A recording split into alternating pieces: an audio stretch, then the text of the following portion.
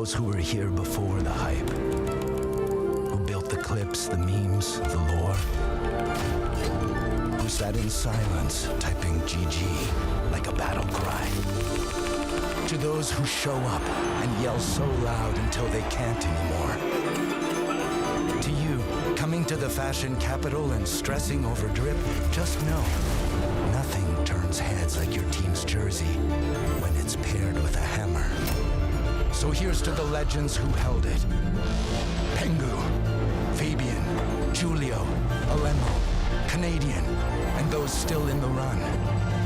To you, who never made the headlines but built the myth anyway. You turned rounds into stories, clicks into chapters, flicks into legends. And this tale we're writing, it's still wide open. For those here to smash walls, clutch, and raise the bar on every damn move, every damn game, every damn year. We made this game. All of us. And it was just the warm-up. 'Cause we're here for one reason.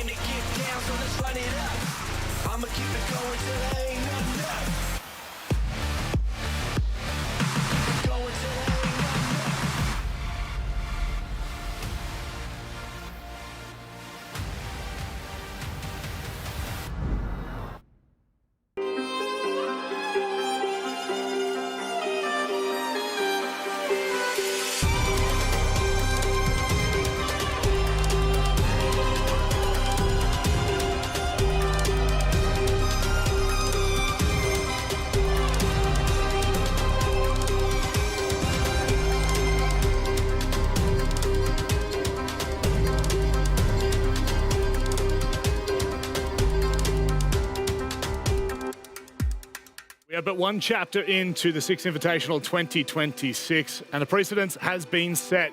Day one was very interesting. We saw some good performances. We saw some good, bad performances, highs and lows all around. But ultimately, I'm joined by two of the very best. We've got Lax and Budget Leo joining us. How you doing after yesterday, my friend? I was doing enough Budget Leo yesterday, so I'd like to be Fox today. But, you know, I'm happy to be back. I'm happy to be with you guys. It's been a great experience for a first day one of the Invitational. Yeah. I'm excited for day two. I gotta say, for your second day fit, I mean, you're really rocking this. This whole theme really fits your aesthetic. It looks really good. Yeah. But as for yesterday, I mean, it was super eventful. Yeah. Some of the games that I thought maybe weren't going to go the distance end up did. So I'm really excited for day two of this to see what is in store. Yeah, well, to contextualize what you're talking about a little bit, let's go ahead and have a look at how things have shaped up after yesterday's performances. Of course, across the board, there were games, I think, that went the way we would have hoped, Fox, but ultimately, I think we've got a pretty even spread for what we would have hoped for. Yeah, I think every single bracket has some top contenders, and there's not necessarily one that has surpassed everyone above the pack. I mean, for me, I'm really excited to see Group A when it comes to how Weibo performed yesterday. They looked very good, and it doesn't really confirm M80 as being that #1 seed that's just going to guaranteed get out of there, because they haven't played yesterday. They were sitting back watching. All of those teams got some warm-up, and you know, could be a rude awakening for their first game today. I mean, even that G2 Shopify Rebellion game, I mean, that was quite the back and forth. And unfortunately for G2, they did end up taking an 0-2 in that series. But even for myself, coming into this event, I wasn't really putting the Rebellion as high as they played yesterday. So the fact that they already came out of the gates swinging the way that they did just really showcases how well this team really can be when they're all in sync. Well, obviously, emotions run quite high here at the Six Invitational, and day one is by no means an exception to that. Let's have a look back. Welcome to the Six Invitational. Let's go. Tu voulais faire de moi un animal, tu posais sur moi le poids de ton mal, pas normal. Je suis pas parfaite, mais toi pas l'idéal, pas spécial. Tout ça tu feras ton miroir. Que ça c'est pas mon intimité, c'est pas quelque chose, ça me dit rien. C'est ton histoire que tu projettes, tu crois que t'es femme comme moi te pète. Et tu sais plus me donner ta tête. Je les dégage comme une viette. Alors tu m'appelles avec tes et si tu viens dans mes rêves, nanana, je ne veux pas parler comme ta.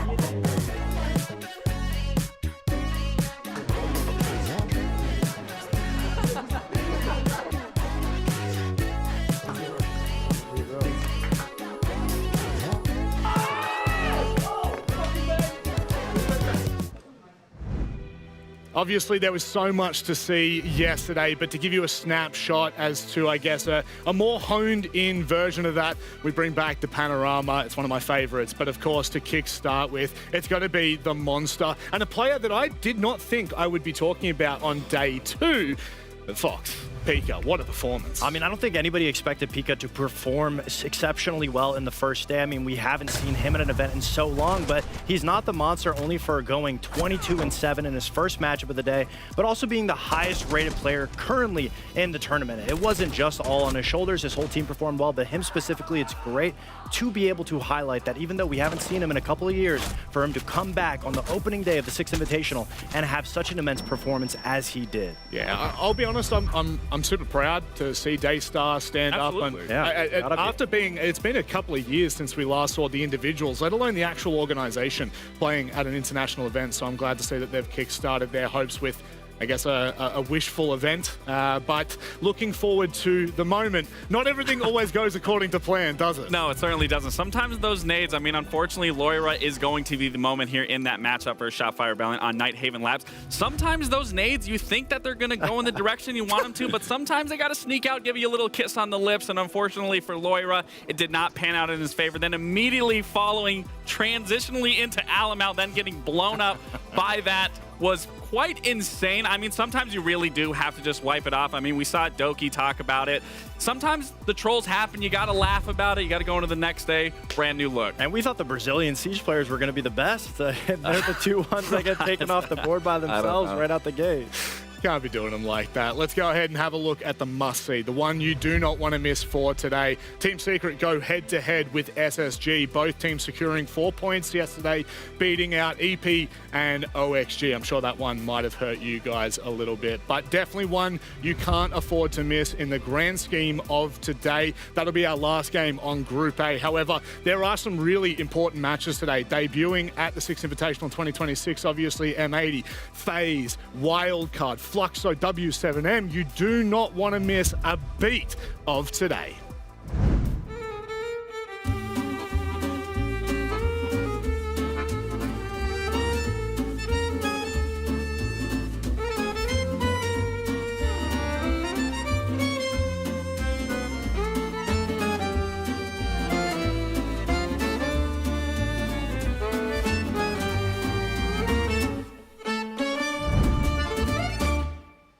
But the most important thing is that we start to focus on the here and the now. Elevate, after a very sluggish start at the Six Invitational, they need to back it up. They need to find some momentum here because honestly, yesterday, I think we can bluntly say was just not good enough. I mean, not at all. They got blown out of the water by DAYSTAR. That being said, out of all the teams you'd expect to Elevate to have such a weak showing against, you wouldn't have expected to be DAYSTAR at the Invitational. That being said, the biggest highlighter for me is for a team with so much experience, the entries are so abysmal. And even in the rounds where they were getting that opening kill, the converging of those rounds was abysmal. And when you're a team with this much experience, we talked about it with D plus Kia and them being able to win off of the back of the experience. This is the exact same thing. It begs the question of ego, in my opinion, because for Elevate, when they go to a different region, the APL, and they're barely struggling, they're losing to these APL teams, they come to the SI with this confidence, and the overconfidence is what's costing them the rounds. Listen, I need that same ferocity coming into this matchup that we just saw Psycho having that conversation. You know, we want to talk about experience. Psycho has it all. Remember, the last time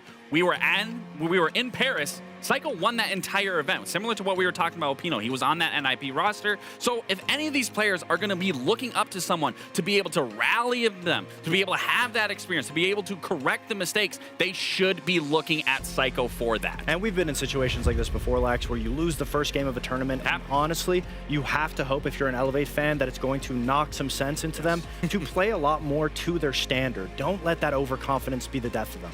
A team on a similar trajectory to that storyline, though not directly. Falcons come into this after losing their opening match, granted against Furia, right? We don't want to go and just underestimate that conversation. But what were your key takeaways from yesterday? Yeah, I mean, when you look at a team like Falcons, especially when we highlight players like Shaiko so much for being the greatest to never win a hammer, and then you have so much talent on this roster, players that are always going to pop up, Liquifax, Solotov, it begs the question of what is necessarily going wrong for Falcons time and time again in these finals. And to me, I'd have to say it comes down to the pressure. Yeah, I mean, when we're talking about pressure, I mean, you have to look at how many times we've seen this team end up second place. 5 times they've came so close. We talk about that pressure. You look at EWC, they were there to defend their title for the 4th time. They went out in groups. Now, I don't want to ring the alarm bells here by any means. They are going to show up today, a differently brand new team. I talked to Liquifax into this. But fact of the matter is, looking at that game versus Furia, one problem. Their comms clearly weren't there. They were struggling through and through, and that paints a big picture in that entire matchup.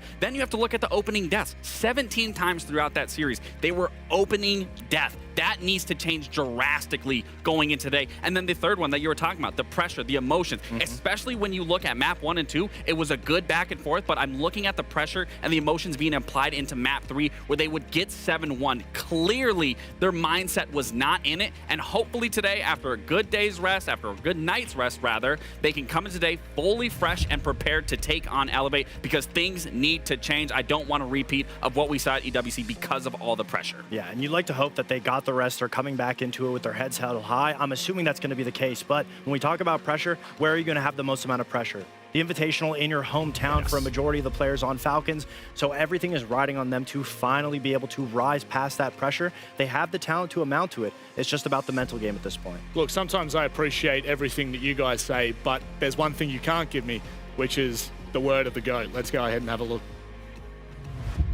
Liquifax, let's talk for a bit here. Yesterday you played against Furia. You were winning one another's maps, and then you go to Lair. One, were you expecting the map? Yeah, I think we picked Chalet, that was obvious pick, and they picked Bank was obvious. So that's why we are well prepared for each other map. We start really slow on Chalet. I think on Bank the plan was good. And then on Lair, I think the 2-3 first round we got destroyed. And like round after round, we just lose confidence and we just got destroyed at the end. So it feels like we're hearkening back to that mental block that's been going on with Falcons. How do you fix that in preparation for today?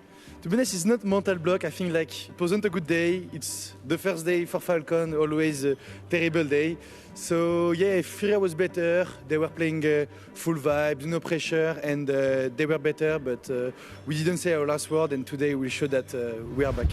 Sometimes as great as what you say, it's just as good to get it backed up when we're listening from the horse's mouth itself. Liquifax giving us a lot of insight as to what you were directly just talking about. Yeah, I mean, you know, obviously having pro player experience, you do find yourself in these moments, but as you even said, we've been in these moments where you do lose right out the gate. It really does then reinforce all the things you need to correct to better yourselves, to be the team that you can be, and Falcons are going to be no exception to that. They are going to come in today more prepared than they were yesterday against Furia, and they're going to be a force to be reckoned with, so I'm a little scared for Elevate. All right, let's dive into the map vetoes. This could be a very interesting match with Elevate, a wounded beast in the corner. Falcons, they know that yesterday's performance was not good enough, and we kickstart on Border. Well, they're getting one of their best maps. This is a great map for the side from Elevate, but what does worry me here is that serving sample sizes. Their Border is going to be off the backing of what is happening in APAC, where now in Brazil, Border's a very strong map in Brazil, but they aren't getting that same level of play in APAC. So when you're looking at those numbers in comparison to Falcons,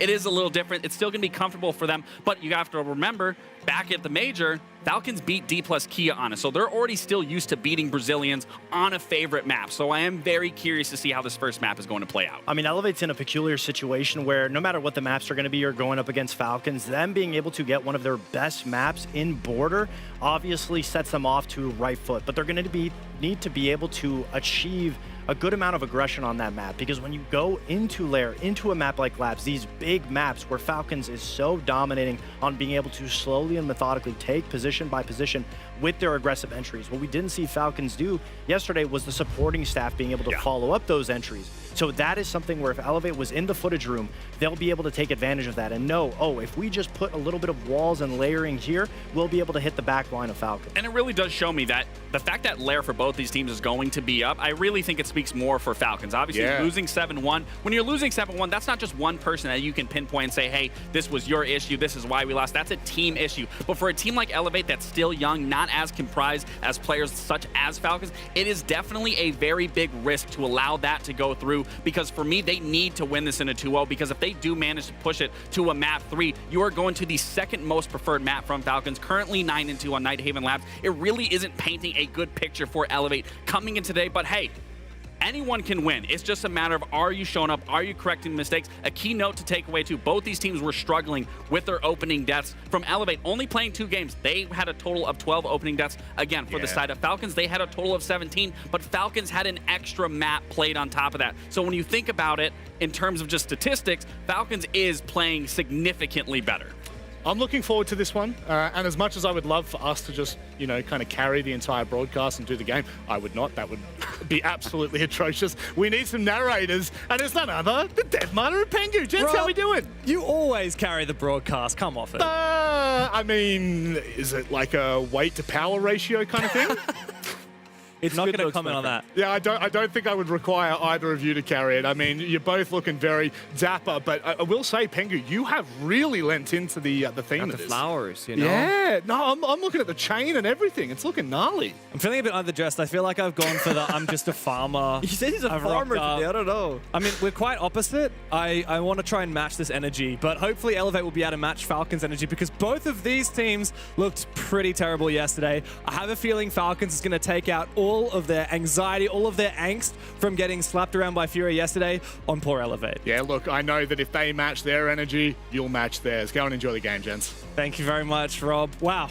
It's already day 2 of SI, Nick. A flyby. It has already flown by, but for these teams, hopefully it'll be a little bit longer than how it looked yesterday, because Elevate and Falcons both suffered devastating losses in their opening games, but we're talking about 2 completely different echelons of teams here. Yeah. Elevate, they have their work cut out for them. Falcons regarded as one of the best teams in the world and tournament favorites, and they need to bounce back. And as you said, I am a little fearful here for Elevate, because Falcons, they're going to be so frustrated getting beaten by Furia. They're going to take it out on Elevate today, and they always start slow. That was yesterday's agenda. Today's day 2, and Falcons, they can be ready to punch and strike first. Elevate got to give it 100% today to have a fighting chance to win. That they do. We're certainly going to need to see a lot more out of the hometown favorites of Falcons as well. We talked about this, but yesterday it was not a great showing. Not a single player over an 100 rated EPS. None of them going outstandingly positive. And we're talking about the most achieved players in the world. They've won just about everything you can, except a Six Invitational. You got to start somewhere. How about picking up a few points against poor Elevate? Have they won a Pro League final? Well, you know, that was a... we haven't had Pro League final since That was a 2019. content piece interview, I think, with Chaco said, we have won everything but the hammer. And the back of my mind went, what about Pro League finals? How many of those did you win again?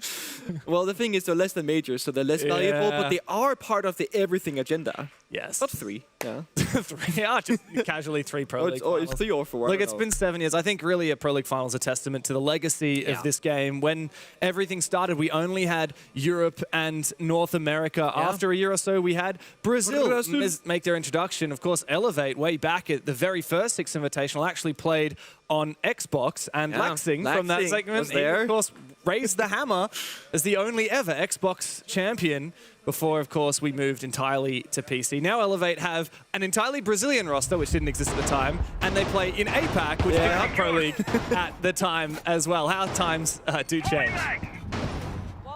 So Elevate, if things they start slow, of course, they're going to be looking towards Psycho, as the analyst has mentioned, where that's where the experience truly lies for Elevate. Sure, they also got resets and Ion, they've had some years under their belt, but it's Psycho who is also a world champion, who's raised the hammer with an IP, which was also in Paris, France. True.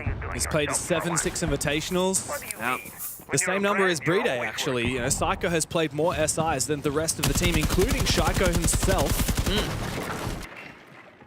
The thing is, Psycho yesterday, kind of a Middling scoreline, nothing too crazy, right? But early entry from Stemp might find one. The yellow ping is there. The wallbang does not connect. Shaiko will run away and play East stairs, and then actually, with the East door opening towards Archives, he will run all the way back into the hall saying, let's not play East stairs, because there is no Asami that's been banned away by Elevate, as was the Warden. So we're expecting that Glass, the Ying, the chaotic playstyle later on. Psycho, one of the best Glass players in the world. This is an excellent matchup for him. So it's all about taking map control, clearing these positions one by one, and an important one of those positions is Leakafak here. Verticality being contested by Psycho. Down below, time to drone up waiting, see what he can find out about East stairs. Maybe hopefully drone in Raps. I don't see a lot of Osa these days, Nick. No, they did make the shield deployment a bit fast, I think from 2.5 seconds to 1.8 in activation timer, so a bit quicker now. But, there we go. Iron, clean shot. I was going to say the operator lineup on the attacking side. We don't see the power-ups, right? There is no Glass, no Ying, no Grim. 2 shields are banned away. Maybe that's why Osa's coming to action. Yeah, Osa has his place, but at the moment it's Ion doing all the heavy lifting. 2 big kills from him outside of break, and Stemp has now taken control of East stairs. Falcons need to lash out, and who better to call upon than Shaiko himself? He'll find Raps. Goodbye to Osa. No more shields to worry about for Falcons, but there's plenty else to worry about. Shaiko on 1 HP as Elevate begin to loom around the bomb site. Just look at Shaiko's playstyle right now. He's on 1 single point of health, like you mentioned, and yet he's peeking, playing aggressive, holding map control as long as possible, because Falcons, they're down, but they're not quite out. Elevate, Ion's been so good at finding these entries, but they're stalling. And with Osa dying, who's supposed to lead the charge forward? Who's supposed to walk in and get them some map control? It looked like that was Raps' job, and no one's replacing that position. And you know what else is the problem, is we still have Aroma taking control of security. Thankfully, Elevate may be able to just focus up on the site. Big pick on Shaiko, and that's goodbye to bomb site control. Archives can be cut apart by Elevate as Falcons look to reposition. Brine goes down below. This is a risk. He's selling users on site, but if users can hold down the fort with his Goyo canisters, 1 kill onto resets, it might just be winnable. A C4 down below. It's good. Is he going to have the info for the late rounds? Here it comes. They're going to wait for the fire walk in. Plant default. Bride's ready for it. You're going to be plant denial. Goodbye, Psycho. Bride can hold the diffuser from below. Stemp has to get active, but Ion's not going to have time to plant. And it's a massive clutch in the opening round for Bride. This is why the mid-round is so important, especially on a smaller map like Border. Things can go from good to bad extremely quickly. And honestly, had Elevate had just 3 more seconds on the timer, Bride can see the verticality, doesn't have any yellow pings, has no C4, because it's spit for the first kill. They can still go for a plant attempt. 3 seconds, that's all they needed. But they stalled out for a good 60 seconds in the mid-round after Raps died on the Osa. And that is going to give Falcons that... It's fine, guys. Slow start, but we get the round. Hero play from Bride. That was a 3 versus 5, by the way. 2 versus 4. Yeah. Bride bided his time. The fact that he didn't go for that C4 until just 4 seconds were left on the clock is perfect. He said it was a high risk because he's, selling users by the bomb side. But honestly, big praise to users that we saw there in the kill cam. He was playing so far back in Armory small box, playing by the Goyo fire, popping all the canisters. There was a very clear communication from Falcon saying, okay, Bride is going to be the win condition. He can see for the planter timer is low. Users to stay alive. Because if users goes down before Bride gets the C4 off, they can sprint in deep Armory, they can plant on concrete by the Archives window, and that's how they would lose the round. Bride walking up a staircase. They all know it. Nothing's going to be happening, right? Yeah. So really big praise to users playing this strat with Bride. Perfect synchronicity for Falcons, but still plenty of good things to say about how Elevate played that round, especially in the early rounds. Yeah, just talking up the pressure, not taking too many risks, waiting for Falcons to expose themselves, getting those advantages, and then consolidating them. They did a very good job of that. It was, in a way, the Vulcan fire that really, I guess, punished them at the end by playing so slow at the start of the round. But second round in, we go down to Med's workshop. And Falcons are looking to get really active in this round, Nick. We've got the Valkyrie, Legion, and Vigil. That's a lot of roaming potential. I think it makes a lot of sense, right? You've banned double shield and multi-blitz. That's going to make the roam game a lot more freeing here on border. And you know that there should be a Ying or a Glass most of these rounds because Ward was target banned by Elevate and Psycho is on Glass right now, although Falcons won't know it just yet. By roaming aggressively early, you're making them fight for the roam clear when Elevate are stronger for the execute by the bomb side. So again, very smart by Falcons. Elevate, all they need really is this the opening kill, because getting in the building can be the biggest difficulty. Yeah. But one thing I'm liking as an adaptation from Elevate is this Twitch pick from Stemp. Last round, a lot of the damage was dealt to them in the late rounds by good util, like the Vulcan canisters. Now it's mirror windows and bulletproof cameras that they're worrying about, but he's gone in and he's cleared out a lot of the utility on site. He's taken down that mirror in Armory. It's just going to expedite the rest of this process for Elevate. He's expedite, but I'm seeing 1:15 seconds left, and they're just now touching those top 4 walls. C4 gets tossed out, it clips the window frame though, so it doesn't get outside. Doesn't do any damage, and Shaku's still very much on the offense side of Office. Looking to, again, keep slowing down Elevate, play the layers, because Shaku can play for his life while his teammates fall back, and again, Falcons on the timer. That's right. Very late in the round for an opening kill to come through. Less than a minute remains. Shaiko hidden in the corner. He will protect that mirror window, but they do know his position. Ion should be in an advantage. Good flashbang from the ace. He wants to make an entry, but he's worried about getting traded from behind him on that mirror window. Goes deep, and Ion secures the kill. A big advantage for Elevate, but Likafak will fight back. Now the Valk of Bride gets targeted by Raps on the Deimos, and Elevate have to make good on the last 25 seconds. There's a C4, there are 3 toxic babes. Falcons have a ton of denial, and Elevate they lack information, but as I said, that Likafak injured and confirmed by Ion. Bride clutch got once more, perhaps. He's gonna have to. What can the Frenchman do in another clutch scenario? Raps drops down, he's got the diffuser, he looks to try and plant. Solotov, very aware of Ion's position above, and he wins the fight, but the C4 is denied, and Resets claims them both.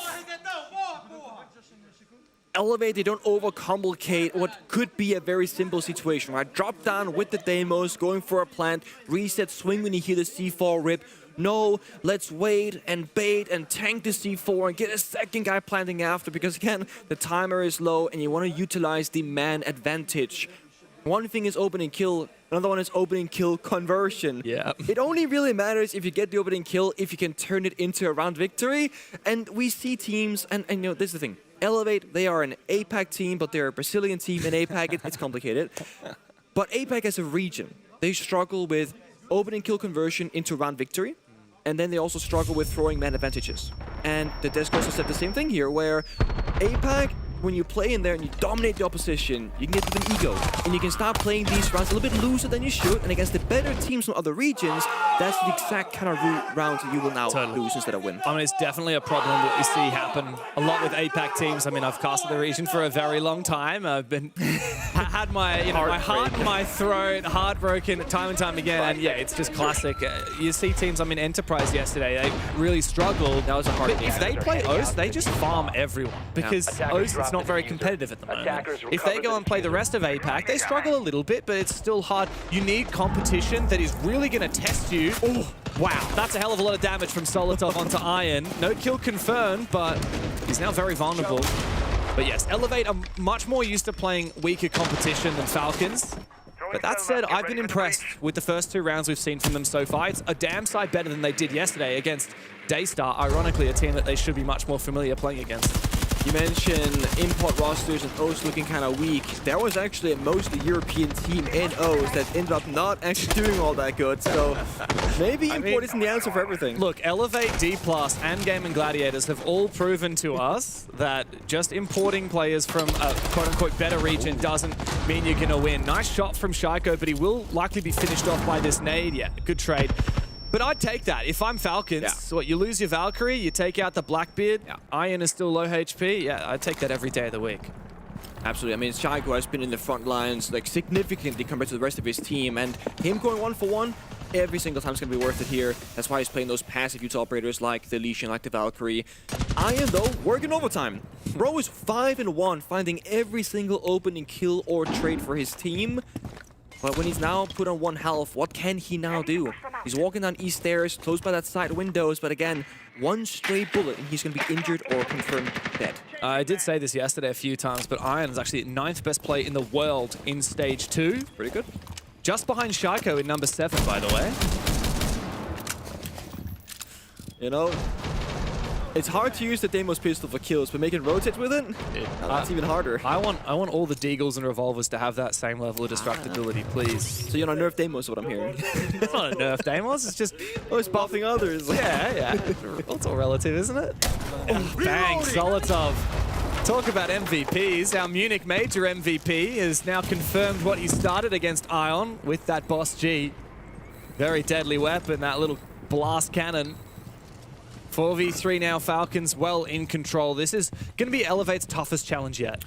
I had to wonder a little bit what the plan was there from Elevate. You know, Iron was about to walk into bomb side, rotate, and the other guys are top 4 outside the building, just now taking office control, playing outside east stairs. But the thing is, Falcons, they're smart. They're falling back towards the bomb site in the area surrounding it because they don't need top 4 control with 30 seconds left. It's the same struggle for Elevate, a bit slow. Yeah.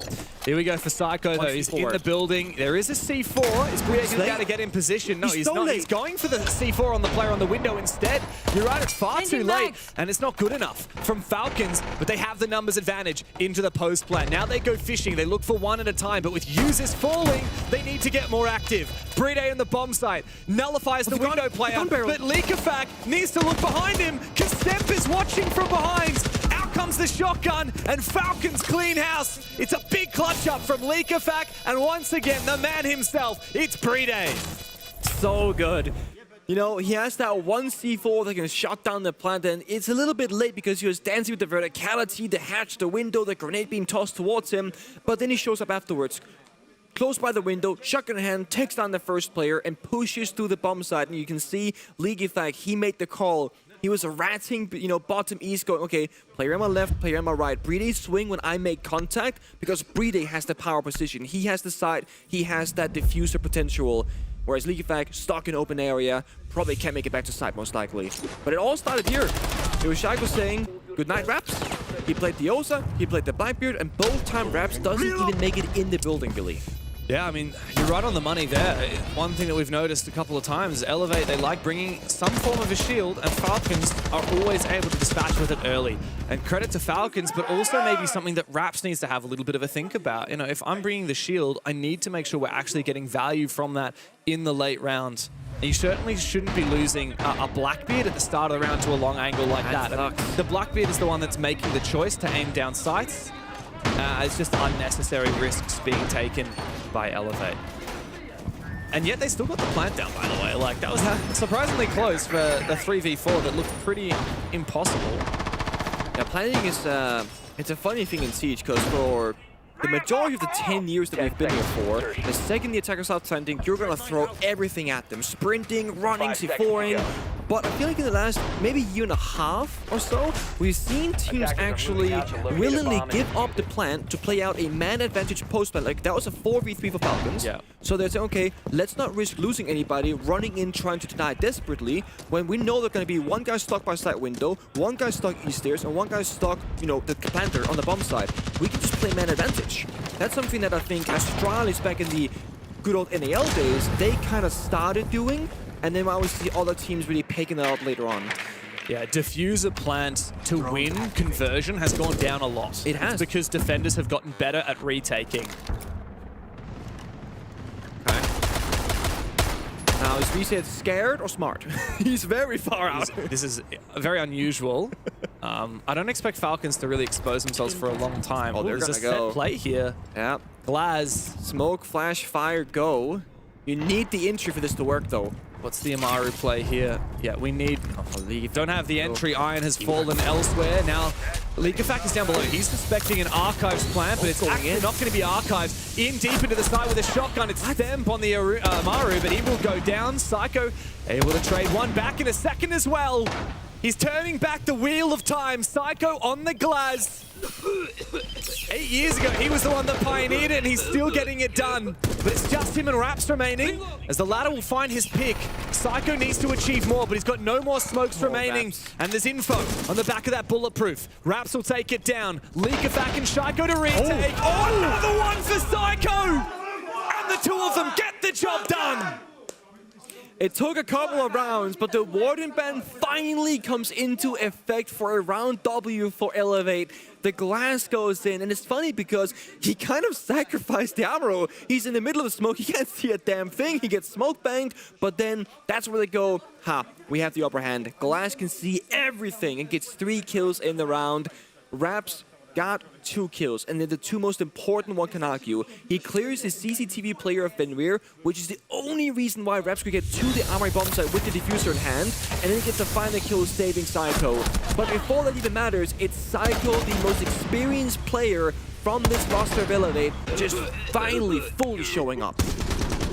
There are a few players that we associate so iconically with specific operators throughout the eras of Siege. Perhaps yourself on Smoke, Canadian on Pulse, maybe once upon a time Canna Raketti on Ella, Psycho on Glaz. Always, yeah. Psycho on Glaz is a testament to his ability to play through all the different buffs and nerf that operator has had, all the different metas that we've seen over the last 10 years of Siege. He knows when to bring it out. He'll even ban the Warden against you. I love to see it. Yeah, I was one of the unfortunate players who faced off against Psycho back when Glass got reworked with the Thermal heat-seeking vision, scope. yeah. And it was hard. Let me tell you, it was unplayable, in fact. They had to nerf it into the ground. That was before Maestro, Bulletproof cameras, and Warden were a thing, so he's just kind of fighting with no tools. It was also back when you just always had the thermal vision. It didn't kind of deplete as you moved. Ooh, you could just move freely, actually. Yeah, you just had big glowing bananas. Yeah, as we say. But the thing is, that Glass playstyle is very specific, right? And there are different tools to deal with. Like I said, Bulletproof cameras, the Maestro Evil Eyes, C4s in general, trap operators, smokes, and Elevator smart, right? They're not fully investing into one singular way of playing the game.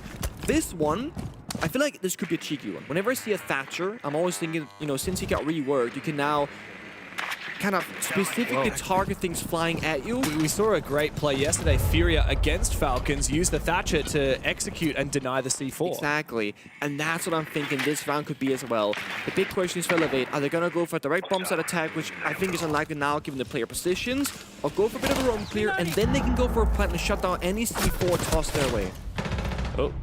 Leakafak's in a world of pain. Thankfully, Shaiko will help him out, take down the Ram, so less verticality to worry about. But Falcons, they're still able to rotate through these different positions, through the 90 hallway. Ion watching from the break door. I believe there was someone outside the CC balcony as well. They're just trying to tighten the net a little bit, get a little bit closer. Well, another angle for him to utilize is, Solotov's just hacked away at another one with the Boss G. 5 versus 3 now for Falcons. They can keep peeling back the layers of this defense. That's a good mine on the desk. Good follow-up though. Raps walks in, and then the gun behind them of Psycho gets one. Resets, finds one. Nice. It back immediately.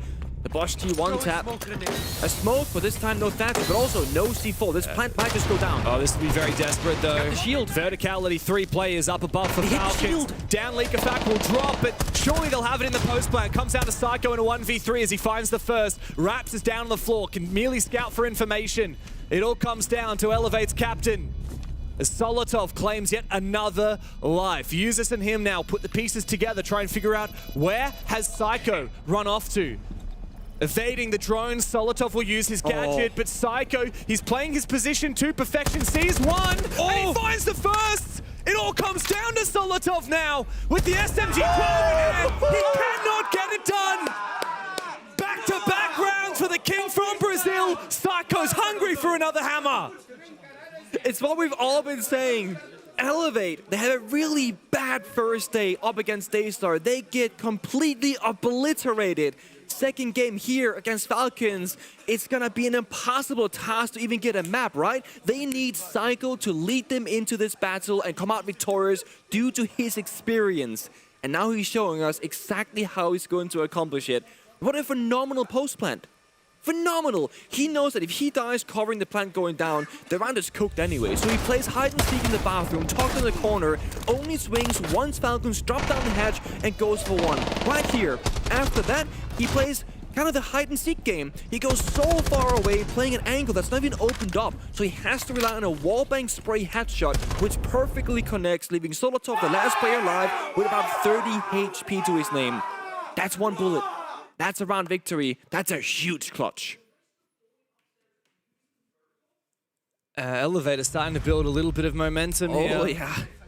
After what happened yesterday, I mean, they weren't just taken down. They were obliterated.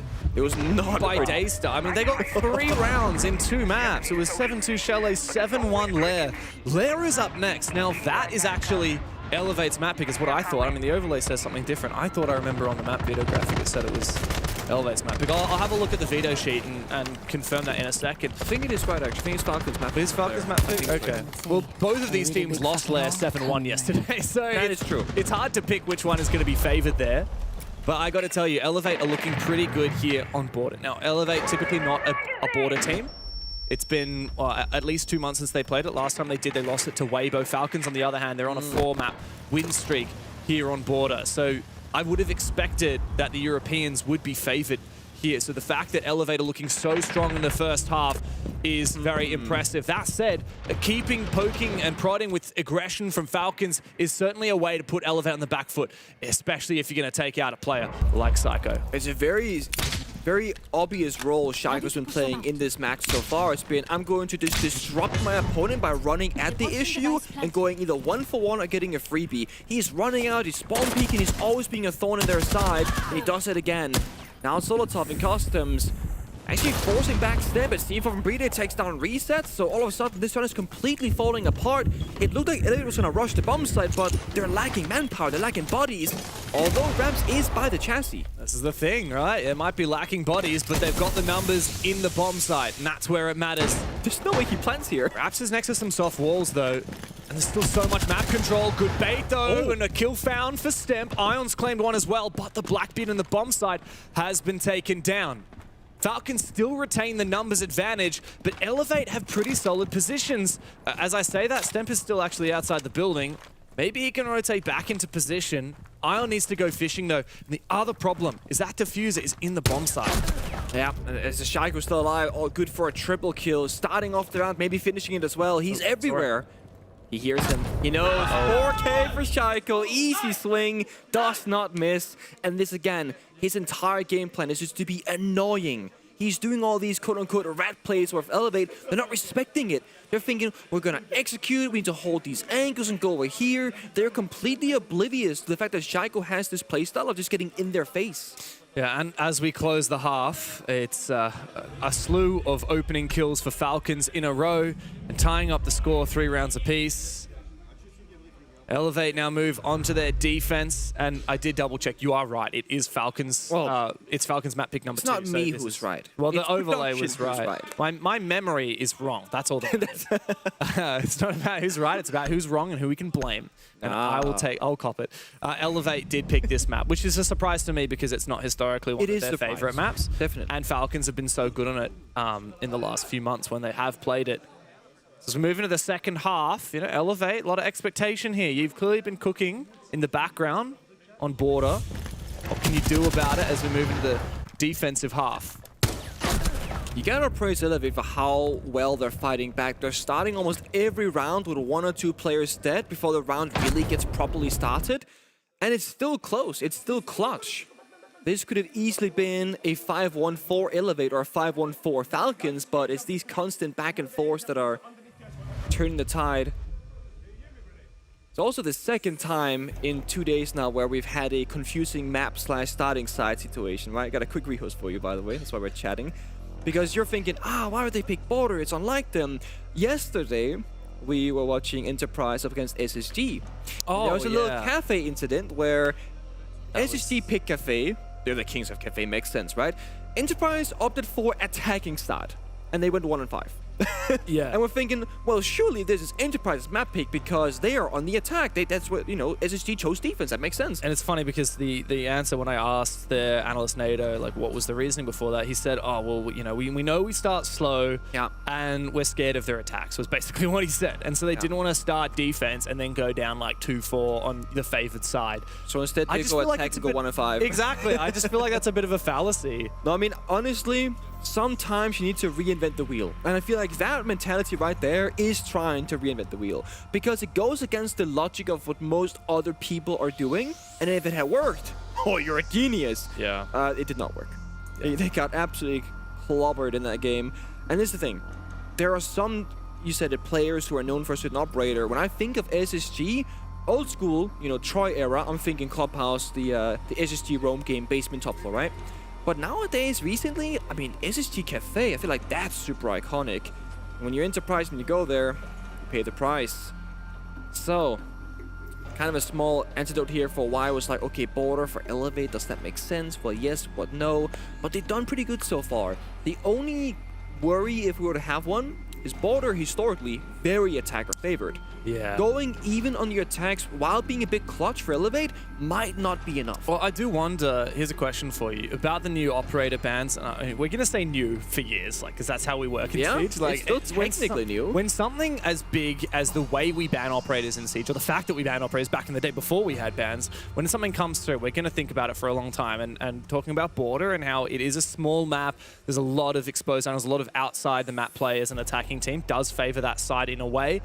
But the thing is, like, even an attacking sided map is usually actually defender sided. It's just like 49% attacker favored. Like, that's just the nature of Siege.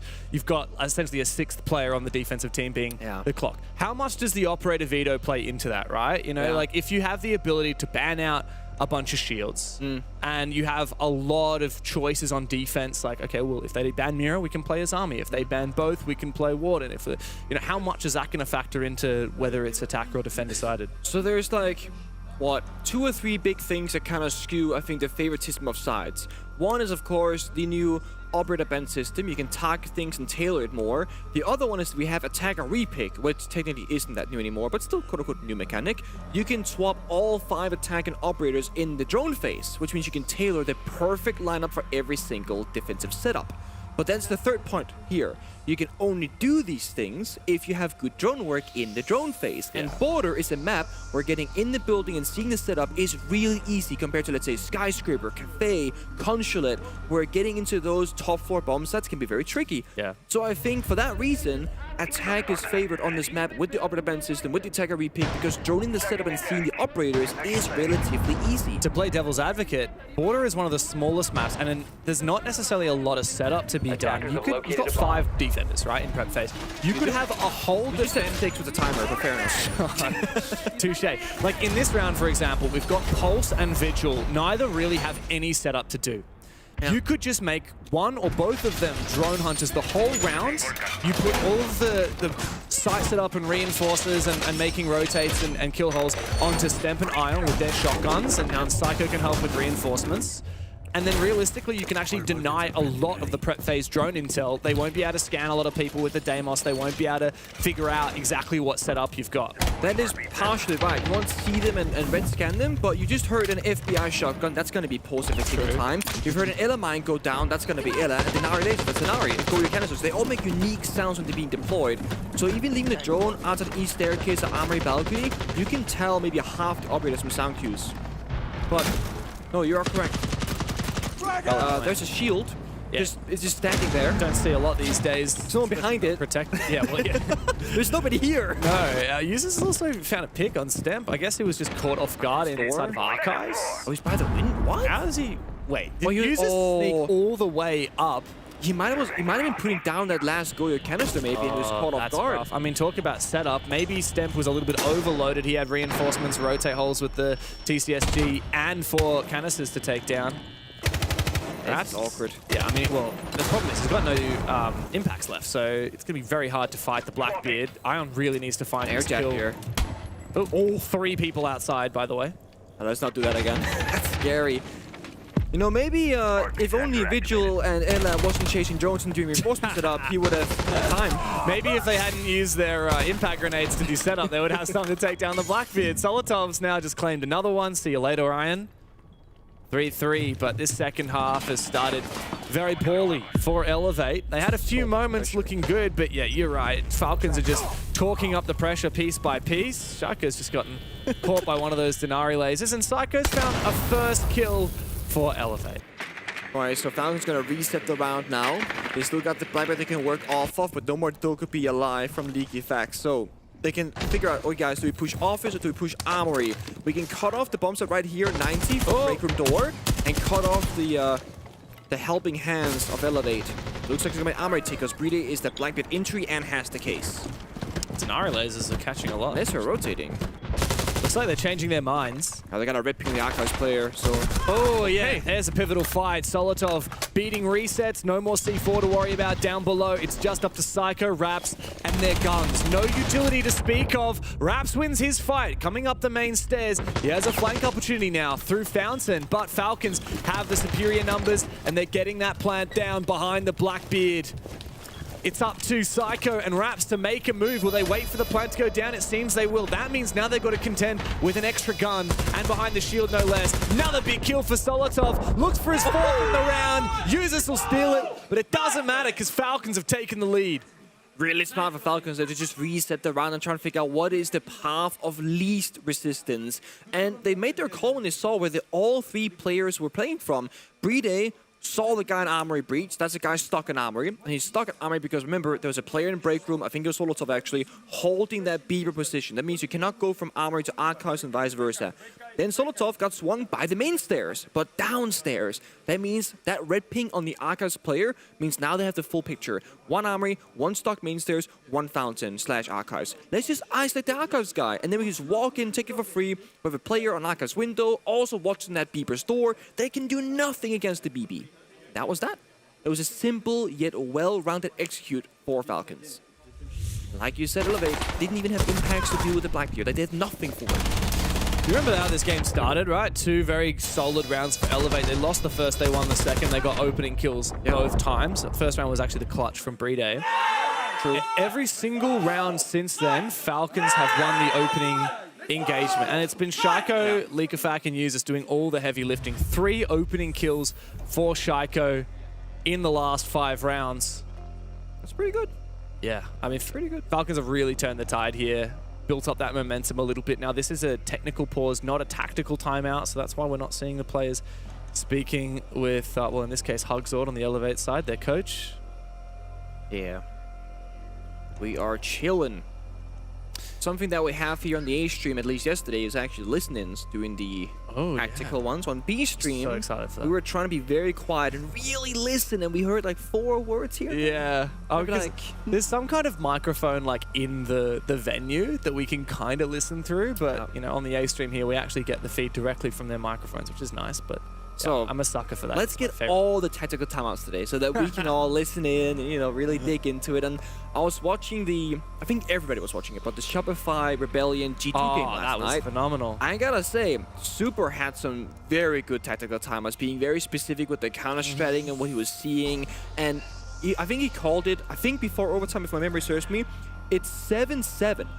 And what he said came into play on 7-7 scoreline in the cinema. Yeah. Also, Troy Canadian playing like he was 18 years old again, top rank in Clubhouse.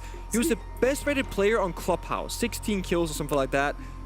He was entrying, he was clutching, he had a 1v2, like he was literally just popping off. Yeah. It was phenomenal to see. I'm trying to look back and see exactly what his rating was yesterday.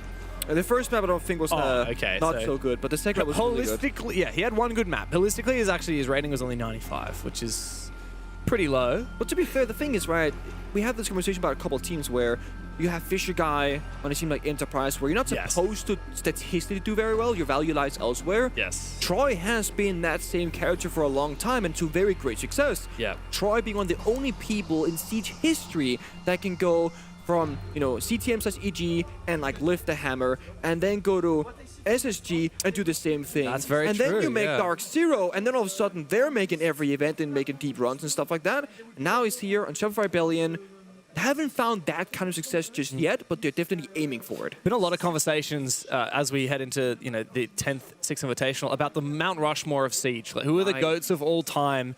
And one thing that really sets Canadian apart is the fact that he's done it with so many different teams. Because obviously you won a lot of championships, but it was all with the team. You only ever played in your entire career for one team.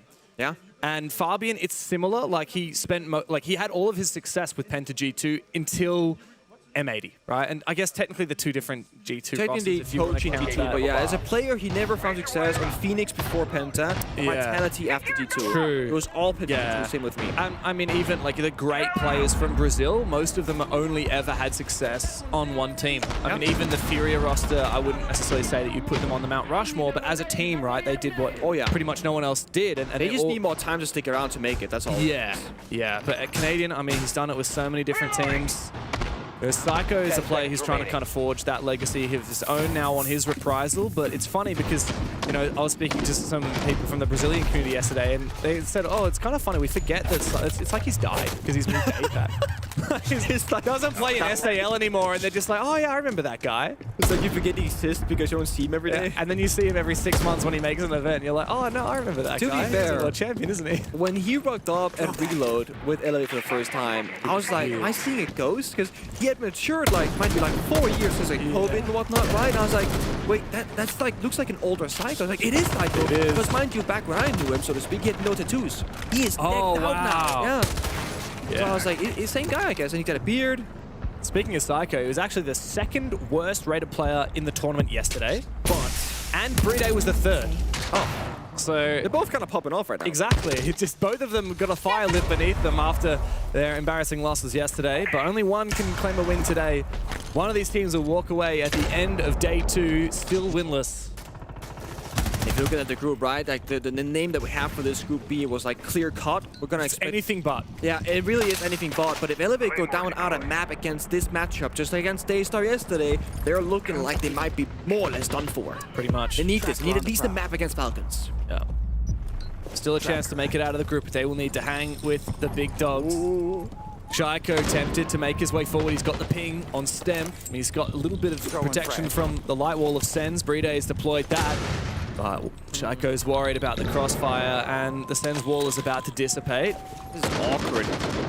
Again, getting in the building can be so challenging, and this is exactly why you're stuck between a crossfire. Fire. That could be good, though. Forces him back. Out comes the Deimos track again, still onto stem, but to go, boys. Shaiko is worried about the player just around the corner from him. It's Psycho.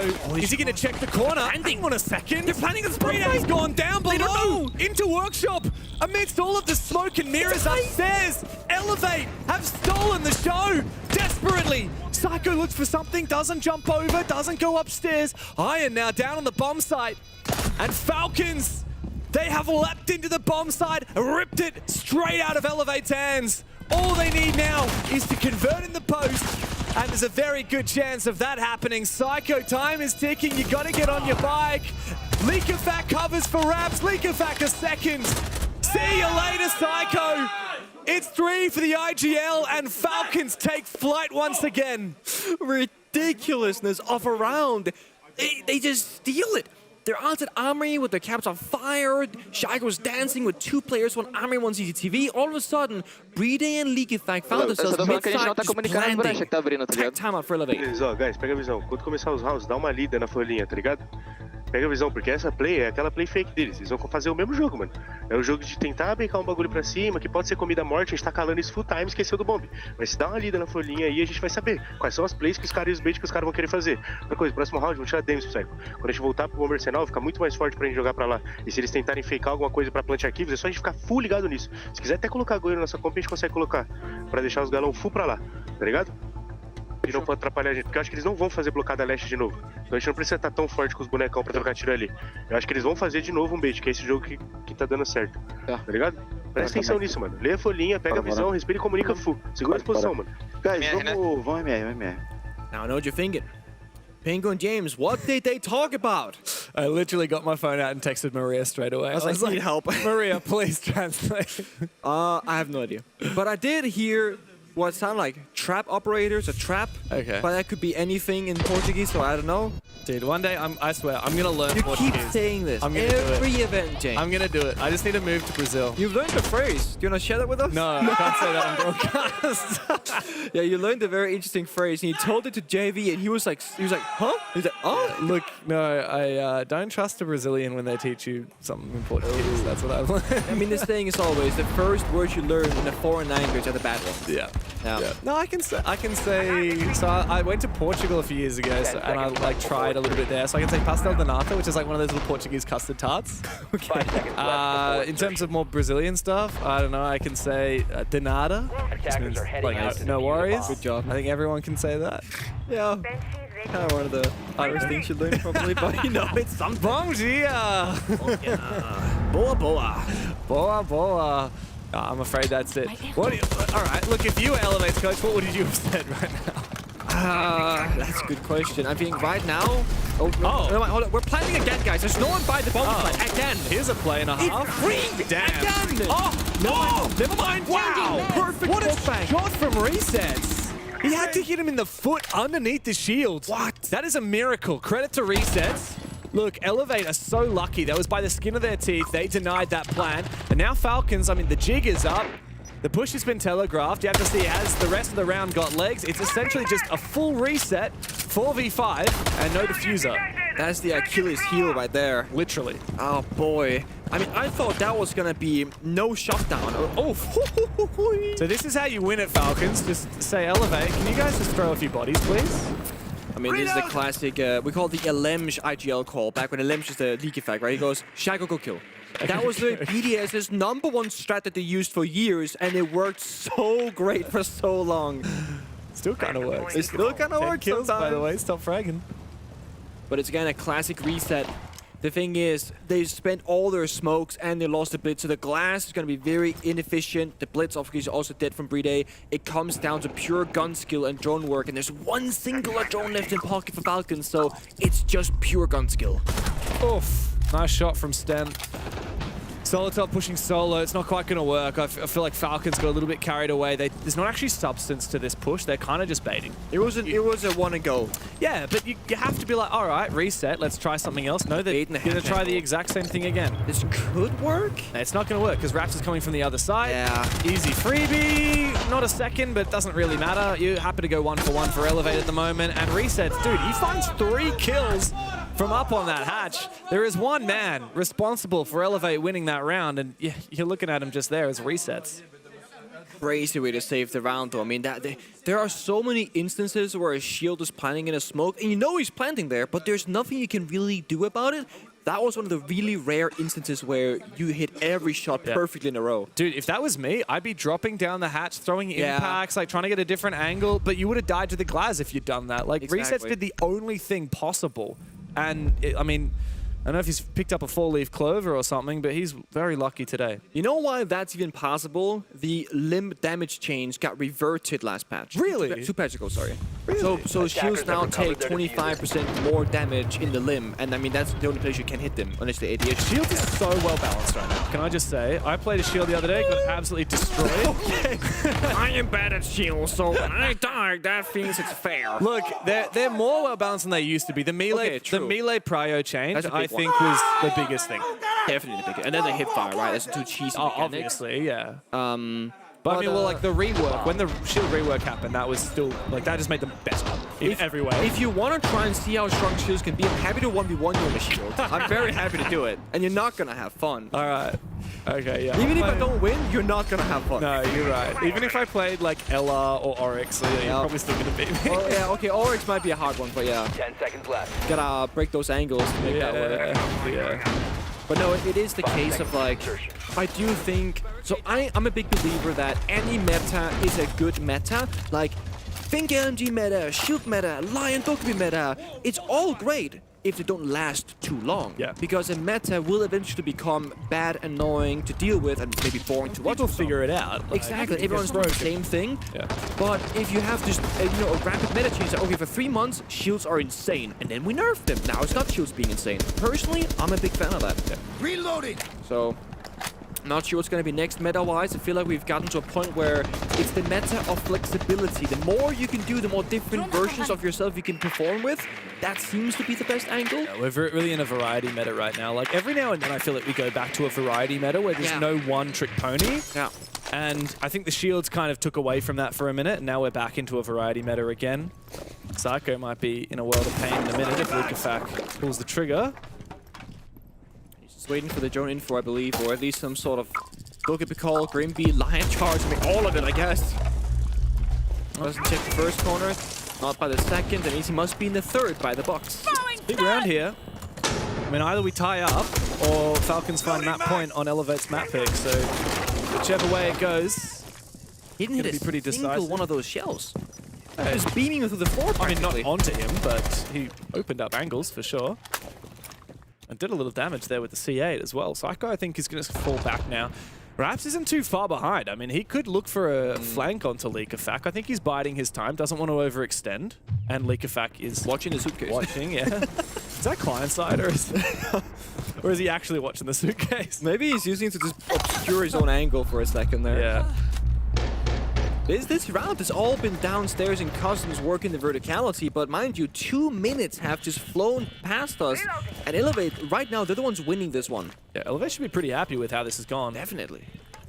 Falcons in a little bit more, a little bit toothless this round. Second flash goes out, Leakafak is all out. He's about to meet Raps, though, at the bottom of East Stairs. Raps pops up his head, and now Leakafak knows exactly where he is. Solotov will find a big kill, though, onto the Denari, and a second one will follow. Shaiko's gone big for 2. Where has he come from? Where did he go? He's on the west balcony, still looks for an entry onto Armory as Resets dies as well. It all comes down to Raps in the 1v5. First kill found, Diffuser going down from Bride, but faked. Falcons don't have to rush it, 30 seconds to go, and Raps needs to duel every single one of them. It's not going to happen against Shaiko. Big 3K for the King, and map point for Falcons. Such a puzzling round, and if you want to go back far enough, it's a classic BDS round, back when they were with the BDS organization, where they try and be strategically perfect, masterminds, and pick apart the pieces. At the end of the day, it's again, Shaiko go kill. You know, everyone work together, walk in and get those things going. And it's funny how Falcons, they're so good at both styles of season. I think it's truly why they've been going to so many grand finals in the recent years, because they can play strategically with Leakafak's IGL leadership, but then every single player is individually so capable that when that doesn't work, they can just pull a round out of a hat. Yeah, they can play fast, they can play slow. Any one player on this roster could have a decisive 1v3 or a 4K. A big round where they put the team on their shoulders. That's the thing. And yet they still haven't found that hammer yet.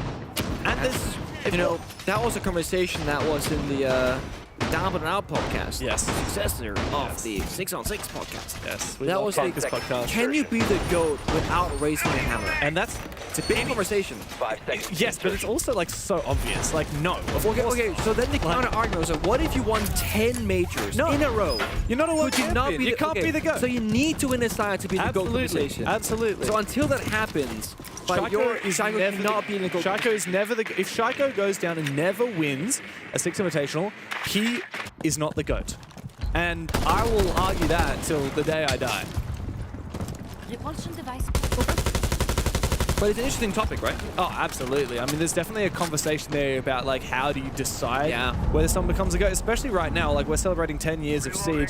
I think part about being the GOAT is about legacy. It's about history. You know, and that's why we're not saying Philippox is the GOAT. He's been around for a while. He's won an SI and you know, 2 majors and all this, but, like, he hasn't been around as long as someone like, you know, Troy Canadian, for example. But I don't think we can call Troy Canadian the GOAT because he's had a lot of mediocre performances, you know, compared to how many championships he's won as well. So that's when the conversation gets more complicated. One thing's for sure is that Falcons are getting absolutely greasied by Laxing talking smack about Canadian. I mean, I also raised my eyebrows when you said that. I mean, I will say, I do think you can argue that there's not maybe a clear-cut GOAT for everyone, one single person, Totally, but you can argue for various people. Absolutely. Like, my point that I was trying to get to is, look, Falcons are a great team, but they struggle under pressure when it comes down to big games. This isn't the biggest game, but they do seem to have woken up a little bit here. It's map point, and they've just refragged. All right, resets is going to be able to bring it back a bit of an advantage for Elevate. I like this setup, by the way, with the castles in the mirror. Same. And honestly, the Aruni, that's kind of like the hidden strong point, I think, because it gives you information, gives you denial, gives you protection. They're still not taking down that castle barricade. I mean, they have almost no self-destruction, right? It's not like Sophia's meta these days, brother. really. This bunch it, man. Nine punches. 9 punches. That's it, man. Yeah. It's always tricky when that changes, right? It was like 12 for the longest time, now it's 9. That's never easy, is it? But Falcons being from behind on Matt's point. You see there 1W. There's a great flash and a breach and a kill. Yeah, this is what Falcons needed, isn't it? The opening, equalize the numbers, open up a hole into the site. But how do they kill that player inside of Fountain? Resets on the Warden, still got a C4 available as well. I know exactly where he is. But yeah, I was gonna say, if they can get into archives, maybe. Step is 1 HP, he goes down. Okay, we need Recess to have a big moment, but he's caught off guard. And Iron now into the 1v2. Leakafak, he can force this plant down. With users to cover, but Iron, he finds the first one down into the 1v1. Just 1 bullet required, and it's straight between the eyes. Elevator not down and out just yet. That's gotta be a missed comm from Falcons because they sprinted past the chassis for that default plant position. And as far as I thought I saw, Falcons had information that the last player was running from 90 in towards Armory. It's a Rooney DMR. We opened the wall, but Tag time out from Falcons. it was bandits. I think you guys wanna, if they're gonna do the setup again, they're gonna waste time CC. For example, if it's Stellars, they're gonna fall back, Fountain, Cade. I feel like we should ignore this, no? This full setup, you know? We just surround site. We just yeah, no, it was good, but I feel like we should ignore it because they're really bad at refragging each other, helping each other, no? I feel like if you're going for the setup, we're just doing what they want, you know? Maybe like we take TC, Doka be Lion, we take space, you know? I feel like taking the whole map is better than just opening walls and going together, no? I think they play like this because we push everywhere. They don't like it. Yeah. We do this. And it's easier to. I feel like just take space together and then go together. Damn, I could listen to their comms all day. Definitely a bit of a split talking points there, though, right? Because at the very end, I think I heard either Breed or Leakafak say, I think we just do the same thing. So I see Julie's point 100%. We're playing into their setup, and that's what they want. But I also heard somebody say, but it worked. No, like it actually did work quite well. Like they kind of saved the round, of course, but still. And that was a 2v1 where on paper you shouldn't really ever lose that. Yeah. And had that worked out, it's just map is over. Yeah, it's funny. I feel like just based on the rounds we've seen so far, both are true. You know, Falcons could directly counter Elevate setup. Like in that round, you know, the mirror, the castles, clear the mirrors, clear the castles, strip away their training wheels, and Elevate will fall over. Yeah. Or you can just be like, hey, let's ignore this and go elsewhere, because that works. Remember that workshop rush? Yeah. We saw Armory execute Teller's rush should have worked as well. Teller's rush almost worked. So it's actually kind of both things. Both styles of play work for Falcons. The thing that was really telling for me was Julio highlighting Elevate suck at refragging. Yeah. They suck at helping each other. They're a bit slow to react. I think that is where you need to dial in. 100%. Well, let's see what Falcons will have to go for, because the thing is they're expecting... Do you know what the bomb site is? Yeah, so this is the genius thing for Elevate, right? They've got customs, by the way. They have gone to, on paper, one of the least played in the whole game's history. Almost never works, and only a handful of teams have played this in the last 10 years. All right, Elevate got balls. I like it. And it picks apart the entire tag timeout from Falcons. Juggle, juggle. No, he fell away. Sophia stun over to the top of the wall to deny the juggle right there. Very nice. Very beautiful. That's a classic one from Falcons, but not one you see a lot these days. And this is where we look at Falcons, we look at Leakafak, right? When you have such an experienced IGL who's very good with his head, he can say, okay guys, stop playing customs, they're trolling, it's an easy bump set to attack. Whereas if you have less experience or have less of a strong IGL leadership voice, maybe now you go, we haven't attacked this in like 4 years. What do we do? Yeah. You do not get a lot of practice attacking this bomb site. Instantly, Sophia, EMPs, breach the wall, Sophia stun above, easy doing. Yeah. Problem is what happens above here. This bomb site is very vertical oriented. You can hold Armory and CCTV and see everything downstairs, almost like ventilation. Bomb site next to you can deny every plant spot from upstairs, and now Psycho's got info with a drone as well. He can see where Falcons are scouting out on the bomb site with their own drones and try and call where this push might be coming from. The win condition tends to be for this bomb site. How do you go at clearing out this top floor? Will Falcons actually hard clear it, or they try and cheese it? Looks like they're going to do the latter. Shaiko's trying to contest the vertical, but against the Iruni, it's a challenge. Bride will help him out and take out Ion. What do Elevate do now that their pivotal vertical player has been eliminated? Still have more bodies, and often the attack is actually going to Armory, then CCTV, but this moment the limited direct attack for the side of Falcons. Psycho finds Shaiko, fighting for overtime, and Psycho's playing the most crucial spot on this side. He's playing that CCTV half wall. Wow, this is desperate from Falcons. They've gone in the building. This is an unconventional way to push the attack, and Stamp, he's still got the control of the main stairs, so it's good night to use this. On the verge of pushing OT, Elevate have the advantage, and Leakafac's feeling desperate. He's caught in a crossfire, but it seems to have been an opening for Falcons thanks to Solotov. Look at him, he's deep on the bomb site. Brings out the pistol, needs to reload the primary, needs the rest of Falcons to come and support. And this is where we test Elevate. Can they refrag it out in the 3v3 on the bomb site? Such a hard read here for Elevate. Almost no information available. The flag is coming again and again and again. Oh no! He takes down Bride! What are you doing, Bride? You can't let it slip through your fingers in a moment like this! Solotov will fall, and Leakafac is not long for this world! Elevate, on the least played bomb site in the game, have pushed us into overtime! It's ice cold. This is like theory at the highest level. We can talk about, you call it, look at Shaiko's head. I mean, he says, what is happening? He's lost against, where's after a tactical timeout? But it's so good. You call it on match point where if you lose it, you go to overtime for Falcons. If you win it, you go into it for Elevate.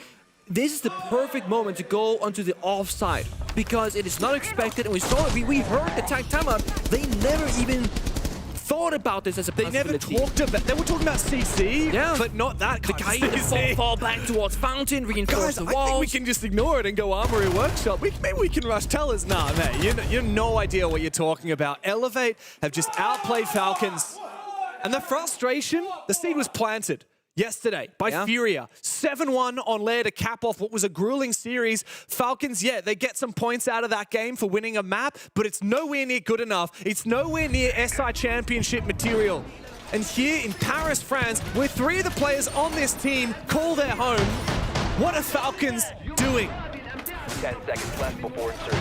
We're all thinking the same thing. I mean, this is going to be Falcons' grand final to go. You know, home turf, home crowd. They've lost so many finals to win this one. But then the other side of the coin, the pressure that comes with that, right? And Leakyfax said himself in the introduction interview with Milos, you know, Falcons, we start slow, it's fine. This is day 2. Still technically early, but how slow exactly? They need this. Look, you lose to Furia in a 3-mapper, and we're like, okay. You start dropping maps to Elevate, who only won 3 rounds against the APAC LCQ team yesterday, and you start asking some very uncomfortable questions. A year ago, when Falcons lost the SI Grand Final in Boston to FaZe, we said, well, next year's their chance. We're going to Paris, we're going to France, we're going to their hometown. Surely that is their moment. If they don't get it done here, I think we're going to have some very uncomfortable conversations about this roster. It's going to be a long night, that's for sure. A swing, a white one at that, gets shot down by Shaiko. Again, he's been so formidable out of the east stairs and inside it on defense, locking down this position in particular. Now, Ian, he tries to fight back. He's 10-10, so he's done a pretty damn good job. Pretty even numbers from the side of Elevate. Everyone's putting in the effort. We got resets on Pulse Shotgun in overtime, and there's a lot of long angles here to fight. Look at the confidence here. Psycho takes a bit from Shaiko. This rivalry continues as Psycho falls on back into break. A flashbang might mean the end of him. He can get out with his life as Leakafac makes his way into CCTV. Falcons are tightening the noose, tightening their grip, and the flank from Leakafac finds the second one. The rug has been pulled out from underneath Elevate. A 2v5 for resets and wraps. Whoa, okay. Reset's got hands, takes down Leakyfac, but he needs much, much more than that. They got no side control, mind you. They're playing just out of east stairs, and there's Eustace finding one and a second.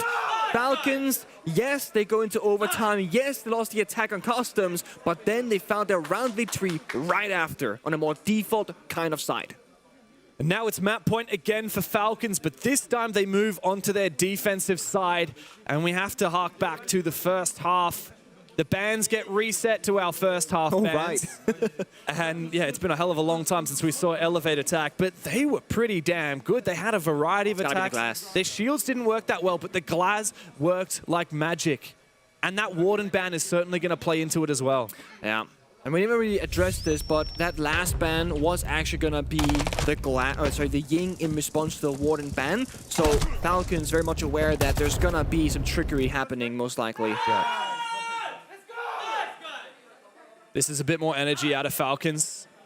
Julia's trying to keep the team energized, but you can see this has been a grueling map for these guys. Emotionally, this is a lot to deal with. After the 3-mapper that petered out with a 7-1 in the finale yesterday against Furia, like, you are expecting like a 2-0 comfortably against Elevate. And while Lair may find a little bit more fruit for them, because it is their map pick, you certainly can't just put down this disappointing performance on Porter just to whatever. I mean, this is a significant result already. So deep breaths, Elevate, of course, being on the attacking side, we can talk about Border being attacker favorite, etc. When you get into overtime, you gotta make all the first moves being on the attacking side. I do think that that pressure to perform just elevates a little bit more, right? Because if you go in on the entry and you lose that gunfight, you're playing 4v5 on what could be the final round of the map. When it comes down to clutching, when everything matters the most. And Elevate, they have options, right? They have this OSA Capital Glass. They could go for a straight Archives door / window execute. The issue is we see there are Goyo canisters on the other side of the barrier. 2 of them on that desk. And they're gonna burn them first. This is going to signal to Falcons that, hey guys, we're setting up the possibility of an Archives direct attack. This is so readable because, mind you, no one's opening Archives door, Armory door, CC balcony, no one's going to East stairs. Shaku's East stairs right now. So Falcons will communicate and say, guys, no one is anywhere, but they burnt the Goros and Archives. They're gonna rush it. This is really predictable. It is, and it's why usually if I go for a push like this, like you want to... the Thatcher rework, gotta catch the C4 the smoke. Put the shield down. This could work, James. Wow, the double Oster shields. The Capital and the Glaz. Oh, the Thorn. So you can out the first Thorn. So the Thatcher rework, you can very easily catch every throwable mid-air. Oh, what? He jumped in. The Glaz can't afford to die early. What's going on from Shaiko there? Gets very aggressive. As we restabilize, Elevate still have the advantage, but the problem is we no longer have the Glaz to work with. Now, Solotov has retaken that position. The C4 can still be nullified by the Thatcher. Oh, good shot from resets. That's big. 4v2 now for Elevate. And this is looking more doable than ever. We still have the Osa shields to plant behind. The X factor of the C4 can still be countered by the Thatcher. Thatcher gadget. He's ready for it. When he sees any icon on the scan, he's gonna spam left click and catch the C4 midair. Out it comes and deactivated by users. Is able to deny the plant. Where was that from? Over all the way in Armory. How is he able to get the angle onto Raps when the shield is still active? I don't know. But with the shield still being there, you could just walk in and try again. But if the C4 wasn't shot, it's still beeping. That can be, you know, popped no now shield. by Breeder. The shield is gone, actually. Oh, that's I swear it was there a second ago. Maybe he died while he was holding it. Also, it didn't get planted. Maybe he picked it up and there was a shot onto the foot. So what now? This is awkward. I mean, Elevate have to recompose. They have to rotate 30 seconds. Loading back! Nice to just kind of reset it. I mean, Elevate, they've had their plan A completely destroyed. Oh, and now they decided to Thorn trap. Not like this. No, with the Thorn buff coming in clutch. Ion needs to 1v2. Knows where Brede is, but Brede's the clutch king for a goddamn reason. And Falcons will not let this round go by the wayside. It was a long and tough match for them, but they get it across the line. Ridiculous final round to send us into a victor in the first map of Falcons. I mean, the Glance jumping in the window to play the distraction game before rushing you just to then die immediately and try and go for a planet tip instead. And every second was spent just waiting, and the win never came for Elevate. You may think that Falcons are out of the woods, but there's no time to sniff the flowers because Lair is coming up after this.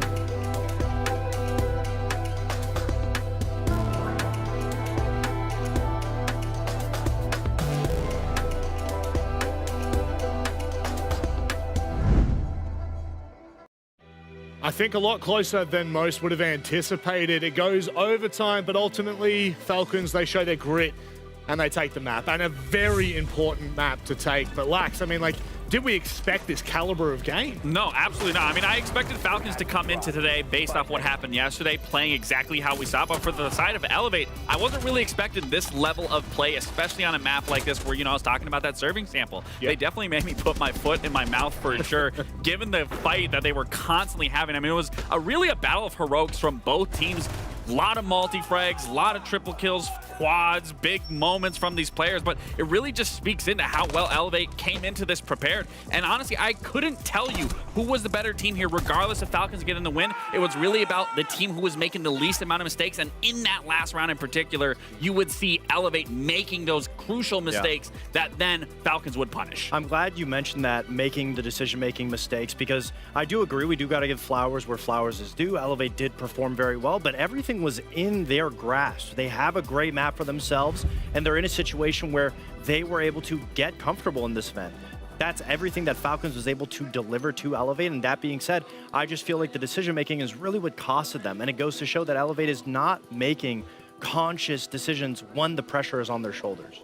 Yeah, just looking at the opening kills engaged, we talked about this going into this matchup. Both teams were in a huge discrepancy in terms of them and their opening deaths. This time around, if we can just quickly go back to that slide of seeing those opening kills, I mean, you can see from the side of Falcons, they came in here with a plan. Shaiko leading that charge 5-0. I mean, only a few of them being that opening death. It really was a big proprietor and put them in the situation in that driver's seat. But again, how close that was, regardless of the opening kills, Pengu said it best. Just because you get the opening kill doesn't mean it's opening round one based off that conversion. So some things definitely need to be tightened up on their end, but the fact of the matter is they got their opponent's map underway. I'm glad you're being so positive about it, because I'm looking at it so much more negatively. If you're Falcons, that should not be a situation where you're getting that advantage early on and losing it. I think a lot of it comes down to a map like Border, where you can just do minimal takes, and it feels a lot more comfortable for Elevate, because when it comes to the structure of how you want to approach maps, on a map like Border, you lose the opening kill, who cares? You just go to plant the diffuser, you're able to play the post plant. On the maps coming up, labs, and if we make it to a lair, that's not something that you're going to be able to see. You can't just do minimal attacks to be able to win rounds despite losing early advantages. When I look at it from your perspective, I understand totally what you're saying, but I also have to look at it from Falcons' perspective. We talk about pressure. The fact that they were on the cusp of possibly losing this map where Elevate in some situations, the fact that they were able to get over that hurdle, be able to get the win, to be able to punish them, just goes to show that they are mentally here than what we saw yesterday, where that exhaustion started to settle in. We saw them go into lair, and that's where they crumbled. So the fact of the matter is they were able to get over their own mental state really just shows that they are prepared. It's a really important note that you leave us on that one, because we do head to lair next, and we've obviously seen what happened. Falcons, they could not hold the might of Furia. Obviously, Elevate, a completely different team. How do you feel like this game's going to unfold on lair now? In my opinion, I think Falcons blow Elevate out of the water. I think Elevate had everything in their grasp to be able to win it. Good map. It makes it easy for them not to have to IGL. On a map like Lair, it's just a lot more difficult. You have to be a lot more trading. You can't just lose that opening engagement for free, and for that, I just think Falcons are going to run away with it. I mean, I completely agree with you. I think I said this in the beginning, Elevate needs to win this in a 2-0 fashion. If they were to get the win here, that then puts the pressure back again on Falcons. Their backs are against their wall. If they then are going 0-2 into their entire bracket, it's not setting them up for longevity here in their group. So the fact they're able to get ahead, get this map underway, the pressure on them, similar to what they were saying with Furia, they weren't playing with any pressure. They can do the exact same thing here. They know what the mistakes happened in their last game against Fear. They're going to correct it. They're going to feel better. So it really is all on Elevate here to come together and understand it's these little mistakes that are eating them alive. That being said, win or lose for Elevate, I think we can be happy with what we saw in map 1. It's a huge improvement for what we saw yesterday. You can get absolutely getting smoked from DAYSTAR. The fact that they're going neck and neck with a team like Falcons means that the rest of the group still is very unpredictable for Elevate's path. That being said, I hope we can see the consistency, at least being able to keep it toe-to-toe on this next map. I hope we get to see it as well. We don't have to wait too much longer. We've got, I was actually going to combine these two names. I'm not going to anymore, because why? Okay, welcome in Devgu. It's lovely to see you. I feel like you should have kept that. that. Yeah, y'all should have let him keep it in his I head. think Pengmata works. You could have said Pez. I mean, I told you I didn't want to, and you asked for it. But, gents, it's time for you to take this one away. I hope you enjoy what could be an incredible map 2. Thank you very much. Map 1 was phenomenal. Border was a real treat. Elevate gave us a lot more of a fight than we expected, but has the wind been sucked from their sails? Moving on to Lair, both of these teams lost it devastatingly 7-1 yesterday. They only won a single round of defense. That is where Elevate start. It's time to get into it. Can Falcons get it done in 2? Can they redeem themselves? We're about to find out.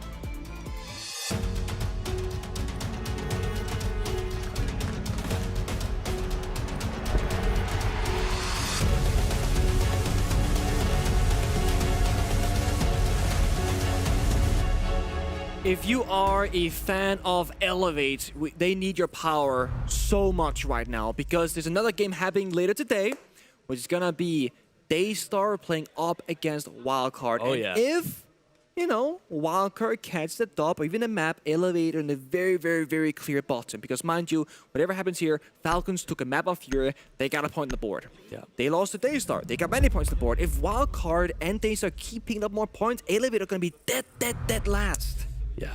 And that's why every single map matters. You need as many points as you can. A lot of people, like we said, everyone assumed that it was going to be either Elevate or DAYSTAR that goes home at the end of the group stage. And they played each other first. They played each other first, most important game. And not only did DAYSTAR win, Elevate didn't get a point. They, in fact, only got 3 rounds out of it. Pressure is now on for Elevate to pick up points elsewhere in the hopes that they can jump back over DAYSTAR or maybe jump over a team like WILDCARD instead.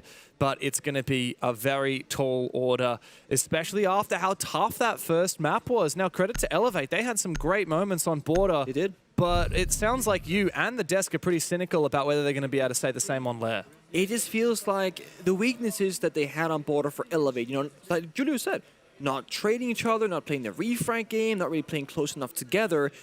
Assuming that Elevate play the same sort of playstyle here on Lair, it's a bigger map. You're going to be further apart with even less traits now if you're already batted on Border. So that's my big worry here. So when I'm looking at Elevate, especially on defense, it's looking at the layers that they have because you cannot give up map control fully like on Border at all. You can just play literally on the bomber side. You got to hold your ground for quite some time, then fall back ideally. And in this opening one, I mean, look at the defending lineup. We are talking utility out the wazoo.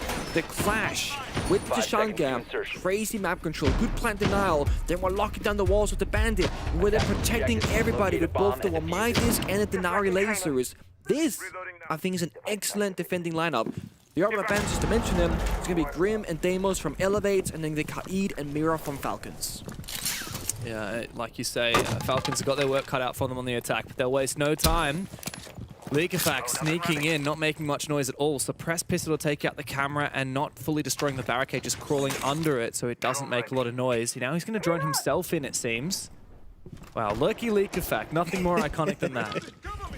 Still one of my favorite things that you've said. Lurky leaky. I wanted to go back to cafe because one of my favorites was Bakery Takery. Okay.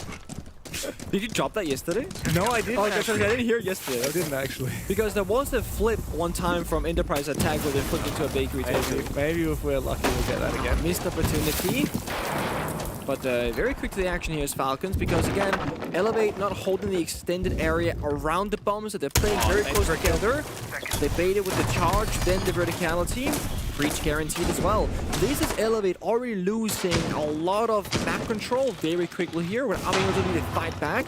The saving grace is mentioned. The Clash, very hard to remove from action. You got the Capital and the Bug and Nomad, of course, they can try and do that. Full stamp.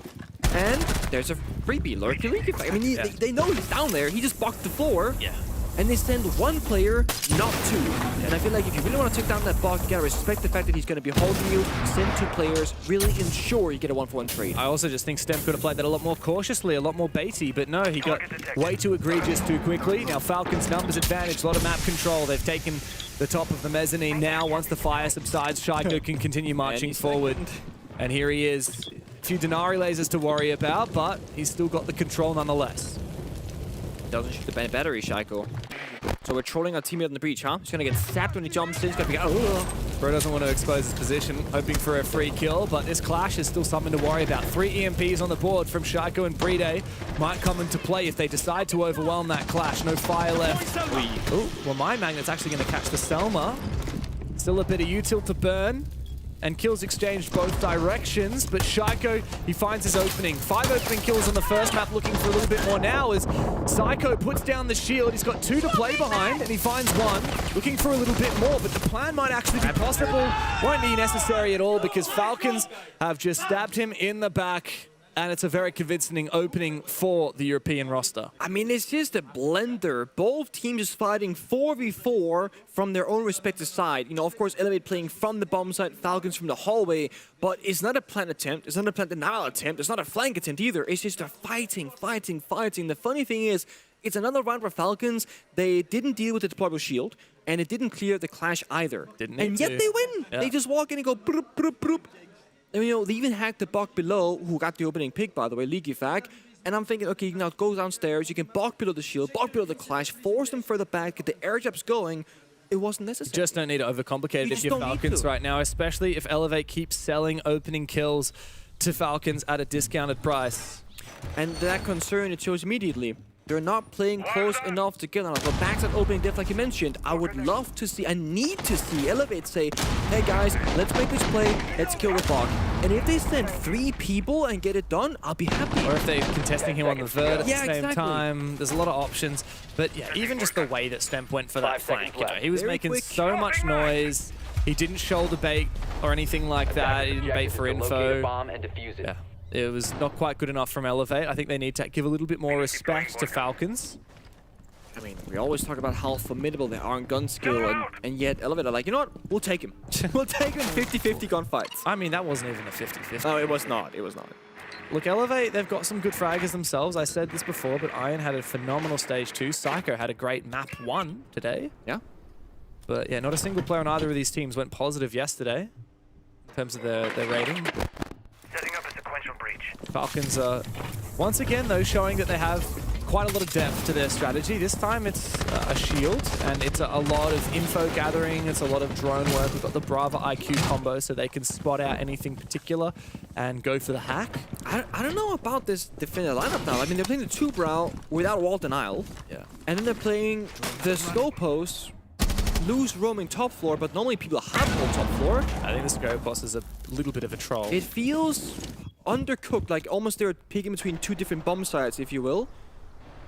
Because Scope, I mean, you can solo them Scopos, of course, but now you're just a roam gun up against them, you know?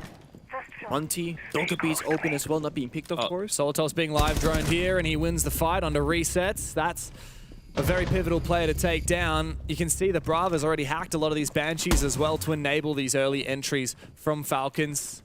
Bomb site down below, but a lot of roamers upstairs, including Stemp, who will at least trade back the first player from Falcons. It's Shaiko. The weakness here from Falcons is they don't actually have any vert capability. So it's really going to be more about the direct attack, and there's still a lot of roamers at large for Elevate.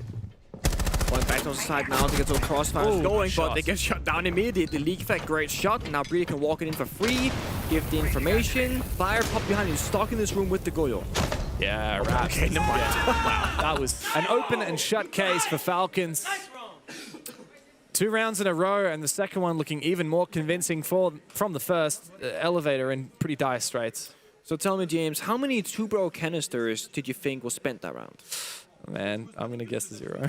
Okay, what do you think they could have been used, if any? Well, actually, I gotta cut you off because nesse Elevate beliche, lembra que são 2 early planos. Eles podem fazer a comida pra cima e eles podem fazer aquele bagulho que eu falei pra baixo, que eu acho que é o que vai rolar, tá ligado? Nessa play horizontal que a gente vai fazer.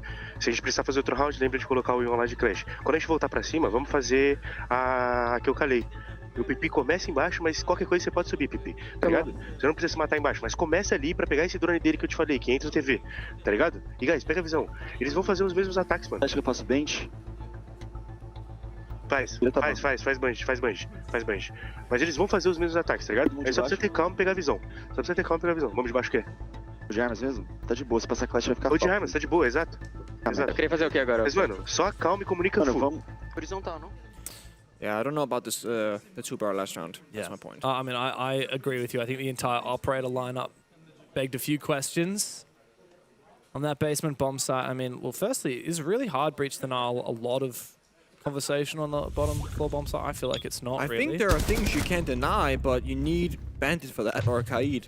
I would have liked to see a Fenrir. I think that, to be fair, a lot of the operators that I think Elevate would do well to counter Falcons with are well countered by that Brava pick. So I'm thinking like the Melusi, which we saw being countered, I would have thought maybe a Fenrir would be handy. Both of which get pretty hard countered by that Brava. Yeah, I like the Goyo pick. I don't mind the Denari pick. Everything else, a bit rough. Now, Elevate, they go back to this top floor. This is the first round, and it looked a lot better, but I think if they take a few learnings from what happened last round, then maybe they'll be able to tighten things up. The thing is, Falcons, like we've said, they're just going to change it up. They're not going to send in Leakafact below with the buck again. No, they're going to bring the shield. I think they're going to keep hammering away at this shield as long as it works. They need to go back take this time, probably, if anything, given the months, but we'll see. The thing about Elevate for this top floor defense is that you need a W somewhere on the map. Either you do penetrate the wall, or you kill the guy in the breach, or you hold on to upstream for a lot longer, or you don't get... when you're lurkified. Yeah, you don't lose main stairs control, right? You can't lose main stairs, lose the breach, lose upstream, and then also die early. Yeah. Like, you need somewhere to win. Yeah. A lot of micro battles throughout the round, and you need to at least get under control one of them. Seeing right here, this time they're aggro holding upstream. That's the Asami. Ion just posted up in there. And again, yeah, I like this. They're slowing down Falcons. They have the potential for a victory. And even if he doesn't get a kill, he can easily take down 2-3 drones before retreating back towards the bomb side. I think Falcons are going to find main stairs control pretty easy again this round. I'm not sure if we have any players on it. Maybe Stemp at the moment. I see he's on mezzanine. But yeah, the problem is that they're just going to clear out all the barbed wire, all the Utah with the Flores. Monte can go where he pleases as well, right? Yeah. But I mean, look how good this is. It's really been 1 minute and 20 seconds almost, and they still have a good canister. So you can pop the canister. Oh, perfect. Perfect. He's on the window rappel behind us, and now it gets tricky though. He has one spare Asami in pocket. Yeah, I think he needs to save himself. They're not actually contesting the keep it behind him. And run. That's exactly what he's going to do. Perfect. Yep. Oh, you read it to perfection. I mean, well, that's worth it. Do you reinforce the wall? Do you go forward for broke? I mean, 1 minute 30 There's a spare. You could absolutely go for that reinforcement. Now you can't. Time to fall back into sight. And look, that's plenty of time delayed. This is great. Man, if they have one canister on the bomb side, that's minus 20 seconds. Just don't. Okay, don't throw your life away now. I wouldn't have minded a smoke with the Chunky here, really, just to lean into that. We've got the Goyo, thankfully, and there'll likely be a few of those on site. But here comes the breach. Where's the Bandit? Bandit is not juggling today. Bandit's back in server. It's all about the pre-plays, but the EMPs will make short work of that. Iron actually eventually wins his aggro contest. Low HP, so maybe don't keep over-peaking, but Solotov is down. At least Solotov had breached the wall beforehand. So, no, I know people are going to say it's hard to penetrate because you can get cut off, but they still have hallway control for the defender, so Bandit could definitely have tricked the wall there. Iron getting the kill makes a big difference. They're fighting on the windows. Really fighting aggressively here, Elevate. Guys, you're in the advantage. Don't give it up now. The fire comes out from Shika to try and dislodge some of these anchors. And Falcons are pushing up the pressure. You're right, though. They are worrying about if Util and Raps can peek the hallway. An EMP, or rather a Grismont mine, might keep the Monty at bay as well. He doesn't have any more left in pocket. And as Falcons try and execute onto the side one by one, they will fall down by the wayside. A flawless round from Elevate. They have conjured up a bit of strength on Lair. I mean, you can see the tech talent effect, right? I don't speak Portuguese, but I'm pretty sure you said fight them, because they were fighting them everywhere, on the windows, outside, inside, on the breach. And while at a certain point it looked like Iron was just giving up a free kill, he got the kill himself instead, and they kept up that pressure. And like I said, you cannot give up upstream, main stairs, and all the breaches. They kept main stairs control the entirety of that round, where Falcons, they had a bigger pressure point on the back portion going for a backstab, which just wasn't successful. And for the most part, they were fighting them in 2v1s as well, which is something that we even heard Julio be critical of Elevate during his tactical timeout last night. He told Falcons, guys, they really suck at refragging. I like the way that wasn't just a lot of individual players ego challenging windows, because if you do that against Falcons and they know you're going to do it, you're just going to die. But a lot of 2v1s, a lot of just keeping up that pressure, it's making Falcons keep on guessing. Now, Falcons, they've thrown a little bit of a curveball in here, Nick, and they've done away with that Bandit. So with no Bandit and no Kaid, I mean, Wall Denial is pretty much gone.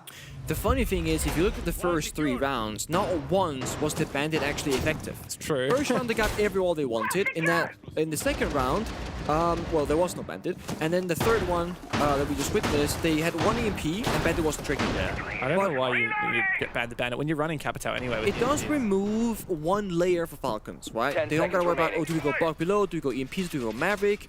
Maybe they're fearing a Maverick third ban, and then they're gonna bunker on the bomb side with 2 Brawl Bandit. I don't know. But in response, the Munty's also removed from action.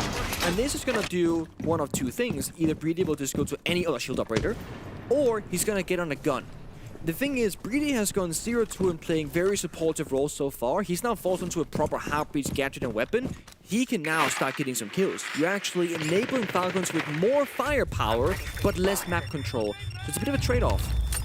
Yeah, and don't underestimate what Breedy can do. He's maybe not one of the top priorities on this team, and yesterday he was the 3rd lowest rated player in the tournament, but we saw him have a few big clutch moments on border. Oh yeah, put a gun in his hands and he'll certainly help out. Elevate go down to the basement though, and Nick, the one operator I'm really loving here, and maybe call me a bit sentimental and nostalgic and old school, but the smoke. I just want to see the smoke combo with the Goyo. I think it really is going to help. If you can slow down Falcons in the early round, you're going to have such a massive advantage in the late round. Slow it down is one thing, but what Smoke is also very good at is just picking your fights. If there's 2 doorways you're worried about, smoke off one, fight the other, right? You can simplify the angles. So I'm right there with you. Jackal. I was gonna say the same. Jackal is like one of the worst attackers in the game. Dokkaebi is up, man. Like, Dokkaebi is just like better Jackal, more or less. Unusual to see that pick. I guess the Deimos ban has kind of forced out this Jackal. They really want to hunt specific operators. And that's exactly what they're doing right now. It's roam clear time. Ion has made his presence known. He will eventually fall to Leakerfact, but there's another roamer, and it is Stemp, who's actually struggled today, and he will fall as well. So unfortunately for Elevate, even though I think they have a better operator lineup this round, they've just gifted away 2 picks on the roam. I'm gonna be a hater again, but what's the 2-bro doing? Not swinging the doorway, but the operator. What is it just good TMR? Okay, play a Rooney, right? Yeah. I don't see the vision still. I have to be critical. And the Clash has been completely ineffective, not helping the Romans either, playing by the staircase.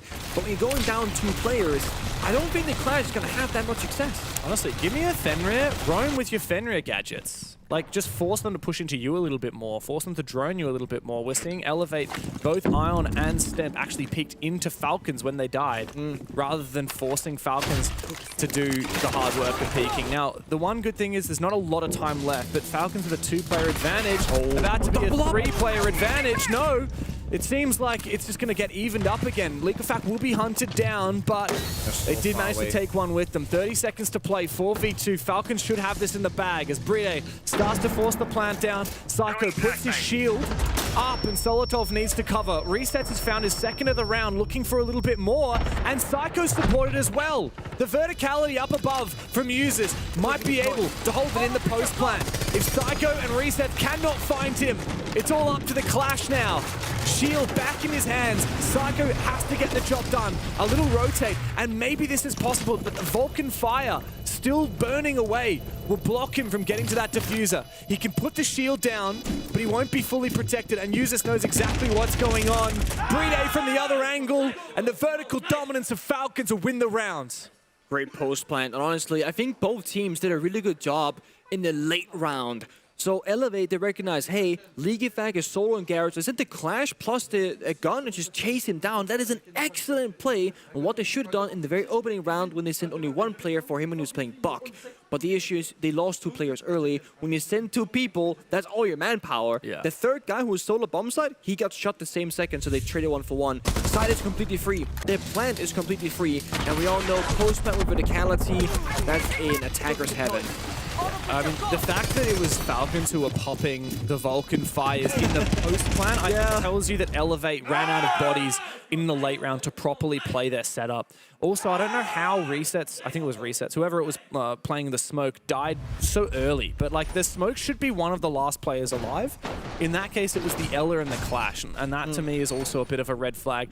That said, there was still some good moments in that round, and if Elevate hadn't lost the roam so devastatingly, I think they could have won it. Definitely. Attackers have located a bomb. So I think it goes back to what the very first point kind of was from both us, from the analyst desk, is the opening kill and opening depths has been the big issue for Elevate yesterday and today, where they will fall early in the round, play 4v5, and then maybe get a bit desperate and try for more, and then go 3 versus 5, 2 versus 5. You know, it keeps falling apart.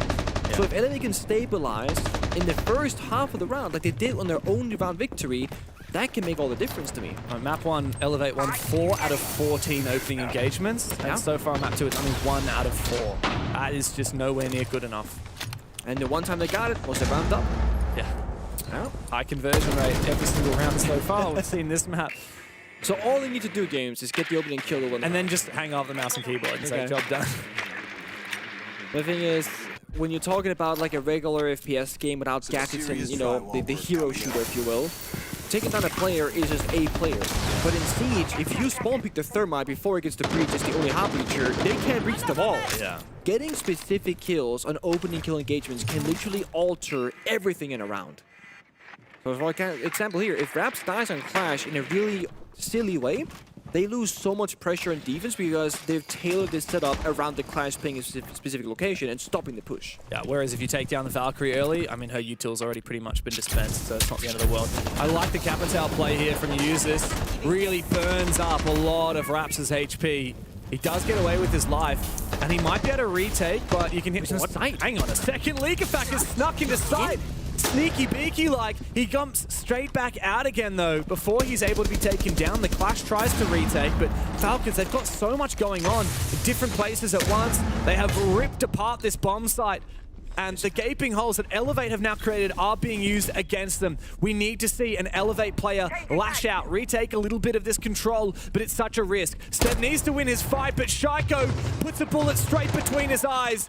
Dead onto the bomb side now. Shaiko is hungry for more. Resets is all that remains for Elevate as Falcons continue their reign of terror on Lair. They're planting. 5v1, Beast against Smoke, last alive, James. That's what you wanted. Yeah, just stay alive for as long as possible, buddy. Ideally on the bomb site in a position where he can use some of these gas babes that wasn't are mentioned, still actually. available. Well, the problem is Falcons said, look, we don't really need to clear everyone on the top floor. We see the bomb site and we can take it ourselves. Gap finding, split theory, I hate that term. And it was said so much in the past and it keeps coming back to the back of our mind here. But that is essentially what that was. League Effect on the Thermite just sees, you know what? There's so many people fighting bottom green because the Clash had 2 people escort her back towards the bomb side.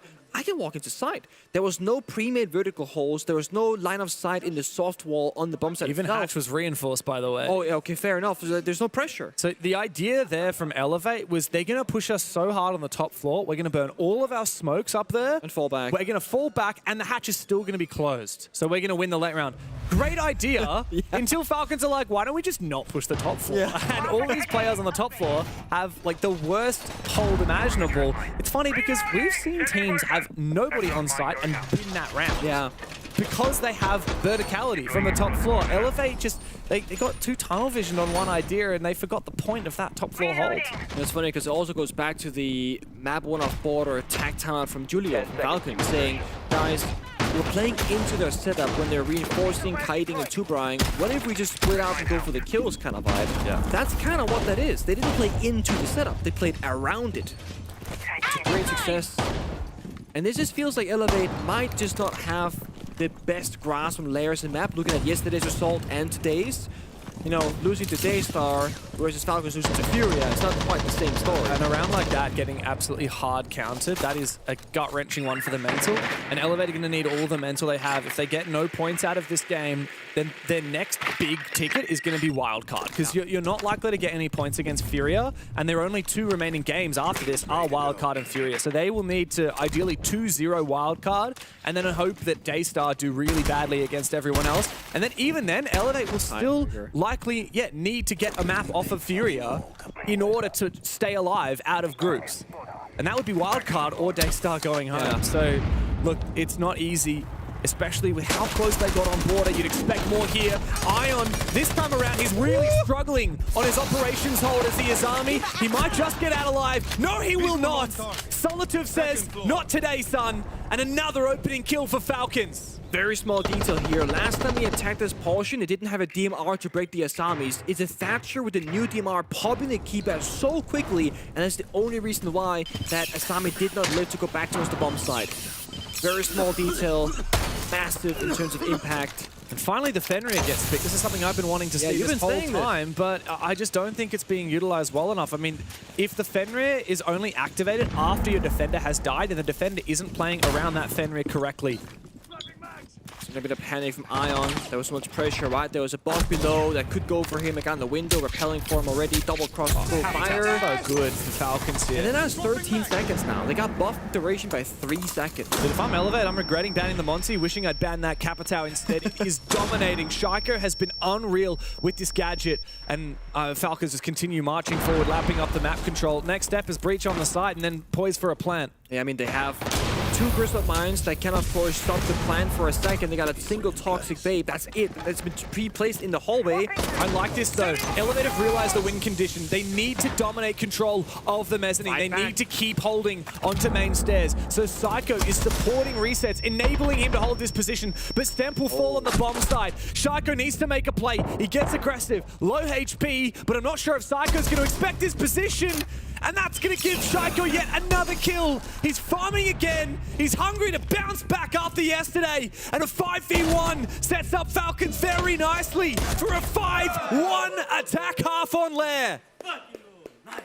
Easy does it. Easy does it. And I feel like Falcons, very simple game plan. Guys, let's just get early advantage, get that opening pick. Okay, we can 5v1 the guy upstream and take it from there. It's very simple, it's very precise, it's very good. But they also have those mini plays. The 2 Carrots of Fires weren't spent to take main stairs control. They were spent to stop the guy on the main stairs from swinging the hallway so that they could exothermic charge the bombs at wall itself. So they're using a very high cost utility of Carrots of Fire just to get the heart breaching done. It's really well done, and it works even better when you already have an early man advantage lead, because normally you'd want to spend the fire to get that sort of lead. So I feel like they're really good at pivoting, understanding when to use their utilities and where. Elevate only won 1 defense round on Lair yesterday against DAYSTAR. They ended up giving 7-1. Falcons only won 1 defense round against Furia, but now they start with 5 attacks already under their belts. And you know what else? Yesterday, we talked so much about opening kills today. I mean, Falcons, they've just, since the last time we talked about it, they've won every single opening engagement since. Yeah. But yesterday against Furia, Falcons only won 2 out of the 8 rounds of opening engagements against Furia. So Falcons, I mean, they've really flipped the script today. They're controlling this early game. They're knowing exactly when to rotate back and forth. And there's so much confidence oozing out of players like Solotov and Shaiko right now. And a criminal gunfight, Shaiko wins in the hallway. He's 1 HP with the para in hand. Just goes, boop, easy kill. Breeday's planted the last 3 rounds in a row as well. Yeah. And let's be honest, probably could have planted 1 or 2 more if the round didn't end so quickly. Yeah. Dude, I mean, just look at the scoreboard, right? Like, Breeday has only died twice. Breeday, Solotov, and Users, only 2 deaths in 6 rounds. Yeah. That does tell the story. The thing is, you have all these different strong operators on top of the bombs, right? We saw it a bit. Used the Tashanka clash exactly like Falcons probably going to as well. And that's the issue with the operator bans, is that you kind of want more sometimes, because there's so many things that bother you, that annoys you in the server. I really appreciate Falcons target banning the Glass here, paying some respect to what's happened on Border and Psycho and how capable Glass can be. And Elevate, they go for default bans, right? Kaid Mirror. But there are so many other issues now. How do you deal with the ban? What if they be banded 2-brow? What if they play the Clash? Right now, all they have kill potential, right? They have Rim Beast for information and Dogebi Call for information. Then they have Heartbreach and Ying. That's all they have to work with. No verticality, no buck, for example. What are they planning with the Ying here? 2 Candelas used very early, and a 3rd smoke, and then last Candela as well. Wow, it's a set play. That's an Elevator throwing everything they've got at Falcons, and they're coming up with nothing in return. 3v3, Resets has just snuck in and found 2 kills, but a big flick from Breeday recomposes for Falcons. A trade back again. Elevate have set the pace, and in the first minute, we're down into a 2 versus 2. Hungry for more, but getting flanked. Raps doesn't know what to do about it. He's got no EMPs, no gadgets to speak of, and Shaiko is coming to support. All up to Resets now. He started this round off with 2 kills, but he will be the final one to fall for Elevate. Big Deagle kill for Shaiko to finish it off, and match point Falcons. absolute chaos in the server. And for a second, it looked really bad for Elevate, but then Raps and Resets pick up 2 kills apiece, and then it looks winnable. Or 1 and 2 kills apiece, rather. And it was so close, but again, you know, having the balls to go for that play when you're down 1 and 5, I gotta say, that's respectful. But also, you get 1 and 6 now. You can't afford to do it again, and you're probably gonna lose a straight up, you know, brain power play. We got the IGL versus IGL trying to counter-strat each other. Elevate right now just being out-challenged on the fundamentals. The communication, the crossfires, the trading game, the counter-strategy. This was kind of what I think it was Fox actually. They're saying, I think it's going to be a landslide sweep for Falcons here in Lair. He doesn't think that Elevate's play somebody has to offer can play well into it. Very evidently, Fox is right. Because in almost every single statistical area, Elevate has been the worst team here. They had a great shot on Border, good map for them. But on Lair, it's just not their map. No. And I think that they're really going to get targeted now. This is the second 7-1 in 2 days. I think people are going to say, guys, I think we might take Elevate to Lair. They're not going to play Lair ever again, at this event at least. They're going to ban it. First rotation. It's got to be done. And it's a very tight turnaround, very vicious format we've got here. Every day you play another best of 3. What can realistically Elevate do between today and tomorrow to prepare for their next game? Well, it's not time for that yet. This game is not done, even though it starts to feel like it. It started to feel like it a long time ago. I think the end of Border really kind of sold the story. Falcons up 6-1, 5 match points to lock in their first big 4-point game out of Six Invitational. It's going to give them a bit more space to exist as well, because mind you, Falcons, when they got everything to lose, can of course a bit of a mental boom. That's been the story for quite some time in Grand Finals. But give them a big lead in the groups, a guaranteed spot to go further. They can play a bit more free, knowing that they've secured their spot to keep existing at this event. Falcons right now, they're playing Echo, their first one of this series, and I was expecting a bit more Echo than what we've cast so far, but I will say this, the games we haven't been casting, they've had more Echo than what the ones we have, so getting a third Yokai drone, of course, very, very powerful. You can now do the exact same Yokai drones as before the boss, plus a third one, you can just go anywhere you would like with the roam assistance, another plant them out option, whatever. You're essentially Valkyrie with wheels. Yeah, it's crazy how many you get now. Such a good buff for Echo. I think especially at the top level, the better players are going to be able to abuse that extra gadget. Ooh, good pick from Resets. Verticality. I love that from the Ram. Surprised we're not seeing any contest on the roam for Falcons, but it's because they're baiting them in. They're waiting, biding their time. Here's one of those Yokais knowing exactly where Raps is making his move on the Monty. It's going to be a bloodbath whenever Elevate eventually go for this execute. Meanwhile, Solotov is tempted to go for a retake upstairs. Ion seemingly aware of it. He's got the Yokai supporting him as well for intel. The thing is, Monty can't really overextend right now because you got 3 Echo drones and a Clash waiting for you, so he has to play very passive. So getting information is hard for Elevate. Wow, here comes the big retake. Everything. Yeah, and this is all about that Echo buff. Spots out Solotov, looks for him, and gets the kill eventually. Now can turn his attention back to side. There's no one on the flank for Falcons anymore, and they're 2 players behind. Rap's gonna get active, trying to take the fight to the Clash, but he decides maybe it's time to go for a plant instead. Bride for 2 big kills, finds a third, and out of nowhere, Falcons take flight. A bump in the road yesterday was just a blip on the radar for the hometown favorites. Oh my god, Bride. We said he had 3 Yokai drones. What about a great gun with some great skill behind it? He was literally like a turret shooting 4 players in 4 different locations. Meanwhile, the Clash was walking through the smoke trying to just survive. An absolute clutch of a round for Falcons.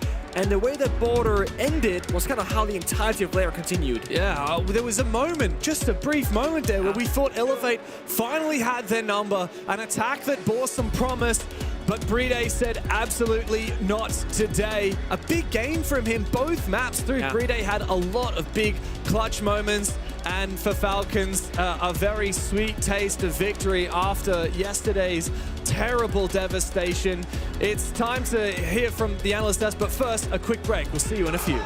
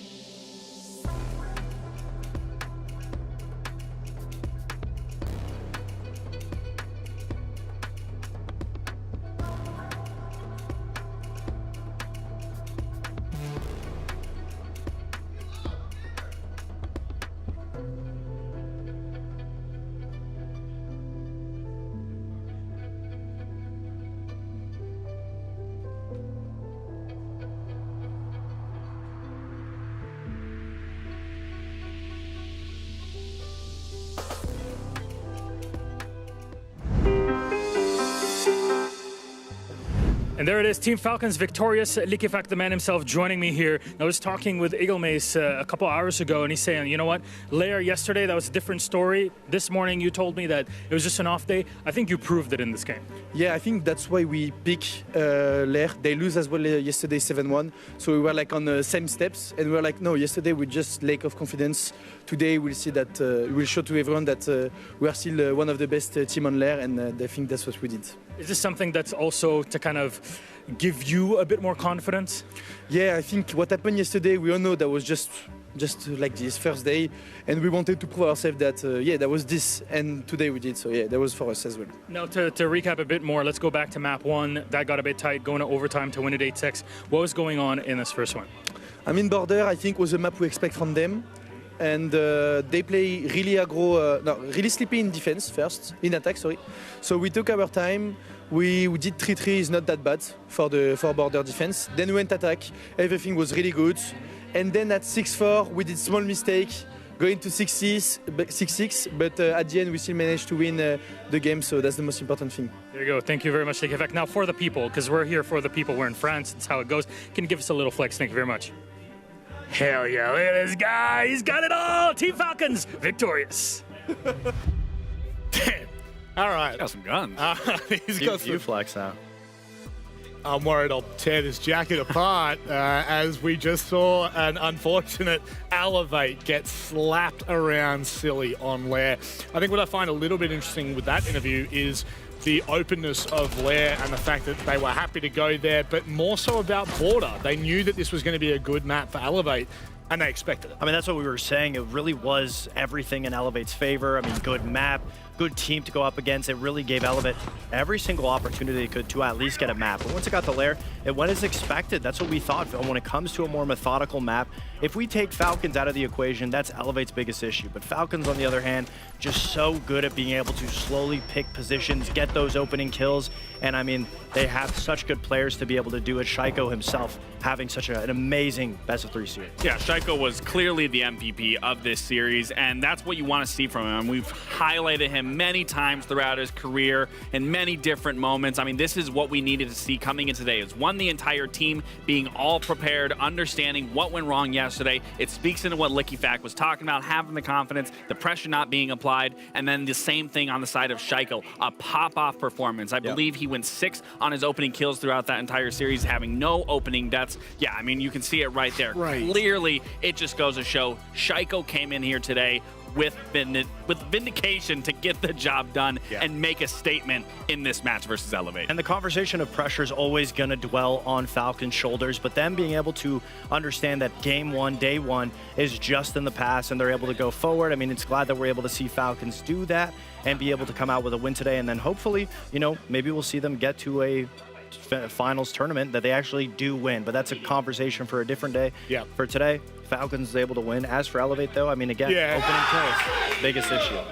This is the problem, right, is we've got positives for Falcons, we're lovely. Elevate, kind of a 50-50. We're happy with their first map, but what are the key takeaways now for Elevate? This means an 0-2 start. Yeah, and again, me and Fox have been there. We've lost almost every single series where if we lost one more, we were about to be out of the event. But once you got your back against the wall, it really forces you to play the most perfect siege of your life that you possibly can. And I have no doubt that they can replicate it, but it really does come down to every single individual being able to step it up, whether they're doing their own bot review, whether they're in these situations that they find themselves in, to be able to correct it in those moments. It is going to be on every single player on the side of Elevate to come together in unison and complete the task. I mean, one thing I'm happy that we saw in map 1 is the confidence issues, them being overconfident, having a huge ego when they played against DAYSTAR in day 1. Today we saw they play against a team like Falcons, they want to be able to beat them, and they play a completely different version of Siege. So if we can continue to hold on to that if you're Elevate and know, hey, let's get our egos in check, and maybe we'll be able to come up with an upset in the future days. Let's have a look at a snapshot as to how this group now pans out, of course,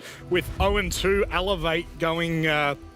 I just want to say that they are struggling at the moment. Obviously, again, positive signs. This now leaves them in a really awful spot. Why is that? Because the only team above them that you would really see them being competitive with was DAYSTAR originally, and DAYSTAR 7-2 won them yesterday. So this is not looking good for them. However, WILDCARD are yet to play their first match, which will be after the break. What are your boys' thoughts on how they'll compete?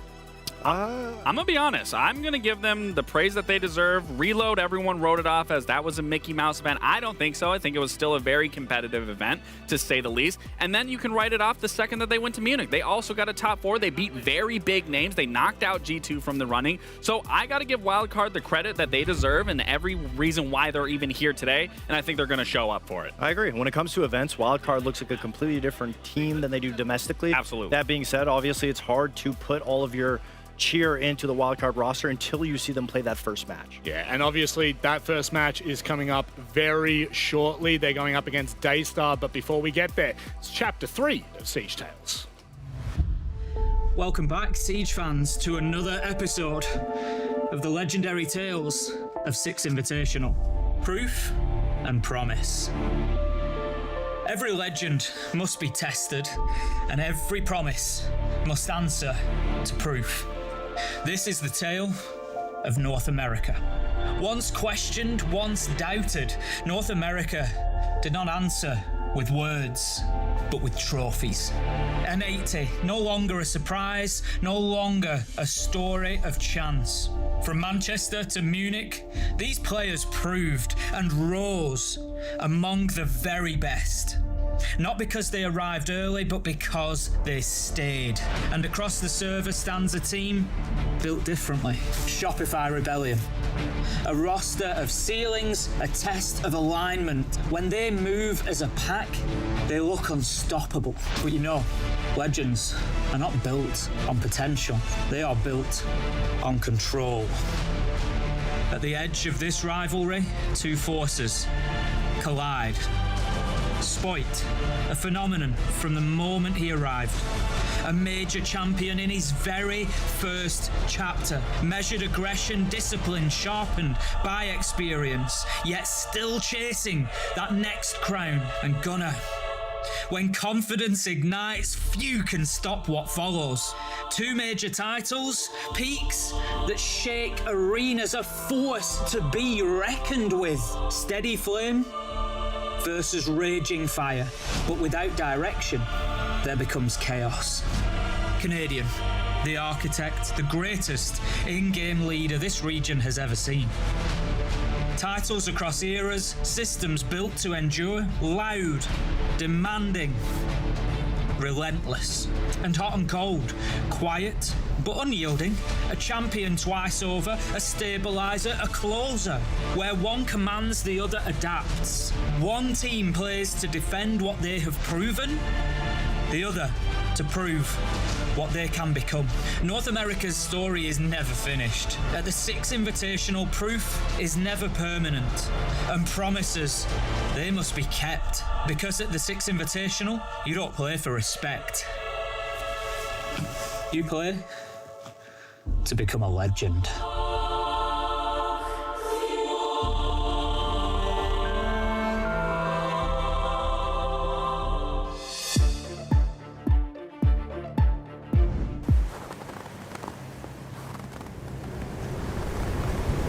an eye out for contact.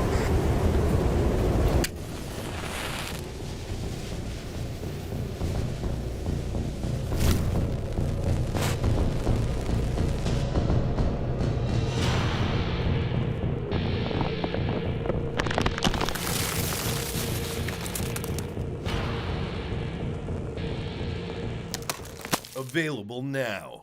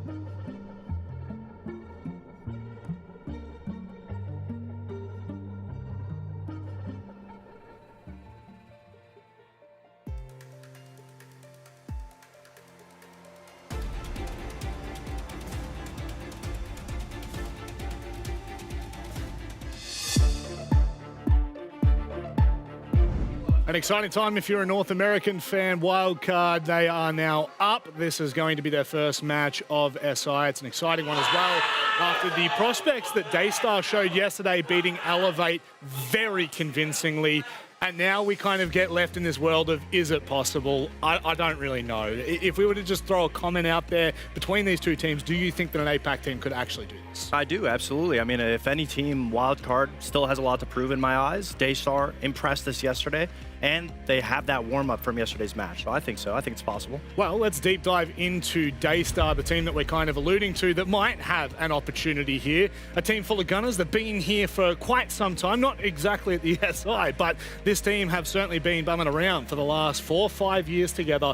And how do we feel as though they might actually do here? I mean, honestly, just based off yesterday, I'm not super familiar with them, but everything that I saw from yesterday makes me want to get very familiar with their style of play, the players within themselves. I mean, I just love talking about this APAC region as a whole. As of recently, you know, we talk about this new generation. We're on the 10th anniversary year of Siege. I mean, everything is shifting, changing, the dynamics, and this roster as a whole, I can't wait to see what we see from them. And we talked a lot about Pika, but there's a lot of other players on this roster that we need to mention as well. Of course. I mean, the game yesterday was a team effort, and although Pika was leading the charge and was doing a great job of putting up huge numbers, they look phenomenal, by the way. But that being said, fundamentally, this team is playing on all cylinders. Not only is Pika getting kills, but he's on that secondary supportive role. He's getting put into the position. So the other two players we have to highlight are Seal and Azuki for the fact that they're entering, they're getting those opening kills, doing really good as well statistically, but they're doing their job most importantly. They're getting that entry, setting up the rest of the players to be able to be in a position to capitalize, and everybody else from there is able to close out rounds. And that's what I'm really enjoying about this roster is they're so fundamentally sound, and that's not something that I've used to been able to say about APAC teams. It's always been sporadic. It's always been chaotic. It's always been a question mark in some of these situations, but their style and the way that they approach Siege, it is very easy to digest when watching and so easy to get behind their hype, and they trash talk a little bit, so I do love that. It's very refreshing as well because we always talk about how APAC doesn't have as much experience against other regions, so the fact that they're coming out of the gate already getting a win under their belt, being able to go up against now WILDCARD and a North American team to get more experience, we can only hope that we'll be able to see them continue this run. I'm excited, again, purely as an APAC fan, because the two you didn't even need to mention in there, Joe Gore and Souffle. I mean, in APAC, they have been notorious for the last 5 years. They're serious gunners, so hopefully they will be able to test the might of WILDCARD, a roster that blew onto the scene and I think surprised a lot of people internationally. Of course, I mean, WILDCARD's one of those teams, they have very historic players on the roster, but a lot of young players. But to me, I always look at this WILDCARD roster as similar to our team lacks, old OXG, old Reciprocity, where we never really broke into that echelon of being able to be a consistent top 4 finisher that everyone's looking at to be an expected main stage look. And that's something that we want to see WILDCARD be able to do because of their shaky inter-regional performances.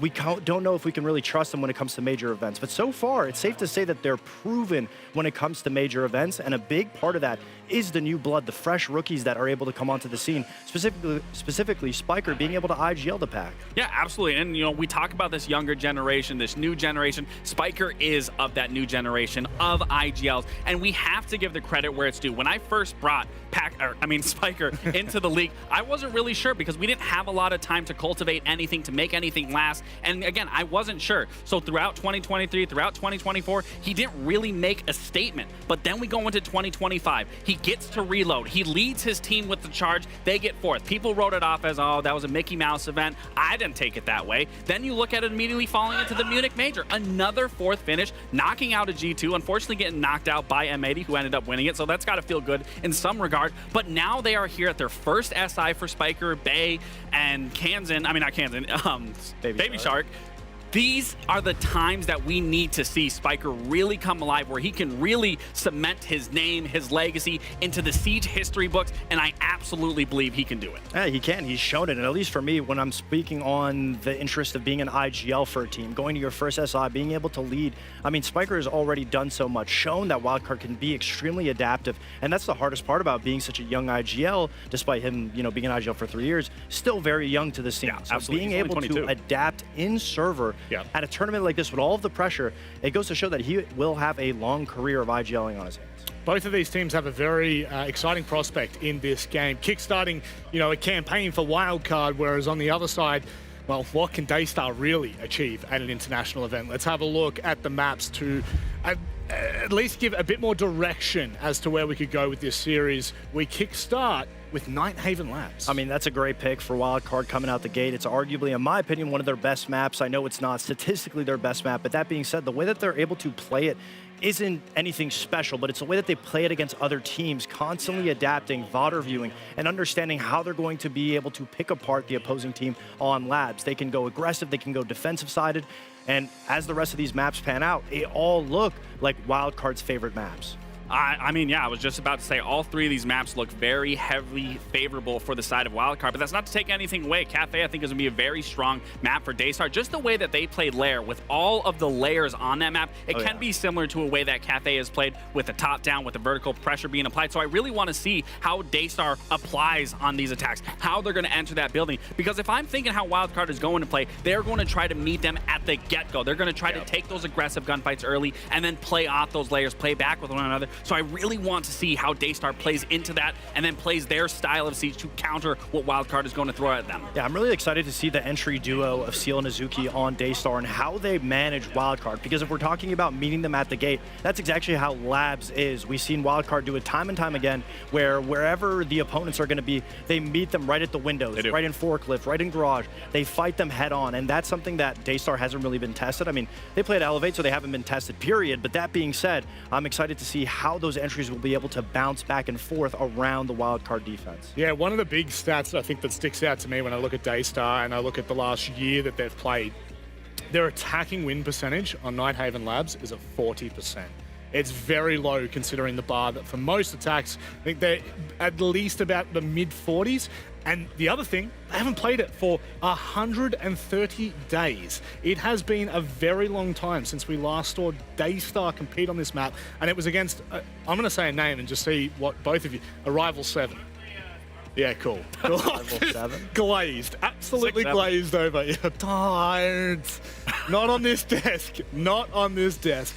So I guess the storyline here for DAYSTAR is that we haven't seen them for quite some time on Nighthaven Labs. We're looking to the entries. We're hoping for a bit of success. One thing that I will say that North America teams struggle with is adapting and playing against teams that they don't have footage on. They don't have VOD review on. They aren't able to adapt because they've seen it happen before. That's something that DAYSTAR doesn't have much footage, good footage to say out there to be able to pick apart if you're WILDCARD. But that's one area where Spiker, someone that we've been highlighting all day so far, is going to be tested, is how he's able to manage against such a new team that doesn't have much footage on. I was going to say, I believe that's actually where Spiker thrives, is in that chaos of the unknown, being able to quickly identify whether someone feeding him that information or he's gaining himself and being able to rotate and facilitate many of these rounds into their favor. So I would actually argue, I think this is in Spiker's court side for this matchup. Well, it's time to welcome into the conversation our narrators for this match.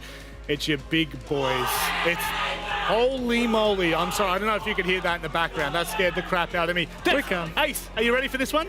I think we are. I think so. Yeah? I'm looking forward to some more Siege today. We had a great day yesterday. Few surprises, few expected great performances, Secret, SSG, Furia, and then, you know, more of that to come today. And you got some more big boys rolling on today. M80, of course, playing, FaZe stepping up, WILDCARD is stepping up. I'm looking forward to it. It's good. Yeah, a couple of big matches to kickstart. Hopefully we see some APAC supremacy. Enjoy, boys.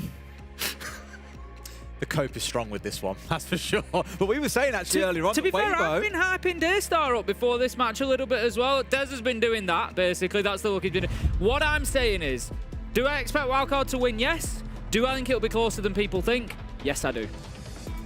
Okay, Tim. I do. I'm not even going to argue with you. Time will be the greatest judge, won't it? The thing is, no, because it's going to be a 2. I'll tell you what, let's just get into the game. Let's do it, let's do it.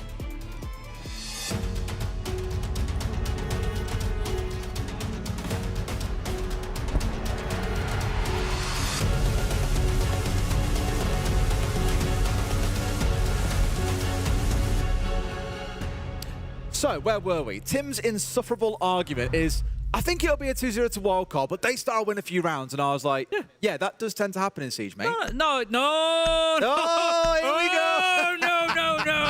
No, I'm not having it. No, absolutely not. I said, look, I think we get some close maps. I think maybe a 7-5, a 7-4. I think it's a close game, but yeah, I do think Wildcard come away with a 2-0. And you were like, no. What was my actual response to that, Tim? No. It might sound like that to you, but the actual response was, I think it depends on which side, on what maps. And I think with how this one goes, and from the labs that we saw yesterday, this is one of the ones where I think DAYSTAR will be pressed to get over 3. Now, of course, I'd love to see them do more. It's, a couple of these guys have been on the international stage before. They were at SI23, but for 3 of them, they have not been on a stage of this caliber. And you're against a team, and the reason probably why I'm so excited about Wildcard is this is a team that, as the desk said, kind of came out of nowhere a little bit last year. Reload was like, all right, then you went pretty far. You lost to an eventual finalist in CAG. Okay, then so be it. That's cool. They then went to go and do the same thing at Munich, and of course finish in 4th place, losing to M80, who eventually won the whole thing. I think Wildcard are being slept on as a team here, and with the last few months they've had to go away and work, you're going to see something really spectacular at this tournament, and I think today will be a statement game from them. I might go full DAYSTAR bias. Go on then. Just to rile you up. You won't rile me up. Every kill they get. The thing is, I know you're kind of doing to me what I normally do to you, and you're just being really insufferable. It's annoying, isn't it? Like, I know they're still going to lose. You're still like, well, they won 3 rounds, didn't they? And I'll be like, Tim, shut up. I just know it's coming. I know it's coming. Yeah, I think they're going to do all right. Let's see how we get on. We're going all right, Tim. Give me a round prediction. 9 maps across the series minimum. 9 maps? They're going to win 9-0. It's a long series. 9 rounds across the series. All right, okay. I could get on board with that, but I think I'm going to go with 6. Okay. Let's see who ends up the closest then. Round 1, let's see who comes away with the win. I will say, on the other side, I know I've been kind of, bigging up DAYSTAR a little bit there. Impressed with their performance yesterday. You're absolutely right. Wildcard with quality. They were great in Munich. I'm, reasonably good friends with Lagonis, and I spoke to him a few times while we were there. Friends. I spoke to Lagonis a few times while we were out there in Munich, and the vibes in the team were so good. They can see that the work they've been doing is paying off. He's a really patient guy. Everything's kind of steady and nice and evenly paced about him, and you see that coming through into the siege as well. They spoke about it on the desk with the IGL-ing of Spiker and the way, the cohesion in the team and the way that they can adapt and everything else. That comes from the top, and yeah, Wildcard, they've been a great team this year. And as well, I'll go back on my slander on DAYSTAR because you are right. They had an unbelievable performance yesterday against Elevate. I think they took every round but 3. Yeah, 3 rounds. They were very, very impressive yesterday. This is the team with a former world champ on it, by the way. Absolutely, yeah. So this is kind of where the proof hits. They've got to prove themselves here against the big team in Wildcard. Not that Elevate aren't and haven't got the capability to be a big team, but I think it's fair to say yesterday was a little bit of a walk in the park for them. This one might be a bit of a different story. But now Wildcard have got very focused out on the east side of things. They've got control of Electric now as Dash steps in on the Nomad.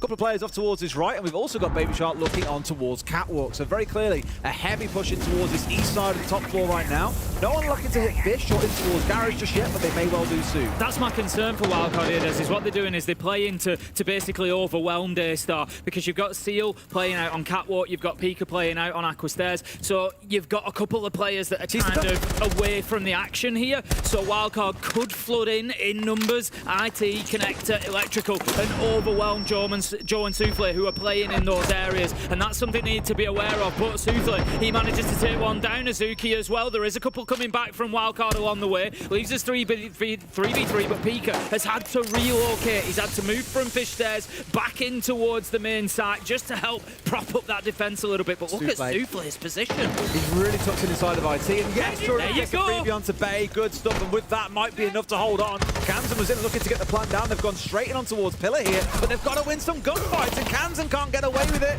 I think they made it fit. Go, DAYSTAR! Shut the hell up, Tim. Shut up, Tim. Don't come for me in the chat. That was a joke. Shut up, Tim. Bias caster! Bias caster! He is a bias caster. Raining on this man. Tell him to shut up.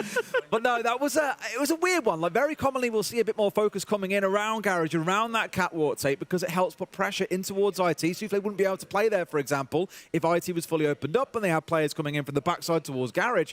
But because it was very one-directional, coming out from the attacking side of Wildcard, it was very comfortable for DAYSTAR to manage. Don't get me wrong, still played it well, both sides getting a couple of kills back and forth, but I think just a little bit too, again, one-directional from WILDCARD. Completely agree. As I said, they were trying to kind of overwhelm that front line of DAYSTAR, but what I like from DAYSTAR was when they did lose players in that front line, they actually replaced them really well. Pika moved in from Fish Stairs at the right time.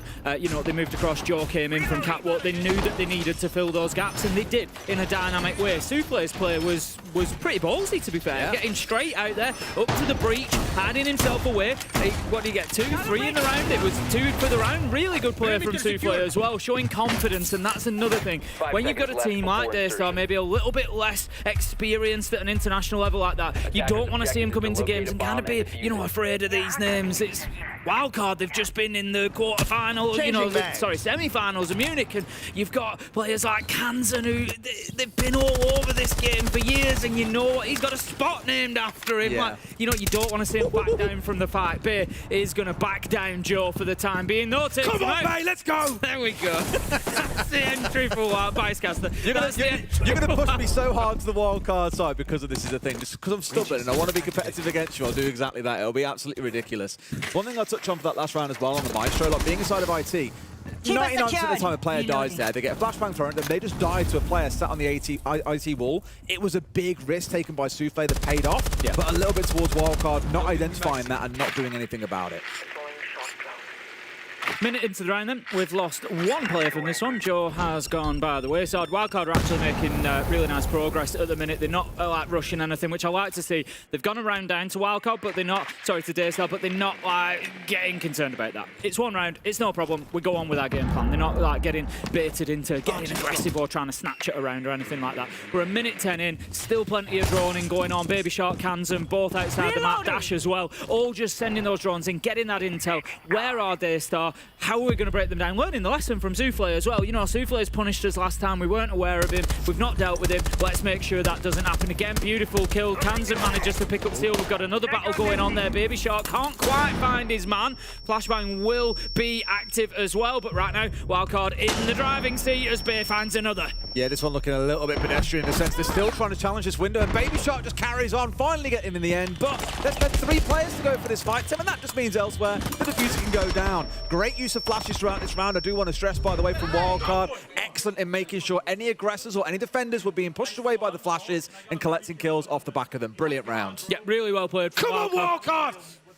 Really good round from Bicecaster. Really good round from WILDCARD there. Like I said, they've adapted from that first round. They've recognised that intel was part of the problem. They were punished by Souffle. They weren't going to allow that to happen again. And then they have gone in there in a nice structured way. And it plays into what they were talking about on the desk as well. Fox and Lax were talking about Spiker and this IGL in and how the team blueprints. Look at them. How the team is so controlled. And that's what we saw in that round. Really nice control. A really nice IGL'd round. No rushing. This is how we're going to go and deal with it. These are the positions we need to take out. Really good stuff from WILDCARD like that. All right, so one apiece. You've seen a little bit from both teams so far. A good defense in round 1 from DAYSTAR and a brilliant attack in round 2 from WILDCARD. Even biased in the language that I use there. Did you see that? I said good about round 1 and brilliant about round 2. How does that make you feel, Tim? I feel fine. You sure? I'm not as easy to bait as you, Des. I don't know. You're easy to get on the hook. I don't know. I've got video evidence of how easy you are to bait sometimes. To be fair. The wonderful one about a fortnight versus 2 weeks and all the rest of it was brilliant. To be fair, I do have a habit of biting.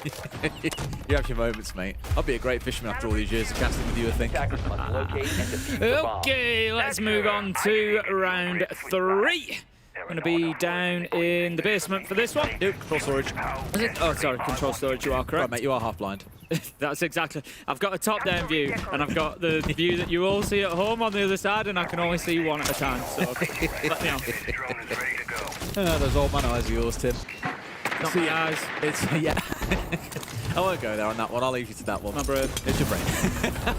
I will say, the mirror has been something across a couple of rounds that we've seen stepping in, but look at this. They've just gone straight in through the storage window, and they're already planting in. What more is there to say? They've got full control, 3 players inside the storage. Dash has gone a little bit aggressive there and trying to hunt down what's going on elsewhere around the map, but it doesn't matter because he was the distraction party. Spiker has got that diffuser down there outside the building, and Kansan is ready to strike on the vertical if they come above IT. This is very well executed, and Daystar have been completely blindsided. Yeah, it's another good call from WILDCARD there, just recognising that I think, you know, yeah, let's throw a few curveballs at them.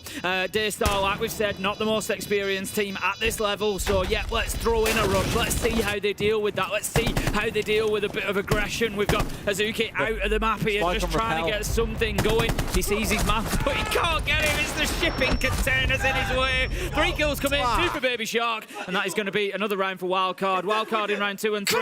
WILDCARD! Looking a cut above. Very good from the North Americans in the last couple of rounds. Absolutely excellent, yeah. I'm rising above. I'm rising above. You being the bigger man, are you, Tim? Yeah, I'm rising above it. It's all right, mate, so I argue not the bigger man. Someone said to me yesterday, like, oh, you're taller than Tim. I never realised that before. And I was like, I've always been taller than Tim. No, he just wears big shoes. True. That's not true. He just wears shoes with big soles. That's not true. To get that extra inch. Honestly, don't expose me. We're already in for a Daystar timeout here. No surprise, really, after 3 rounds. You've had one of each side. Let's have a listen in. 喂，哦，有了吗？好，前期跟中期的时候啊，我们 focus 在打个小组，我们选一个区域，像你刚刚那个垂直房，可以打车，我们就专注在控好我们的 vending 或厨房，而其他帮点，对，如果点内需要帮提早讲，阿主席，点内需要帮提早讲 ，OK， 好不好？小心他们打快的，然后 win con 记得点出来，刚就像皮卡讲的，最后 win con 根本没点出来，好不好？ 沟通，会紧张就沟通 ，Seal 会紧张就沟通。奥子琪多讲话，点内看到什么，要不要支援，现在需不要支援，还是怎样的，好不好？做出一点判断，读懂他们要干嘛，然后丢出解法 ，OK？Let's go。 2 really well RGL rounds coming out of WILDCARD, round 2 and 3. So Daystar, you know, I think the conversation there probably needs to be around, let's be aware that they might come in with that aggressive rush. We need to be, you know, prepared for that from second one. But also, I think it's about, you know, controlling the round, controlling the map, not allowing WILDCARD to be coming in on this kind of land grab and moving through the map. You know, round 3, it was a quicker rush and just go in and get the diffuser down. But round 2 was very methodical, just kind of, you know, we're going to edge forward, get that kill, we've got that ground. We're going to move forward again, we're going to get that next kill, we've claimed that ground, and I think it's about, you know, slowing that process down. Good thing for Daystar, they back up to the top floor. That's going to help them. They were very good last time. What I would like to see from WILDCARD here is get them surrounded. Get that attack coming from multiple directions. We criticised that in the first round. It was all east side, all connector IT. Didn't really work out for them. I think stretch Daystar on this defence. Give them something to think about on every single side and see how they manage. And there's also an element here of the ban that came out of Daystar being the Dockerby probably has also gone to WILDCARD's favour, being like, oh, well, this is fantastic for us. Because it does leave that Blackbeard available to them. It hasn't really shown itself as a major threat. They used it in round 3 to get the plant down, and that was it. So the team haven't had to endure it, but back in round 2, they did have to suffer from the Dockerby calls coming out. So I actually think here, WILDCARD has sort of baited out that Dockerby ban and then said, cool, we're playing Blackbeard non-stop, and removed the main thing that was a nuisance to them that I mentioned earlier on in the mirror. It was played across all 3 rounds, so that being removed certainly makes their life a bit easier. This might prove to get even more painful for Daystar. Yeah, Nade comes in. He's not going to do the job, though. That's going to leave the shield in place for Azuki to play behind. It's the Warden as well. That was getting the mute, so it's okay. Now they'll get the flowers in. But still on the Warden. Going to make it difficult he missed.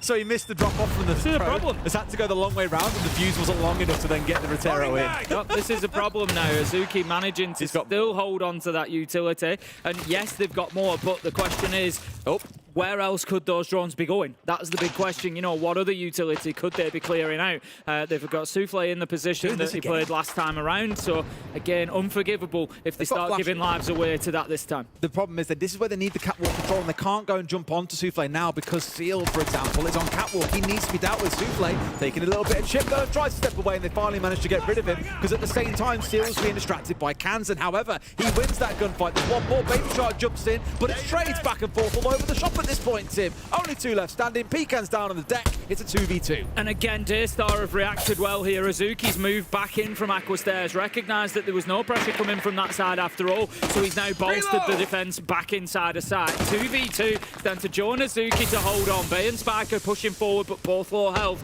as there is a bit of chip damage on the Daystar side as well. Time is the big factor. There's plenty of it for WILDCARD here. They can take their time, they can see if an opportunity presents itself. They've got to bait out the last smoke from Joe, and then they can worry about trying to make their play, I think. And that's probably the little dance they're playing now. But the problem is the attackers don't really have an easy way to get through and deal with the setup out of these last 2. They're standing side by side, really straddled across the 2 sites. I was going to say a rotate away might be a good idea here to push in towards Electric, but Joe's made a move of his own. He's inside Electric. He's got the shotgun close range. He's in a good spot to be able to contest this if they do try and push through. And they're going to know from... There you go, Too bulletproof easy. cam, as I said. They're fully aware Bay's walking in. Azuki's got his teammate telling him where and when to swing. Does exactly that, and now it's up to Spiker. About 30, 40 HP. He's going to be opening a wall with an exothermic. 15 seconds left to go. He's got no option, really, other than to just go in looking for kills. He's actually used that exothermic as bait to then go around the opposite way. The barbed wire is going to make the situation even more difficult, and DAYSTAR have played this well. Nice and calm, not got carried away, not gone chasing the kill. Another successful top floor. It's 2-2.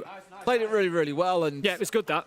I again still have question marks. I know there was some attention put out towards the west side of things, you know, trying to get the shield in Aqua, that no one actually pushed in through there. And then this hopping in through the window in towards Garage Catwalk, again, a bit curious. Like, they lost 2 players trying to do that.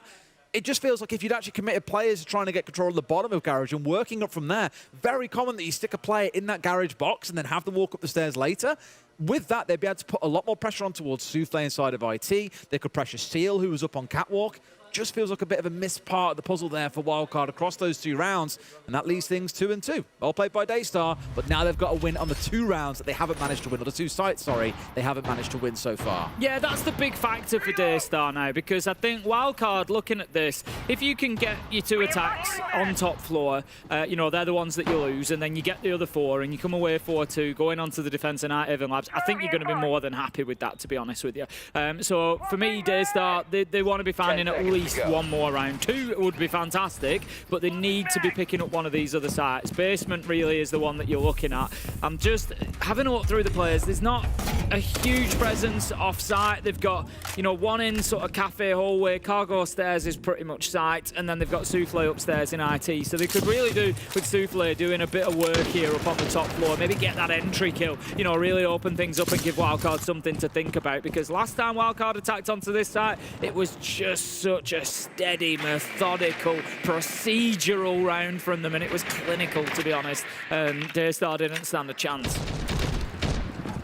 Right, well, Bay is on that ramp, so a lot of vertical control to be established on the top floor first. That means pretty much everyone on WILDCARD will kick things off up on this top floor, get it cleared out of the defenders that are up here, of which right now there's only the one. It is Souffle dug in on the Tubarão.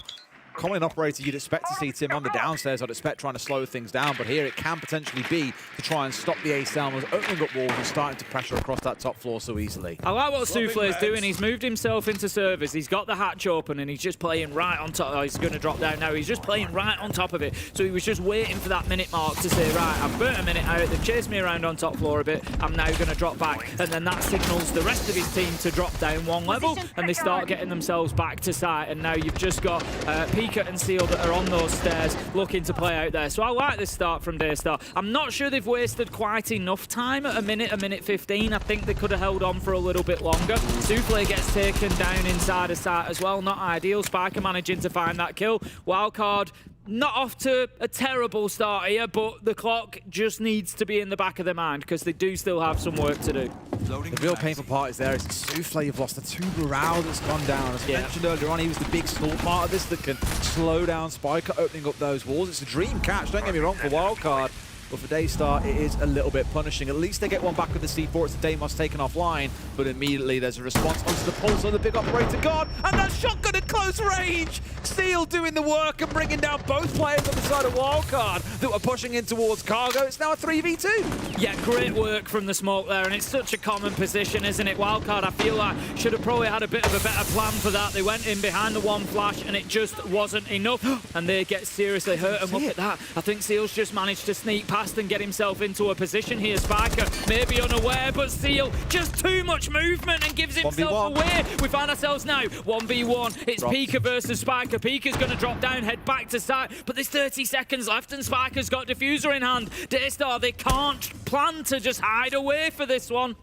Well, Spiker's got to get and get the kill. We actually did a very similar spot yesterday in our G2 game, I want to say it was. Maybe it had been the prior one where there was a plant going in inside a tank here. And I believe it was Doku then ran out from where Pekan is right now and gets the shot onto the player to win the round out. Spiker's going in for the kill, so knows where he is, but Pekan hits the shots he needs. Spiker goes down. And DAYSTAR pull into the lead. 3-2. We expect them to do well on the defense. The big questions for DAYSTAR are going to come on the attack, but you still got to get those rounds on the board, and getting that basement win is really good for them. It means that WILDCARD can't come away with an advantage after the attack when they move into the defense, which is where we expect them to excel realistically. So they start doing well. WILDCARD just, again, I think, you know, failing a little bit on that push to cargo stairs. They need a better plan here. There's two of them, they swing, and it's difficult because you're playing on a single doorway. You're giving him the engagement in the wrong place, really, at the kind of wrong distance, because you can't create a situation on a single doorway like that whereby it's a lose-lose for the smoke. There's every opportunity because you've got to swing one at a time, otherwise you're going to shoot each other. You've got to go one at a time, and that's perfect for that smoke shotgun. You know that he's going to do exactly what he's just done. So great play from Seal. We saw it from him yesterday, to be fair. It was pretty much a 1v4. He didn't get all the kills, but he got 3 of them, and then the time ran out, and, you know, he closed out the round in 1v4. Seal showing some real clutch ability in the Invitational so far. All right, well, we're looking to go down towards a similar sort of setup as before, with the Pulse and the Solus coming on side. A lot of information being fed across the DAYSTAR, and I feel it's good for them to have made this adaptation to what we saw from the first 3 rounds out of WILDCARD, because what stung them in those 2 rounds they lost, it was these very execute, fast, rush-heavy rounds coming out from WILDCARD. How do you stop that or prevent it? Have information it's going to happen. A Pulse and a Solus 100% help towards that end, but I think there's a bit of respect being shown by the other side because Bay is cross onto the IQ. Joker on the smoke going down easy early on. Not great here. Tend to try and want to hold on to those smoke grenades till later on in the round. Yep, Joko is Joe gone. Dash manages to pick up Seal as well. 5 versus 3 now. And that is, again, good advantage for WILDCARD. These are the attacking rounds where they've really excelled, where they've been able to go in, locate those players, pick up kills and get the man advantage, because they don't kind of chase the round from there. They will still play methodically, and they will use. We see some teams get a man advantage and not really use it, not really, you know, take that opportunity, whereas I think WILDCARD so far today, at least, have been very good at doing so. They've lost 1 along the way. Dash has been taken down. He was playing on the knock, so not the end of the world. He will have probably been playing on a little backstab somewhere, seeing, you know, if he could sneak into a tough position and get a couple of kills. But he's been found out by DAYSTAR, taken down, and that leaves us 4 versus 3. But it worth raising that WILDCARD have had the entry across all 5 of the last rounds. Only in the first round did we see Souffle getting the entry onto Spiker, but despite that, obviously they've lost 2 of the 4 that we've seen so far. This one's still to be determined, but this goes to show that DAYSTAR have been pretty good at fighting back into these rounds when they've lost players. This one may start moving to be a stretch too far, though, Tim. It's a 4 versus 2. WILDCARD surely can see this one out. Yeah, there's all the time in the world left for him as well. 1:20 when you've only got 2 players to find. It's going to be really tough for DAYSTAR to hold on. I just want to give Spiker a shout for that last kill as well. We saw Souffle with the Reaper primed and ready to go on the window, knew that the challenge was going to come, but Spiker's still hitting the reverse headshot to take him down. Beautiful stuff, and that really does cement the advantage. No way, for WILDCARD. back for this. Kanza manages to pick up Pika, but again, that leaves us in a position where it's WILDCARD getting back on the drones, still with the due diligence, still making sure that they know exactly what's going on. Last kill picked up by Spiker. That's going to be WILDCARD leveling things up. 3-3. That angle as well through the floor on top of the boxes outside from Spiker. Wonderful stuff. For a second, really thought we'd see the shotgun coming out for a second top fish again to get a freebie, but no, Kanzan was there on the watch. Good cover for his Deimos teammates. Now we march, as you say, all things equal, 3 apiece. Let's take a look at what bans come out to kick things off. We saw the double shield ban coming out in the first half. We had the double Electro Bros coming out in Bandit and Kai being taken away, followed, of course, by Dockerby and by Mira. First bans are probably, I imagine, going to be including a shield. In fact, no, it's going to be the ace taken away. So hard breach is going to be the focus, I imagine, for WILDCARD here. Probably going to be followed up with a thermite, I'd imagine, as the next ban, or a Hibana. Yeah, you would have thought that they'll probably go in. They might take a shield, though. We've seen a little, you know, prior over yesterday particular of kind of taking the shield and the hard breach. We'll see where it goes. Double hard breach would make sense, though, as you say. And here they go. It's going to be wow. There we go, Mirror and Capita. As I say, sometimes just, you know, taking Ace is just such a self-sufficient operator, and I think, you know, taking him along the way, he's, you know, able to work around the mute and things like that. So definitely a good hard breacher to be taken out of the action. Capita, we know the value there, particularly for clearing places like Catwalk. It's not actually, it's going to be a storage and control defense coming out to begin things here for WILDCARD, but we may well still see some presence up on the top floor in and around Catwalk. catwalk. So if that's the case, by getting rid of the Capitao, you really secure that position. I'd expect maybe Bay on the Azami to be playing up around there. We do see them quite often up on that catwalk in the corner, just around there. And yeah, I think getting rid of that Capitao is going to keep them a lot safer, because IT Wall or Garage Door are both prime locations to put fire arrows up there and make life an absolute misery on that corner. Look at those bans in a bit more depth as well. It's definitely target bans coming in against Suzuki and Steel, respectively, with the Ace and the Capitao bans, two of their most played operators, both in their top 3. No huge surprise. You want to try and take away some comfort operators from the other side here. Just make life a little more difficult on the attack. Key one, of course, worth noting is that back in the first half, we had the Kaid and the Bandit banned away. Here, the Bandit's available, so naturally we're going to see Baby Shark jump straight on towards that. Both IT walls electrified off, and I imagine they'll also go towards the wall that looks in towards Connector. At least that appears to be the case. So there's going to be a little bit more to work through on the other side, but this is why having things like the Zero and the Twitch on side is going to be helpful. And failing that, you've got the IQ that's going in below, but that's been brought along, I'd imagine, more for the Pulse and the Valkyrie. The Valkyrie especially, an operator we haven't seen tons of so far at the tournament, Tim, but I think we all know just how scary she can be with that information. We see it just being pinged out there from the Soloist. Like you say, the Valkyrie as well, just real heavy intel game from WILDCARD. And it's going to make life very, very difficult for DAYSTAR. I'm very interested to see what they do here, given that it's their first attack. As I said at the beginning, an attack is going to be the more difficult side for them, I would expect. I like this, though, bringing the IQ in, taking away that util that we're talking about straight away.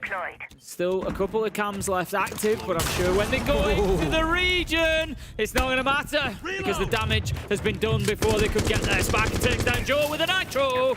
This is the thing, they've been playing into this intel game all day long when you've got the Soulless, the Valk, and the Pulse on side. It's just horrible to play against. And as you've seen, one C4 thrown, one connected. There's still 2 more in back pocket, Tim. Plenty more boom to go around in this round. Well, let's not do it again. I think he was a little bit too far across that it went on the electrified side when he was trying to get the non-electrified side and just happened to catch it. Okay, unlucky. We're going to see... Not ideal, as you famously said, Tim. No, not ideal indeed. 5 versus 3, Dash manages to pick up Seal, and WILDCARD just having the run of the show at the minute. They're up there on the top floor, making it difficult for DAYSTAR to come in. Every time they try to get in through a window or door inside of the map, they're just being challenged immediately. Souffle does manage to pick up one onto Dash, but in all honesty, you feel like that's maybe all they're going to be getting out of this round. 2 versus 4 now, a minute left to go. They don't have Diffuser. Azuki's down, actually, going to be finished off by Spiker, and this one looks like the race is run. Do love how mobile we've seen WILDCARD throughout this defense as well. Like, it's something we commented on yesterday for a couple of teams, G2 especially on Clubhouse, a map that very famously had as their permaban. They played it extremely aggressive, always trying to get onto the flank of Shopify Rebellion. Sometimes it worked, sometimes it didn't, but it was the fact they didn't stay still which made it hard for Shopify Rebellion to deal with it at times. And I think you've seen that out of WILDCARD here, not resting on the laurels, not sitting back on site. They have kept on being mobile around the map and hunting down those final couple of players on the DAYSTAR side. Really good first defense. Yeah, it was very, very solid, and that's why I said, you know, that's when we're going to see the real test of DAYSTAR, is when they get onto that attack. The tactical timeout, of course, has already been taken, so there's nothing that the coach can do to kind of interject any further here, and it's going to be up to the players to figure this one out on the attack. But yeah, you know, number one here has got to be getting inside of the map. Now, don't get me wrong, I think control storage, if we're being reasonable, control storage for me is probably... If we're being reasonable. If we're being reasonable, because I know what you're like. What am I catching strays? What? It's not a stray, is it? It's based on past behaviour.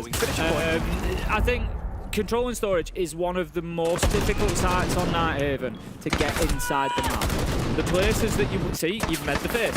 I knew you were going to make. I think because it's that mid-floor, you've got players above, you've often got players below, and it makes it very difficult to get in anywhere. All your points of ingress are kind of within a room of the main site, whether that's up and down, whether that's left and right, they're kind of within one room. So you've always got somebody fronting you up when you're trying to get into the building. Whereas I think for, say, a top floor, there's no reason that you shouldn't be getting in. You should be into meeting, into connector. You should be able to push in maybe towards catwalk or aqua, get one of them. And I think getting boots on the ground inside the map is much easier when it comes to a top floor or a basement defense, because you're kind of taking yourself to one extreme of the map, top or bottom, and it just gives you that bit more space as an attacker. Reasonable. No comment. I refrain from commenting. You'll never know if I agree or disagree, and that's probably the way that this should end. As it stands, we're back up on that top 4 again, and it's more the same with the Bandit coming along. IT electrified off, but also, of course, got Connector electrified off at the same time here. So it will be that little bit harder to push on forward for DAYSTAR, if not already made harder by the fact that Seal has been picked off nice and early here. Again, Wildcard are playing quite aggressively. They don't want to give over any real ground to the other side. Always want to try and keep DAYSTAR on their toes. And it's true of more structured teams, but I think also slightly more like fragile teams like DAYSTAR, who are still trying to, find their feet a little bit. I think, especially here at a big tournament like this, again, for most of their players, it's their first time on the international stage. If they've got a game plan in mind, okay, here's our set strat, here's how we attack, here's what we're going to do. Best thing you can do is get up in their face early and pick off a player or two and just totally upend that game plan and force them to think on their feet, because that is where less experienced teams tend to struggle.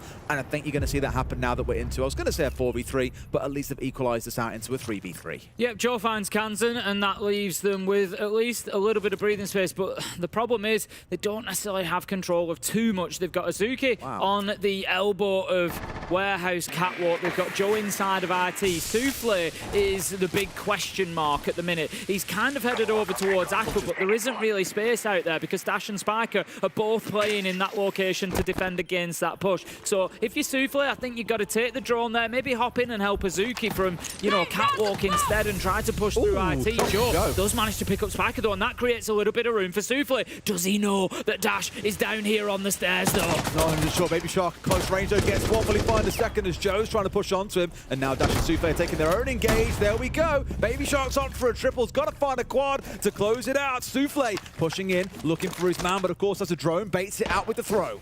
This is so winnable with the DMR. He's up against, SMG or shotgun. Those are the choices. If he can keep this long angle to the engagement, it really benefits him, but he couldn't. He went moving in to try and find that kill, and he gave Baby Shark exactly what he wanted, and that was that opportunity to just close the gap a little bit and hit the shots with the SMG. Great finish from Wildcard, but DAYSTAR, you feel like that was probably, if you're not going to win a round, it was about as close as they were going to come to getting an attack. I think the problem there in the 1v1 was he hesitated, Tim. Yeah. It's all good sitting and holding the angle, but he kind of ran and then stopped at the doorway where he was exposed to both sides at the same time. Wasn't then good up, ready for the challenge to come in. Just looked a little bit messy, unfortunately, for him. And it does give Wildcard the round to go 5-3, opening up that 2-round lead in our favourite round in the game, Tim, of round 9. Wildcard win this one. They've got a 3-round lead, and we're at map point. He's enjoying that one, isn't he? He played it. He should enjoy it. He played it perfectly. He did. So, even the little things. He took the challenge on the door, and then we saw the cycle straight away to the shotgun. I know I'm on a close-range engagement, so he takes that fight, and he wins it with the shotgun. But then what does he do? He hears the comms. Souffle is over. He's got Dash on Aqua, so he knows he's coming from the other side. So straight away, he dips himself back into IT because he knows where that attack is coming from. If I go into IT, I've now got a narrower cone where I have to look, where I have to keep an eye on everything. I can see him coming. He's not going to be able to hit me on a flank. I'm not going to play a game of, ring around the roses around Pillar, for example, hoping to get on the right side and giving him that opportunity of a 50-50 fight. Baby Shark put a wall behind his back and guaranteed himself, I know the fight is coming from that direction. And it was really good from him, really, really good. Okay, let's see then how round 9 goes. As I said, it's quite a crucial one because if they lose it, DAYSTAR this is, then it's 6-3. There's a 3-round difference and Wildcard are at that point. If DAYSTAR went back in striking distance, you can see a world where they can fight back in. The problem is they are yet to win an attacking round, and this is the 3rd round of the half. The 3rd site that they need to attack to show what they can do. Not forgetting that Wildcard started out 2-1 on the attack. For DAYSTAR, they simply can't match that record, so it is definitely an uphill struggle for them at this point. Let's see if they can change things around. It's going to be a full map clear by the looks of it, as well as we have got some players upstairs from the side of Wildcard, and it is the basement that they were defending. So a lot potentially to work on for DAYSTAR. Otherwise, they can try and hit the site directly, but that feels like a pretty big risk. Even with the phone call ringing out, Kansan still manages to remove the Dokkaebi. Arguably there, Pican miles ahead of the rest of his team, way out of position, and pays the price for it. Yeah, this is where I was a little bit worried about DAYSTAR. As I said, getting onto the attack, having to react to what Wildcard are doing. You're much more playing Wildcard's game here. You're playing into their setup, and Wildcard are just super organised, and they're defending really, really well at the minute. So very impressed with the North American side. They're making it so difficult for DAYSTAR to really gain any ground. They're using intel well. We've seen the Valkyrie being brought repeatedly. Wouldn't be surprised to see it banned out after this round, by the way. And yeah, I think doing a great job at the minute of just holding DAYSTAR at bay and giving them nothing. Batman in the form of Blackbeard, apparently. Takes a little bit of chip on his way down there, Joe. Almost fortunate in a sense that the C4 was in the hands of Dash at the time and not his guns pointed directly at his feet, but steps up with a wonderful shot onto Baby Shark. But that's the problem, Tim. They get one, elsewhere they lose two. Yep. Once again, we're in a 4 versus 2 for Wildcard. The trades have been great from Wildcard, and again, it just comes down to that team play. Joe manages to pick up pace, so that's second, nearly makes it a third as well there. Seal just getting caught out almost as well. 1 versus 3 as Sparker takes down what seemed like the real threat, the Blackbeard on the side of DAYSTAR. So now Seal with super low health. I said he had a 1v4 yesterday. He's not going to do a 1v3 today. Dash, he races towards the end of this one as he manages to put them onto map point. It comes back to all that I said earlier on. Wildcard, if you look at the kills that came through there was nothing going on around sites itself. Everything was either getting C4s upstairs, it was looking for kills around the first floor. The initial killing towards the Dockerby, for example, was right in the middle of control and storage. It was a very strange place to be in to lose a player so early. But Wildcard are not sitting back when they get these entry kills. They are constantly pushing forward, not giving DAYSTAR time to recollect themselves. And that is what's making them just look so disheveled, disorganized, chaotic right now. It's working wonderfully for the North Americans. They're at 6 and 3. We're going to Kitchen and Cafe here, Tim, rather than restarting our cycle. And interestingly, no, it wasn't the Valkyrie taken away. It was the Ram taken offline instead. Okay. I mean, that makes... The Army, sorry. Shut up. Shush. Don't talk. Carry on. Makes perfect sense. Shush. Makes perfect sense from both Be directions. reasonable, Tim. I am being reasonable. Thank you. Both bands make perfect sense. I thought you were going to say it makes perfect sense. Yeah, speaking about Valkyrie, and it's a ramp band away. Lol, there's attack and defense. Hello. That doesn't make sense. Yeah, it makes perfect sense for Wildcard to have taken the Ram away, knowing that they were going to Kitchen.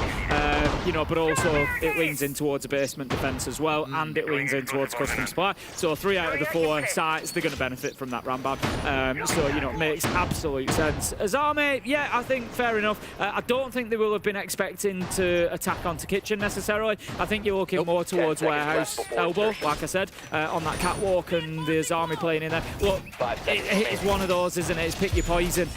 Is there value in taking the Azami out? Yeah, of course there is. Have they played Valkyrie and hurt you with it every round? Yeah, they have. So, are they going to do it again? Yeah, they will. You know, but if you take the Valkyrie away, they're going to do the same with the Azami. The problem is that you're playing against a very top-tier defense at the minute in Wildcard, so, you know, you've just got to pick what you want to deal with, really. And also, I just want to stress, I spoke about it back in the first half. That's now been 8 rounds in a row that Wildcard have found the entry. Yeah. They start finding the entry only in a single round. That was number 1. This is the kind of worry that I had for them coming into today, was you are against a different caliber of competition today. I know you had a great day yesterday, but Wildcard are probably a top 4 team at this tournament, given how their performances started to shape up last year. I think they are being met with a harsh dose of reality, unfortunately, at least here on Labs. Maybe things are different for them on map 2. If things carry on as they have, it could be very, very rough, as I expect Wildcard start on the defense on map 2. I just need DAYSTAR to get one more round. I told you, mate, 6 rounds. That's what number I put to it. If they can get one more and they go for 4, then I'm happy. Souffle manages to take down Kamsen, just overcoming that 8 rounds of consecutive entries, but the trade is there. It's a little bit late, but it gets the job done. Dash managing to take down Souffle, and that is going to be a big loss as well. They've just lost those Rotero drones, so utility may well stay in place for Wildcard now. Baby Shark's got a C4, and he's currently lurking around underneath where Pecan was pushing across in the gridlock. There you go. Biker finds Suzuki. Still another C4 yet to toss as well. They've been very, very good with these C4s throughout this half. Wildcard playing off a lot of the information they've held onto, and even though they haven't got a lot in this round, they'll still look for it. Baby Shark not quite finding his man, but it's just a reminder to DAYSTAR, we can find you at any given time. Yeah, you get a feeling that Wildcard now are going to be pushing this one over the line. 4 versus 3, very much, you know, plenty of hit points on the board. Joe does take down Dash though, but again, we've said this, the trade game for Wildcard has been good. Maybe not a direct trade, but once DAYSTAR get a kill, Wildcard always seem to find one in response, and they keep that man advantage. And again, it just shows that they're working really well as a team. They've got crossfires established. They're there to impact on each other's deaths. They're there to you know, keep that man count advantage for themselves. So really, really good from Wildcard. Well, the last 2 players in DAYSTAR are now both gathered inside of the lobby and pushing their way from north down towards south and towards the site. Makes it a little bit too easy for Wildcard to sit back there. They've got 1 player off to the right, 1 to the left, and 1 dead ahead. Almost like a 3-way crossfire starting to form, or at least points of aggression to send back onto them. It's not going to be pretty. Pecan's starting to move his way down the corridor to the right, as you can see, but Baby Shark finds him first, unfortunately. It's a 1v3, and it is map 7-3 to Wildcard here on Labs. Off to a strong start at SI. Yeah, great performance from the North American side there. Coming in, you know, we always say you can only beat the teams in front of you. I think DAYSTAR, particularly on the defense, they did put up a good showing of themselves, but ultimately you could see towards the end there the gulf in performance between these two on Nighthaven Labs at least. So we have to see how they go on the next map. All they can do is dust themselves down and pick themselves up, Tim. Let's see if they can do it after a short break.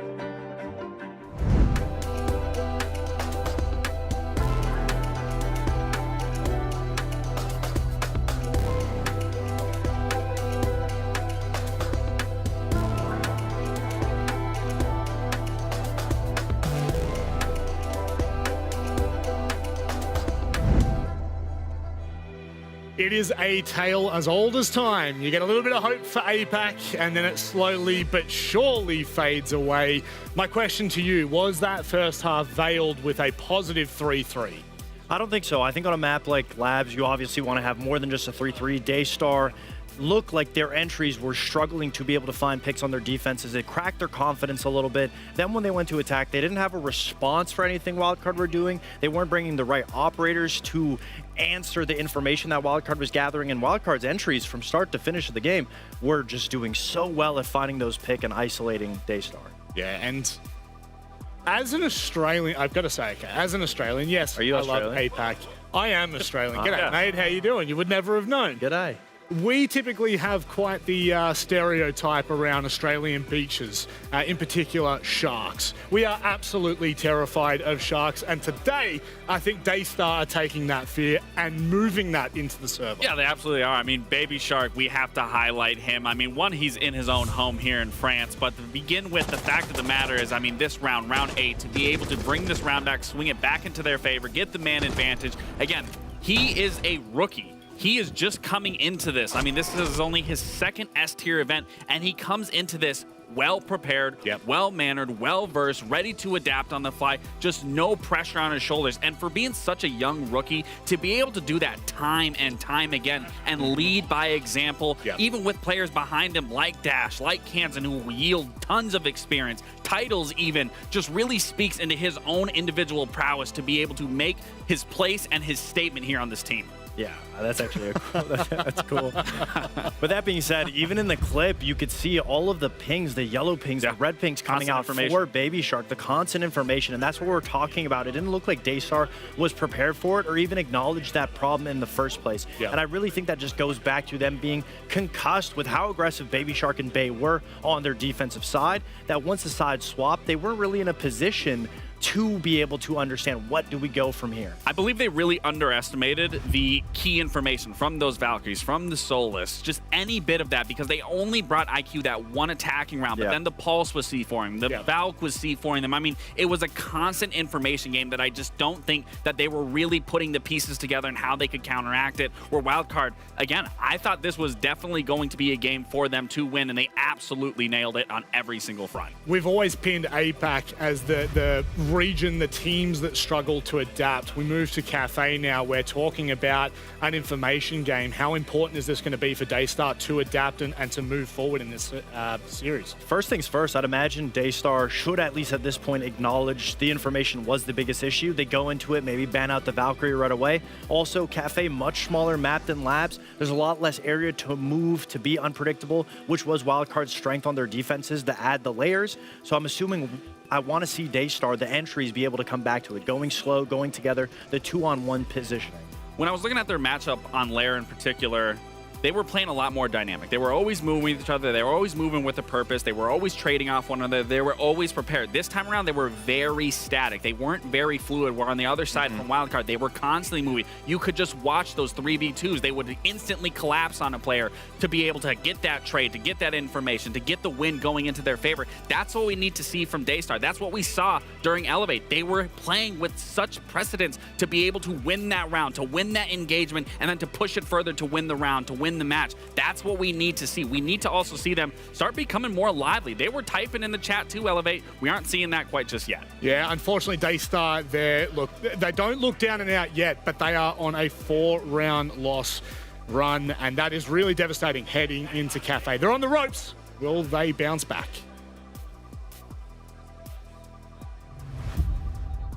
Will they? Will they bounce back, Tim? Yep. Will they? Yeah, they will, yeah.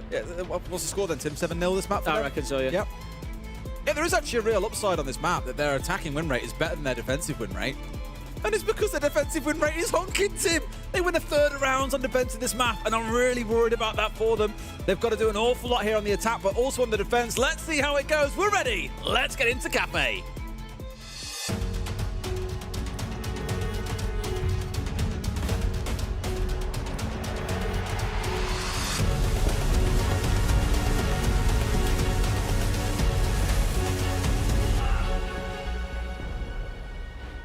Never seen you look so sad, Tim.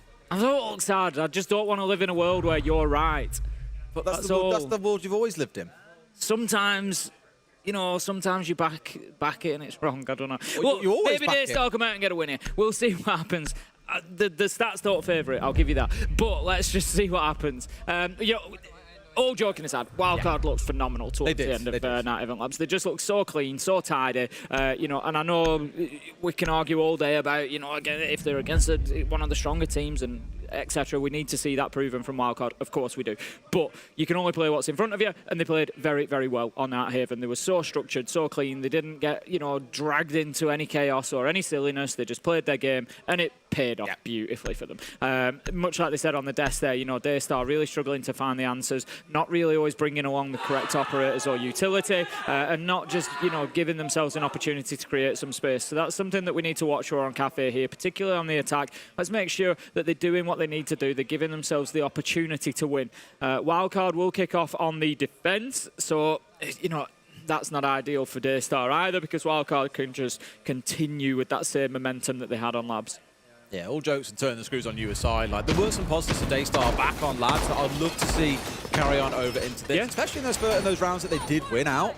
Like, they had some convincing moments. They were winning out 1v1s. They looked like they were able. Yeah, exactly. They were happy to take the fight. Just once WILDCARD stepped their game up a little bit and turned the aggression on, that's when DAYSTAR started to buckle a little bit. So let's hope we can see more out of them. What we do need to quite consistently see is a couple of their players really starting to shine. You know, Jogo had a pretty good last map, but even then, he and every other player was still negative on this team. There was no one that could rise up and match the likes of Bay and Baby Shark, who between them both had, what, 22 kills? They were going absolutely nuclear, only dying 10 times between the two of them.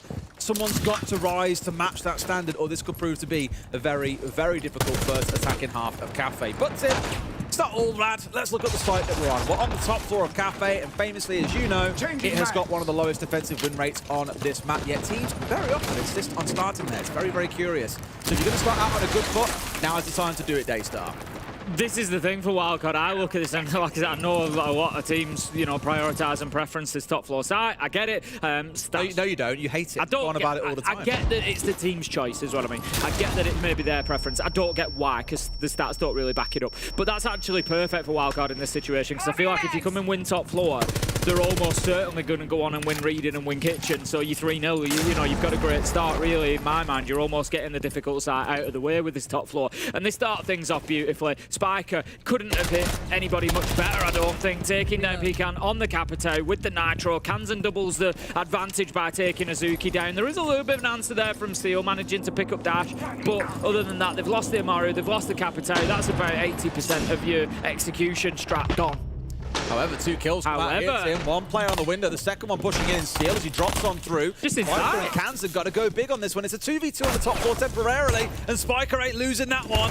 Finds a 2 in towards Cocktail of 3 for himself, and now Kansan has just got to watch the stairs below him as Joe's going to work his way up. Couldn't repel him towards White Window, so he was a little bit behind the rest of his team, had to work his way up White Stairs, and he's got to go big. I mentioned that he had a brilliant first map for his team. Definitely the highest in terms of kills overall. Some good moments from him, but now he's got to go absolutely massive. Kansan gets that closing kill, so it's going to be 3 for Spiker to close it out. A good first round, but a small moment of worry there, I think, for WILDCARD, as DAYSTAR did flex a bit. Spiker's just so good. Just, you know, for a young player in the hot seat, so to say, you know, as the IGL, he's... Not only does the team play so organised, I know this, you know, is something that Lax and Fox discussed before the game started, but his ability is ridiculous. It's not just about what he does in terms of the voice and the organisation of the team, but you see it there. He comes out when his team needs it, bang, double kill. And all of a sudden, a round that looked difficult has just become winnable. It's gone from a 3v2 to a 2v1 in their favour. Just great stuff from him. I honestly, I can't say enough positive about Spiker.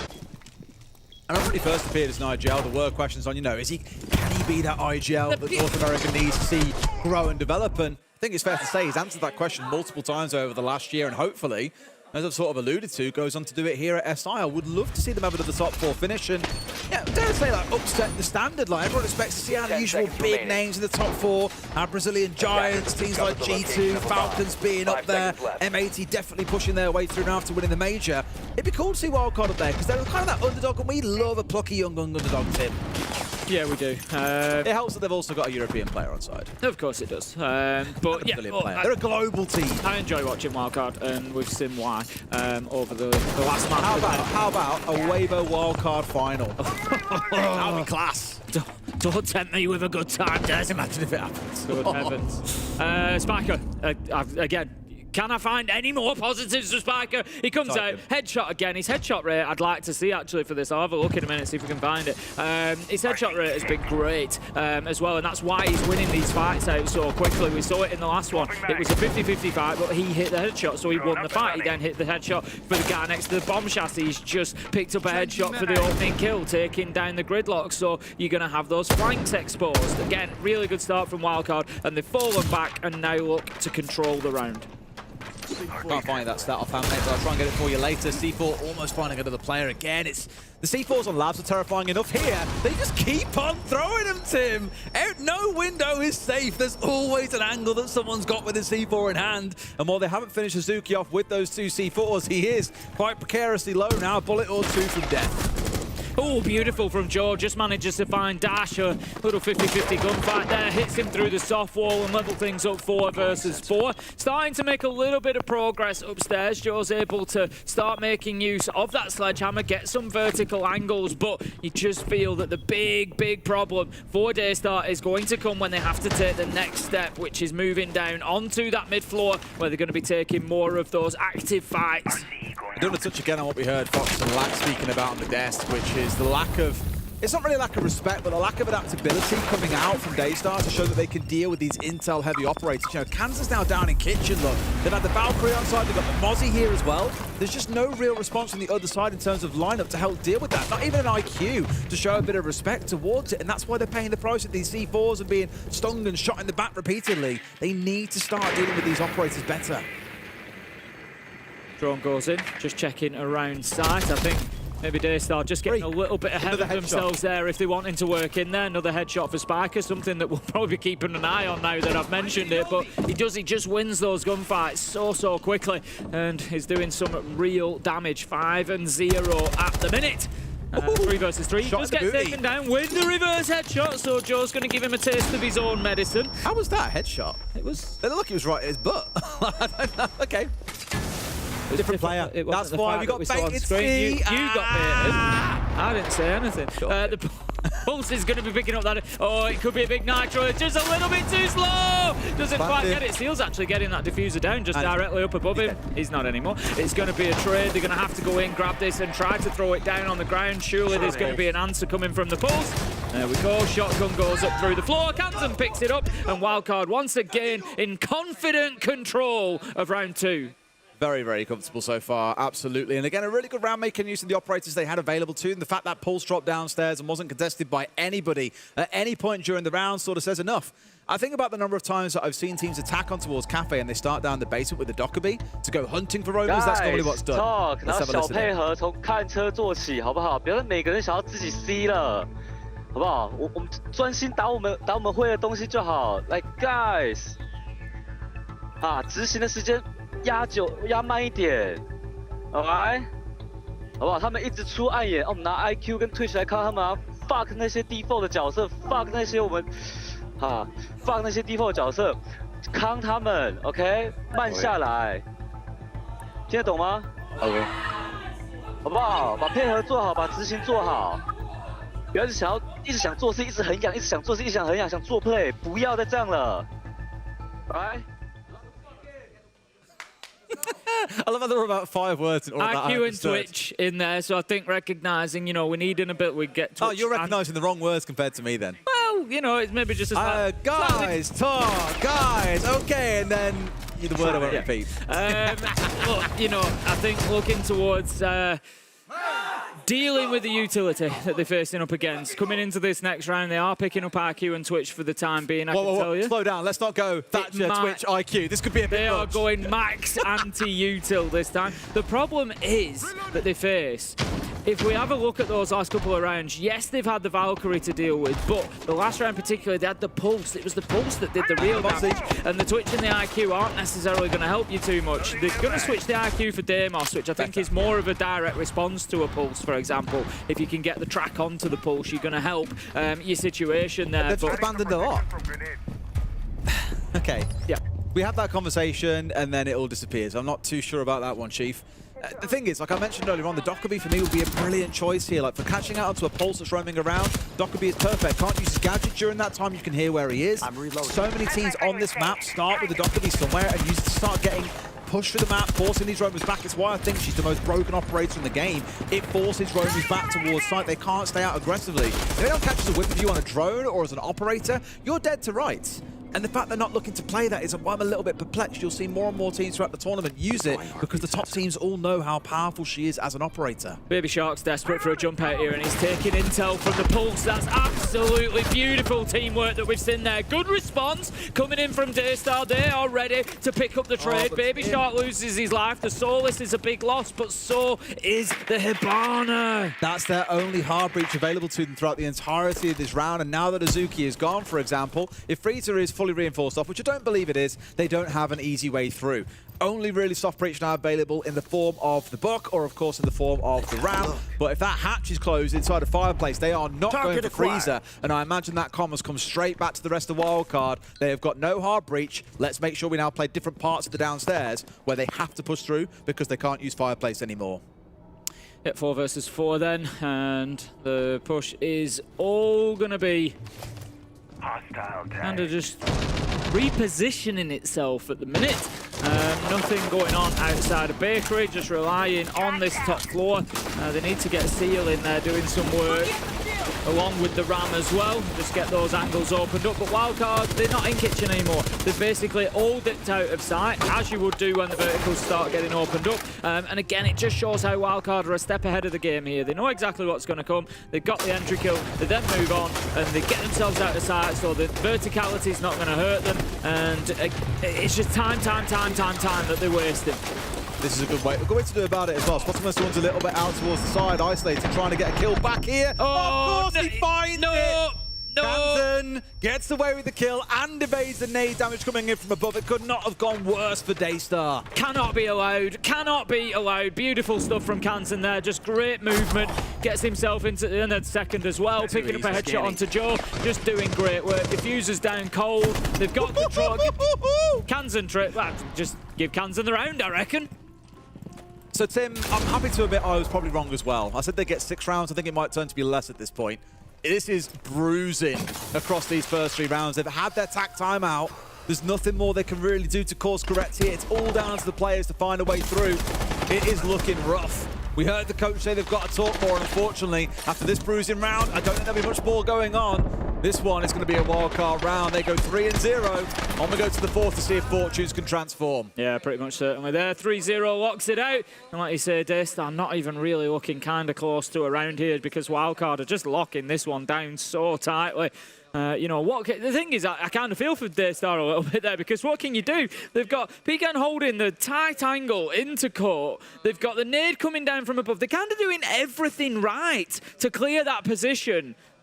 It's just that they're against Kanzen, who manages to get himself into the corner. Pegan's missed it, and it just shows the fine margins we're dealing with at this level of Tier 1 Siege. Pegan's had his opportunity. He's hit Kanzen. When he's gone across to get away from the nade, that's when he has to get the kill. And I know that it's a really tight angle, and it's a really difficult shot to hit, but that's what you're dealing with.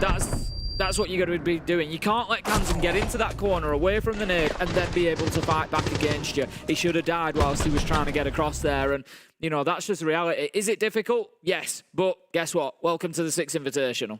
Absolutely. Imagine we'll start the same 3-site rotation. Bar and Cocktail going to be where we head to in round 4 in just a moment. But I think we've got a quick tech pause coming out here or something of that ilk before we get ourselves back into the action.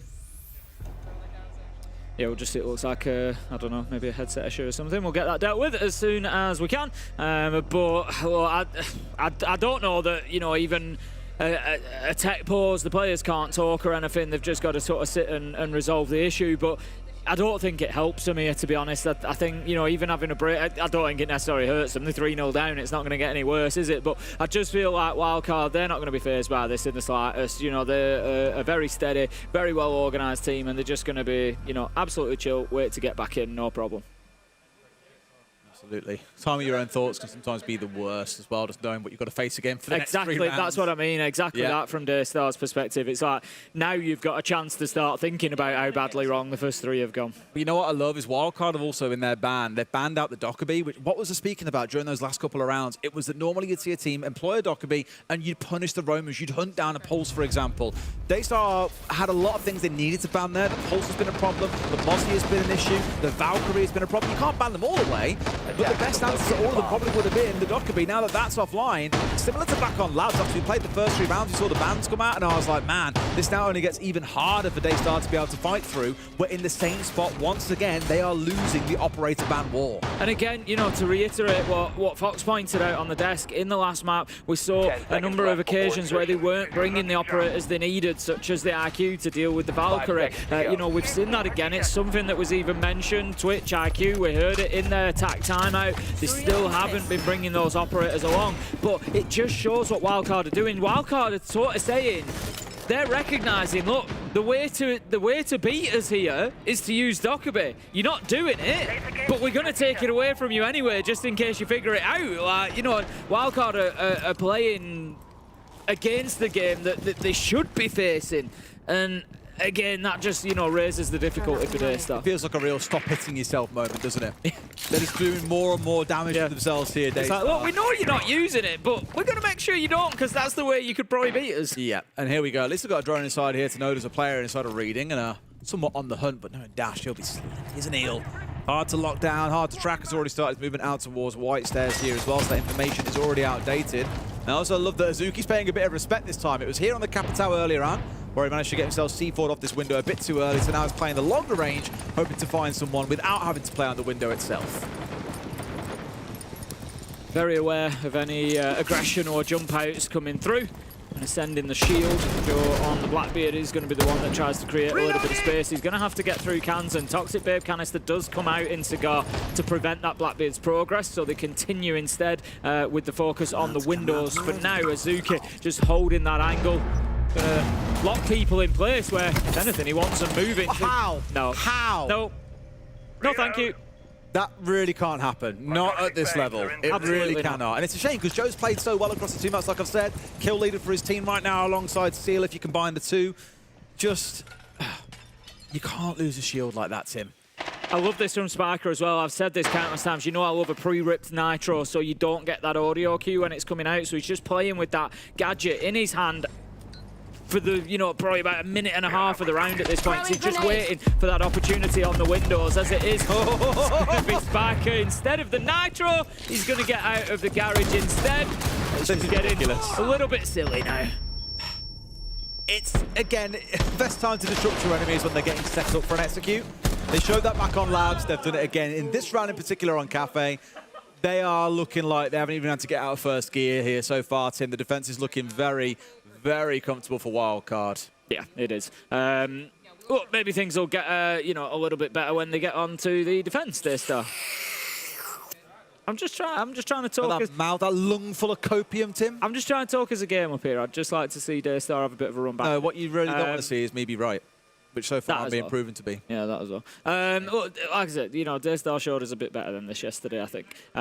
Yes, they were, you know, I mean, they won, so that's true. Elevate aren't necessarily the same quality opponent as Wildcard, but, you know, Elevate are certainly capable players, and I do feel like DAYSTAR's performance was better yesterday than we've seen today. I feel like that maybe the occasion's just gotten to them a little bit today. You know, they're playing against Wildcard, who've come in and really punished them for any small mistakes, and not even that sometimes. It's just Wildcard are playing so good, it's, you know, DAYSTAR are struggling to break them down, but it's really piled the pressure on them, I think, and they seem to be reacting to that a little bit, and just drowning a little bit. But we will see how they go over the next couple, whether they can maybe grab themselves an attack. Just that's what they've got to focus on here. Just try and get one of these last 2 rounds and give yourself something to build on.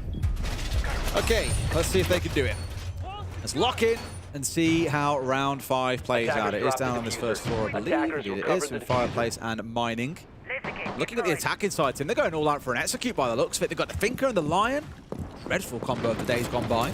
Also got the Yingnan side, and of course the Capital that, as I said earlier on, is one of their favourite operators to play with. They're not wholly surprised to see it be a thing. The question then rises towards Wildcard is how do you deal with that? Because we heard Super say this yesterday during the tap timeout for Shopify Rebellion. You know, we haven't hit them with any cheese yet. Let's go something a little bit cheesy, rush them a little bit, something a little bit cheap to see how it goes. DAYSTAR looking to maybe do that in this round, though no one's really gathered and set up on the windows just yet. They're still a bit scattered around and trying to do the initial setup, and I imagine the poking and prodding. My only worry with that is you give Wildcard then time to find the odd pick here and there that completely unravels this execute you've got in mind. That's it.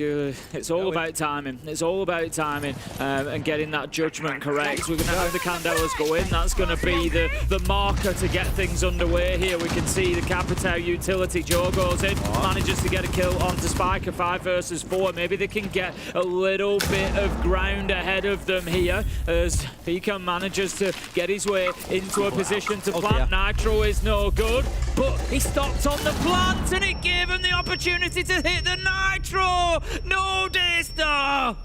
Tim's having a meltdown here in the casting booth. I don't think he'd have got it down anyway. I still think the Nitro comes over, but still. It was a really good start. It was a really good idea as well, but with that falling apart now, you've lost the Ying, you've lost the Capital, you've used all that utility. It's going to sting. It's going to be hard to recover. They're going to have to do it the old-fashioned way, Tim, or going in and shooting people. They've got 2 stims left on the Thinker as well, so Souffle is low health, but that could be bolstered a little bit. You got Kansan and Dash both on low health, so DAYSTAR, they just need to be careful here. They've got a minute left. Let's use it. Let's find out where these players are. Use any available drones that you've got, pick up their positions, and put them into unfavourable fights, because with their HP, particularly, of course, Kansan, Dash, they are going to struggle to come out on top if you go 2v1 at them. They might get one of you, but you're almost certainly going to find the trade. For now, Wildcard actually playing very different to how we've seen them do before, which is being a little more passive for a moment, just to see what's going on. Spoke a lot about their willingness to disrupt and get up in the face of DAYSTAR and stop them getting their plan pulled together and executed as a unit. Just picking them off one by one was always the greatest way to keep their communication absolutely crazy. Souffle getting rid of Dash, not a bad start at all. He was the one who I thought for a second might get something going here as he was starting to push out a reading, but that kill has pulled him back inside. They don't have the diffuser. The diffuser's down inside, so Wildcard are just going to be playing for the case here, but it's going to be down to Kansan. 1v3 becomes a 1v1. He needs one more kill. He sees him. He gets him. Kansan closes it out. Was it ever in doubt? Was it ever in doubt? He got that first kill on Reddit, and I was like, of course it's Kansan. It's Kansan. We've seen this so many times. Definitely one of the most underrated players globally. Again, as you said, he's got a spot named after him for that unbelievable play in Bank. Like, terrifying. And really, you see it now come to the fore with how well Wildcard are delivering in this game. 5-0, looking unstoppable. And we're on for a 6-0 half unless we see some real magic come out of DAYSTAR in round 6. I think that's the one that really breaks your spirit. I know you're 5-0 down, but I think that's the one where you kind of just give up, don't you? Because you were 3v1 and Kansan's basically just swept you away in a matter of seconds. Like, the thing is, they've given him 1v1s. That's exactly the problem. It took him 4 seconds. Like one onto red stairs, then another one, and then another one lines up here as well. He knows where they're coming from the whole time. Just maximum 4 seconds, barely moves his feet. And it's never to underplay someone's clutch because it's always amazing to watch, and it is a brilliant moment for that player. But I've always said this, is for a clutch to happen, the other team typically has to make a major misplay, unless you're hitting like a godlike flick on between players, right? That wasn't required there. There was a few seconds between each 1v1. Yes, Kansan has won every single one of those 1v1s, fair play to him, but they've let that happen, unfortunately, DAYSTAR. They have given him that opportunity, and he has just taken what was put in front of him. Another great round for them. Kansan up to 11-1. They are absolutely flying. DAYSTAR, again, still not able to get out of first gear here. They're very much stuck. And right now, I struggle to see how they get a single round on this map. Yeah, I'd agree with you. I think that was the one that they should have been winning. You know, just got into a little bit of a rush there at the end and, you know, fell foul of it. I don't think they necessarily needed to be rushing. You know, they could have just, even if it's just one breath to say, look, we push at the same time, we know where he is, you know, and we deal with it from there, but they didn't. So for Wildcard, it is a phenomenal start to the Six Invitational 2026 so far. Looking electric, and I am very, very much interested to see them against, you know, one of those kind of top-tier teams, if you will, going up against somebody like, you know, a FALCONS or somebody who's really going to stretch them will be an interesting one. Yes. When you start seeing the big boys starting to clash, things get interesting, and obviously we don't see much of that really until the group stage is over. We've still got 4 more days of groups to play. In case you aren't fully aware of the structure of SI right now, it is 4 groups of 5 teams, so you don't always get to see the big heads crashing together just yet, but it will begin to happen once we get into our second phase, so look forward to that one. That is going to be spicy matchups on the line, no doubt. But now we've got to get through this one, though. Hammers being swung, verticals being opened. All the stuff you'd expect on a downstairs attack here on Cafe. In about good time as well, Tim. 1 minute 30, I tend to see is the good benchmark for when you've got top floor control. You've got control of first floor. You've made sure that your flanks are safe, like we are with the gridlock, and you're starting to open up the downstairs. The important one here, though, Tim, is they've still got their hard breacher alive, so this time they can attack into Freezer if they want to. Yeah, the Tubarão is going to be doing some work. Spiker will be positioned in VIP. I would imagine that's pretty much the stock standard position for the Tubarão. So he'll keep that hatch closed for as long as he can. And he's also there to challenge for anything coming down white stairs. Again, he's going to be number one. Number one that DAYSTAR need to move is Spiker in this situation. It's been a little bit of a day of firsts. I believe we've had, over on the B stream, we've had our first ace of SI26. Yep. Coming on day 2. We also had our first 7-0 earlier with Weibo. I think, Des, we might get our second. We may well do. We may well do. Starting things out with 2 kills. Shock horror entries continue to fly the way of WILDCARD. That makes it, what, only 3 that DAYSTAR have found across the entire series so far. 16 rounds and 3 entries sort of shows you and tells you exactly how this game is going. They've also got the same number of rounds, coincidentally. Not looking good, and there we go, a flawless round to close out the half. We'll see them switch onto the attack, Tim, and I wonder if they just go for a fast rush in this round to get things over and done with. Yeah, very possibly. I think, we probably will see a bit of aggression come out of WILDCARD. We saw both types of attacks come out of them on Night Haven Labs. We saw the quick rush, throw the plant down. We also saw the very structured, methodical clearance, and just sort of claim ground and move forward, claim a little bit more, and just sort of a little round of attrition, but see which tactic they go for here. They're going to have the shield of Monte taken away from them. They in turn will ban out Castle as we see the second bans come on through. But honestly, right now, I mean, DAYSTAR I think have got a better chance of getting around on defense.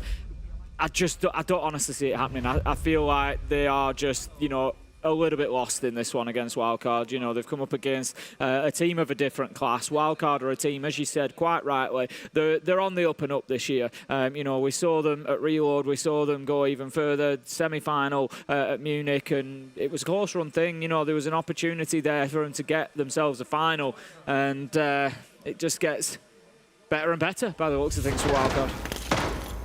Does. Well, let's see how their attack goes. There is, as you've always said, Tim, and I know you're trying to hold on hope a little bit in saying it, there's every chance things can turn around. I often say there are 2 halves to a game of Siege. It's not anymore, Des. There are 2 halves to a game of Siege, Tim. There's 1 round in this half, I think. Though, I will come back to the earlier stat I pointed out, is that DAYSTAR are a better attacking team on this map than a defensive one because their defensive win rate is, and I quote, honking. It's not. 35% on Cafe is not a good defensive win rate to hold on to. Maybe they get their primary site. If you're going on a 3-round rotation... Can you stop changing your mind here? If you go on a 3-round rotation, 35% is 1 round. So maybe they get what about their for the 3rd round, though? I don't honestly think they're going to get the primary. I think WILDCARD are probably going to win this now.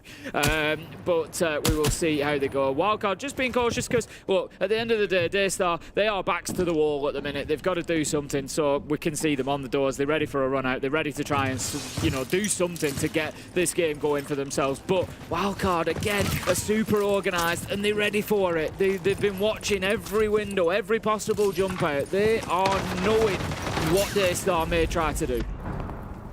You can take the team out of APAC, Tim. Still got away with it. You know what to expect sometimes. The aggression does finally reward them as cautious as they were elsewhere. Spiker, now relegated to the Shadow Realm, is going to have to eye-gel his team from beyond the grave. Souffle is a little bit low as a result, but he's still a gun that can run around and cause chaos for his team, so no major complaints.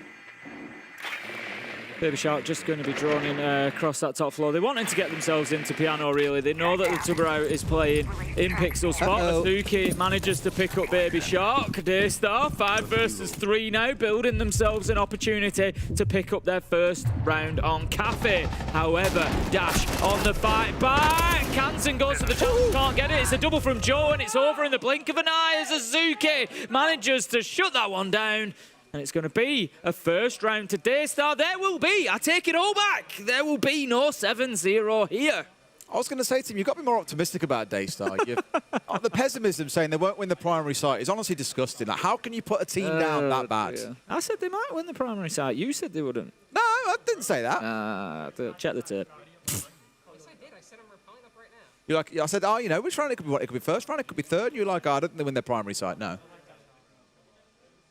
I said statistically, if you win 30%, then I'm just saying, Tim, you've got to have more belief in teams at SI. You can't keep putting them down like this. I'm struggling with DAYSTAR, to be honest. The thing is, it's no disrespect to I love seeing you do a full 180 from the start of this series. It's no disrespect to DAYSTAR. They were really entertaining yesterday. I've enjoyed passages of their play, particularly the beginning of Night Ava Labs, when they were competitive on the defense. Four rounds. Well, they were competitive on the defensive side. It was, a 3-3 split, and the siege that they play was fun to watch. But they're out of the depth against WILDCARD, is the reality. They are out of their depth in this matchup. They're not really always bringing the utility, the operators that they need. WILDCARD are just kind of playing on a different level. You speak of operators, what's that weird white icon in the bottom right corner of our screen? What operator is that, Tim? Lock a bit. Oh, what does she do? Well, she's going to make it very difficult for any roamers to stay out there on the roam. So if a team plays quite aggressive on the roam, she's a good operator to bring, right? Yeah, definitely. So more teams should do that. Really help them take ground and be assertive as attackers. That makes so much sense. Oh, wow. Thanks, Tim. I've learned so much today. But absolutely, it's also the fact that it shuts down the cams, let's not forget as well. So Souffle might be on Neko here, but with that call rings out. Yep. Well, no one's starting any cams anytime soon. They become ineffective for that time period. And normally that is enough time for a plant to go down. And given Spikers on the sends with the plant in the back pocket, you can see 100% what's about to smack DAYSTAR across the face. Drones will continue into that top floor. WILDCARD going to be looking to get themselves that ground first of all, and then they will move through. They've also, they've got Kansan on the books, so that's going to be a lot of the verticality getting dealt with. I like the use of the Yorkar drones, getting them sent outside, just taking advantage of that opportunity. There is a countdown timer, of course, until the drone deactivates, so you've got to make sure to get yourself back inside safely, but it just gives them a little bit of a look outside, almost a throwback to those days gone by where the Valkyrie cams could be activated outside. That was something. I used to love that. Used to. Not anymore. Not no more. Well, for now, no one's gone down, so the entries, still heavily stacked in favor of WILDCARD throughout the series, as we've spoken about. So far, they start doing good. We've gone over halfway through the round, and they still hold on. Pretty much every entry has been lost prior to this point, up until this stage, except for round 6, in which case it was very late on, but it was a flawless round either way for WILDCARD when you boil it down to the sheer fact of the round. All this focus on the verticals coming on through. Spiker again still is the one to watch me, though he has handed the diffuser over to Dash for a small change in hands, and I want to see where these Sen's light screens are going to go. Only a minute left to go here for WILDCARD, so they need to be thinking about getting themselves into position. They've got the Tubarão of Azuki to deal with, playing exactly the same position and method as Spiker was, and just keeping that hatch closed for now, and also a gun inside of VIP to try and challenge on into Freezer. 35 seconds left to go, still needs to be dealt with. Could find themselves in trouble if they just have to take the hatch drop. Would have been a mess there if that grenade had come back in by the magnet and killed him underneath, but no. They've got the drop. Keeps himself going. They have got it, but look at this, the angle. They've got to be so hot on the trigger to make sure they deal with this man. Out comes the Tubarão. A flash rolls on through, and that's the way that they start their march on through. But Pican's got two, Tim. He's held on plenty fine here. Was looking for a third, but Kansan, Angel of Death, from above, finds his man. The drop comes on through, but Azuki guns him down. Looks for another Baby Shark, gets him first, but time is running low, Tim. They've got to make a plan happen now. Cool coming out, but no, his teammate's gone down before him. They run out of time, and DAYSTAR hold on for a second round in a row. It was worth a shout, but I'm not sure the Dokkaebi call with 3 seconds to go was the answer there. Maybe, only 2 of you left alive. You might want to be guns up and just try to take the cover at that point. It stops the Yokai, so I understand why he had no does, Just change a little bit to the pace, a bullet okay? Let's does do as well. something fast or direct bomb site. If they keep mining, we do the 2-2, direct bomb site plant and wheel, okay? Yeah. If they're reading, we do the facts. the fast walking white stairs. Okay, just please remember just one thing. If you're gonna do like, let's do really fast. We do the 2 full clears, let's say. So let's change the tempo, and then we think about it for the other rounds. Okay. For top 4, if they repeat, if they do the electronics, we can still do fast later. Okay. Don't worry, because it's a good trigger. It's a good trigger. Let's do it. Don't need to be afraid.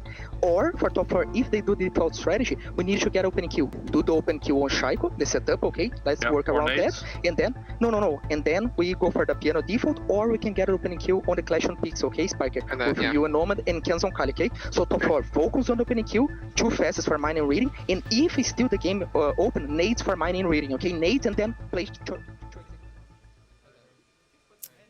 friend. What do you think about what he said, Tim? You spoke to him loads, so you must have loads of thoughts. Very specific input coming in from Lagonis there. Look, we know Lagonis to be, a long-time IGL inside of the Brazilian league, so it's no surprise to, we often talk about the different approaches of coaches. Sometimes you'll come in and it's more of kind of a vibe check and where the energy's at, and, you just need to play your game and go and beat them. Sometimes it'll be quite a specific input to try and get a round or two, and I feel that's what we've just seen there from Lagonis. That's coming in, with experience and saying, look, this is how we're going to beat them very specifically. This is the utility we need. These are the areas that we need to clear. If they play this side, do this. If they play that side, do that. And he's given them a blueprint for the next couple of rounds there.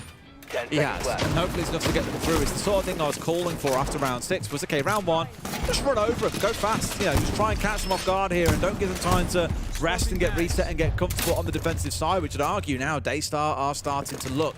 Now, we heard him speaking about this, like mining, reading, fireplace setup. So from the reading side, then go fast down white. Whether or not they can make that happen or not is going to be the big question, because there are currently 3 or 4 players all sat around white stairs. It may have to be a more standard setup to start with, pushing in the top of red and then maybe looking for a flank down white later, or up white later, should I say. But as things start out, nothing crazy in terms of shields, nothing that crazy that suggests a rush is coming, just a Dockerby that will help them move through the map that little bit quicker. They're going to want to get this done sooner rather than later, a wildcard. They don't want DAYSTAR starting to come back at them. As I said, we saw the capability yesterday. If given a chance, they will snatch a couple of rounds. They will get aggressive. They do have, the capability to get those gunfights won. But as you say, they are rushing forward here. There is going to be a push. There is going to be a look for kills. Bay manages to pick up Souffle. They're going to go straight on into sight. Think about getting a plant down. Dash is going to do that. DAYSTAR, I don't think have got much of an idea here. The trap is in position to prevent the push coming forward. Diffuser's down. This one is almost certainly done from this position. DAYSTAR become the attackers almost now and have to fight their way back into sight. Dash doesn't want to overextend there as the Demos. He doesn't need to. Just hold your position inside of sight. But here come DAYSTAR, Des. But here comes Kansan Tim fighting his way back through as well. He's on white stairs and has the control from here. Can see the default plant spot. There's only one left. It's all down to Joe Tim. He's going to find nothing. That's my coach. Steps in with the strat and the boys get it over the line. Wildcard taking all 4 points away from DAYSTAR. Yeah, really good tactical timeout there, getting them over the line. I think it was probably an inevitability anyway. Wildcard was certainly the better team. I want to give a shout out to Wildcard there. They played that phenomenally. Sometimes, you're going to go up against teams that maybe do things differently. You don't always know what you're going to face. They've just gone about their game plan. They played it well. Structured siege. Sparker's had a great game. Kansan's had some big moments. Big moments? Timmy's got 14-3. Exactly. Brilliant stuff from them. And Wildcard certainly looking like a threat. Do we need to see them against better opposition? Of course we do. But do I think that they can go and beat better opposition? Yes, I absolutely do. Absolutely. And don't forget as well, this is their first game. You've kind of seen the starting point for Wildcard here. A number of teams were a little bit more ropey yesterday. Give them time and they'll warm in. There's still plenty more siege to come, both on future days and today. Let's go to a break, and when we come back, our desk will break it down for you.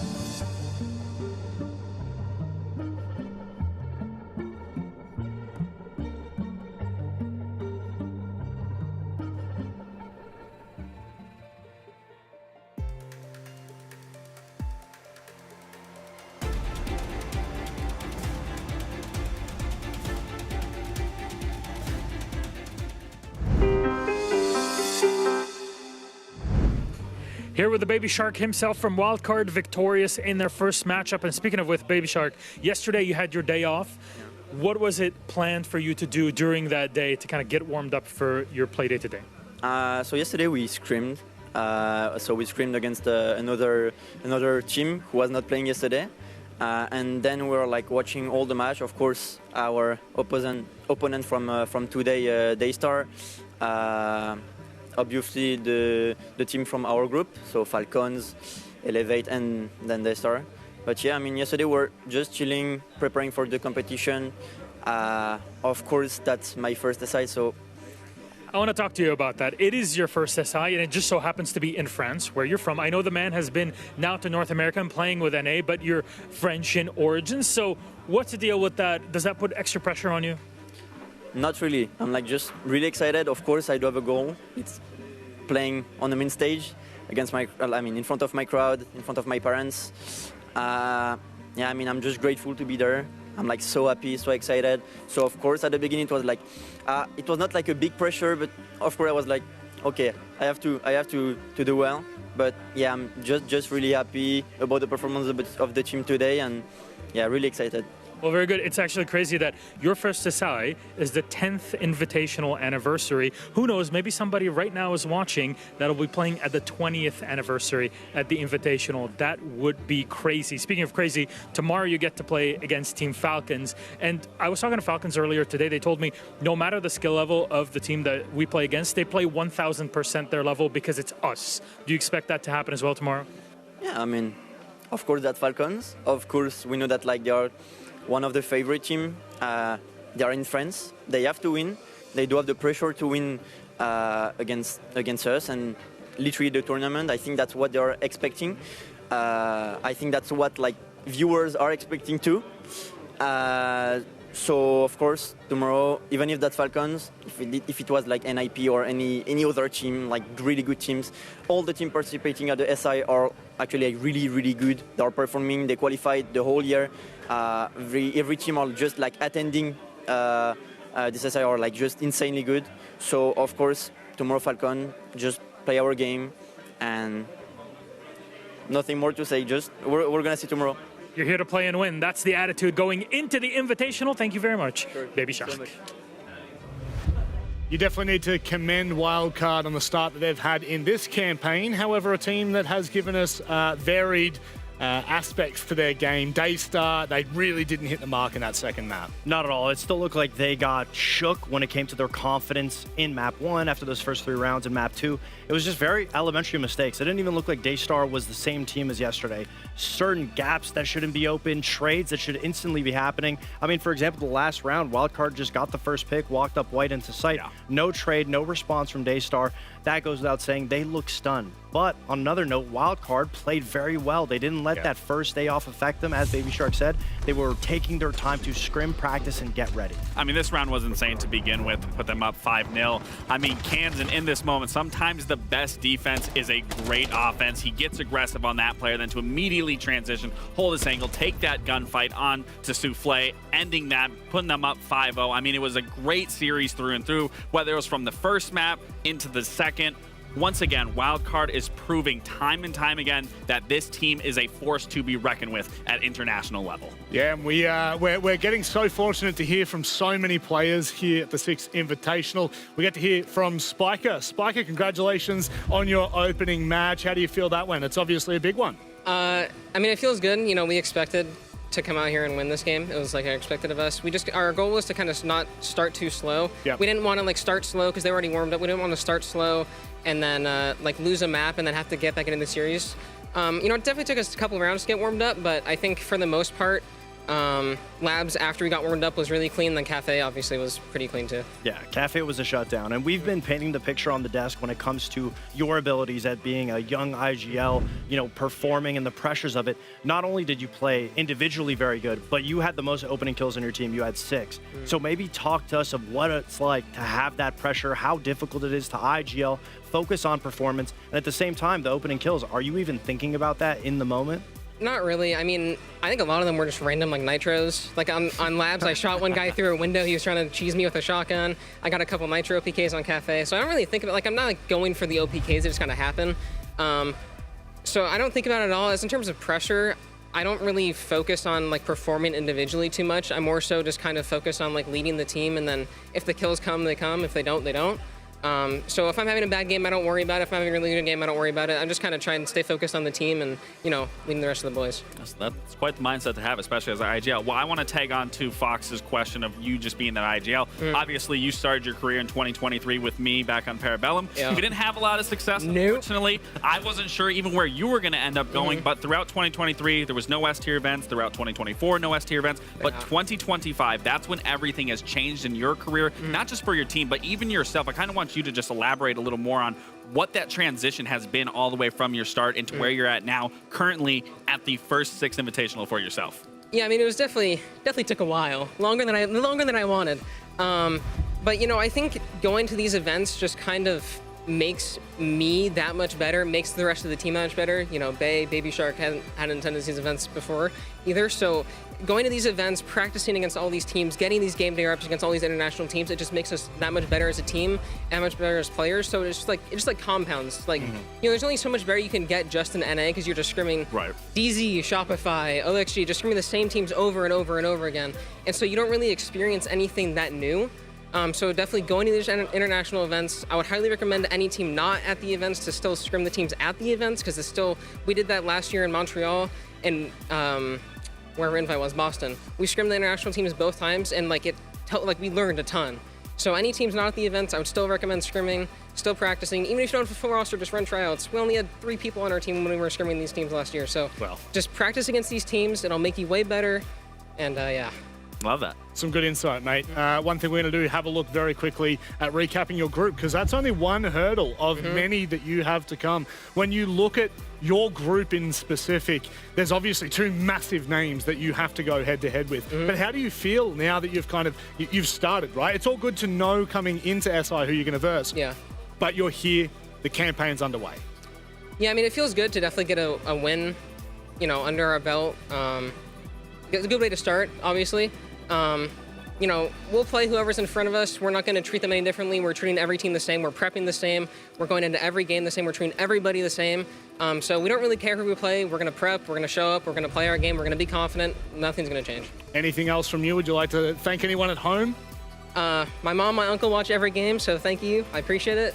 That's awesome. Thank you to all the fans. Thank you to my teammates. Thank you to Lagonis, the GOAT, giving me tons of notes that I can work off of. Makes my job way easier.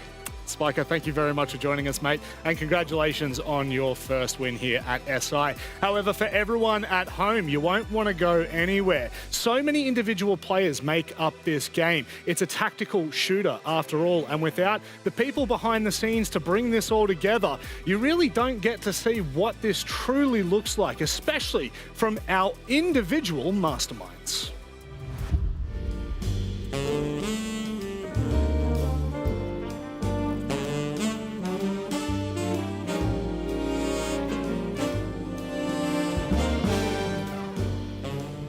Let's see, Warden's there, Goyo's there, Legion's in stock. So we got 2 square.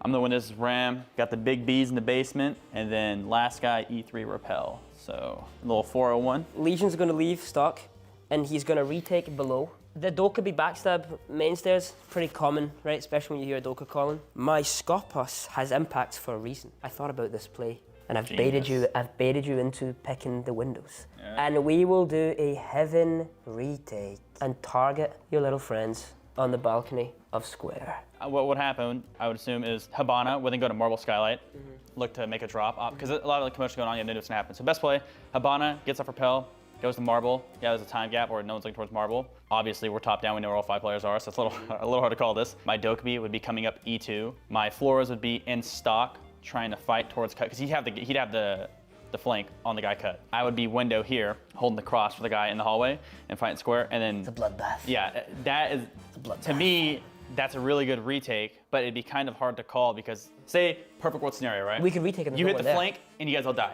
Yeah. Or you hit the flank, and you just fry all of us, or you hit the flank and one person dies. It's like there's so many variables that go into play. I think it's a trade-off. So it's like, yeah, so I think there's so many variables you can't really call it. I am personally shooting that guy and then one tapping Ambi's head off. You're already dead though. No, I'm alive. I'm good. I'm good. I would think realistically you'd be the first dead. That's the difference between me and you. I think actually in the head-to-head the past two, I think you've lost. So like I don't really know how that works. For chaos. Rexon wins that one. What? Are you serious? In the 2v2, yeah. Oh my god, man. GG. GG. Good strats.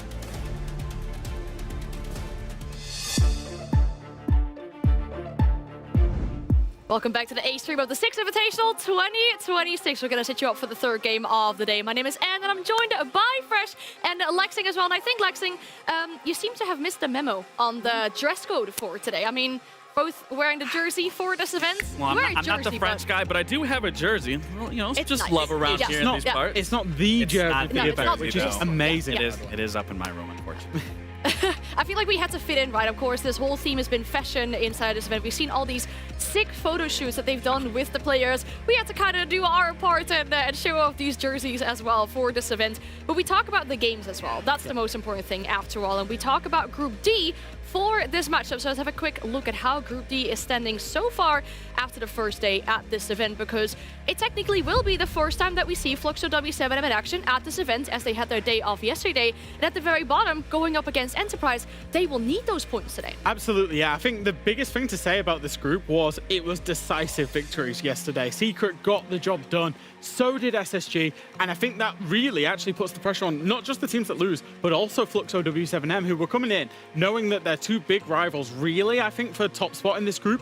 SSG and Secret got such big victories, it puts a lot of pressure on them already. You know, after just watching the most recent game coming off that wildcard game, we didn't get to see them play, but they came in today, absolutely showed up, dominating their match against DAYSTAR. I can't say that's going to be the exact same for W7M FLUXO, but I will say, coming into a best of 3 already significantly is going to feel 10 times better than it being a best of 1 series. Now, there's a big difference between these two teams. That big difference lies within their international experience, because when it comes about the 6 invitationals that these teams have attended, we look at the side of Enterprise, there's one SI they've made it to, and on the side of FLUXO W7, 17.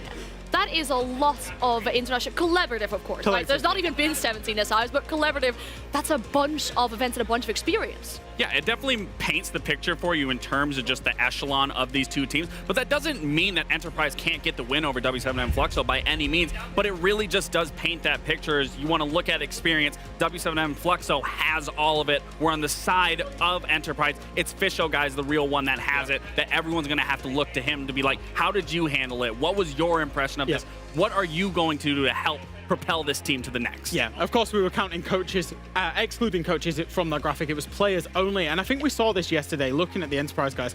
We saw that lack of experience. You know, we talked about this back in Munich. They had a lack of international experience. They gained some international experience in Munich, but not 6 invitational experience, because we step it up even further. You know, the best of 3s is the biggest difference between the major and the 6 invitational, and I think we can't not talk about Enterprise and talk about that performance yesterday. It was, I don't know how to put this nicely, it was not a good performance. It was pretty horrible in terms of the siege they were playing. They were looking stressed, and I think the one redeeming factor for that actually is they've got that out of the way now. They've cleared through that game. Now they can just be all eyes on this game. They shouldn't in theory have as many nerves or stresses as they did yesterday. No, I completely agree. And, you know, we also know that they have been a little bit under the weather, so you do want to cut them a little bit of slack. So hopefully, as of last night, they got a little rest, got some meds in, early breakfast, got a little bit of hydration going, and today's the day that we see the real Enterprise that we saw during Munich. You hope so, because the positive as well is back when these two faced off in Munich, it was actually a 5-7. Yes, so Enterprise seemed competitive in that matchup. It is quite often the team that loses the initial one that is the upper hand in the second one. But W7M FLUXO is not an easy opponent to go up against. When we talk about them as a team, though, it is their first time playing at this event, because they had that off day yesterday. They're looking to get their first points. Yeah, I think so, and I think this is really a juggernaut of World Siege. They maybe fly under a little bit the radar, you know, in the shadows of probably their bigger brother team in Furia over there in Brazil, but they are a team that we see at every event. They are a team that go deep at pretty much every single event, and they play a lot of good Siege. They've got a really high quality stacked roster lineup as well, with so much talent on that lineup that we're star players in their own right in different teams. You know, we'll talk about Paolo, but we'll also talk about Volts. We'll talk about Lobin as well. Every single one of them at some point has set an international stage alight. This is a team with a lot of quality that expect to go deep at events. Yeah, absolutely. And I do want to focus on Paolo in particular, because when you look at it, since joining this roster, this W7M FLUXO hasn't been able to replicate that same success that we saw them make a main stage at EWC. We saw them win Montreal, and then you obviously see the addition here. They haven't quite hit that same stature that they had before, but that's not because of Paolo. I'm not saying Paolo's the reason why they aren't making it. I think there's bigger reasons that you have to look past it. I think if anything, Paolo has only amplified this team, but I am looking at players like Volps, Flux, be in their IGL, where throughout this past year, he's been hit or miss in terms of his performance, especially as the IGL, you need him performing. And then Loban, similar to a playstyle like Cyber's, being able to find that gap, being able to lurk, being able to apply that ghost pressure that teams crumble under. He also has not been able to thrive in that environment, similar to where we saw them at the Esports World Cup, getting second and then first in Montreal. Yeah, I mean, it's probably the expectations versus reality, right? Well, the most talked about roster moves that we saw back in the day when Nesk and Palu were splitting up in that way, but now they have a best of 3 against each other. We said that last time when they played, Enterprise seemed competitive, so I'd like to see what kind of maps we have for us here on the table today inside this best of 3. I'm hoping again to see a Fortress come out potentially, but Enterprise as their first pick will be going to Consulate. Yeah, and I think actually, I spoke to Devin Pengu, who casted the Enterprise game yesterday, and I said, Enterprise have picked Fortress again because they picked it yesterday against SSG.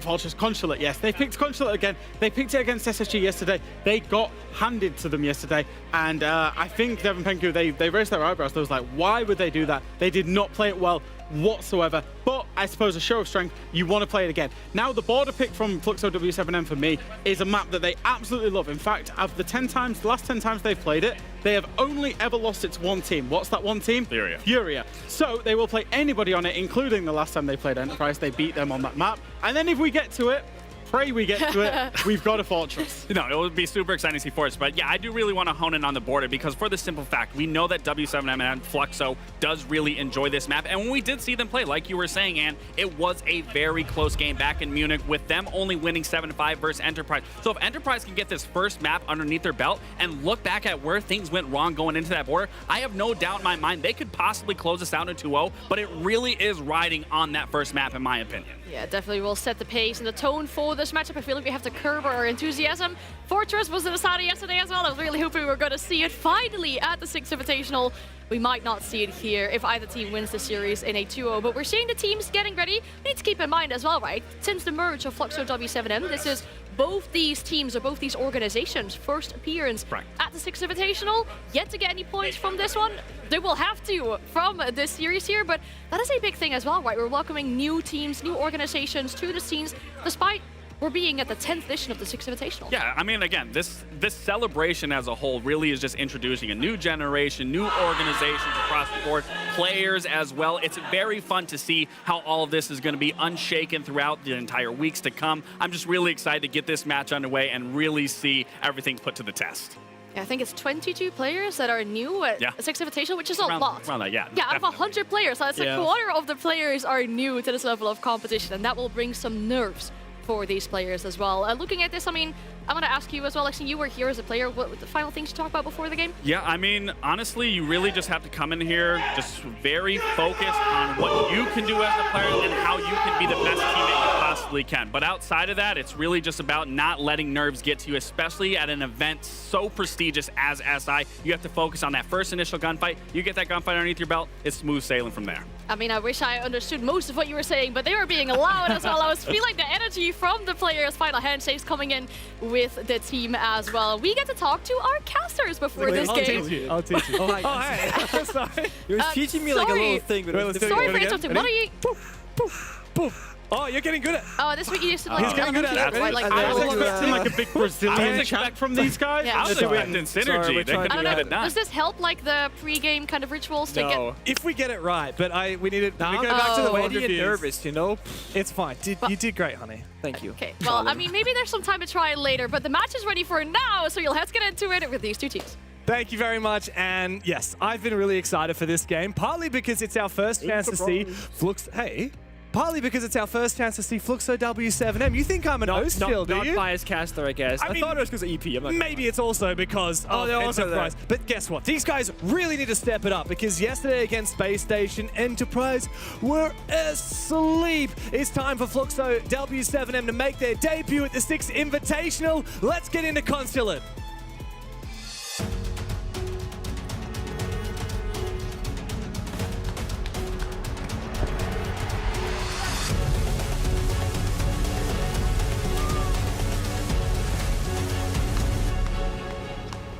Kind of a swim or drown situation for Enterprise because they are desperate for a point on the board. Yesterday did not go according to plan. They are down in the depths of the board. They need some points.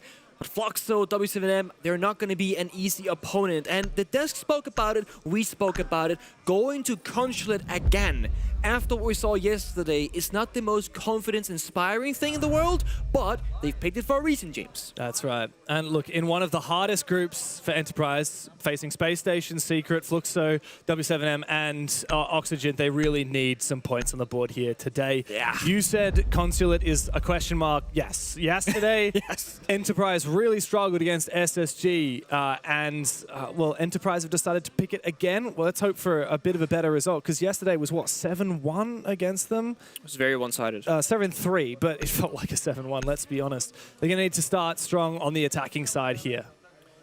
Now, in very simple terms, right? In case you guys are not super familiar with EP, we can say Fisher Guy. We always make the comparisons like Troy Canadian, right? He's the brains of the operation. He's not supposed or expected to get a ton of kills, but the other 4 players are supposed to be popping off. Someone that's very noteworthy here is actually Tuhan.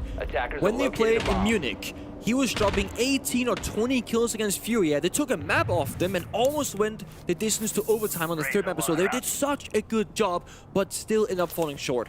Yesterday, there are many things you can point towards EP and say, that was the problem, that was the problem, this is the issue. At the end of the day, the simplest explanation, the individual players were not hitting their shots and they were not playing well together. So they didn't have the team coordination nor the individual firepower, and they just fell short against SSG for those reasons. That's exactly right. And to really hammer the point home about Tuhan, in Stage 2, he was the 9th highest rated player in the world with 116 EPS. At Munich, he was the 5th highest rated player at the whole event, despite being 2nd rounded out of the tournament. And they play what? BDS, WCM, Furia, right? Exactly. And Weibo, which also a very strong team. If you look holistically at 2025 as a whole, Tuhan was the 2nd highest rated player in the world.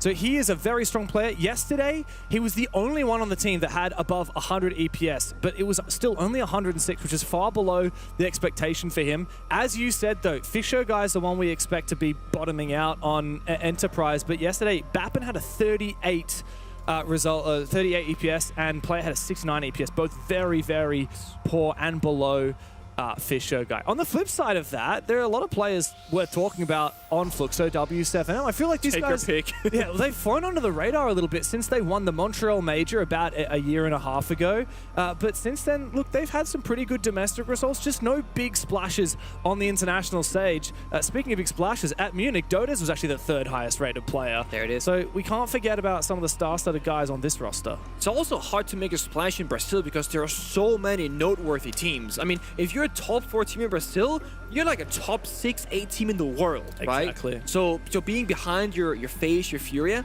pretty damn good. Yeah, of course, the last 12 months haven't quite been so good since their victory in the Montreal Major. They were actually 1st rounded back in Boston. Or actually not quite 1st rounded, but, you know, top 16, which is not great. Reload, they made top 4, but then both EWC and Munich only top 12, which is, yeah, a far cry from the success of players like Volps and Palu, even Dodes. Obviously, I mentioned him as a fragger. Within Brazil, they've been great. You know, 3rd place at the SAL finals, 2nd in Stage 2. But in the international stage, they do struggle to get into that top echelon. A game like this against EP, though, I mean, this is just run-of-the-mill stuff. This is warm-up for them, right? They didn't play yesterday, so it's quite literally warm-up. But kind of an interesting point as well, when you have your first day off, because mind you, M80 had the debut like a game ago. I was watching that live. And then same for FLUXO W7M. These people have been sitting back watching all of yesterday's games in a kind of unknown territory with the changes to, you know, Mossy, the Echo, the Thorn, etc. And they can sit back and go, so that's how everyone else is playing at a tournament level. So I am curious if a team like FLUXO is going to find that as like advantage, if you will, or just kind of be like, whatever, we'll just play our own game. But they could obviously see the weaknesses of EP yesterday. Yeah. They're very prepared. Lot of weaknesses of EP yesterday that they're going to have to overcome. Now, we've just got everyone back into the lobby, so we'll start the game again in just a moment. Thanks for being patient, everybody. Look, we're trying our best. There's actually a big team. I don't know how much people realize. There's so many people work on these events. Like, you see us on the cameras, but I mean, we've got the production team pressing all the buttons and in our ears this whole time, and there's the whole events team making sure everyone gets sorted out, and the tournament ops team are the ones who are often figuring out issues like the technical ones that we're on right now. So Yeah, big family gets the job done. Maybe you guys just knew how many kilometers of cables that are run for events like these, right? That alone is a fun fact. I heard it for one of the previous events. It's a lot of kilometers. Oh, really? You had the... Yeah, there's an actual number. There's an actual number. Who have I got to talk to hear the number of kilometers of cable? I don't know. We're wrapping up the event, and somebody was like, did you know that we have this many... I was like, I did not know we have this many cables. Even just, like, thinking about the scale of this event in general is insane. We have 100 players who have flown to Paris for this event, and that doesn't count all of the staff. There's 20 different coaches, and that's just the head coaches. Yep. Then you've got analyst teams, you've got assistant coaches, managers. You've got managers. In a lot of cases, there's also social media teams or videography teams from each individual team playing at this tournament. We got our social media and videographer teams, and even then, there's not just one team. There's so many people involved. You know, back when I was a player, I was thinking, what's the holdup? What could possibly be a tech issue when you just have 5 PCs times 2 and some cables? I just press the damn button. Then you become a caster and you get a peek behind the curtain and you go, so that's the issue. Yeah. There's just so many possibilities. Well, when you're at LAN, like the 1 in a million issue that never happens, or like that's what goes wrong. Yeah. You know, you're like, what was the problem? Oh, you know, the USB-C cable that was connecting this to that has died. Or like just the most obscure things possible. Nope. Stuff that I personally just don't. I'm not even gonna know all the details of. I'm not a technical man. Many years ago, we had a Pro League final, back when it was called Pro League and not Majors, and the graphics card just like died mid-broadcast. And it was like the observer PC, the stream PC, the whole thing. So what do? You stop the broadcast for a couple of hours, you drive to the nearest store and get a new graphics card and pray that they have it in stock and whatnot. Just small things like that, you know? But looks like we are just about to fly back in. It is 0-0, nothing's happened. If you just tuned in, you haven't missed that damn thing, because it was an immediate rehost. Nobody even fired a bullet. Hell yeah. Since we've been talking just about the event in general, I was looking at Wikipedia page trying to get some fun facts. Okay, give me one. Do you know how many different countries the 100 players we've got at this event are from? No, but I know there's like 44% Brazilian. Yes. They're 40% Brazilian players, okay. which is 40 out of the 101 players. Why have we got 101 players? Should be 100 players. I don't know where that extra one came from. But yes, the most represented country in the players is Brazil, and then the United States, and France. And then finally South Korea is the next one after that. But there's 20 different countries, and a lot of countries where you've only got one player from that country. Denmark, for example. Denmark, for example. Germany, yeah, Denmark, Germany, Mexico, Singapore, Turkey, just to name a few. A lot. And then that just, God, if we include all the staff as well, I mean, there's just so many more. So, yeah. Love how international these events are. So great to get people from all over the world in the same place because of a shared love of the game and a shared love of competition. Though it's not always happy days when you're playing for a spot on your team. With roster season coming up, roster mania after the SI, every player on every one of these teams is looking to prove that they are worth their weight on their roster. A little bit concerned here for Enterprise. They're starting off very kind of default CEO attack, and they're up against the Shanke from Volps. And this is the thing, if you are a team that plays constant scrims, the tier 1, tier 2, bringing to Shanke completely nullifies the CEO default plant spot. But somebody else cooking, Bappins in, and he's out. Wow. Nice attempt there, but a little bit off pace for Enterprise, but they haven't found the frags they're looking for. Here comes the entry from Tuhan. Big kill with the R4C. Looks to regroup with player. The smoke doesn't cut him off, and he finds a second one. Tuhan has come back to life and restabilized into the 2 versus 2. A few pre-fires, but no diffuser attained by Enterprise. They're gonna have to go back to CEO to get it. So deep in CEO, and the thing is, Loben with 2 Grissom mines in pocket on the other, can like re-fortify those trap operators. Oh, Volps takes down player. 1v2. He's gonna have to do it all himself. He's got info on where Volps is.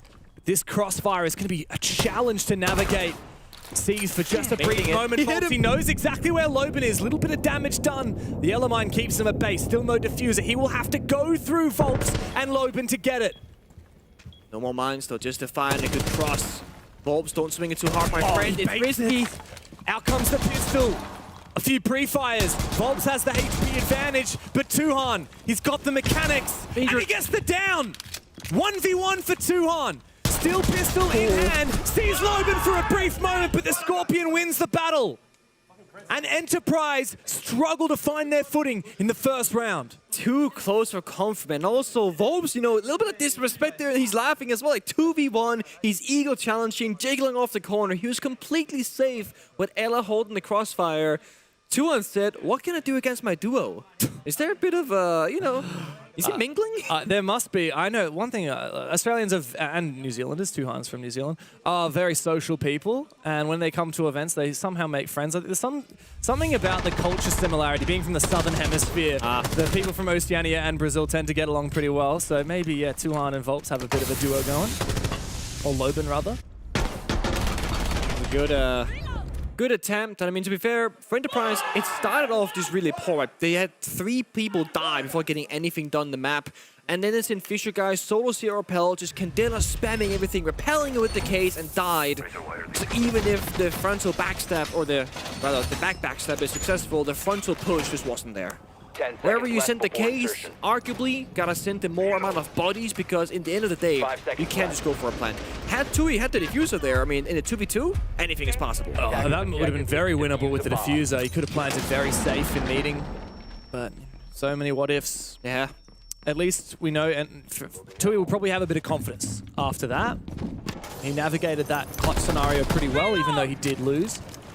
Enterprise need to be careful though, because playing off pace isn't going to work every time against FLUXO. They're going to be ready for it.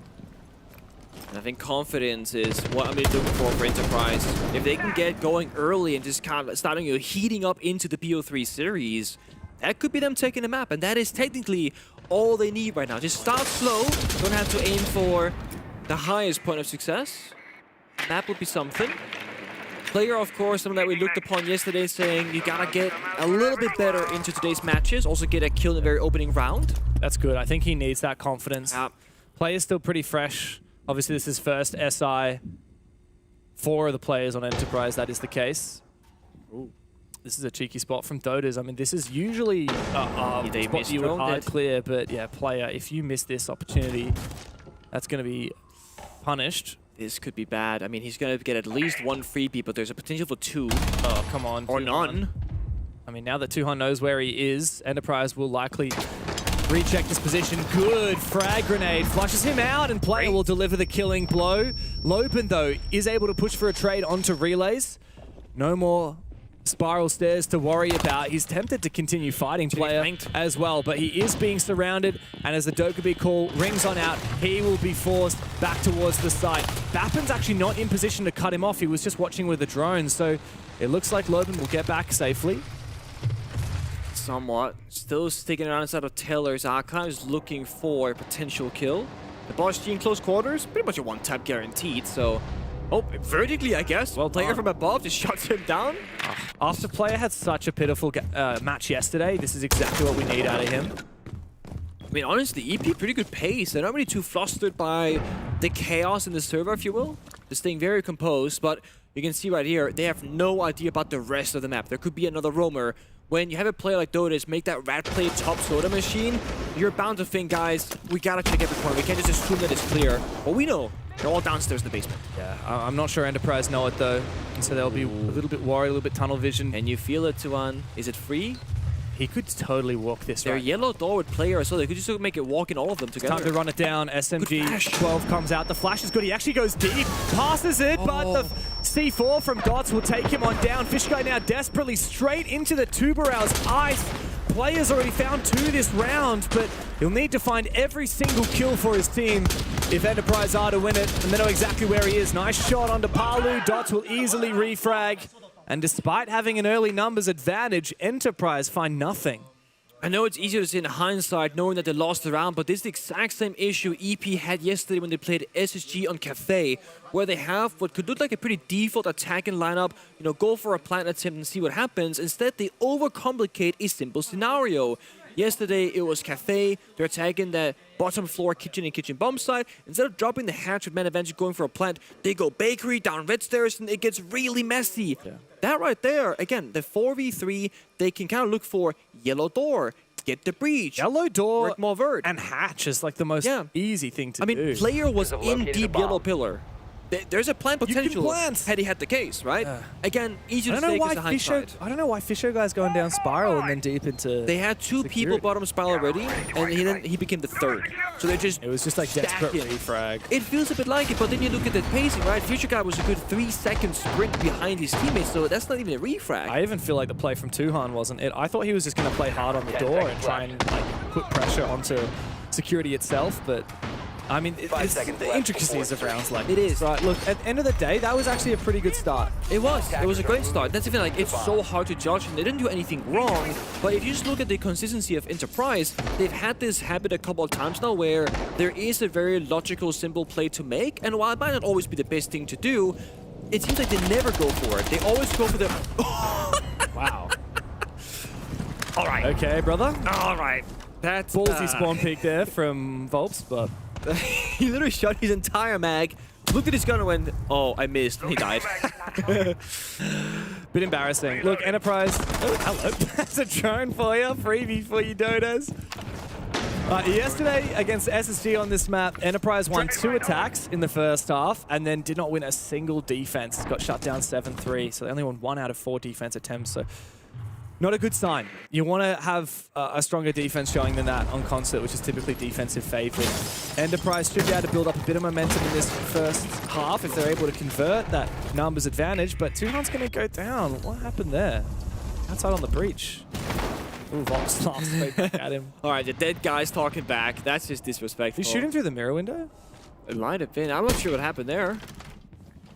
But, well, it was a good opening kill. Now it's into a bit of a stall out, right? Half the round burned away, just barely started inching the buildings out of admin offices and bottom spiral.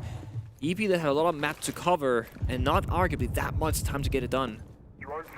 And Babin is honestly taking a good amount of space, but he's doing it without any drone information. They know where he is now. Yep. At least Volt spots on the camera, you know? When you die, take the cams, guys. Get on cams. I'm a little bit worried about the late round here for Enterprise because Dodos has so many of these FNAT mines up. That said, I've just seen 2 taken down on the top floor, so if there's not many down on the bomb site itself, maybe it won't be such an issue. But look at this stack from FLUXO. 3 of the 4 players are upstairs. Dota's caught in a bit of a funny spot, though. Fish might actually be able to find the mirror as well. Lovin's in the middle of the site. He does get a little bit of damage onto Fisho, but there's so many attackers. Read a circle in his position. Nitro Cell goes out, doesn't find its mark. Fish doesn't want to overcommit. They know where he is now, but there are no more nades to flush him out. Thankfully, he'll just run for it anyway. A 2-player advantage for Enterprise. There are 2 toxic babes, Thorn Palu. The C4 from Dots downstairs, and the mirror window still looking towards meeting. This is still winnable, but as I say that, player hunts down Dots. And then the both Deimos stand and the E1D from the Lion. Bappin threads the needle. Finally, a good round on the board for the Oceanic team. There's the emotion that we spoke about, right? During yesterday's game that we covered them, we're talking about how they're just missing their animated feelings and emotions and showing that they're like excited about it.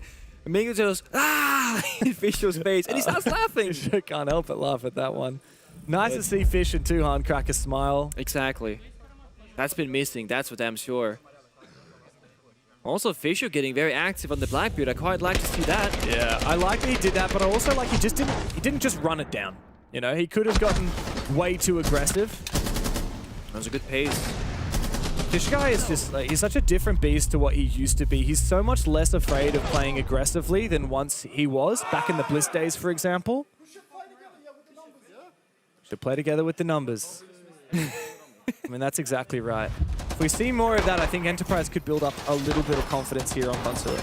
I mean, every single attack matters. That's the thing, right? On Consulate, we're used to seeing some 5-1, some 4-2 halves favoring defense. Every single round victory is huge on the attacking side, and they've already gotten their first, and they were close in the first one as well. Yeah. The rush. And look, just to add to that, like I said before, Enterprise only won 1 out of their 4 defenses against SSG on this map yesterday, so that puts even more pressure onto their attacking half. If they're not confident on defense, you've got to have a good start to the game on attack. I love Aruni, but I was about to say, nice little... Such an Aruni fan.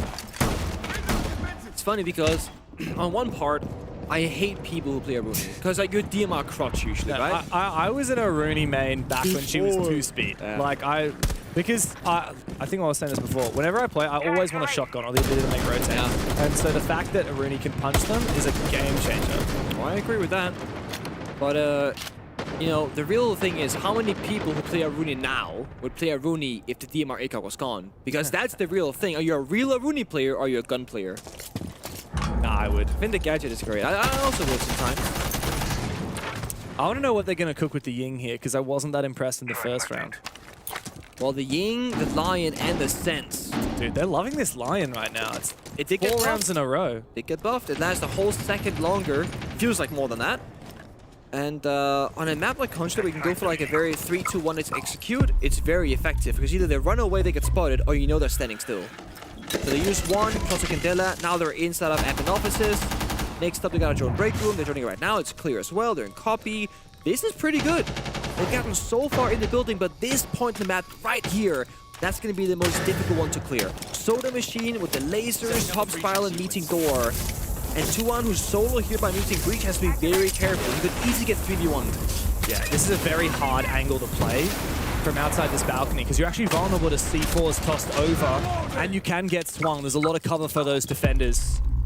That said, Volp's taking a hell of a lot of damage on the Tachanka. He's going to have to play a little bit more passively now, just try and burn as much time as he can with the fire. Look at that, it's Tachanka and Smoke in this same position. It's going to be so much time delay. And Denari, right? They're saying, you know what, these guys are struggling on time. Let's just slow down the pace of the game. That's what all these 5 operators are pretty much made to do. Tuan is still prone by the breach, expecting that aggression, but they're not giving to him whatsoever. But Dots, honestly, he's just tossing out these babes like they don't have any value. So now they have none left, just a Tachanka fire. But Volp's in the front lines. He can't use the gadget very effectively here later on. Yeah. I think that's a bit risky. The smoke is so much more effective than the fire here, because you're going to have to keep switching to that Shamika launch. You're going to have to keep reloading it. And Volps is already low HP. He's worried about Tuhan coming in from behind. But the onus is on Enterprise here to make a move. Careful to show. He's close by the door. Oh. Enterprise do find the opening pick, and a second one. Dots tries to get active, but his support network around him has evaporated. It's just him and Volps now left. No utility to speak of. Fisho's on the floor. 3 players still up from Enterprise, but player goes down, and Fisho is now finished off by the Denari's laser. It's Dots in a 1v2, but this is so winnable. Not with Bappen firing up like that. The Aussies and Kiwis have found a second round.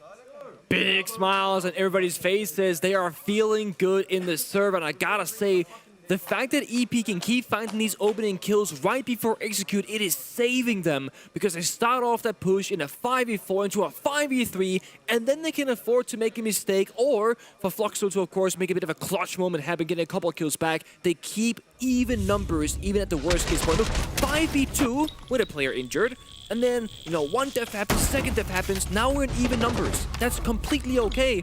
Had EP lost that first player, you flip it. They're in a 1v2 instead of a 2v1. Hey, Jackson. Hey, Jackson. See, they're trying to get a smile out of Bappen. They finally got one. Completely different team than yesterday. Oh, this is it. This is what we've been waiting for. Look, I know we sound biased because we cast the APAC League, but it's just, I don't really care who wins or loses, but I do care when teams play well, right? Nobody wants to see a team just look terrible, right? Because it's just embarrassing for them and makes you wonder, would a different team have performed better? EP have been in a drought right now. You know, the last time, I'll say this before we went live, the last time Enterprise won a match of Tier 1 Rainbow Six was their first game at the Munich Major against Weibo. They lost their following 3. They're going to lose this round. I don't know how they've just got double swung by Volps on that window. That's pretty embarrassing. Volps is low-key playing ranked. He's swinging everything. Now the, Bro, how did 2 of you die on that window? You know, there's another one running out. Over. What's happening with Dots, man? Where did he find his double? Down on the side, I think? There's a Garrett. I think 2 players rushed and he just farmed the both of them. Gonna be a 3rd one for Volps here, maybe. Ooh, nice 1-tap there from Relays. Tuhan, you can't talk smack when he gets form picks like that. It's a 2-piece for Volps and a 3-piece for Dots. And a very open and shut case for FLUXO W7M. You know, there is also another reason why people should be excited about EP playing well, because if we make it to a 3rd map, it's a bit of a surprise for us all. Oh, dude. The first ever Tier 1 Fortress game at LAN. Oh, yeah. That'll be pretty exciting. I have been so keen for Fortress. I just love change. Like we were talking about in our previous game earlier today, how nice it is when the meta gets freshened up. Yeah. How nice is it when the map pool gets freshened up? Remember when Lair first came in? That was so exciting. Remember when Labs first came in? Oh, I loved it. Back in the day, another favorite map of mine was Villa. When that came in, it was funny because it was the only structured map that wasn't about Heartbreach. And I thought that just brought a new dimension to the game. And I'm really excited to see what's in store with Fortress. Hopefully we do make it to the third. Yeah, it's been the deciding map a couple of times, but we just haven't gotten there. So a bunch of 2-0s, honestly, so far this event. We've only casted 2-0s. We've only casted 2-0s. And we've casted 1 overtime. And all of our other games have been like 7-1, 7-2, 7-3. Yeah. 5 seconds. So I think it's just about time that we deserve a tight game and a tight series. Moving to defuse a bomb. I mean, Fisher, guys, he's the guy right now, dude. He's playing Ying, Blackbeard, Glass. Jack of all trades. Yeah, and it's just with these top 4 executes every single time, specifically. We're also seeing the Thatcher come out. Likely to be catching C4s mid-air. Something that we saw Furious successfully do yesterday against Falcons, and we saw again earlier today. I can't remember if it was Elevate or Falcons that did it. I think it might have been Falcons. But FLUXO are keen to try and continue this aggression. Loban on an off angle. Oh, is he going to catch player? Don't tell me they don't drone this. Oh, thank God. Well, he just checked the bottom right. He might not check exactly. You're kidding me. He might not check that. You're kidding me. Oh, no. Would you have checked that corner, James? Yes. Okay. Well, he didn't. Freebie. Oh, that's a shame. Almost pushes for a second one, but such a shame. They don't. The rest of the push might not work as a result of it. Fisho guy's going to fry alive. Duhan's got the shoddy, and he will fall as well, entering elsewhere with the Ying. Vapid and Relays. Well, with one player on the ground and a second pick, maybe it's possible for Relays. It'll need to be a 1v4. It'll need to be an ace. Oh my God, the case is deep in CO again. We've been here before. I've seen this round before. Tuhan couldn't get it done last time. Can Relays do one better? Yeah, so he can't plant default here, so planting should not be possible at all. He's got no util to speak of, no flashes and no air jabs as of yet. Good gun for it, though. The issue is he goes into the default window to try and go for a plant. He gets stuck due to the chunk of fire, so planting in an off location first might be better. Reload, my friend. Yeah, take your time. Those bullets are precious. Baits out Volps. He knows about the Tachanka now. It is missed. He might be able to stick this. Are they going to commit to it? Volps gets it back again. Volps misses his fire, but Relays burns alive. It was tight. It was close, but Volps did make good on the promise of playing that Tachanka in the end of it. So close. Again, practically an impossible round there for Relays because you plant default, fire comes out. You don't plant default, you get 2v1, then they know exactly where you are. So either you stick it, hope for a mistake, or you just go for a crazy shot of your own. 2 for half, I think that's quite all right. It's not the end of the world, but remember that yesterday Enterprise managed the same thing against Space Station and ended up losing 7-3 on Consulate. Yeah. Could not hold it out on their defenses. The glass ban, okay. What's FLUXO cooking here? Banning out Clash and Azami. I guess Mira's still up. Tachanka, Smoke, Goyo, all this top floor plant denial is still up. Hey, I'm curious about the Enterprise opposing defense. If it's gonna be about like traps and fighting back, or plant denial from side, or what's it gonna be? Kind of a shame that this entire push gets stopped by not droning the correct side of bottom yellow. Yep. Like, if the Blitz gets in there and you help the CEO on glass, it's actually such a different round. Yeah. Very much the case. Enterprise, a few crucial mistakes here and there. A lot of risky executes in that game as well. Very much. That first half, they were really going for high risk, high reward plays, and it's just not working out. I feel like individually, the Enterprise guys are looking a little bit better than yesterday. As for the FLUXO ones, of course, this is their first match of the tournament. They've come out of the gates pretty hot. Yeah, the Royal was teased out for a second, unfortunately not stuck. I could see it. I mean, you can close off top spiral on both a double and single door, meeting door to like just push down through a hallway. It definitely gives you a couple of options.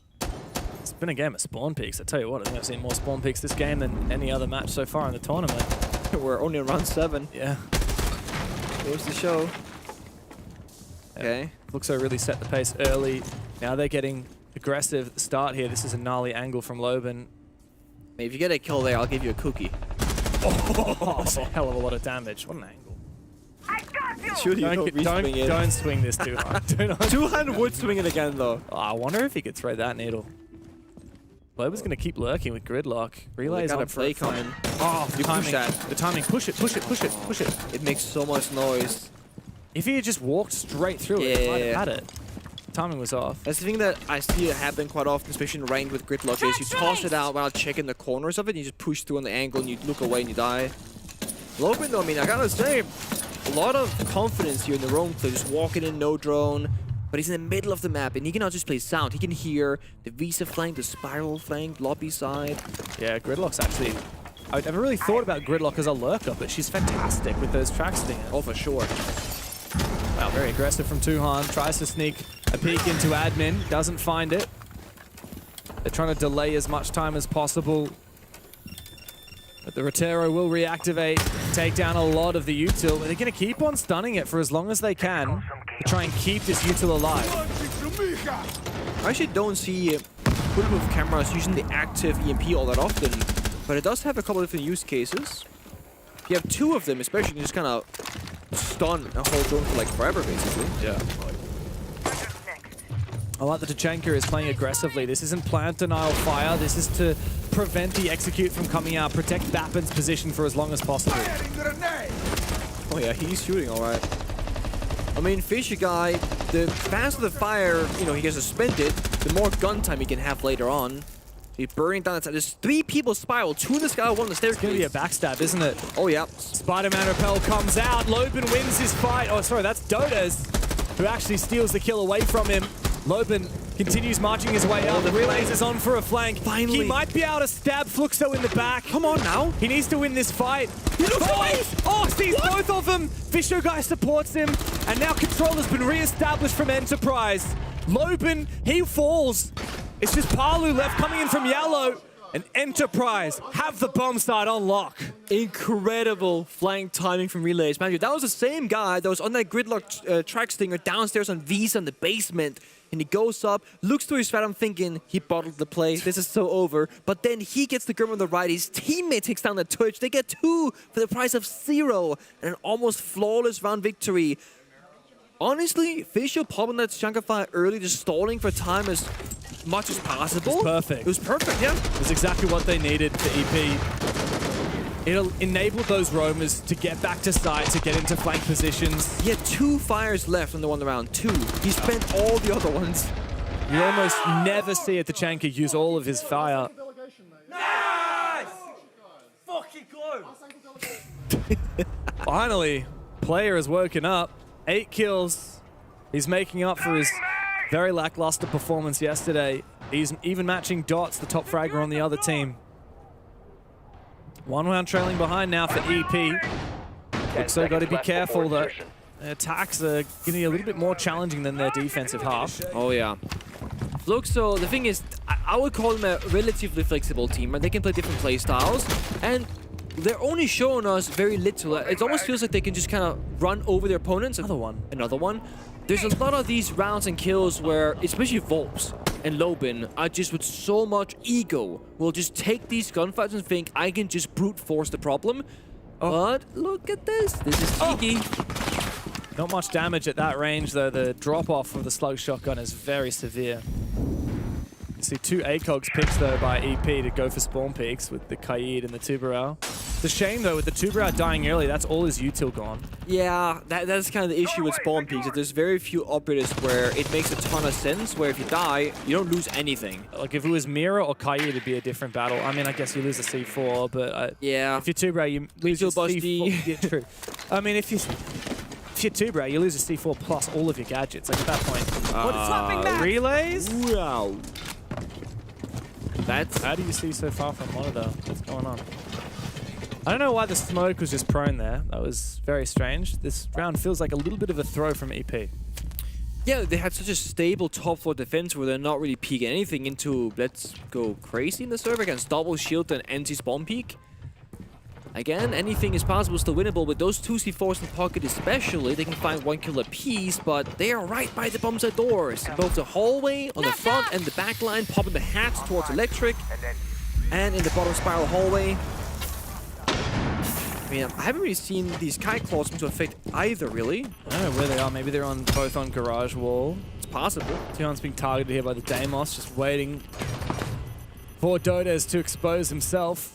Hoping to bait someone into Bappen, who's waiting at the bottom of the stairs. Remember, bomb site's over on garage, and no one is there as of yet. The hatch is open, and Volts has started the vertical game. So it's going to be easy now for FLUXO to go for a rotate. That's exactly what they've done. This is great gap finding.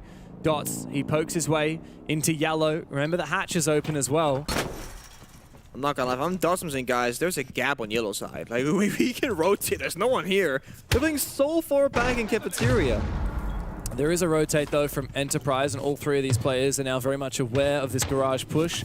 Now, Monty is the question mark, though. I see no reason why Dots couldn't just march in and plant. Just double-checking the vert, I guess. And see, yeah, there you go. You can slowly march on forward.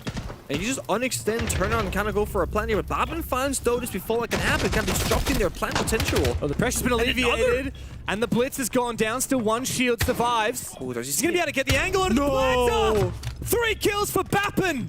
Volps and Palu. Don't let this one slip. How do they reposition? How do they go for kills? They can find Tuhan, but still up on the third. Bappen looks for another one. Big quad kill. Volps makes it the ace. And the thunder from down under has arrived. It was a 3v5. Double shield, 3v5, no map control, smoke died proning on top of spiral. It is the most puzzling round for things to fall apart, and it's all thanks to Bappen, who's just running forward and backward, dealing with every single push imaginable, and there's no response, there's no counterplay. The vault up on the desk to one-tap the Monty planting, it saved the whole round. And that was some serious restraint from Bappen and from Enterprise as well. They knew that they were 3-5 down, but they didn't overcook things. They didn't overextend. They didn't rush. They let that plan start to go down. They made sure that they dealt with the flanks and the lurks before they positioned. And yeah, Bappen to find the angle onto the planter. Unreal. Jackson! Now, it should be some frustration here from FLUXO because they are losing rounds they have no business losing. They've just bottled their lead as well. There was a 4-2 first split that now Enterprise has matched. Like we said before, every attack matters in this map, right? When you get a 5v3, you gotta win it. You can't anti-spawn peek that hard and then still struggle against the 3v5. We're seeing the Lion picks come out. Enterprise loved it, played almost every single round of their attack half. Now FLUXO are leaning into it as well. Trying to suppress as much movement and gain early map control if possible. But this looks like it might be some form of a cook for a rush plan. Oh my god. Oh no. Oh, another one. Tuhan gets traded back by Dodos, but the jig is up and the smoke has come out to deny this rush from FLUXO.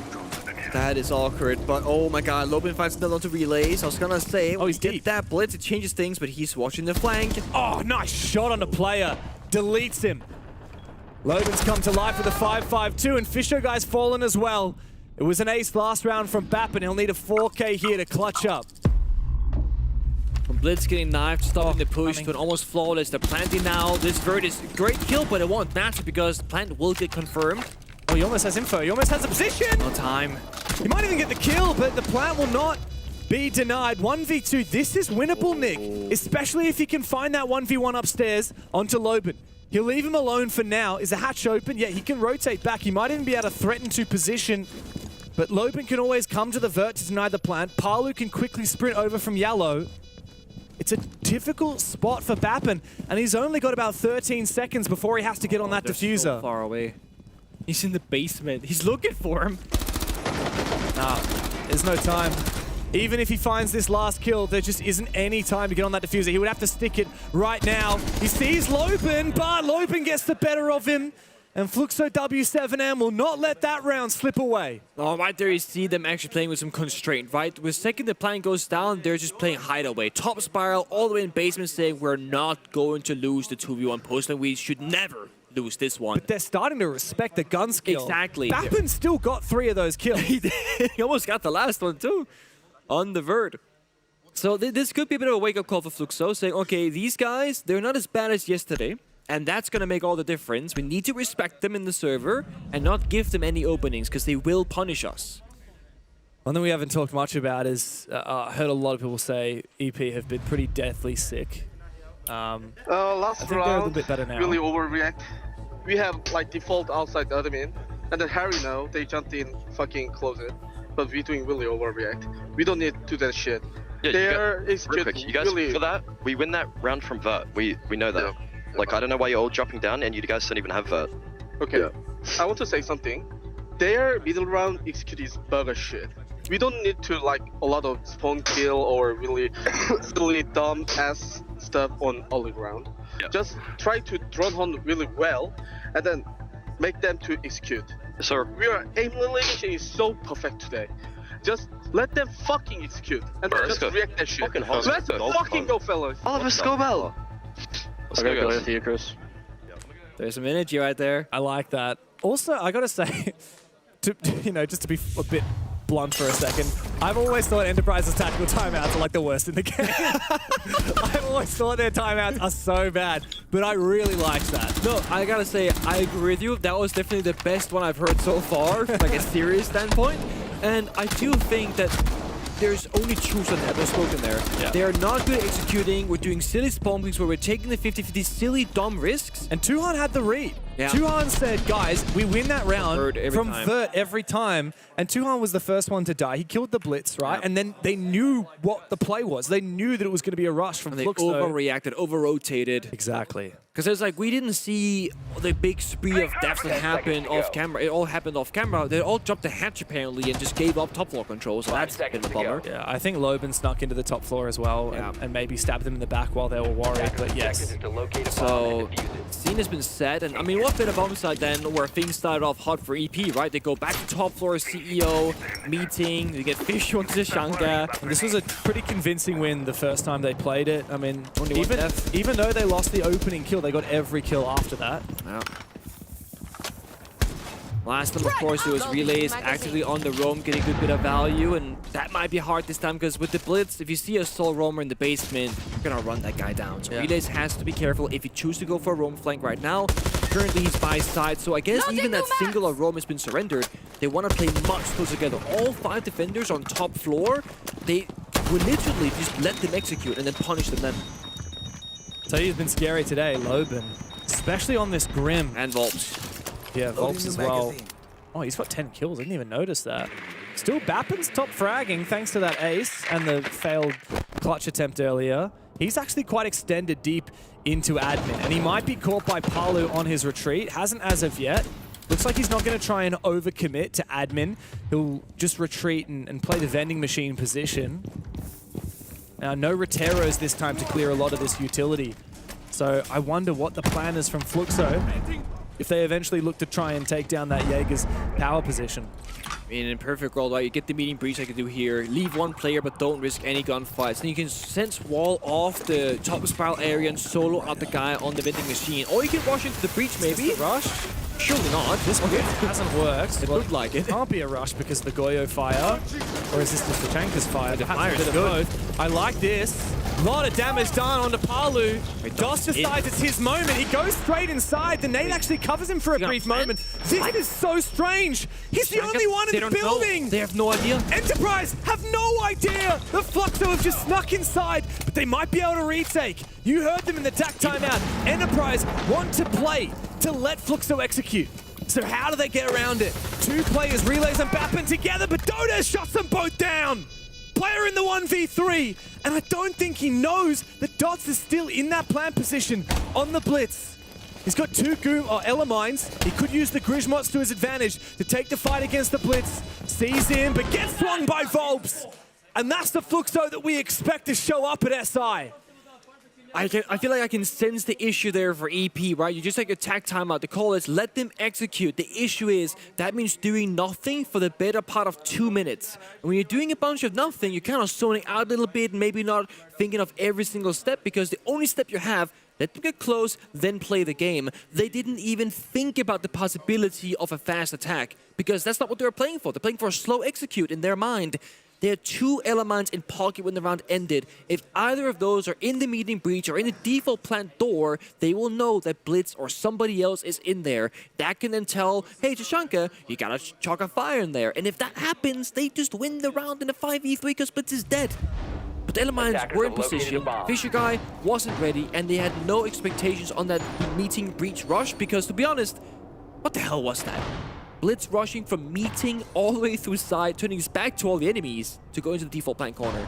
It's a ridiculous way for FLUXO to win.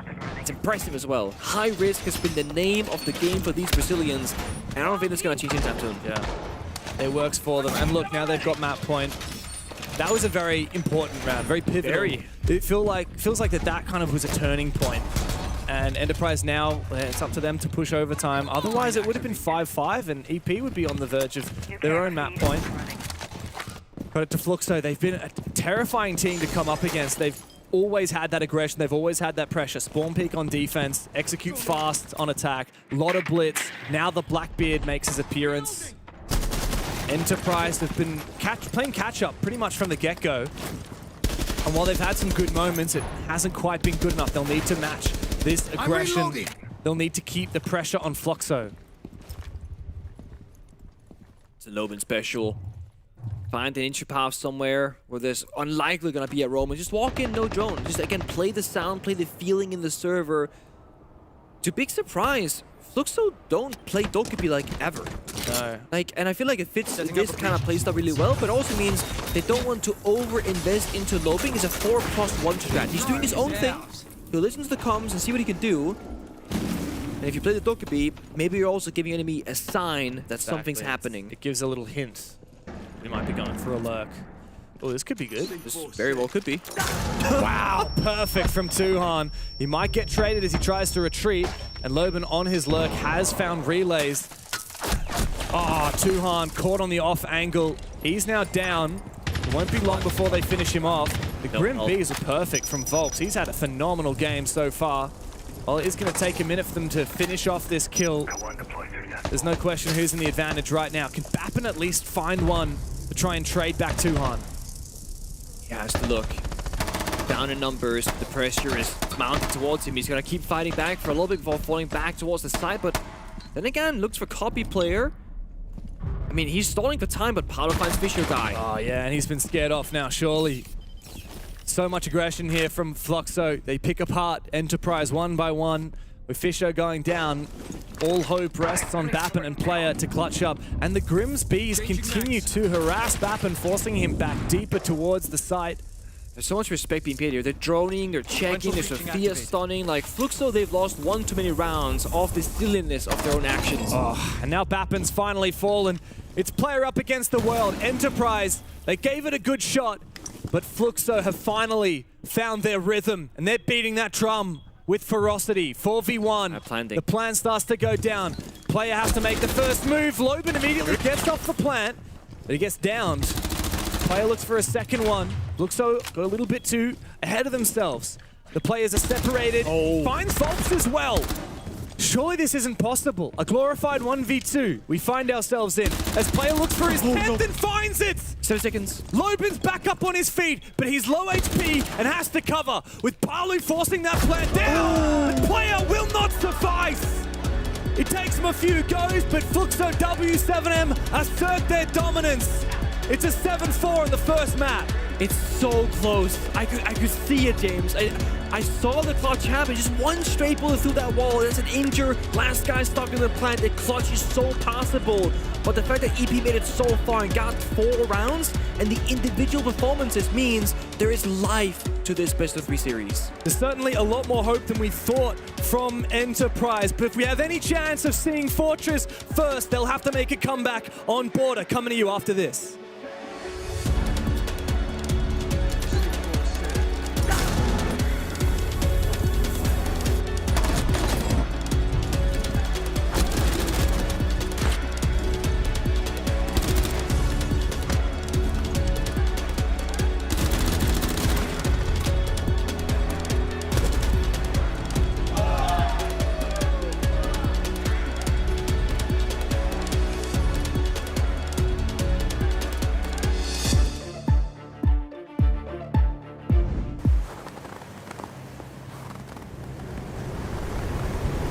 an eye out for contacts.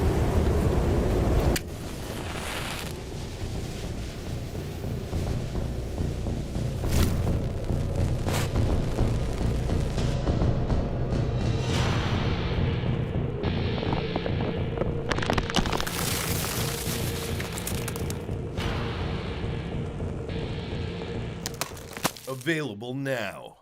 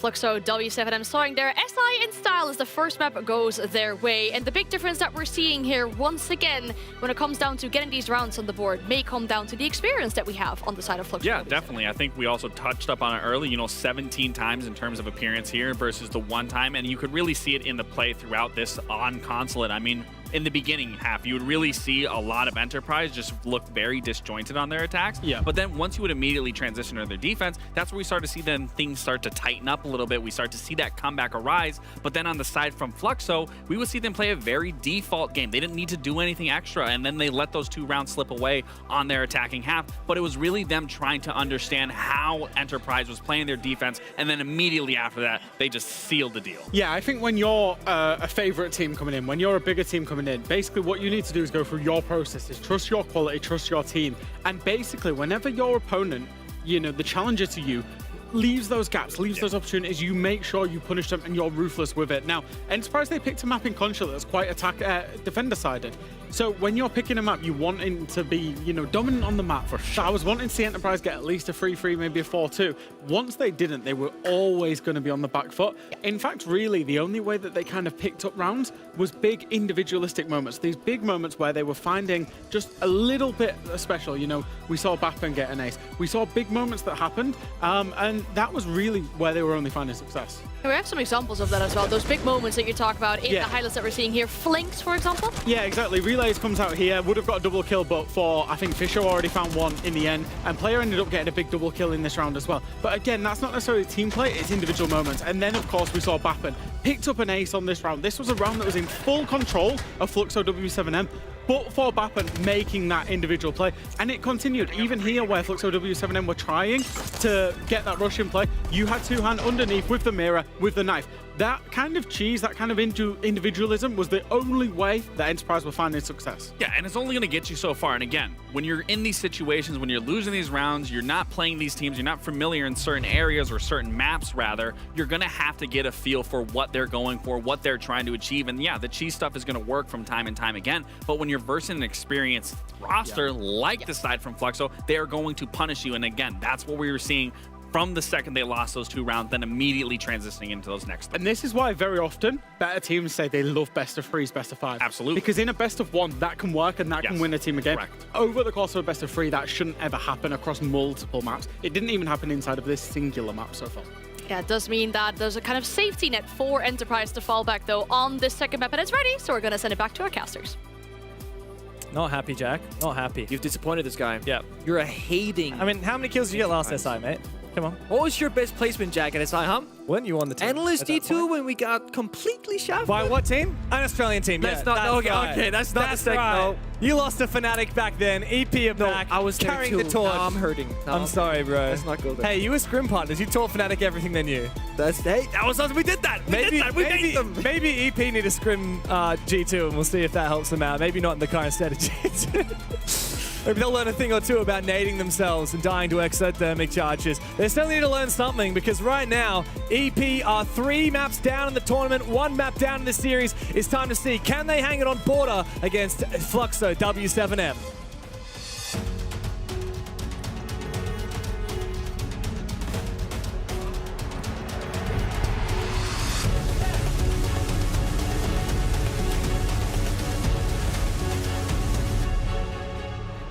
There was one word spoken a lot there by Freshie Boy Jack saying individualism. They only won because of individual performances. You know what?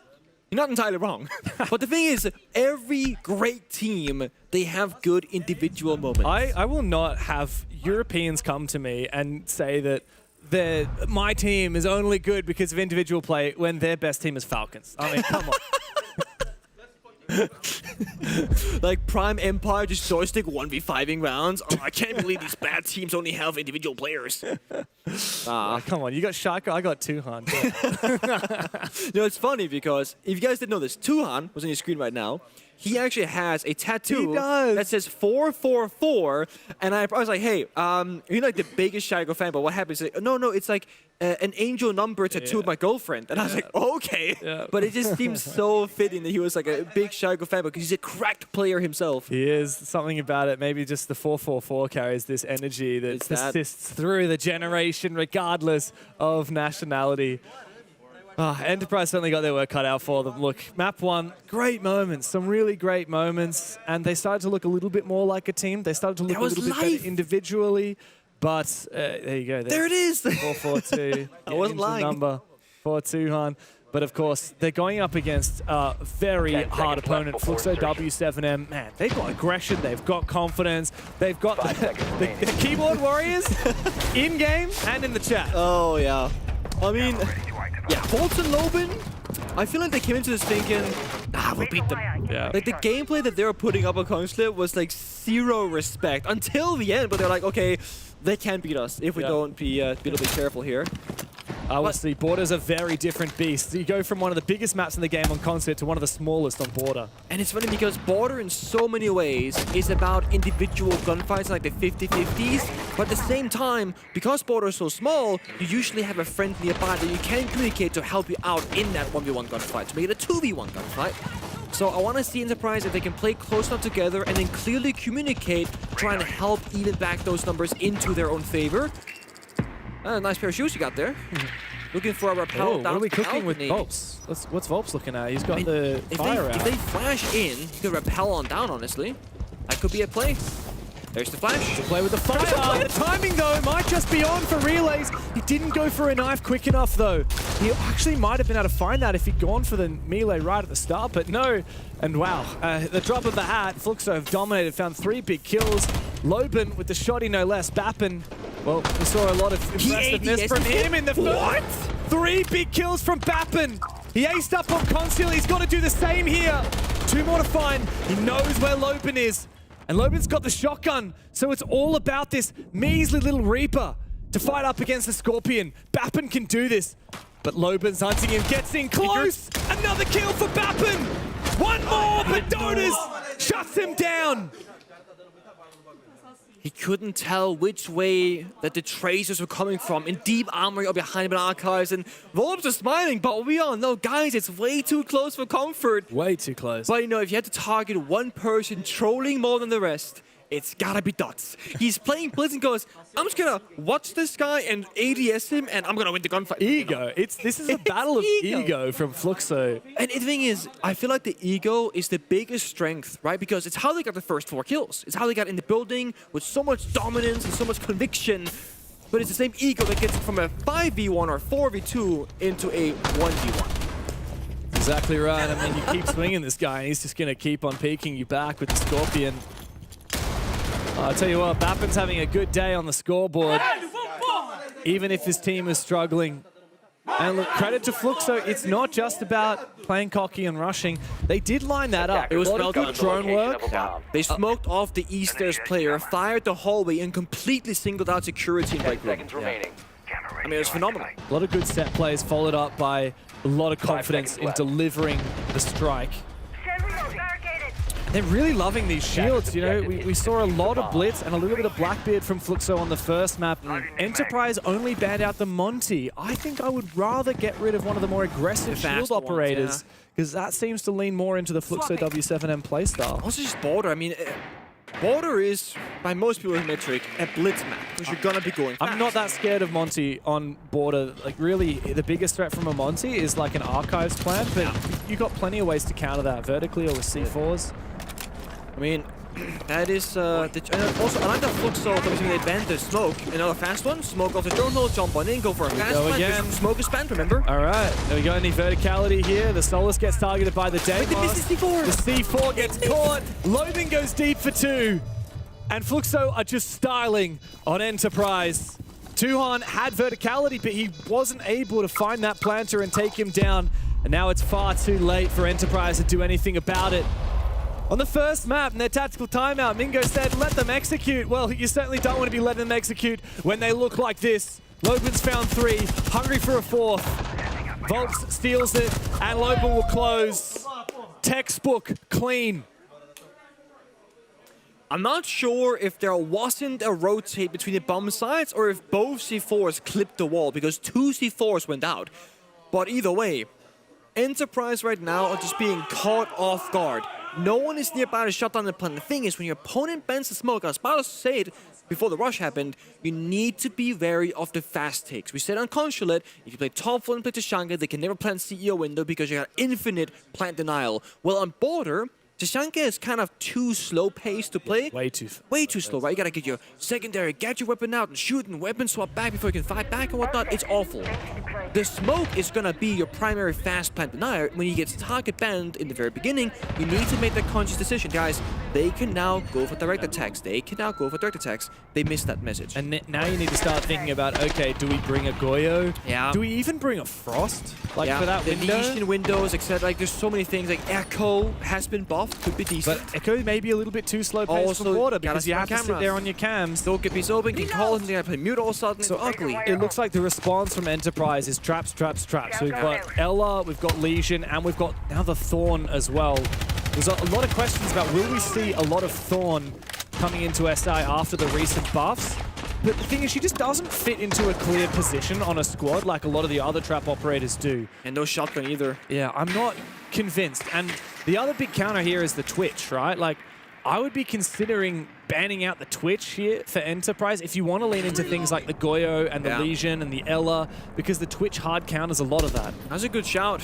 But then Blitz is open and if you ban the Twitch, right? So there's always a downside to what you choose, of course. Grim is also left open up. Got Brava as well, man. It's a freebie, so that's not good, Boppin. Yeah, I mean, just look at the mobility from FLUXO. They're happy to go deep into Passport and then immediately back out again.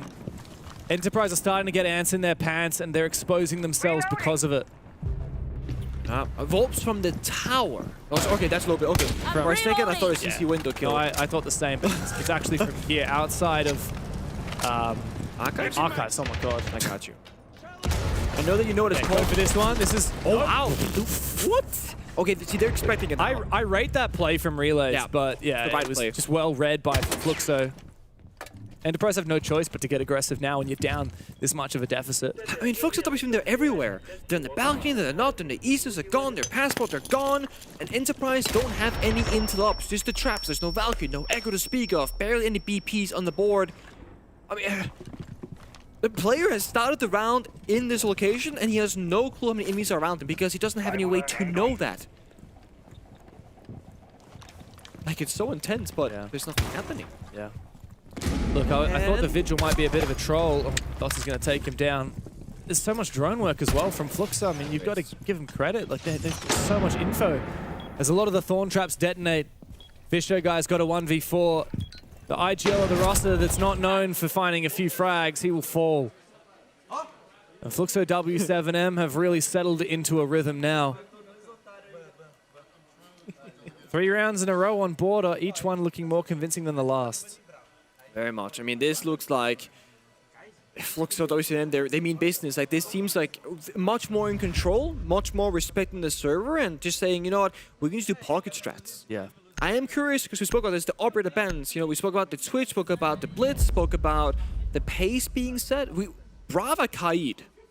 I mean, Brava is kind of Twitch, low-key, kind of. But the Kaid ban. Oh. I don't know what happened now, like past 2 rounds. We're missing like Armory Rio and then like triple Rio. Maybe we have to a bit more focus for this game, more lagging. Okay? Yeah. I can understand you guys have a mistake. Like, it's really small mistake, but it's too panic after we got a mistake. Okay? Yeah. Please calm down. And then we ban Brava. They just ban K. We still have a lot of trap. They rushing 2 rounds. A lot of trap still alive. Using trap, aim relegation, react. Only that fucking 3 really important after this 3 rounds. Okay, fellas? Yeah. Closed office with Muriel. Oh. So apparently they forgot to reinforce 2 separate rounds. Yeah. That's not good.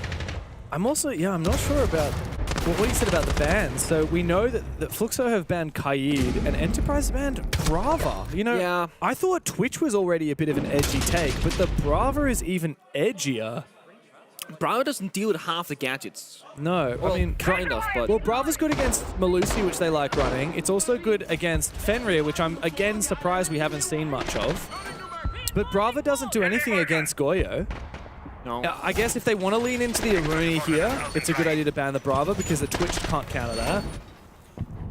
I'm always of the mind that if you're gonna ban the Brava, you gotta play at least one round of Maestro to justify it. That's just Honestly, my personal I wouldn't mind a Maestro here because you can put down all your bubbles and then just sit there as a turret. You don't even have to actively use them. At worst, it's a good bulletproof camera that's wasting time and util.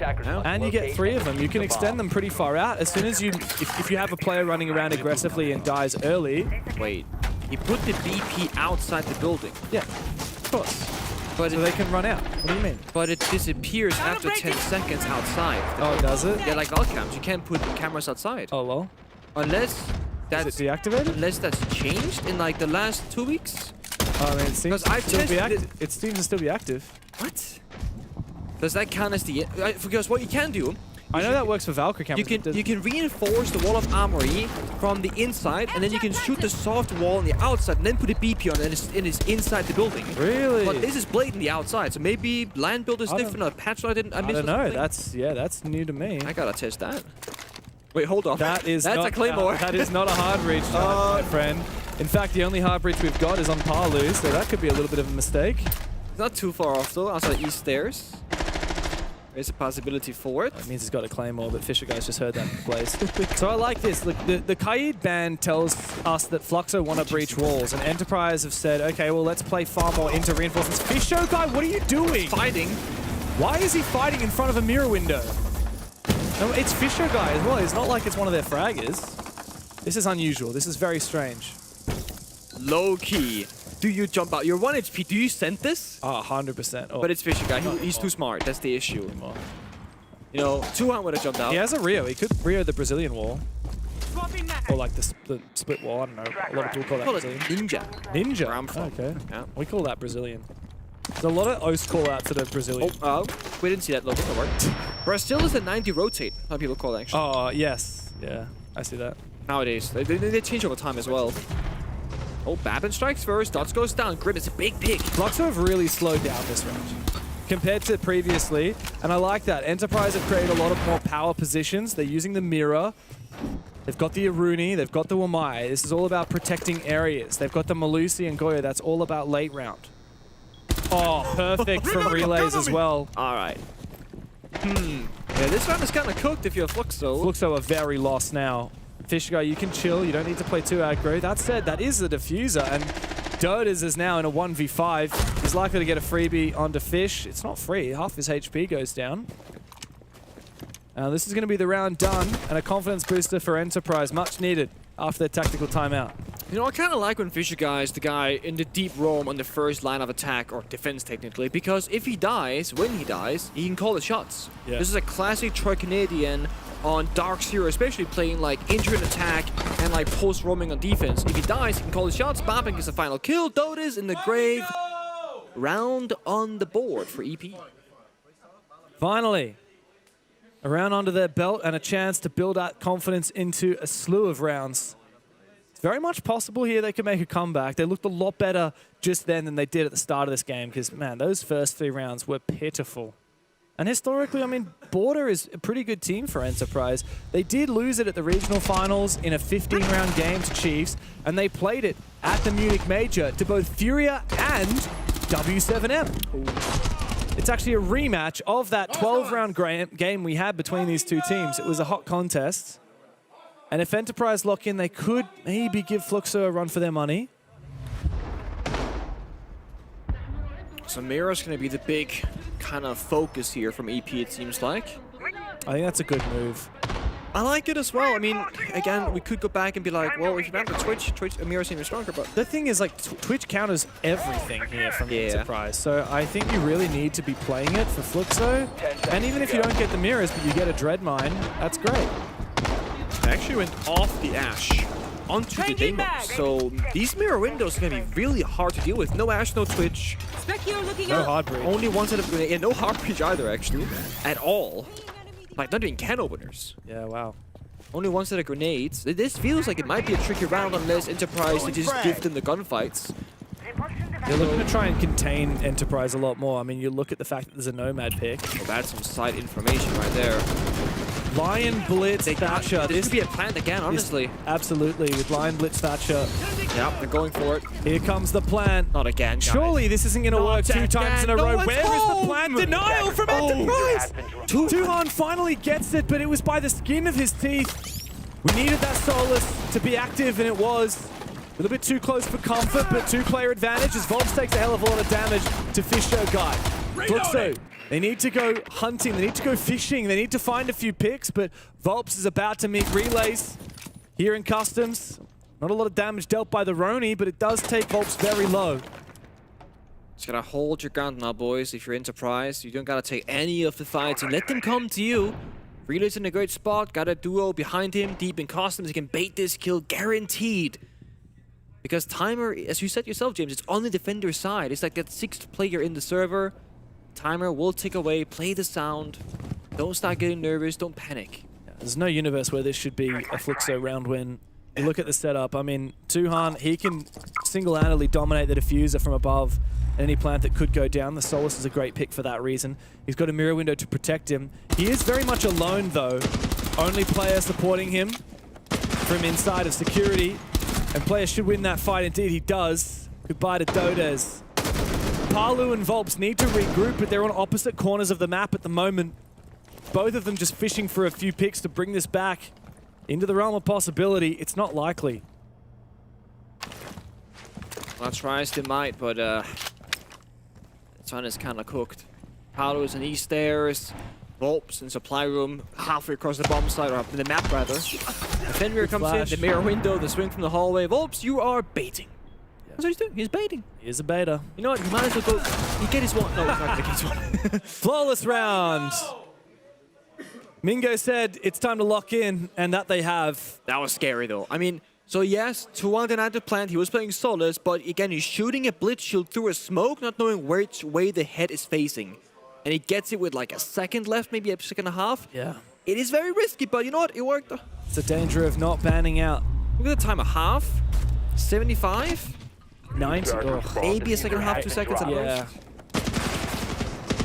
80-90% planted there. And the other thing is that Tuhan wasn't really well supported on that top floor. I mean, there were, what, flashbangs and other util getting thrown in from Armory window. I don't think there was someone dedicated to just covering Tuhan while he went for the vert denial. I don't believe so either. The Solus doesn't have impacts at the moment, right? I know they keep giving him and taking. Solus got them back. Oh, she got them back. Yeah, in the most recent Solus change when she was buffed, they give it back. So that's good. I think that is kind of what you need to be running. I don't think he was running in that round, if I recall correctly. I feel like I saw. I didn't check, to be honest. Yes, but there was a hole in the floor, so yeah, happened. I mean, when there's smoke and a blitz, like, just having vert isn't always enough. It's not going to give you a whole lot of difference, at least. No. You use the gadget, and he was running shotgun, though, because he had the SMG-11 out. As one should. If you're playing Solus, by the way, guys, right? Don't play the P90. P90 is great. No damage, okay? Right, it's like the Scorpion. Fun fact, the P90 does 4 damage back with the limb change to a limb at max range. 4 damage. They reverted that change. Doesn't matter if you hit heads, bro. Like, look, if people are playing the Roni, then people are playing the P90. Okay. Well, Mozzie's pick rate has been abysmal for the last couple of years, but fair enough. I'm surprised that everyone who's running Mozzie has been running the Roni. I haven't seen a lot of Commando at all. That's always been the thing. Like, the Commando... But they've nerfed the Roni into oblivion. Yeah. They nerfed it due to 1.5x scope, took away the scope, but never buffed the gun. And they took away 5 bullets as well. Yep. Relay is actually making a very risky decision not to shoot. Yeah, they barricade the door behind him, right? So he is in here. Well, I guess the crouch hole maybe. But he's pretty much stuck in here. Oh yeah, there's a crouch hole. Crouch hole. He was looking to play an off angle. He almost got wall back. I like this though. I like this. The thing is, FLUXO W7M, they're good at doing this. They're called phantom pressure. You go in a passport, breach the door, shoot a bit, open up the wall. The defenders are not going to know if you're there or not unless you retake the position. So Relay's being in there says, guys, it's fake pressure. I like this. They might come back later, but it's fake. I really like this. There is a bandit though. Yeah, but I don't think Bandit is in position to juggle. Run! He's not running. No. Nope.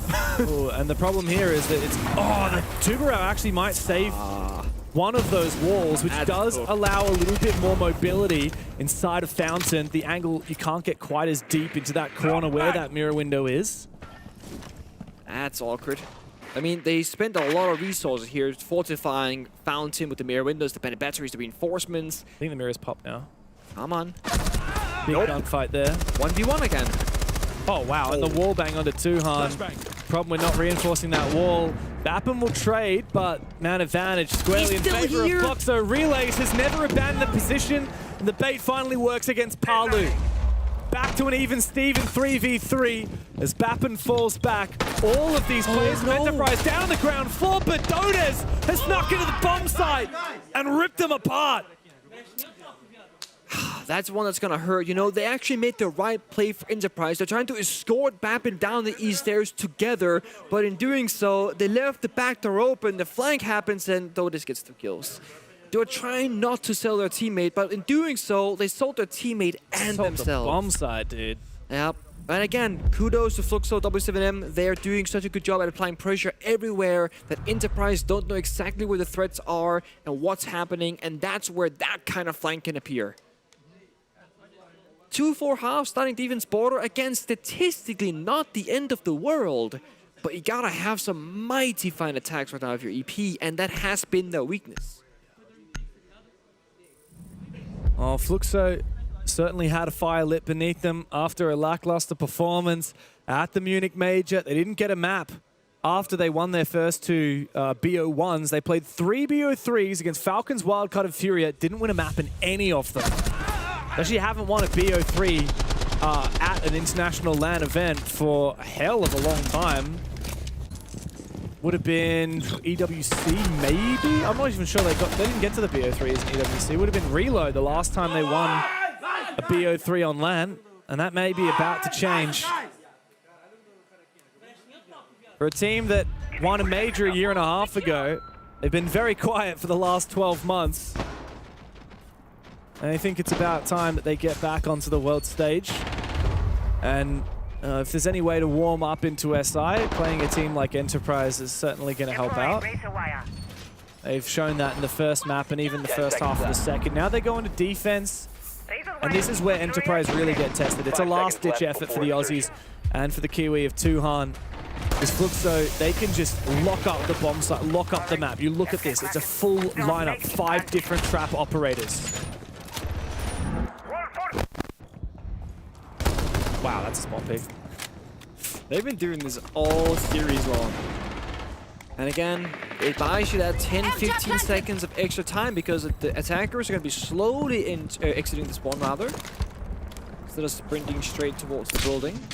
It's got to be the most aggressive team I've seen so far this SI. It has been. Oh, that grenade just destroyed the air jab. Not ideal. Not ideal. There's 3 Thorn Razor Blooms in the pocket of Dots and 2 Crystal Mines in the pocket of Lobin. They have half their stock, 1 Goya canister as well. They have not put down 3 Denari lasers. They did reduce the activation time of the Thorns, so between when you deploy it and when it activates, but it's still pretty long. So I don't think you can realistically use it as a grenade. Not exactly. Very low. Nice. Good shot. And well supported by the Capital's fire. Dodes will go down. That's the most deadly player on FLUXO in terms of his arsenal with that DMR. But Lobin is still in position. He's good in close range with the Scorpion. Dots is forced back by the fire, but he's got a good angle. Fishbowl guy takes him down. Enterprise, 2 picks, but there's still 1 more at large inside a break as Lobin is forced back. The flash will maybe just push him back even deeper as Palu's found Fish. Maybe Enterprise will have to slow down, try and consolidate their advantage. But with player going down, the script is flipped again. Feels a bit like they skipped a step for this one, right? No one took East Stairs control. They didn't even shoot the default cam from outside, so that means Lobin, who's right here. Player on East. He's just creeping. It's a player on East. Lobin doesn't even need to backstab because Volps has got him from elsewhere. Tuhan still got the debuff from the Thorn. Finally, that subsides, but BAPN's low HP. This was a 5v3, and Enterprise have not found a kill since. 2v3 with no information. 1 drone to their name so far, top left corner. And a really difficult way into the bomb site with those Goya canisters. 1 is still in pocket from Paolo, by the way. Who needs you two? But here they come. Oh, they almost get the freebie. Oh, this is not a safe position to plant. It's going to have to be a bait. Tuhan looking to cover from behind, gets flanked. Is that Volps? It's Lobin. And Palu as well joins the fray. A very good round from W7M. One that they certainly weren't booked to beat after that 3v5, but they stayed composed. And frag by frag, they clawed their way back into it. It kind of goes back to Fresh's point at desk, right, where they win off individual performances. I mean, Fisher finds one, Bappen finds one, all is good, but there's a lack of oversight. Everybody knows the backbone of pretty much every attack on this map. It starts on east stairs, because when you get that, you cut off 2 different hallways, get access to triple wall, the break room balcony, and it's a great spot to kind of reset the round from. And it's why people started playing Asami Smoke there and started hard holding it, because it matters so much. They get security, they get break room. Oh my god, that's phenomenal. They forgot these stairs. And then Lobin just retakes it, gets away unscathed, and then gets a kill. His teammate gets a kill. The round is lost in that position. It was looking so good until that very moment. And this is kind of the downside of having we call it the old school style IGL system. Fisher Guy and EP, they kind of do that, right? Fisher Guy calls, as far as we know, all the shots. Yeah. He does all the thinking and most of the talking. When you have one person covering 90% of what's happening, you're gonna miss the small things because that's not where you are. Fisher was the entry on the armory balcony. He's not gonna know what's happening east stairs. With the newer system, everyone's much more vocal. Somebody's bound to go, guys, I'm not east, you're not east, who's east stairs? Yeah. It was missed. This is an angle. Oh, so close. He sees the hammer. He sees it. A hammer that Volps himself has not raised. Tuhan will take down Dodes, but still the spawn peaks from FLUXO W7M are incessant.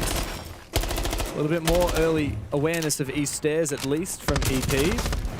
Look, they're hard-holding east stairs, like I said. They play with shields and lasers. Swapping mags! Yeah, I like the way that FLUXO have used the Denari. It's very awkward for Enterprise to deal with. Good nade, though, will quickly take down that shield. Bye to the camera, bye to the pipe as well. Keen to go for a peek as Dots here. Careful not to expose himself. Fisher Guy was just on the verge of holding that. Bappen watching from the window. Bappen's been hot on his shot all day. Reloading. UMP buff, by the way, right? With extended barrel, it does like 47 damage, I believe. That's insane. It's basically an AR at this point. It 3 taps people on land. It's very mighty good. One of the only guns in the game that statistically worked to an extended barrel on, because that number increase actually changed the time to kill. Yeah. Fun fact. Still, FLUXO have got their tendrils seeped into this security holds. I like this, though, from Enterprise. A little bit more focused on the hard breach. They take control of the balconies. They open up the external armory wall. Problem is, the more walls you open, the more this becomes about angle fights, and FLUXO have a lot of confidence to fight you back. They just saw the rotate. Tuhan's actually going to take the ground on the back of it. Well played. Wow! Dots wasn't aware. 2 on for 3! Quad kill on the round! It's just Balu left. The ace. He's been hunted. He's going for it. Tuhan, look for the ace. It's stolen by relays, but the round is Enterprises nonetheless. Criminal of an entry right there. I'm watching the player to his left. He's right next to Tuhan. Takes down a 90 player. Quick sharp flick. Takes down the CC guy as well. Good distraction by Fisher Guy. He was in CC with the BB, just being in that guy's face, distracting him from the play happening right next door. It's that kind of conviction and decisiveness that we need to see more of, especially in a small map like Border, where you say, guys, 3-2-1, this is the play. Yeah. This is a big moment now for EP. They've just staved off what was going to be a map point if FLUXO had won that round. And it was all about the gap finding. Tuhan literally just saw someone cross from in CC into the 90 hallway, and he says, okay, this is my moment. He goes in, finds that kill, flicks to the second one in CC, and that's all she wrote. It was GG from that point on. Well played from EP. We're getting a few more of those, though. Remember, I mean, there's still 2 rounds trailing behind. There's still 1 map trailing behind. And I feel like the further that this goes on, it's EP that are going to wear tired first. Oh, yeah. I feel that as well. Twitch comes out, the Blitz comes out. I feel like for FLUXO W7M, they've been keeping the roster pretty stable, right? The Thorn and the Denari making an appearance every single defensive round. Yeah, loving it. Really loving it. We've seen Asami ban the majority of the games that we cast. Same with Clash, very high ban rate this event so far. It's funny how Clash was once non-existent in Tier 1 pro play. And then right before the rework, everyone starts playing her. She gets reworked and more people start playing her. There those storm traps are literally scary now, like properly. Even if you sprint right past it, often you're probably going to take a little bit of damage. And it's big enough. Reloading. There's Dodez. They spot his position. Another flash. He's still not blinded though, and he is supported by both Loben and Volps behind. Bomb site, if I'm not wrong, is all the way down in Tellers. This is a very far away extension. No one's Volps will find one though. There was one player near the bomb site before. I'm not sure if he still is. It's just Dots. As Fisho guy gets caught out in the crossfire, Enterprise had an idea, but they have been completely picked apart on this execute. Bappen will fall as well. They still can't even find Loben, who's tucked away inside a break room. You can see the frustration from Tuhan's perspective. He knows exactly where this guy is. He just cannot find that angle. This is why the phantom pressure that FLUXO W7M is so good at applying is so important.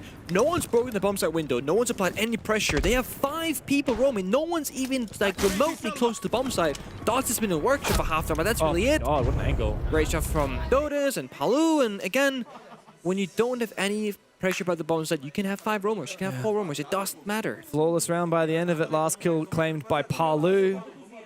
The keen eyes among you may have noticed Palu is actually got a slightly different spelling of his name. Palu? The A in there and an I. Is it a little I? A-I? So I don't know how to pronounce it, but Pale apparently means father in Portuguese. And Palu has announced that his partner is pregnant, so he will be a father. And so he's decided to celebrate that by having a slightly different name for this event. It's Daddy Palu now. Daddy Palu. That's a good one. Oh my God. It's iconic. I mean, one of the most storied histories of any player in the game, Palu. I mean, he's played so many Six Invitationals. He was so close to winning and raising that hammer back in 2021, the last time the Six Invitational was in Paris. It was a devastating event, a devastating loss for him, and also a really tragic moment in his personal life because during that event, his own father passed away. Now, 5 years later, he returns to Paris, soon to become a father himself. That's beautiful. Very close to finding a first win here at the Six Invitational as well. It's been a fantastic day for the Brazilian roster. From the get-go, they have oozed confidence. Enterprise have been seething with the number of spawn peaks and aggressive plays. And it's often players like Dodes and Volps and Loben that we're talking about on the front line, but Palu stands at the back. Daddy Palu, the patriarchal figure on this team, leading them to hopefully a better result than we've seen in the most recent events. Top 8 perhaps will loom even better is possible if they can keep up their aggressive play style and this impeccable form. You know, every good front line needs a good backbone, that foundation of the team, and that has been Dots and Palu often not sitting more closer to the bomb site. The other 3 players just going wildly around the map as roamers. Relays on Sledge Shotgun, of course, has to do Reaper secondary, likely in pocket as well. Looking to make a play maybe up the main stairs. Thing is, Enterprise, when they want to go really deep, they actually full commit to it. We've seen that time and time again with mixed results. But this lineup, these positions, I feel like they're cooking something. We're just waiting for that time to push. But what are they cooking? That's the thing that's hard to figure out. Bappen's in an awkward spot. Dodes can easily swing him from outside. Loben joins the fray. Tuhan needs to be the hero again, and he finds a double. In from security. Opens up an avenue for Enterprise to mount an attack. Player needs to find this kill. The Nitro Cell obliterates him. But meanwhile, the daddy from Enterprise springs into action. Fisho for 2 and 2 on to close. Enterprise, don't count them out just yet. And again, it's a push that starts off kind of poor, people falling apart, no crossfires established, and then the individual players really start to shine. Tuhan is not missing a shot, not losing a gunfight right now, and Fisho, when he is needed, he will be there to get just that one important kill, that one important entry. I mean, he was deep in the side, while Tuhan was deep in security. They were so far apart. Still a 5v3 advantage for FLUXO. I mean, that is... Well, we've seen a few 3v5s from them, but very rarely are Enterprise the ones winning from such a significant man deficit.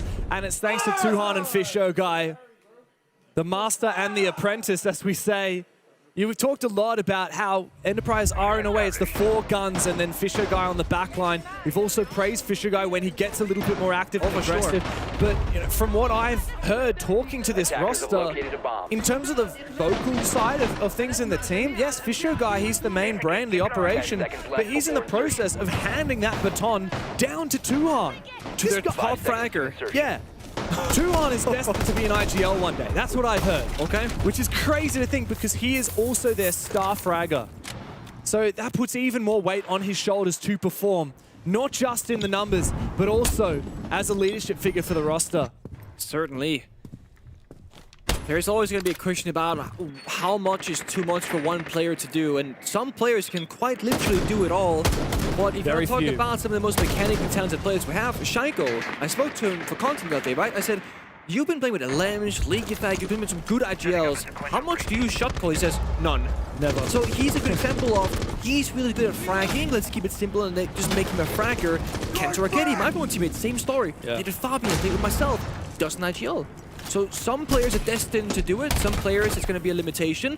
Curious to follow Tuhan's career long term and see what kind of player he'll become. I have no doubt he's got a long career ahead of him, no matter what happens this event with Enterprise. Hope so. He's a great guy. For now, though, EP have their work cut out for them, dealing with a very difficult hard hold on the East Stairs. Dots could go for a swing now. They know where he is. C75 in hand. But if he swings Fisher Guy, while Fisher Guy's facing the other way, then that'll be a freebie for him. Loben's still aggressive on the mezzanine. He's been peeking this window back and forth, but hasn't now been taken down as of yet. Retreats back into break room. As his team starts to fall around him, Enterprise have clawed their way into East Stairs. Okay, so it's very winnable. They lost the shield, yes, but they got man advantage and good guns up and alive. The thing is, the FLUXO W7M, they keep lashing out to try and even back the numbers. That can, of course, work for them, but also very much against them. Bit of a reset. Enterprise are standing still, they're droning, establishing the flank drone for Fisher. He's watching it right now. It sees both the flank below and the balcony. What a swing! The Ferrari peak from Dodes. Oh, and he spots Bappen as well. The hammer gives him away. Relays will eventually trade down to the 2v2 as Relays breaches the wall open. Tuhan looking for his 10th kill of the game. Needs to have a big impact. Him and Relays together look to keep this Oceanic Dream alive. Not gonna lie to you, a plant is possible. They've broken the archives wall.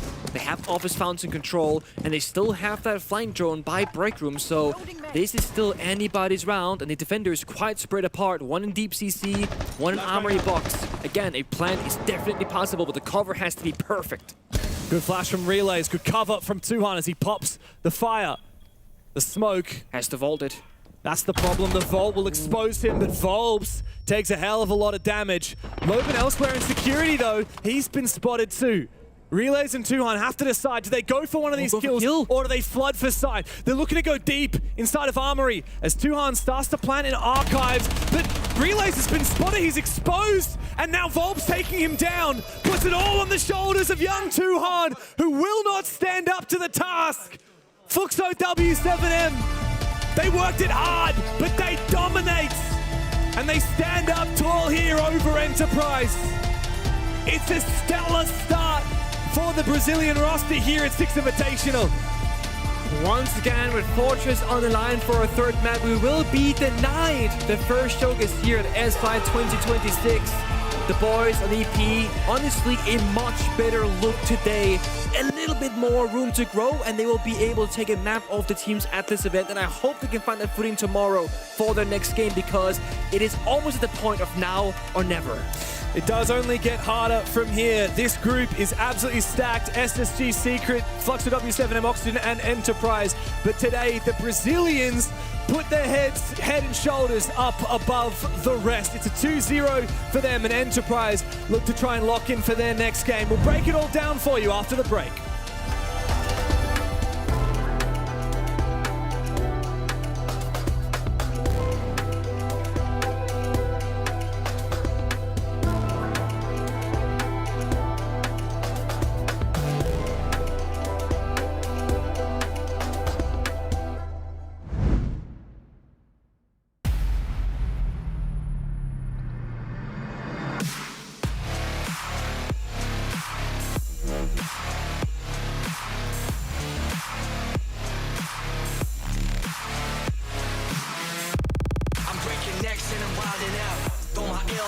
up and my money out.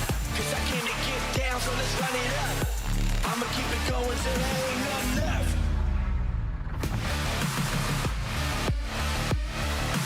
I'ma keep it going, I'ma keep it going, I'ma keep it going till there ain't nothing left.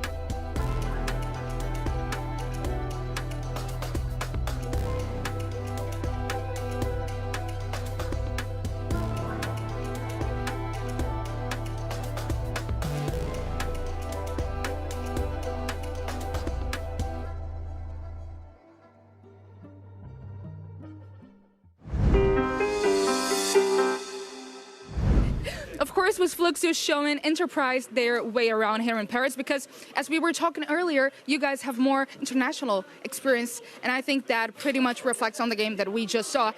What were the moments that you could see that inside the game? I think when we are inside the game, we can see a lot of the gaps that they were showing between like a lot of rounds, especially on border. Like on the first 3 rounds, we saw so many gaps that we were even confused to what to do because yeah. So yeah, but I think it's a strength for us because we know what we can do. There are a lot of things that we can change between the rounds, and yeah, I think that reflects a lot. And we could at least sense that you guys were playing really light and carefree. Was this really the way you were feeling? Yeah, especially me, I was a little, how can I say, cold in the game. I wasn't like, didn't warm up a lot. So only you? Yeah. But like the rounds we were really calm. Like we were in control of the match. We even threw a few rounds that we were on advantage, but we knew that we were doing well, so yeah, we just keep doing what we were.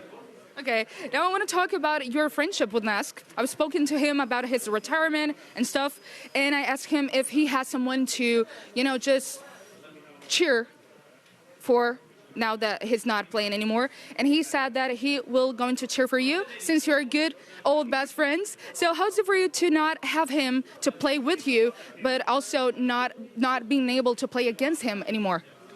It's a decision that everyone's gonna make someday, but yeah, he has made his legacy in the game. He's gonna be always an iconic player.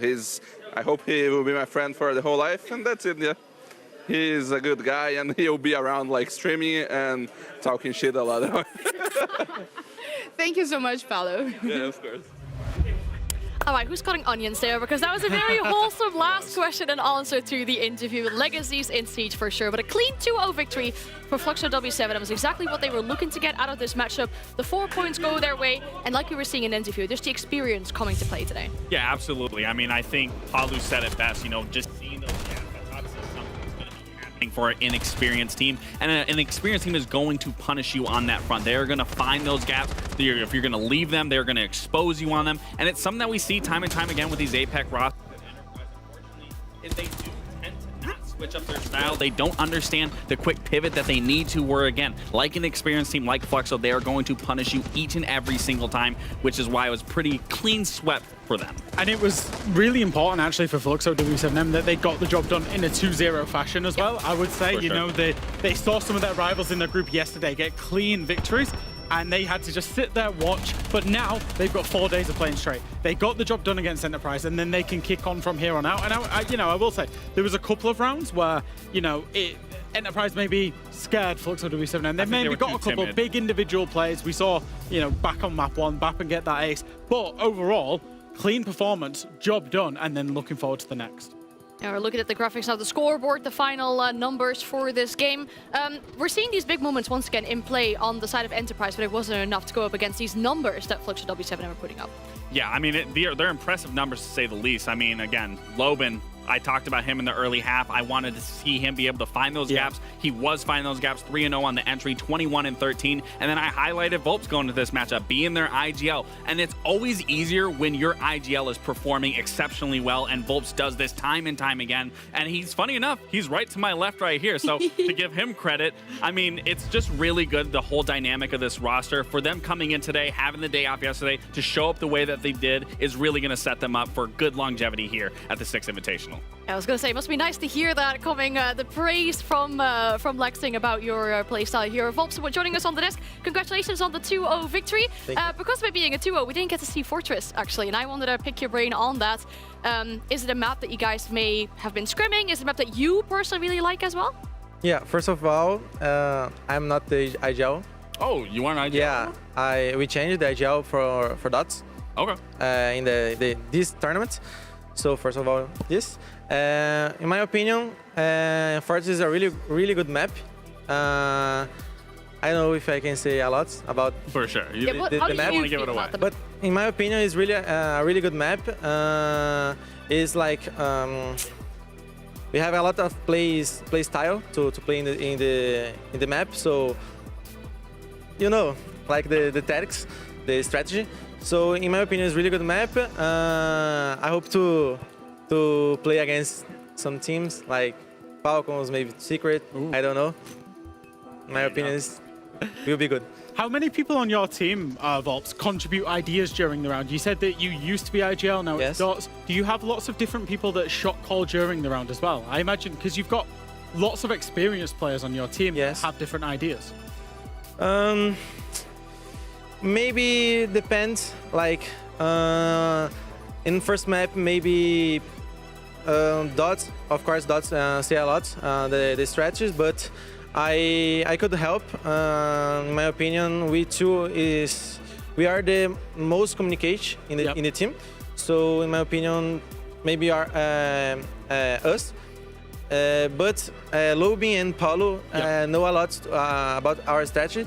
So they say to us like, guys, we need to fix that. We need to do that. Make this strategy different because they have this, and so they have a really good communication. But in my opinion, just do this like focus on this game and kill 20 bodies. So in my opinion, the four guys, me, Paulo, Dots, and Lubin, is the heart of the communication of the team. I love that. Well, I have to talk to Lobin because he's the one that gave me your guys' roles and he put you as the IGL. So I'm going to talk to Lobin very quickly. But I also want to talk about, we talked about earlier on the desk saying that, you know, when you guys were in your prime, when you guys placed top 2 at EWC, then you go on to win Montreal, then since picking up Palu, we haven't seen that same success. Is this kind of the direction with changing the IGL that's going to put you guys in a winning position to possibly win out here at the Six Invitational? In my opinion, the change was good. Yeah, absolutely. Because it's good because the how can I say? Every different has a reason. Yeah, for sure. So, in my opinion, was the best for the team. Change the IGL for Dots, and he is really good. In my opinion, the change for Montreal to here is because is the change about Palu because he's really good. He's really good. But Dash helped me a lot in communication. Okay. So we have a little mistakes and issues to fix about the communication. But in my opinion, we did a really good year. Like we qualified for WC.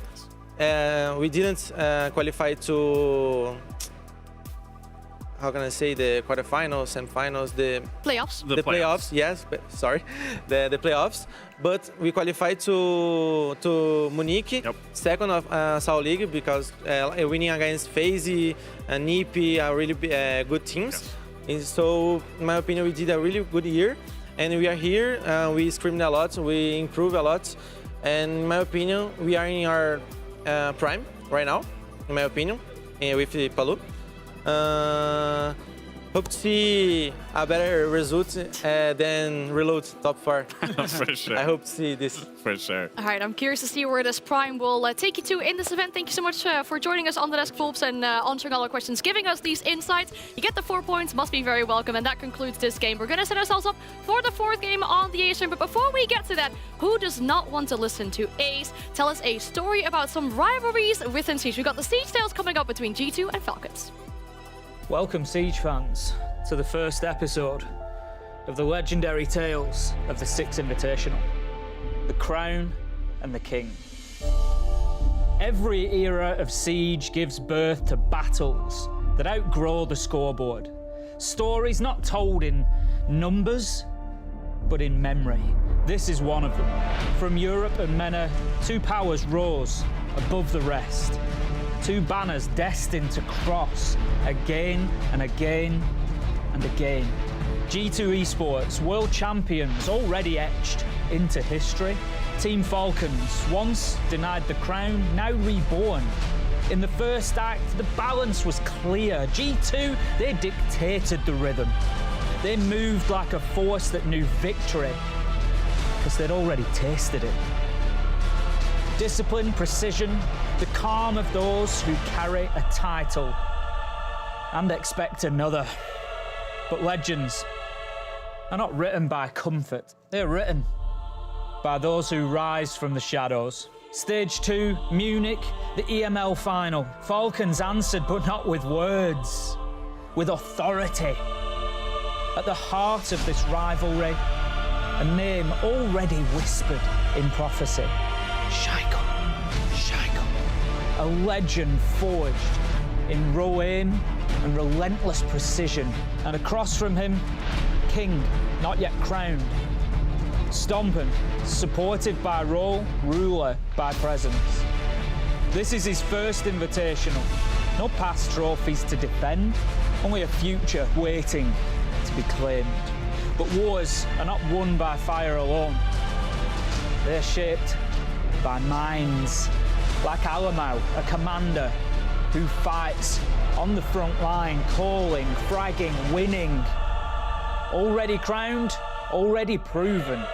And Likafak, a strategist, strong, structured, a builder of systems where others shine. G2 Falcons, different philosophies, but the same ambition. Proof that neither stands above the other. Yet. At the Six Invitational, there are no rematches of the past, only chapters waiting to be written. And this year, you don't play to win, you play to make history.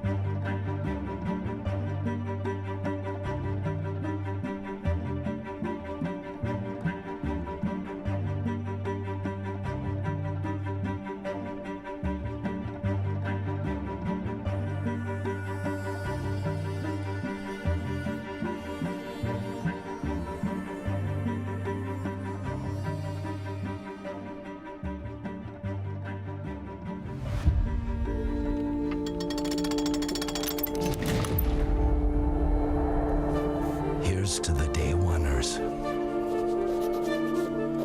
Those who were here before the hype. Who built the clips, the memes, the lore. Who sat in silence, typing GG like a battle cry. To those who show up and yell so loud until they can't anymore.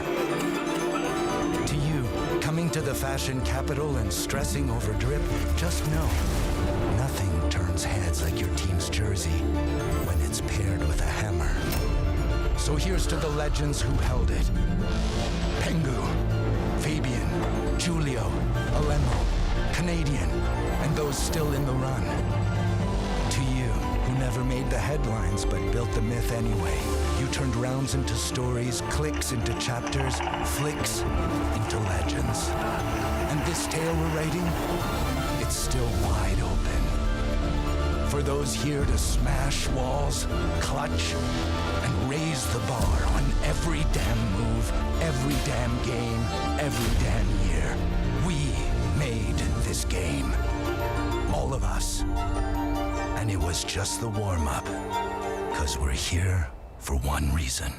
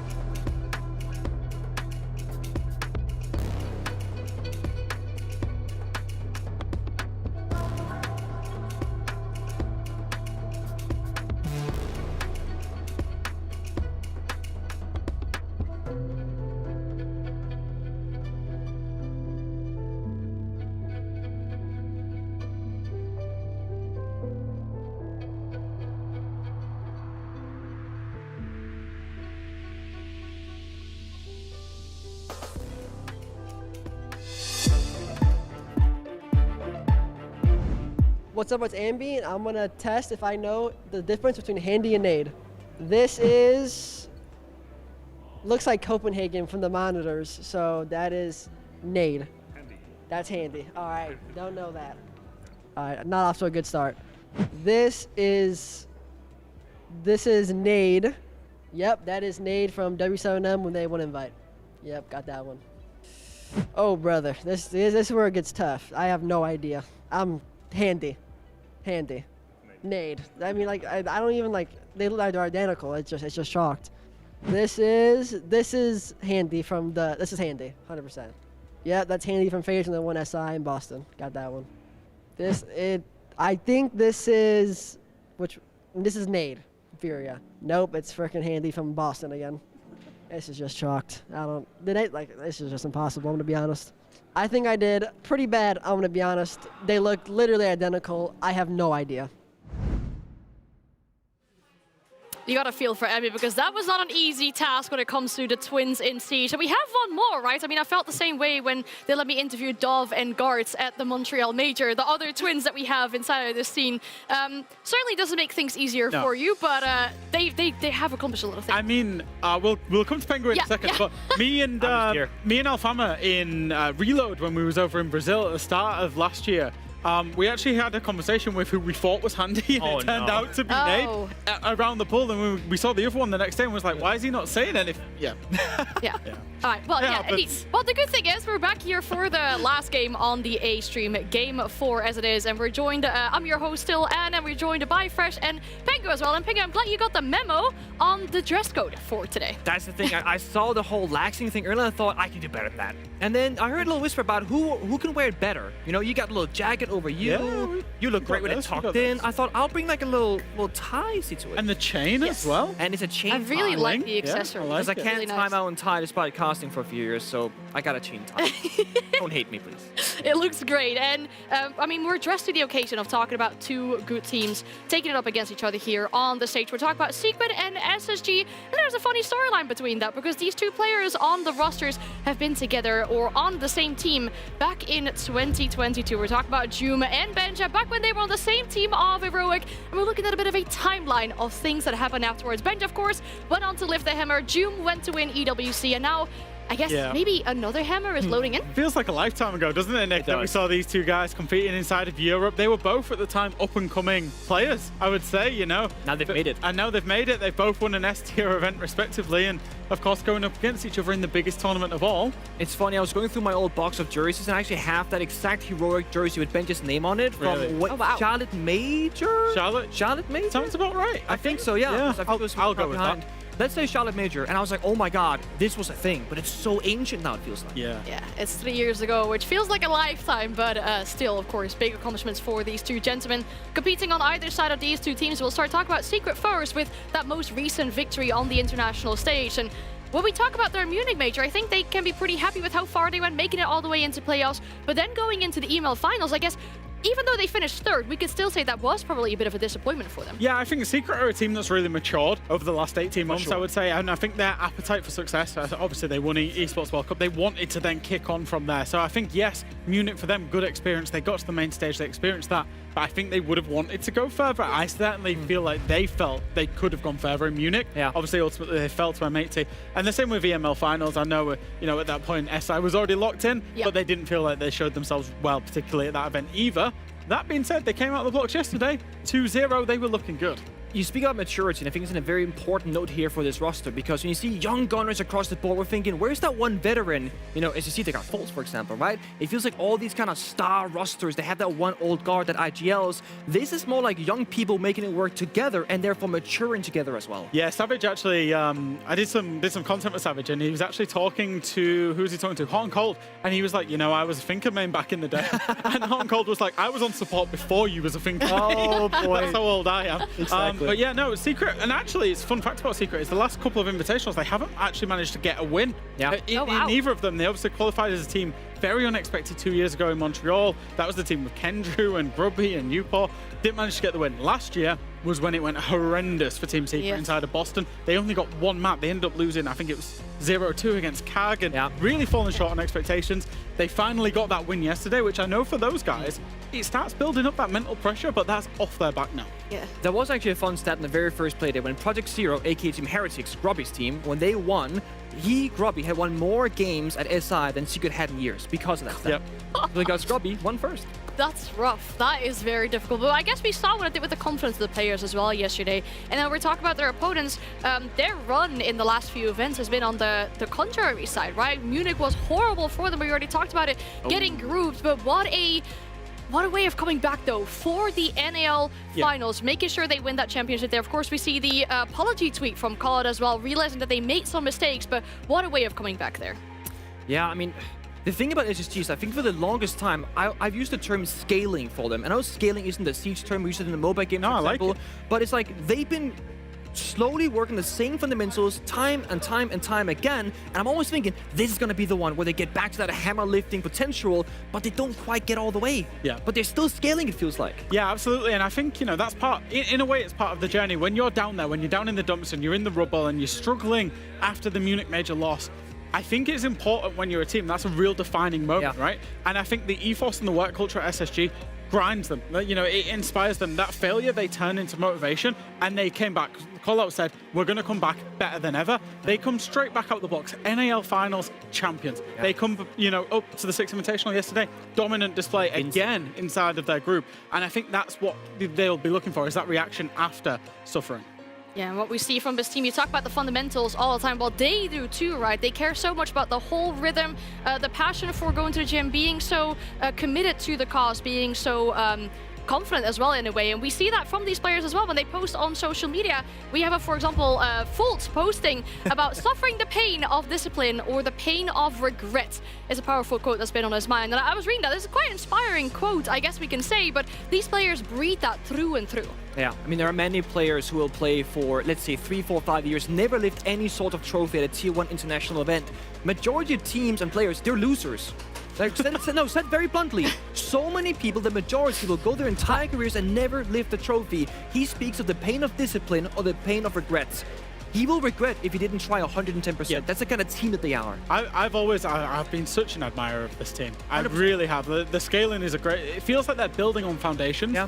And that long-term success. And I feel like at some point this roster will win an S-tier event. It's inevitable. Yeah. It's inevitable because they're setting themselves up so well for that process, and you know they're putting the right systems in place. And I've actually been able to speak to Callout and Fultz, you know, privately in quite intimate settings where they've spoken about actually this isn't just about the esport itself.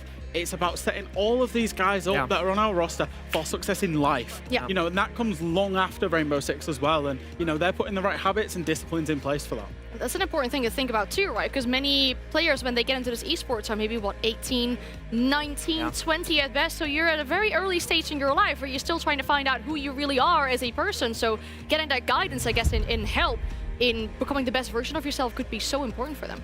Definitely. And the thing is, I also have so much respect for them, right? And I feel like it's almost like the Liquid story where I need to see these guys succeed at some point. It feels kind of like that.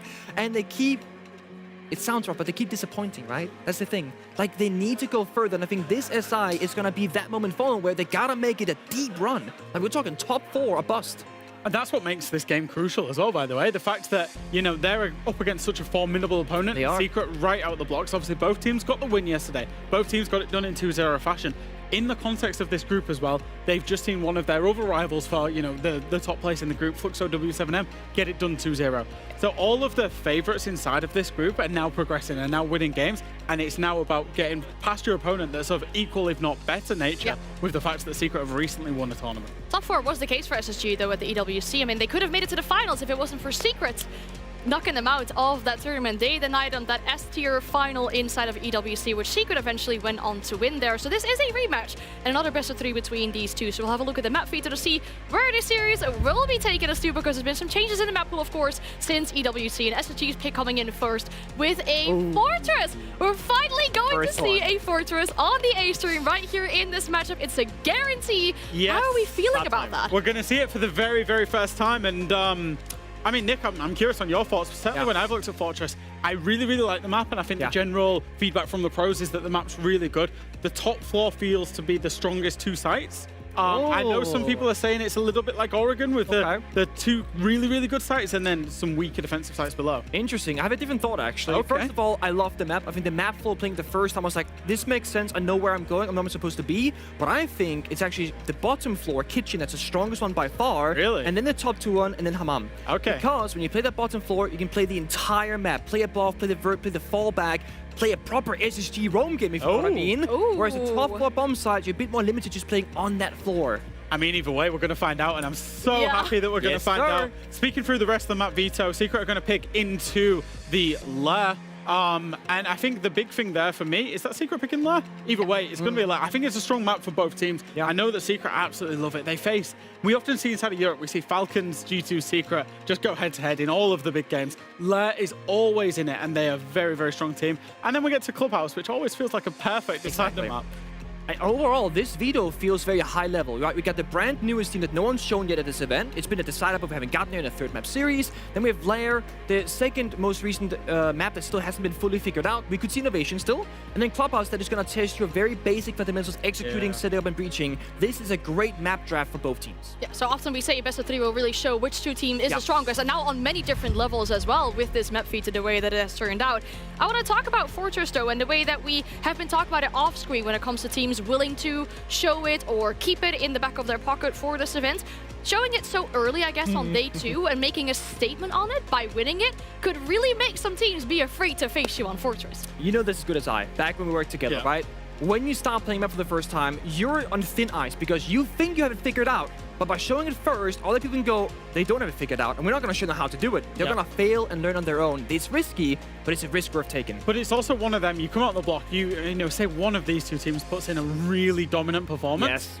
We're banning it. The map is getting banned against them, probably for the rest of the event, realistically, until a team fancies taking them on it. So you're in this kind of smoke and mirrors where nobody's quite playing it, nobody quite knows what's going to happen on the map, nobody really has an established meta on the map. So both of these 2 teams, by allowing it through the veto, and certainly for SSG, picking it is actually a calculated risk, realistically, because they shouldn't, at least, know too much about what Secret have got cooking on it. And the same for Secret. They shouldn't know what SSG have got cooking on it. And we certainly don't know what either of them have got cooking on it. Now imagine the casters, right? They know less than us. It's like, they're going to be doomed. They're in that room, who knows? There, yellow pink, The call-out sheet's being grabbed as we speak.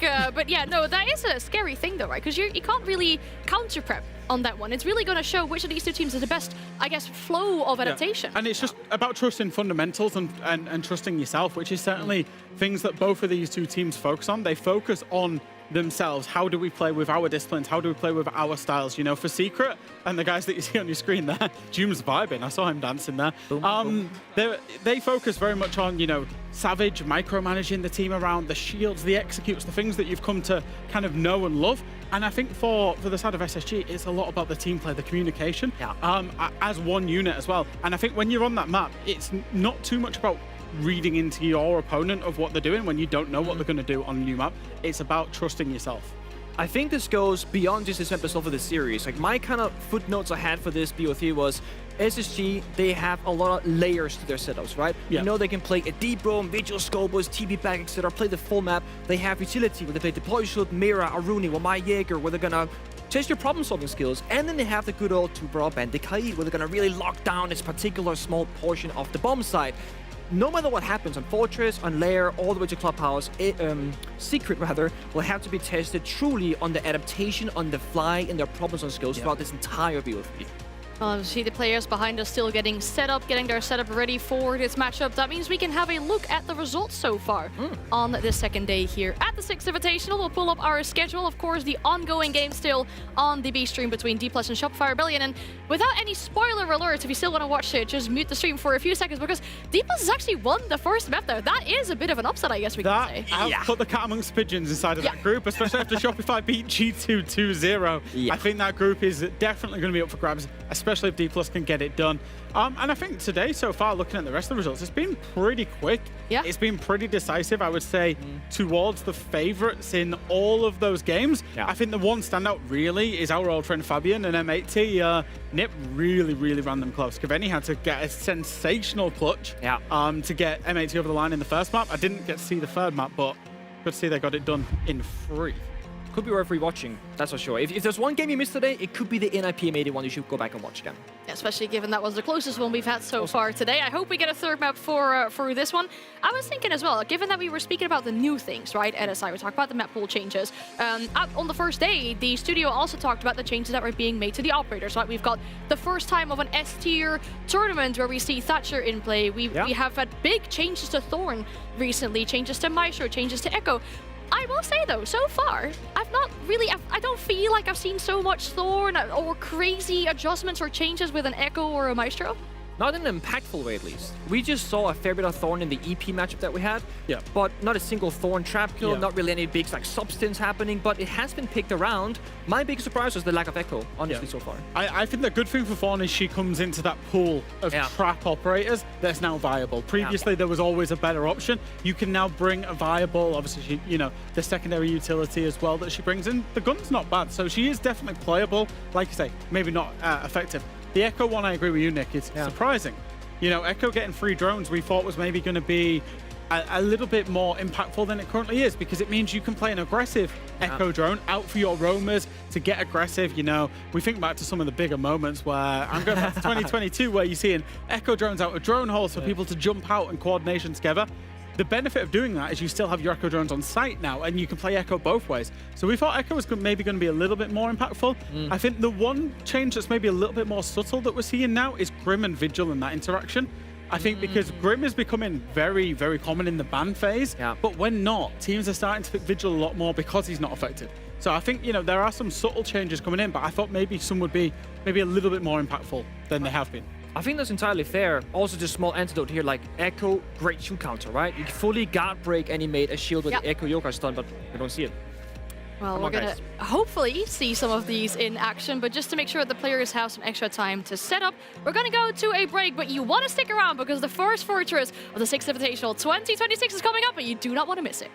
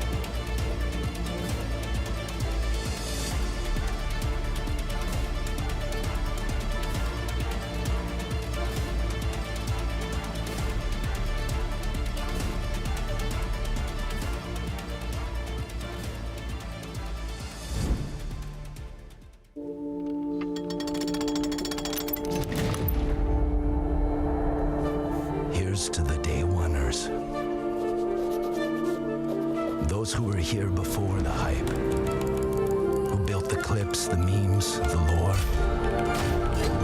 who sat in silence typing GG like a battle cry. To those who show up and yell so loud until they can't anymore. To you, coming to the fashion capital and stressing over drip, just know, nothing turns heads like your team's jersey when it's paired with a hammer. So here's to the legends who held it. Pengu, Fabian, Julio, Alemo, Canadian, and those still in the run. To you, who never made the headlines but built the myth anyway. You turned rounds into stories, clicks into chapters, flicks into legends. And this tale we're writing, it's still wide open. For those here to smash walls, clutch, and raise the bar on every damn move, every damn game, every damn year. We made this game. All of us. And it was just the warm-up, 'cause we're here for one reason.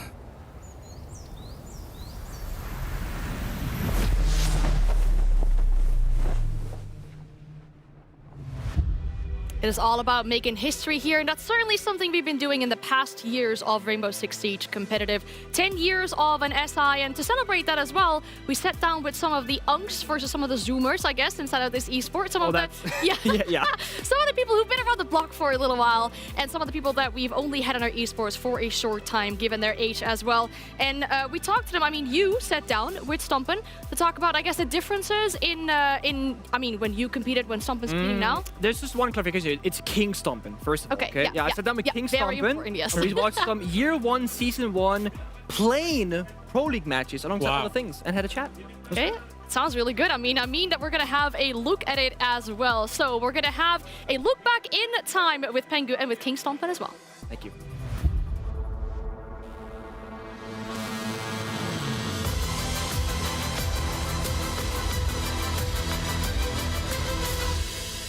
Back. Hello. Good to see you. Nice to meet you again. Oh, I remember this clip. I remember this one. Oh, we all know this clip. This is the clip. Oh my God! He is the chosen one! And today we're watching some old and some new clips of Siege from both our careers. Yep. When I first started the game, it was like year 3, so like around like Grim Sky, if you know the, most of you definitely know this season. That was when I first started playing the game. Definitely heard about him around then. This is all to play for, and honestly, I was expecting this to be much more one-sided towards the defenders. Penta clearly have practiced this map. What were they saying? Good things? Yeah, I mean, okay. You're the GOAT, stuff like that, yeah. He's got it in hand, he throws it out, but it doesn't connect. And up close, a shotgun Sharif though gets the double, and DD will get the plant down. Oh, Stompen! There's not a chance in hell! This kid is magical! No, you're the best, buddy. Well, I first heard of King Stompen, actually. I don't see a crown, but maybe one day you'll bring it with you. But obviously, Jinxieverse, we call it, right? Yeah. Coming up with Jinxie from the console scene. The big thing for us on the PC side is that there's been a huge divide between PC and console players for the longest time. And I feel like you've been the biggest bridge of that gap that we've had in a competitive level, because you came from console and dominated that era, and then came to PC and just off the rip, one of the most talented players at such a young age that we've had so far. And then people go, oh, but on LAN you're gonna choke, you're not gonna show up. And then you go to LAN and you show up like crazy and had an incredible stage 1 and stage 2. Then we have a few months later, where now we're in house against Sisu. This was like the 2 most iconic European rosters, full Finnish team versus mixed Europeans. Pengu has repelled on inside. He's now in corner office with Diffuser, going up against 2 members from the defending squad. So 1v3 30 seconds. Here you see how bad players were back then, because this would never happen today, right? I kill the guy in Baguette, and then the guy yellow doesn't hold the crossfire. I can cross through, and then the pulse looks the complete wrong way. C4's the wrong area as well, you see this. So you go for the plant as Bibu comes around. There's the C4 toss. He tossed it too far. When you're playing right next to him. Look, long C4 for default, completely misses it, looks towards meeting for some reason, and I'll push it and kill him. I don't think Bibu knew that he's that close. And there it is, Pengu taking out one. Can he take out the other? He knows Poseidon was inside a cubby, or at least close to there. He's moved on to the other bomb site, going for the plant. Poseidon now is going to try to rush on over here. He's going for the kill. And the Valkyrie is like, I'm AFK, guys. I'm AFK. And then you clutch this, right? You have to. I win this. Of course I do. Come on, look at this. Go for the kill. It doesn't work out, and Pengu now knows exactly where he's at. Who's gonna get the first kill? He's going for the Deagle kill. Can he get it? He does get the Deagle kill! Pengu dropping the clutch right there as Poseidon will fall. Just wait a second. The Deagle. And listen to this. Kickstar. Surely it's included in the clip. To the 50 caliber bullet going into his chest. Pengu's fucking insane. He's insane.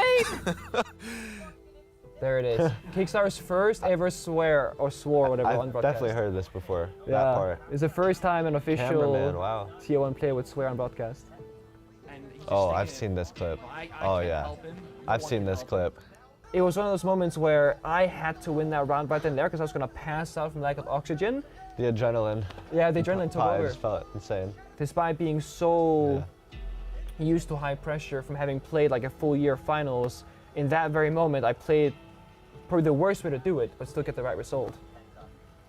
And it was a comeback where we were down 0-2 in maps, came down 3-2 in maps. So it was a 5.5 hour grand final, and on the ropes the entire time, obviously. We came into the final thinking we have to win one of the first 2 maps or we're gonna clubhouse because we will lose Cafe. We go down 0-2, we go, now we have to win Cafe. The Ashe just waiting, or rather the Hibana just waiting. They'll look to push together. The Diffuser in a position where they'll have to see when the Hibana goes through. One will cover the doorway. As they start to defuse, Pengu goes for one on the Young. Can he go the second? They're often known as the best team in the world, never having that distinction until today. I would just say like, the communication looks so much like worse. Like, just everyone just running at one person like 3 seconds apart. Just, yeah, the communication looked a lot. Sure bad. Well, I mean, that's like every game though. Like, everyone gets better the longer the game's out. So. You know, people say that back then we won against plumbers. They joke about like people are bad at the game, but it's like, but everyone was bad. Yeah, yeah. So like you play against the current competition, right? Yeah. So. Find themselves backs to the wall and holding on. They know that he's there, stomping with another. It's a quad kill, surely not. Surely he can't get the ace, can he? Oh, I remember this. I remember this one. Come on now, we're starting off with a heater. Can't get the ace, can he? He's just farming at this point, Tim. No, not even a big cause of celebration from you either. Just another day, just a 4K to win it. Yeah. It's magical, I guess. Okay, this clip. Oh, this clip's definitely a lot better than that. Nah, one. this was the moment where a lot of people were like, nah, we knew something was gonna be good. Yeah. Suddenly now, all the players are in an angle on the plant. It's being attempted. There's Doki for a good. Oh, it's stomping even. Doki is doing nothing because stomping gets the ace. This was an insane clip, to be honest. This is my first LAN. Right. Insane feeling for sure. Oh, we all know this clip. This is the clip. Savage just need to time this well. No. Oh my God! Oh my God! He is the chosen one! So, like looking at your career, granted that it's short, there's been so many highs already. Does that ever worry you that you've done so well so quickly that maybe that's going to be the peak, or is that not something that you concern yourself with? Nah, I never really think like that, to be honest. I just think there'll be more moments like this in the future as long as I play, you know.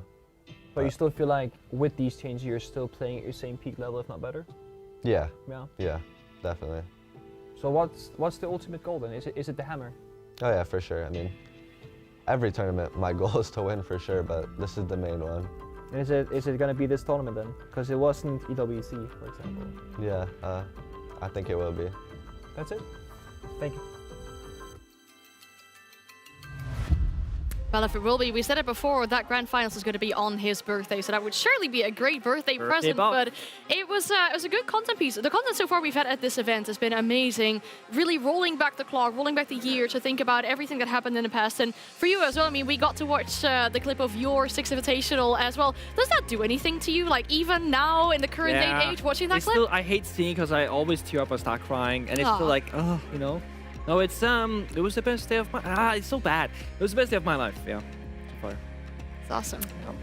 I really wanted to rip into him then, and he's actually got emotional. No, I have. It sucks. It was a good clip. It was a good clip. Yeah, I guess it shows how much this game means to us, and the fact that we get to do that with the older generations in the game and the newer players coming into the scene as well. Really sitting down and talking about the difference in this game, because there's a lot of difference as well. I mean, you two both made a lot of comments about that. You know, people back in the day were maybe a little bit worse than they are right now. A little bit. Love it. Yeah. But it's funny because we got Fox in the green room. He's always like, "Oh, you guys won against plumbers. You're so bad." And I was like, "But Fox, you were a plumber too, and we beat you. So like, what's the deal, man? You could have won." You did also call Bibu pretty bad in that clip. I will say that's not looking too good on you. Back then, people and I weren't tight like that, so that was more of a rivalry thing. But he did choke the C4. Did look the wrong way. Come on. I love seeing the playing in Pro League as well. It was awful. Yeah, was it year 1, season 1? There was House as well. Yeah. House was the most played map in year 1 Pro League as far as I remember. Yeah, I remember. Yeah. Crazy. Yacht used to be a thing. Yeah. We can't think of those things being in the. We talk about Fortress being in now we get Fortress, yeah. That's a big difference. And I mean, hey, there's younger players in this matchup as well, right? We talk about Ash not being one of the oldest players. Noah's first SI, for example, as well, to come back to this matchup that is still in front of us, SSG versus Secret. We talked about the differences, I guess, between these two teams, about their recent runs at international events, going into yet another one here. Our expectations for this matchup, though, given we have Fortress on the table, who do you think might have the upper hand? That's a great question. Okay, do you have a take, Jack, or should I go first here? You can go first whilst I develop my technique. Yeah, okay, so I will back up my previous point and say how SSG, they played it fundamentals hard, and they had the various different playstyles with the really roam-heavy setup and then like the turtle deny. I think SSG is going to have more options at playing the various bomb sets in different ways. Whether they're going to win them, that's up in the air.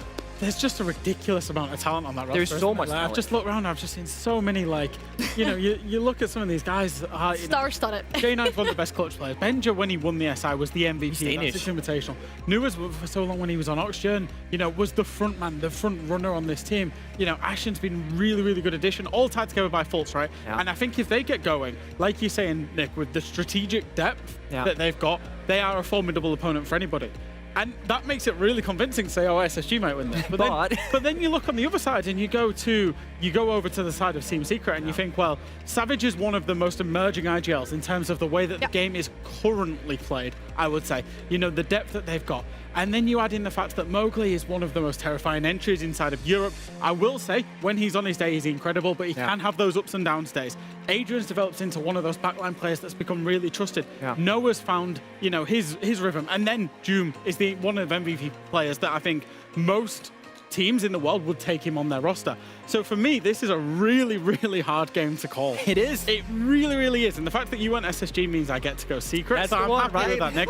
I'm going to say Secret will take it. Okay, but let's agree on this. It's going to be a 2-1 victory regardless, right? I think so. I think we could go all 3 matches. Yeah, I hope so as well. With the quality between these two teams, you expect it to be a good matchup, a close matchup as well between these two. And just to remind you once again, whilst we see SSG with that hurdle, that classic hurdle that we see every single time before they go into a game. Joom, you mentioned him, one of the star players going up against a former teammate. It's always something that I guess that plays in the back of your mind when you go like Joom versus Benja in this case. It definitely can. Not every player is going to have it, but I think both Benja and Joom are the type of person where it's going to be like, I'm going to take him down. This is my game. How many former teammates did you play against? Did you ever play against Fabian? Well, Fabian in the Vitality days. Yeah, he played him on Theme Park. He played Dokkaebi and was ratting around. I'm not sure who won actually, but his team disbanded very quickly. So yeah. They didn't have a good start. But other than that, I know I played Goka, Fabian, Vitality, and I think that's basically it. Honestly. Because like the people that we picked up were our rivals, like Junas from Sisu, we had Goga from G-Bots, and then Shate from Sisu. We just took all the other team's best players actually. Yeah, Falco it was Fabian and Goga that left in 20. Yeah. No, you're right. Haven't really done that. But I feel like if I went into a game against my previous teammate, I would feel some sort of pressure. And I also feel like they know what I want to do, and that's gonna bother me because I'm a mental kind of player. I play the strats.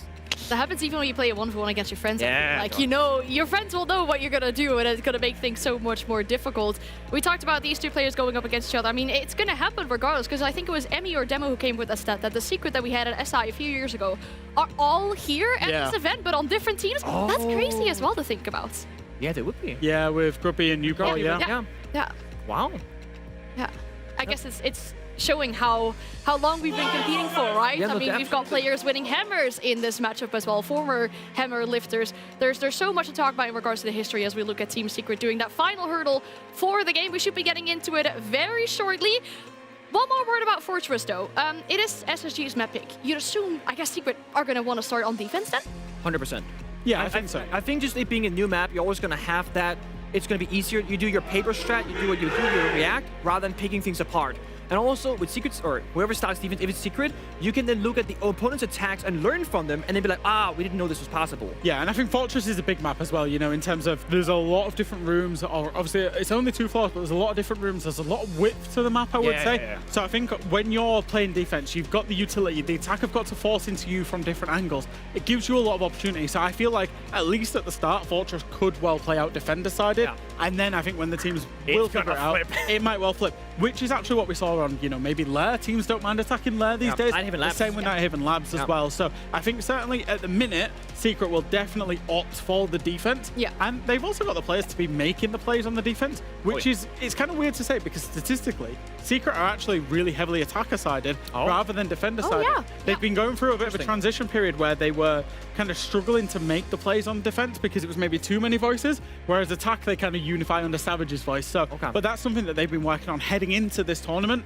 and they certainly look like they put that one to bed yesterday because they defended incredibly. And I heard the confirmation as well, they will be starting on the defense, but I'm glad that we get to expand this conversation about Fortress with our casters for this matchup as well. I guess to kind of pick their brains as well, as we're joined by Ace. We get overtime as well, it's phenomenal. Oh my god! But you two will be the perfect casters for this series, hopefully many overtimes, a close game. But I want to ask you two about Fortress as well, the first time you get to cast it inside of an S-tier event. How are we feeling about that one then? Excited because it's all brand new, right? Yeah. Like, yeah, Nick's on here as well. Not to call you out on this one. Nick was saying, oh, I think downstairs is best. You look at other content creators, they've been like, no, downstairs is horrible. It's only upstairs. It's good. You're a content creator and a caster, Nick, and a 2-time world champion. You're many things in one. But I think the fact that everyone has got, and an analyst now, the fact that everyone's got such different opinions just shows what an exciting map it's going to be. Because truly, no one knows, and we'll find out once we actually get to play it. Only one question. Do you guys know the callouts? Yes. So I did go away and look at all this, don't worry. They're not skillful, but I've got them down. Right, and playing, I mean, Ace, you played the game a lot as well on stream. How have you been finding Fortress so far? Yeah, I think it's really good. I'm kind of looking at it in a similar... Tim, you've blown my ears out. Jesus Christ. I'm kind of looking at it in a similar way to Villa. I'm thinking it's quite a big map. There's a lot of rooms on both floors. I think it's by which I mean it's going to take time for these strats and for the plays to really develop. So I think what we see today and maybe over the next few weeks is probably going to look different to what we're seeing in 6 months on Fortress. I expect the defenders to maybe have a little bit of advantage right now because that's generally what we see with new maps until the attacks figure it out and then it kind of evolves. But yeah, I'm really excited about Fortress. I think it's a good map. There's a lot of verticality. There's a lot of possibilities. Well, I've got good news then because the game is ready. The first time of Fortress at Six Invitational is all yours. Thank you very much, Jan. Yes, welcome to the first Fortress at SI. Can't wait to see it. 2 top teams throwing down in it as well, Secret and SSG. You've heard a lot from the desk about how great these 2 teams are, and now you get to see 2 of the best in the world throw down on a map that we really haven't had much chance to see. Also, of course, looking at other things like Lair and Club later, Tim. There's so much to come in this series. Stick with us. Let's get into it. Here's Fortress.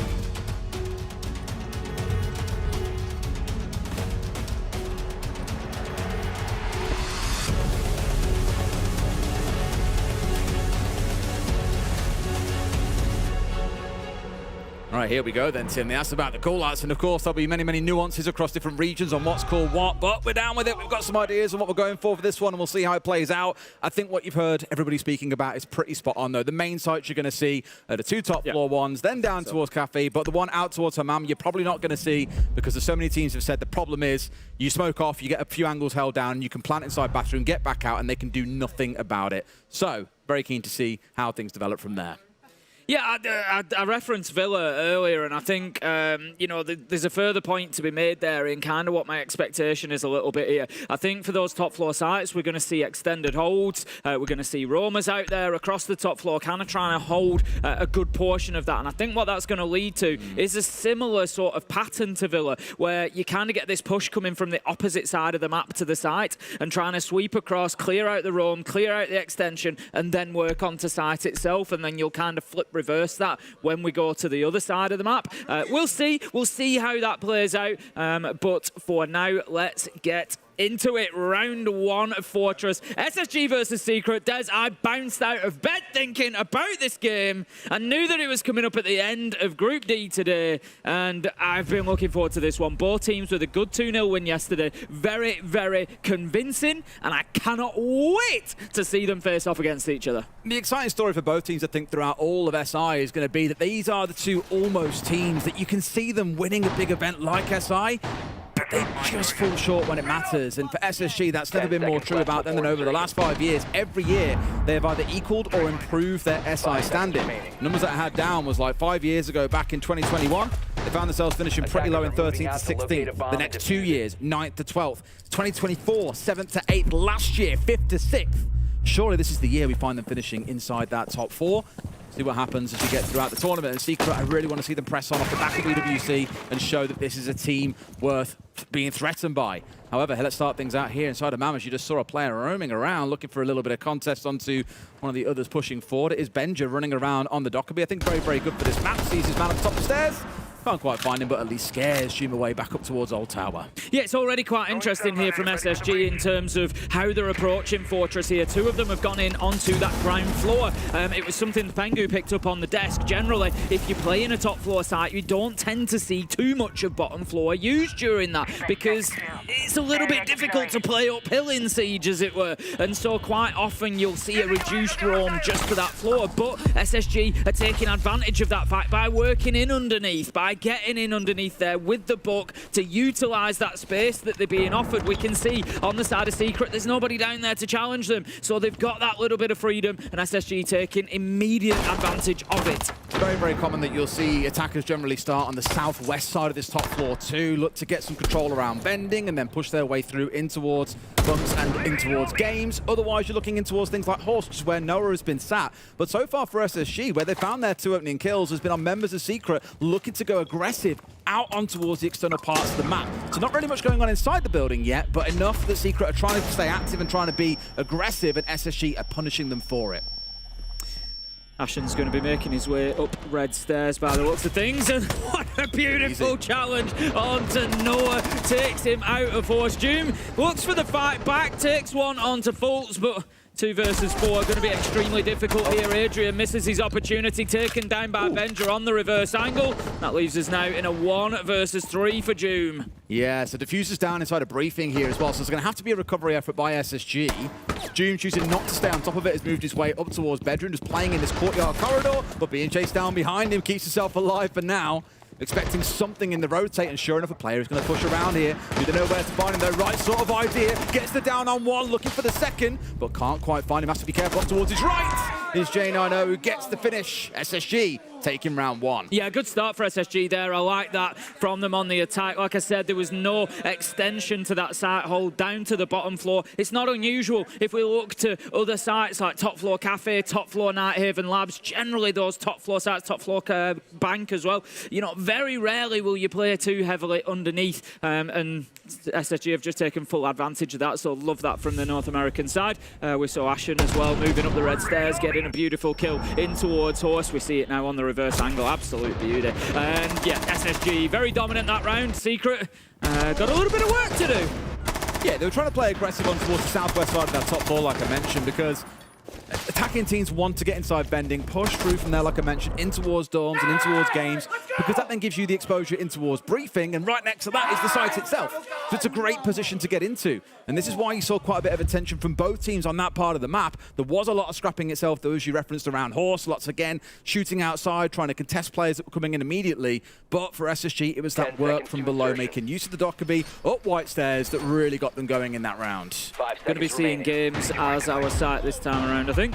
And it looks like there's a little bit more of a presence downstairs. We've got Mowgli playing underneath, so at least one more than there was previously. And as I say that, thank you, Mowgli, he runs back upstairs. So Secret have given over that bottom floor again. SSG have brought Ashen along again. So I would expect it. He's already in first floor showers. He's already going into there on that ground level. Again, is this going to become a problem for Secret where they're kind of giving them too much space? Doom has moved down now. He's in music, so he is down there to challenge and make sure that Ashen can't have it all his own way down there with the skeleton key.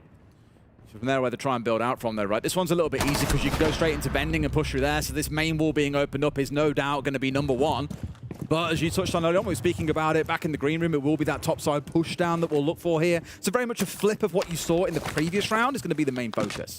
Yeah, we can see that Secret have got that extension out towards it, basically kind of covering both sides every time almost. Yeah. When you're playing up on this top floor just with kind of a lighter presence in the other one. Much, as I said, like Villa, you know, if you're in the one side, you tend to have a presence in the other top floor side. So Secret have lost one Doom underneath, which again gives SSG that full vertical control. Ashen currently inside of Kitchen. He's going to be looking to open up with that skeleton key. And what is that going to do? Why is he doing that with the book? Well, he's trying to move defenders out of those power positions. If he opens up the floor underneath them, it's not so much about finding kills. If he gets one, great. But what it is about is removing those spots that they can sit in, removing those extended roams, forcing them back to sides, so that when the push comes across top floor from his team, they've got the space to move into. Maybe they catch a kill as Secret have to rotate and try and move back to site. But if nothing else, they can then claim that ground and they can start clearing utility and going on to sort of step 2, which is preparing access to your plant site. It looks like Secret are trying to kind of power. I spoke about this earlier on, the call for a team to move to one and go for it, show power basically. They've gone really hard towards Courtyard, and I think realizing that Falks is pushing in from that northwest side of the map down across the top floor. He has the diffuser. If he dies here, they can plant the bombs on that and just sit on it for a good while. But they're struggling here, SSG, to really get too far into the map itself. Jane, I know, has just stepped in towards vending on the bottom side, so they're trying to pinch in now onto these Secret players. They've got the man advantage. This is looking good. Just had a little bit of a standoff there on the red stairs. It continues. Noah swings around. He's the one who gets it. The barbed wire, I think, gave Ashen away, but Benja picks up Mowgli elsewhere. 4 versus 2 now, and SSG starting to put a little bit more pressure on towards site. As it is, Noah, Savage, neither of them are really in there. Noah just stepped inside of the door to site, but he's going to get pressured heavily now. I was going to say there, they had 3 players all ready to hit site once they got control of that Courtyard highway, which is where Benja was. And off the back of it, all it took was a couple more kills to come their way, playing off the trades. A very comfortable close. You know, one thing I'll jump on here and just talk about player-wise, Mowgli has been deleted out on the extension both times across these 2 rounds. It's like he barely existed. Doom as well last round. Very easy for SSG to get that initial entry and start to establish some map control. But so far, it's been very slow and composed by them. I don't blame them for that. They've looked really good doing it. It's just that Secret aren't really able to then fight anything against them, because they can try and roam and be aggressive. They're meeting a slow team that's ready for them. If SSG then choose to spin things on and say, right, now we execute and we go fast, that tempo can be really hard to match. Sat here, we'll be waiting and Cafe, which is one of our downstairs sites. So this time we're going to see a little bit of a flip reverse. I'm interested to see how much do Secret invest in the top floor. We've seen previously just the 1 man underneath. Doom was taken out down there. So are they going to go a little bit heavier now that we're going back to more sort of a traditional defensive layout, which is on that ground floor and then you can hold above. We'll see whether they do that or not, or whether all the utility is invested downstairs. But look, so far so good for SSG. They're coming in looking like maybe the more prepared. We don't know that until the second half, of course. Once we get onto that second half and we see Secret attack, you know, maybe we just see Fortress, as we expect in the long term, to be attacker favoured. But, you know, we are really in the kind of early phases of this and working it all out. Secret, they need to start getting themselves some rounds one way or another. It's interesting when no one's really playing upstairs now. I mean, okay, Savage just moved up there, as I say. Classic cast the curse. We did expect, and as Nick was saying, like, you're probably going to see this being the favourite site or the most defender-sided for a number of teams, because you get to play the entirety of the map. You get to play the vertical hold upstairs. You get to spread out across that ground floor. My only worry is then you spread a bit too far out as a whole team, and it's too easy to pick you off one at a time. Well, the thing is, Secret aren't using the top floor. If we look at the bottom left of your screen, you can see the locations of all the players. There's only one that's on second floor, and I can tell you now, Savage is barely on second floor. He's on the white stairs, which is he's challenging. He's not trying down to lobby. It would be up towards the top left of your screen if you look at it as a top down, but we can see him here. He's just up and down these white stairs, and he's not really challenging across yet. He's looking for that flank later on, but if SSG are attacking top floor, you're going to expect them to have that locked down. They should have a drone there, they should have knowledge, and they should be aware if he tries to push across. So Savage back downstairs. Secret are giving up top floor. Gets away with the kill and manages to keep his life, not getting traded out by the other side. Good success for Savage. Currently sat in the middle of all of these grim bees, knows that he's being trapped the entire time, and out comes the Dockerby call off the back of it. SSG smelling blood, but not wanting to go too aggressive for it. No, absolutely not. We can see Benja just holding that line. We've got the ping onto the Fenrir. Savage has taken some damage, but at the minute, all he's doing is wasting time. Seconds are ticking by while they're unable to get the kill here. He's just and the diffuser. It's in front of him. He can just sit pretty here for the time being and just hold them at bay. This is really well played. Smart play from Savage. Thing is, they're trying to make moves like a stalemate in chess where he hasn't got to move his feet here really, and they haven't got any nades to force him to move into a sight line. Both Dockerby Cool Shoes trying to deal with him really in a way. He's kind of single-handedly won this round for his team regardless of what happens next, unless we see a bit of a clutch coming out. Benja around the corner, pre-firing, but Savage a little bit better in the moment. J9 with it all to do.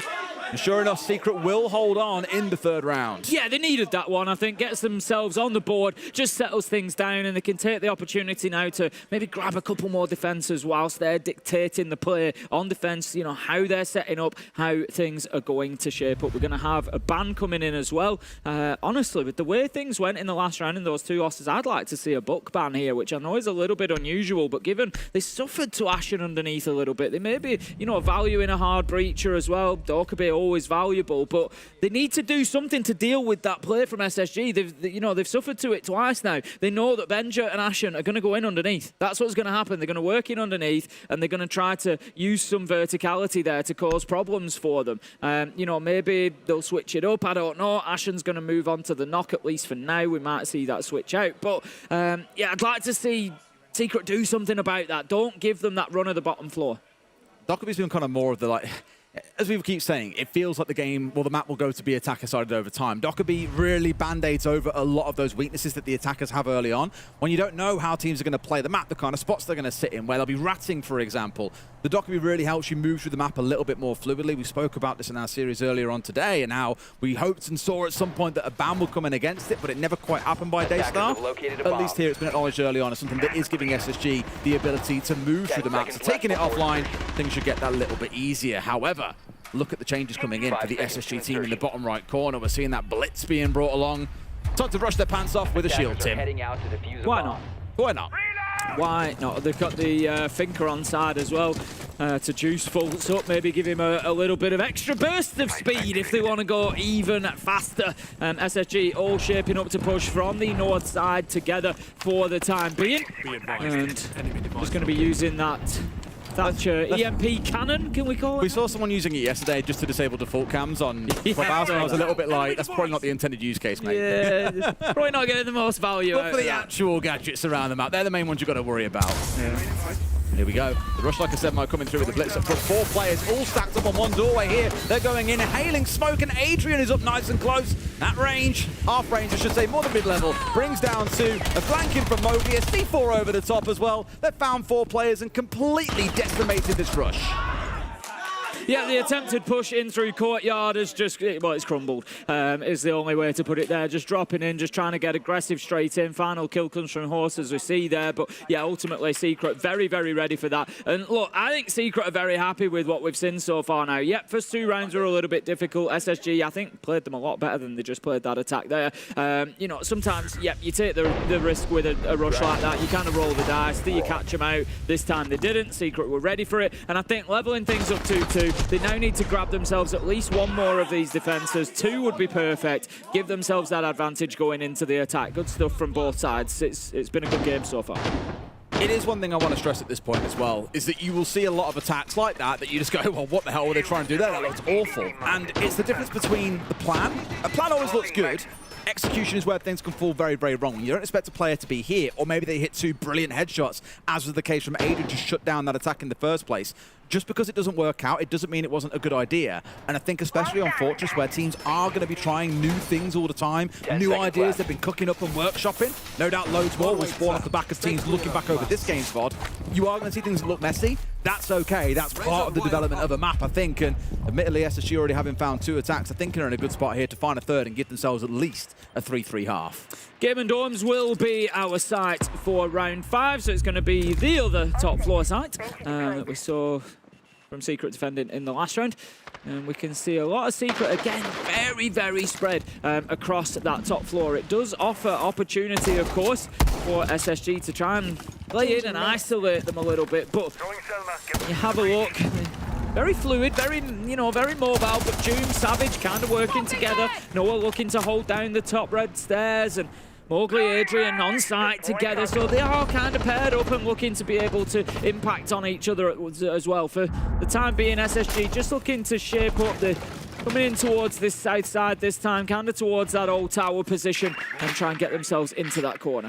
Adrian was on the smoke here last time, but that now has gone over to Savage, who's playing at the other end of the map entirely. So he's really looking to waste time when they're trying to lurk in a little bit later on. Probably Benja that will look to do that on the Twitch right now. Just got himself sat very merrily up towards the northwest side of the map. Will start his move later. So maybe a little bit of plant-denial intent coming out here, or Adrian's making use of those drones to play a little bit of robot wars, get around and feed his team a bit of information. Deimos track coming into a player on site though, not really going to be all that useful. No, I wouldn't have thought so. Not really in a position there in Gun to do anything about it. Ashen does just give them that little bit of intel, I guess. But for the time being, again, SSG have taken what's been offered to them. They've gone in and got themselves the ground floor. They're working across there, but without having brought the book along this time. I literally commented previously saying, oh, the book might not be a terrible ban because Ashen's been doing some work with it. But this time, they've chosen not to bring it along. I think the plan all along there has been don't draw the Deimos ban and then use the Deimos in the second half. But not having too much joy with it from below so far.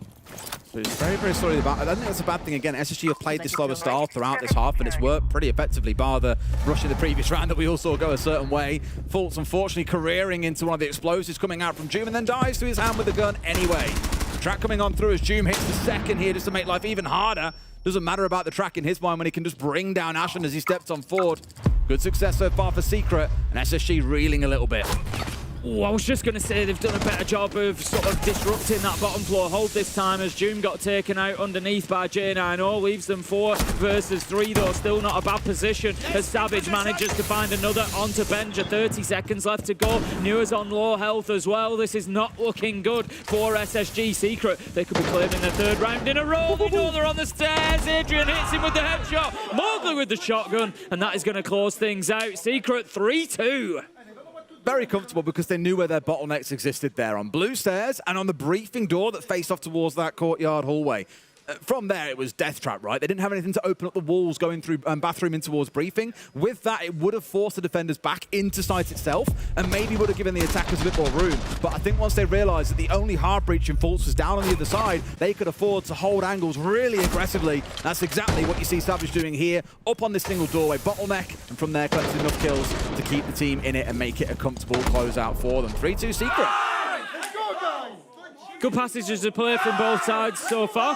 And definitely putting up a performance as we thought coming into this one. It is definitely going to be a case of who can come away and win it, who can take it away from the other team. Now, obviously, SSG coming in with the Fortress pick is leaving Secret in a position. If they get the win here, they move on to their own map choice. And layer. Yeah, that's not necessarily. Did you say layer? Layer. That's not saying layer. Layer. Like layers of a cake, not layer. Layer. 5 seconds remaining. I can see how hard your mouth's working to try and make that sound. I'll try my best.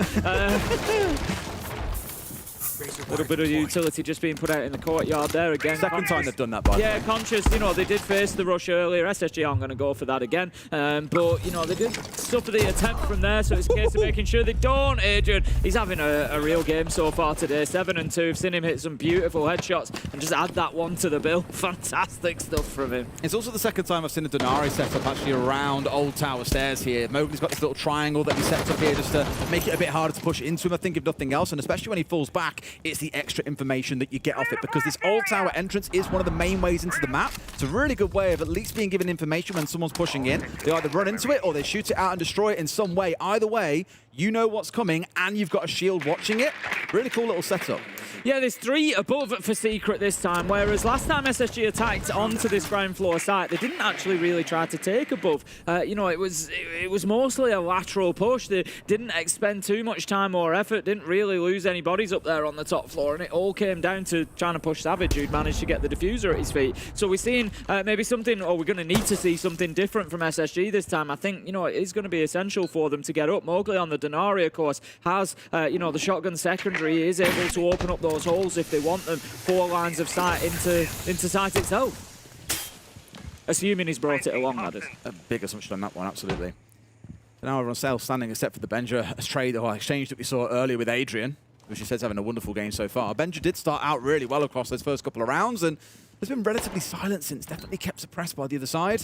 The Secret have done well to recover the momentum throughout this half, as you might well expect for a new map. The defenders to be doing pretty well. Sees him up through the hatch, but unfortunately can't quite get the shot. Steps across for it now, but no! Savage finding J90 first, even with the smoke coming on through from the Kappa Tower. It's nowhere near enough. Secret going to get that 4-2 half they were after. Actually, hang on a minute.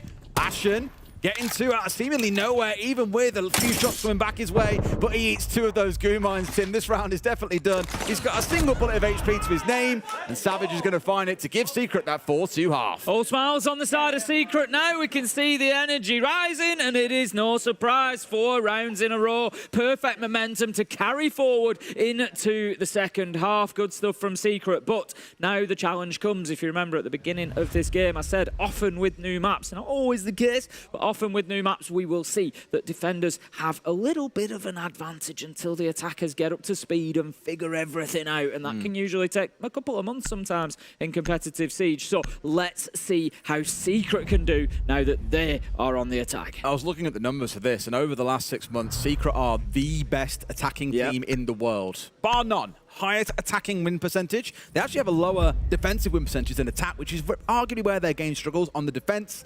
We spoke about it a bit during that Juma Mowgli being chewed off in those first couple of rounds. They have recovered, they've done well now, but that's where their kind of area to work on or area to improve is.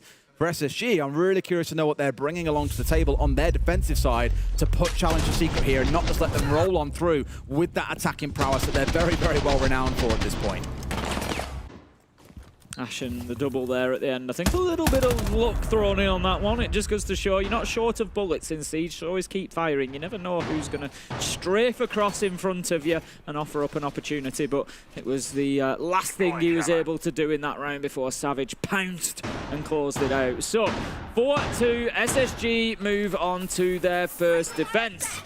And they too are going to be taking us up to the top floor. We will see whether they look to do any work underneath. Mowgli is coming in with the Deimos, so we would expect to see him maybe work into that ground floor, try much the same as SSG did to create a little bit of verticality with that Vendetta, use the tracks, see if he can dislodge anybody that is playing up above. Will SSG lean into that and play somebody downstairs to challenge him or not? The bans that are so interesting as well, a smoke taken out off the rip, but the clash being available, that was what was banned away by SSG during the other half. It being available to them now means they get to play it. So what effect, we're going to find out, because there's no way you pick a map if you haven't got some what you consider to be rock-solid defensive strategies to bring along. That's why, again, I think this game is so interesting, knowing, as I've already said, Secret's prowess on the attack. It's certainly going to make some interesting moments. The Dokkaebi and the Ying, and of course the Shield, no doubt going to be a big part of the game plan here, about getting themselves in position, and probably even more importantly is dealing with this clash. When we were casting yesterday, we were speaking about Clash herself not really being the most threatening. It's more the fact that the information she can feed to her teammates and slow you down, that is what makes her very, very deadly. So it's more a case of being cautious of the members around the Clash rather than the Clash herself. Not too much of a kind of extension on this hold from SSG. There's only Ashen that's playing down towards Game and Bunks, so there could possibly be a little bit of room for Secret to get inside of the map and take a bit of space over there. But as it is at the minute, they're choosing a fairly direct route, looking to just kind of come in through that museum and White Stairs area, straight in, directly towards site and put pressure on there. We heard Candelas going off. FLUXO ultimately is going to be able to punish Savage, takes down the Blackbeard. Could be a big loss to Secret. Yeah, I mean, as I said, the clash wasn't very deadly. Normally it's the team members around. It turns out FLUXO's very happy to just say, nah, guns up and away we go. Gets rid of the Blackbeard on the other side. Massive start to the round for SSG to take away probably the most critical operator in the pressure that Secret were looking to apply in towards that northwest part of the map. Now it simply doesn't exist. And as it stands, I can see a couple of players looking a little bit unsure on where to go next on Secret. It feels like they're starting to lose the wind in their sails. Yeah, largely as expected. I think the attacking side is definitely proving more difficult. J90 manages to get himself a kill, 5v2, and Noah and Mowgli are up against it now. Not only up against it, but they've got low HP as well. See Mowgli just sort of scrabbling around, trying to take a fight. He's about to get pushed. He's wedged. It's a real problem coming up for Mowgli now. Oh, like there's no way you can go because you can't get back up either. So it's a bit like once you're in here, you are very well and truly stuck. He'll have a go, Fultz, but loses his life for it. Could have been a flawless round for his team, but it's simply not going to build into that. Drops down through. Of course, the new way down the ladder. But Benja collects the closing kill. SSG taking the round. Quite convincingly, I might stress. Yeah, really good from SSG. Like I said, after that first half, it's been great play from everybody. You know, I think there are some kind of new map things going on here. Like their Secret kind of just got... It was very one-dimensional was the push. There was no attempt towards the other side of the map. There was no presence, you know, kind of out towards getting possession of games, getting possession of dorms. They weren't able to move in there and take that ground. There was only Ashen holding it. There were opportunities there, you know, nothing pushing through courtyard. It was pretty one-dimensional and they lost bodies quickly. And I think that's, again, kind of a symptom of a new map sometimes while attackers are figuring it out. I'd like to see Secret just splitting up a little bit, you know, maybe a couple of teams, you know, 2 on one side, 3 on the other. Just try and push and create a little bit of pressure from multiple angles this time. Attackers have See located how it builds a bomb. out. Of course, we never really like talking about Hoffers, Tim, though. You did do it earlier on, and it relatively stayed the same. I was going to talk about the Amaro coming in from Savage, but he's changed way to the Nomad, playing nice and sensibly, and instead what we've got here is a combo that I've spoken about to the absolute death during League play, Tim. It's going to be the Dockerby and, of course, the Deimos coming along as a unit. Both kind of covering each other's weaknesses in a way, but just gives you really good capability to push through the map, and of course the Nomad can then lock down those areas that you've cleared. I think that's more of an acknowledgement from Secret that there are large parts of the map they're going to have to take here. It's going to be a full clear to get to the sides itself, but they've then got to make sure someone can't come pushing up behind them. And once again, they've got to face off against the Clash. You already know the third band coming out of Secret is going to be Clash. You would expect so, yeah. You would expect so after seeing it brought again. I think, what do I want to see from Secret? Different to last time. I want to see some map control. I want to see them get in there, take a few of these rooms over, and start making some progress towards site. They didn't really get too close last time around, so that's the big difference that I'm looking for. I think an entry kill would really help them to do that, because obviously that creates that space for you. You move in, you take the ground that was occupied and is no longer, and then push forward from there. Probably one thing both teams have done a lot throughout the game. I know you guys can't strictly see it because you haven't got the benefit of the top-down like we have, but there has been so much focus on the windows and external-facing doorways or rotates or anything out on towards this southwest balcony that I mentioned earlier on. Like at the back end of last round, you had Ashen spraying as the bandit through towards the secondary door that goes in towards Horse. They just really wanted to make it uncomfortable to play outside the map. That's largely for Secret now up towards the north side, pushing in through the tower, pushing up White Stairs, for example. They have got a bit of control here, but again, it is going to be a full map clear they need to work through. And they are starting to try and do that. We can see now that Noah has got himself up to the top of White Stairs. He's got, there we go, brilliant kill. He's got himself up to the top of White Stairs. He's got Savage in support. And what he's been able to do is open up that wall that goes through and just gives that space to find the kill onto J9O. Savage can now move in from that location. And they start in this sweep across the top floor that we expected to see Secret. And gaining map control quickly here. Savage has got himself an awful long way forward into bathroom. The flank watch here, and more importantly, I guess the air jabs being down is really going to be tested because Benja is below. I imagine he's more looking to try and find himself a C4 kill. But of course, with either staircase available to him, can also look to work his way up above. Has one player looking to challenge him on the downstairs. Believe it's Savage. So has to be really, really careful. So I think he might even know there's a bit of pressure coming in. Knocks that death mark off. Of course, with the two-barrel gadget coming out, does disable that so he can get away quite safely. And here should be able to rejoin his team. Yeah, that's it. He knows that it's time to Scarpa, but look, he's done a good job. There's 30 seconds left to go, and there's still work for Secret to be done here. They are in control of large amounts of this top floor, though I said that I wanted to see some map control for them. A flash ain't going to help you there, but a couple of kills will. Noah, Adrian, one apiece. Ashen with a double for himself. 2 versus 1. 15 seconds left to go. Joom, he's putting the kit down. Mowgli is on the cover. Can he find the kill? No. Benja, he manages to get himself back after that long time spent Rome for an essential double on the Tubarão. He will go in and disable the diffuser. A great 1v2 clutch from Benja. Made a real nuisance of himself all round as well. Forced Savage to have to match him downstairs. Had the C4 at the ready. Managed to deal with the Dockerby call as well as the Deimos track coming in. And manages to be the player that is huge for them at the close of the round. Now things are all even, Tim. That's 2 defenses in a row won by SSG. It's 4-4. This is where Secret start to feel a bit worried, I expect. Yeah, Secret had a real opportunity there when Noah gets the kill.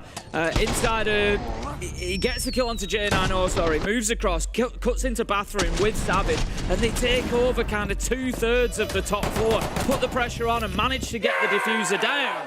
But then lose the grace. The DMR, losing the fights to the DMR of the Tubarão. Good round from Benja, wasted a long time downstairs, wasted a lot of that Deimos utility, and then was able to get back up and have that kind of impact. Great stuff from him. 4-4, and these two are going toe-to-toe just like we wanted. I do think you're going to see it keep swinging SSG's way, though. Like I said, they've looked pretty convincing overall on the defense, I'd say. Secret have got a bit of work to do to really sharpen up these attacks. What I will say so far as well is we've seen a number of rounds, probably at least 3 or 4 now, where we've had 2 or 3 players having to stack on a single doorway to try and brute force their way through. And it reminds me to a level of some other maps that we've seen in the pool previously. You know, Concert reminds me of one where it does feel quite bottlenecky because there are a lot of single doorways that you have to work through. And the consequence of that is it just becomes an absolute scrap over the smallest part of the map that might look inconsequential, but whoever wins that fight on the single doorway opens up so much more for that side to be able to get in and start doing work off the back of it. So we'll keep on, I imagine, seeing those trades coming out. A lot of shotgun play being shown so far. Not surprising to anyone, given what I've just said about our bottlenecks. Windows being opened up immediately. As you said, they will continue to be used. It's too easy. It's too easy. Ashen manages to pick up Joom, who just strays across into his line of sight. DMR again being put to great use on this map.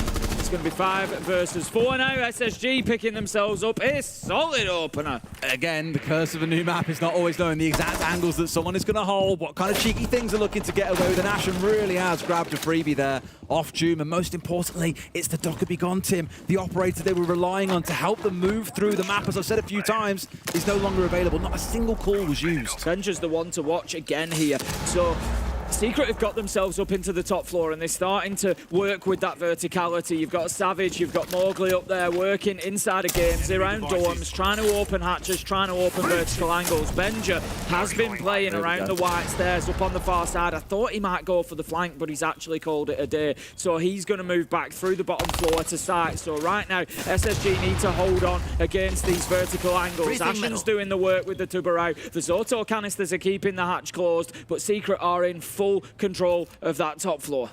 Really need this hatch to be opened up, and that's all of our Zotos now gone. No extra electro claws that Falcons can just throw in here to make a difference. It will get opened up, but we're down to about 70 seconds or so. Lots of time to work with, but naturally you have to ask the question, where else are Secret looking to come from? They're also focused on this upstairs piece at the minute that Savage is the one I'm looking at on the blitz and saying, well, aggression from you is crucial here, but he's going to be the one to drop. He's got the diffuser in back pocket. This is looking pretty risky, Tim.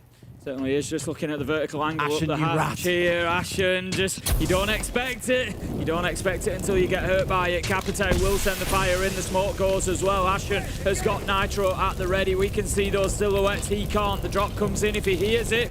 I think you do get a little bit of audio of the shield there. Nitro goes out successfully. Ashen managing to take down Savage, but the fight back comes from Secret. Not enough though. Triple kill for Ashen before he's taken down. 1 versus 3, and it is all up to Adrian. 20 seconds left to go. No. He's flashed himself. He's moving with speed to try and get something going, but very unlikely. I think that SSG give this away now.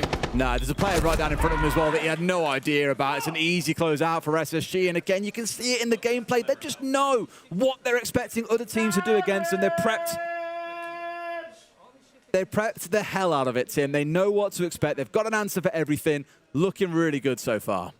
Yeah, they are. I've been, like I said, I've been impressed with both sides in different passages of play. I think Secret did a good job in that last round of moving in quickly. They were offered the ground upstairs. They took it. They used the Rotero drones to get the verticals from dorms and games down into sight. Really good stuff from them. But ultimately, they just didn't have sort of enough pressure and control elsewhere, I think, to then... What you kind of need to do if you're going to take the verticals is get people moving. Just take this time to reset a little bit.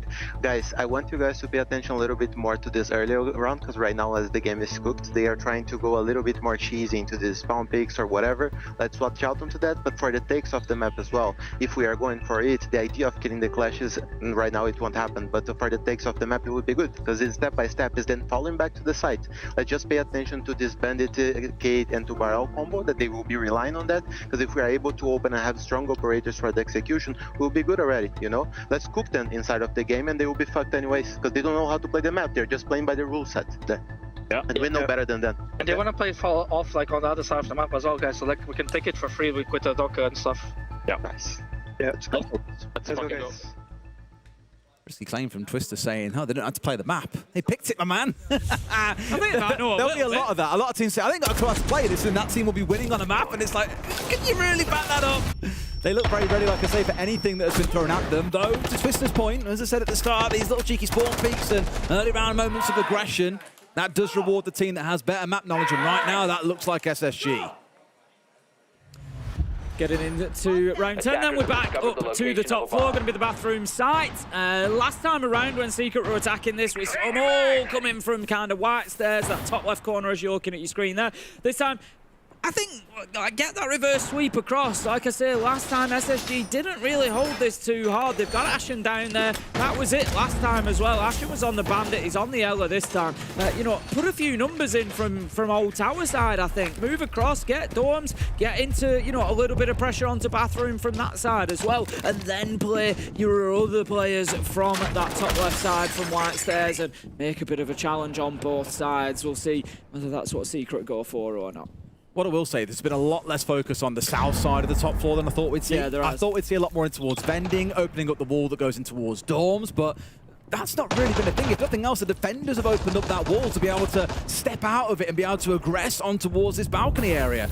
So a bit of a surprise there. In fact, all the action, I'd say, or at least the vast majority of it, 60% of it, has been around White Stairs and around New Tower. That's where you've got to put the focus on initially. And of course, with this site being there, I think you'll see a bit more going on towards the south. But of course, it's all going to, you know, accumulate around the top floor, inside Commander's office, inside bathroom, inside bedroom, because that'll be the verticals they need to make this attack work. Got a little bit of a standoff here. I think they are well aware of J9O's position. Nade puts in. That was really well played. You know, just showing the perfect use of those nades. When you throw a nade, it won't detonate until it's bounced off a surface. Once it does that, the fuse begins. And so just putting it into a little corner like that is a brilliant way of forcing somebody out of position. You have your second gun there ready to fire and cut them off as they do. Brilliant stuff. Not only have they lost J9O, they've lost the Warden as well.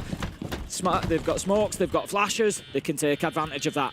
This is that wall I was talking about being opened up as well. Savage can now see straight through in towards dorms. Of course, gets a bit of an angle in towards gains at the same time, so they can put a lot of pressure down, but it's Ashen finding Mowgli.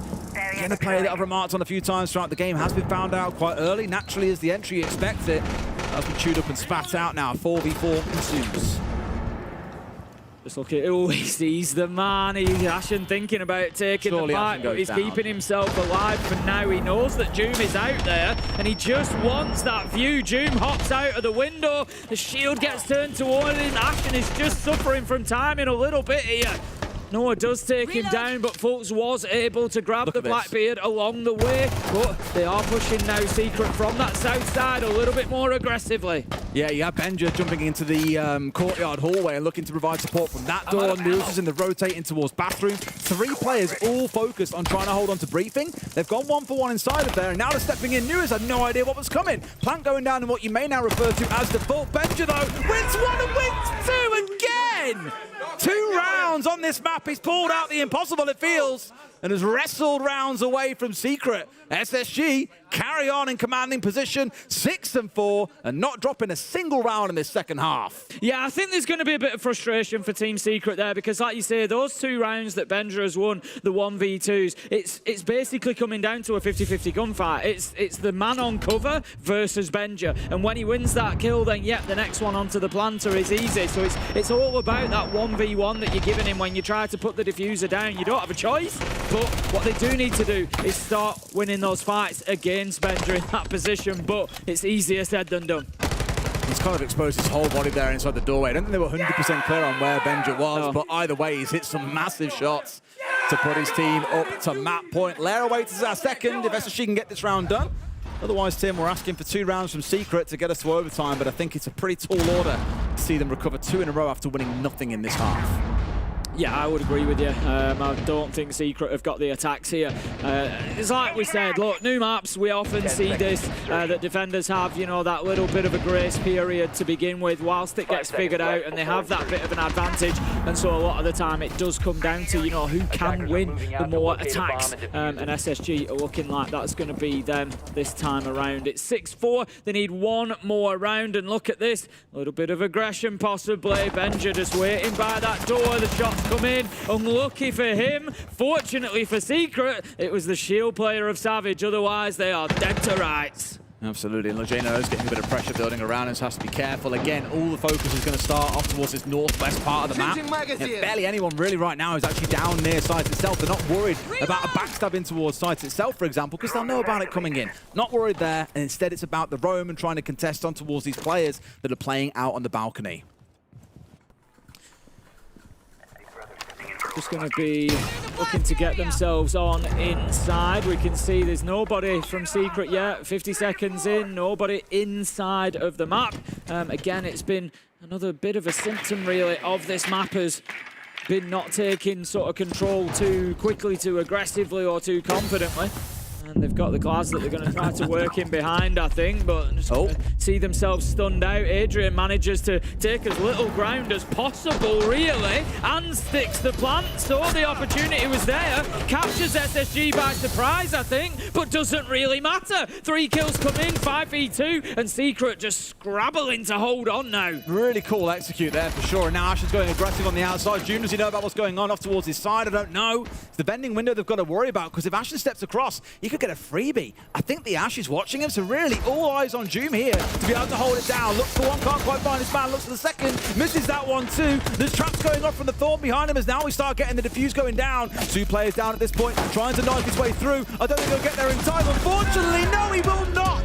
SSG not dropping a single defensive round. They take the first win on Fortress here at SI 26. Beautiful performance from SSG there on Fortress. Secret certainly deserve a mention too, but ultimately SSG the ones that were looking more comfortable on defense. Very little Secret could do, and a nice play at the end there. Always love to see the use of utility like that with that keeper barricade to block off and create the space they needed to disable that diffuser. Great stuff from the North American side, and they take the advantage in this EU-NA matchup. Yep, still potentially 2 more maps to come. We'll find out how they go after a short break.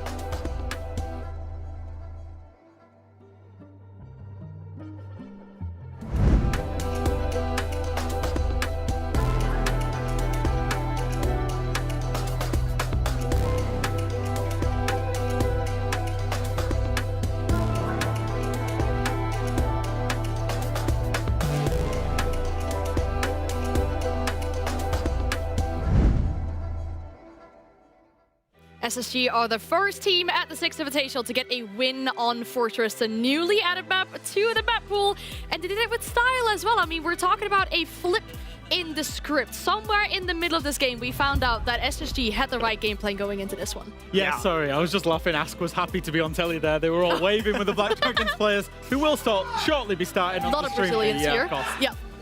You know, the last half was phenomenal. I feel like it's really started off with Twister from Secret going, you know what, guys, I got the game plan. He calls a technical timeout and says, guys, they're just playing their fundamentals, they're playing their layers and systems. They're going to fall back and keep giving you map space. Just play good, execute-oriented operators. You will see the bomb site, you can pick it apart. Literally, then we see the following round. SSG, they're not falling back. They're fighting for their lives on the roam, and while they're not fully successful, it comes down to Benji being last alive, and Jack, what does he do? Yeah, he was incredible, the little Danish guy. I think, yeah, he clutched up twice. Not just once, but twice, both in very, very similar scenarios. And that is just the quality of Benja, isn't it? You know, and this is where he gets brought into this roster. You know that he's got this quality. He is unflappable in these situations. This pistol shot, by the way, absolutely incredible. Not just the first time that he did it against Doom, the roam round. but also the second time, the composure. And that's what's happening, you know. No team was really putting the screw to one another. It was mainly the defense that was coming out on top. But when the strategy isn't quite working, you want the main player, you want the big game player to step up and win you those rounds, because that was only a 7-4 victory. Those rounds in theory go to Secret on the balanced probabilities that they're 2 versus 1s. We currently could be playing in overtime. So Ben just stepping up, getting the job done for his team on that map. Yeah, so woulda, coulda, shoulda, I guess, in that case. But yeah, Benja against June. We talked about it, right? The former teammates going up against each other now, and we see them in the head-to-head, which Benja is clearly winning on this side right now. A great PD in that matchup. Yeah, but it can turn, right? We're going to Secrets map pick now. We're going to Lair after this, and surely that's going to play a little bit different because teams will actually have information on each other for this map. Yeah, they're both going to know each other, themselves, their opponents. Everything's going to be much more in the know, in the clear. Yep. But there's going to be that slight mental boost to things, right? SSG now, their things are working, their comms are flowing, they're feeling good, they got good prep work. It's a dangerous spot to be in if you're Secret. Yeah, I think so. I think, and just to quickly pull back on a point that you said, you talked about the timeout that Twister had and how he was talking about the game, and he'd analyzed the game quite right. But I think Callout at the same time, when he was talking to his boys in that timeout, made them change that playstyle. And that depth of strategy pool for SSG is what's currently impressing us so far in this tournament. They pulled on that, they use that. They're going to need the same thing on Lair, because Lair's a map where you can really bunker down. Yeah. But it's also a map that you can be expansive and you can attack different ways, you can defend different ways. It's a good map for different strategies, and that's SSG's key strength right now. Exactly, that's it. I was going to say the exact same thing. Secret, like I said in the very beginning, they're being tested on their adaptation on the fly, because Twister can't save his boys every single stop here. He has one tag timeout, that's it. Yeah. Well, the question is, can Secret turn the tide? The map is ready, so we're going to send it to Ace and Des to find out. Thank you very much, and indeed we are. Do they bounce back, or do SSG take that 2-0 and get what could be a very, very good SO campaign truly underway? Yeah, it's looking good for them so far, isn't it? I think, you know, as the desk have said there, just that depth of strategy they've got options available to them, but also the technical ability is great. And we've got another bit of technical ability come as we head into map 2. It's Secret versus SSG.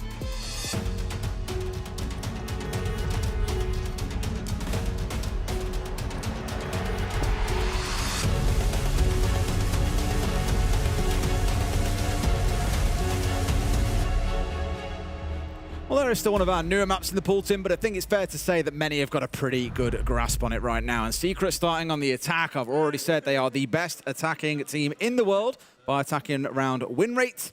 SSG, I'm sure, knew they would probably have a good prospect to come into this map, so maybe they've cooked some cool ideas of their own. They could yet prove to be a pretty bruising first half.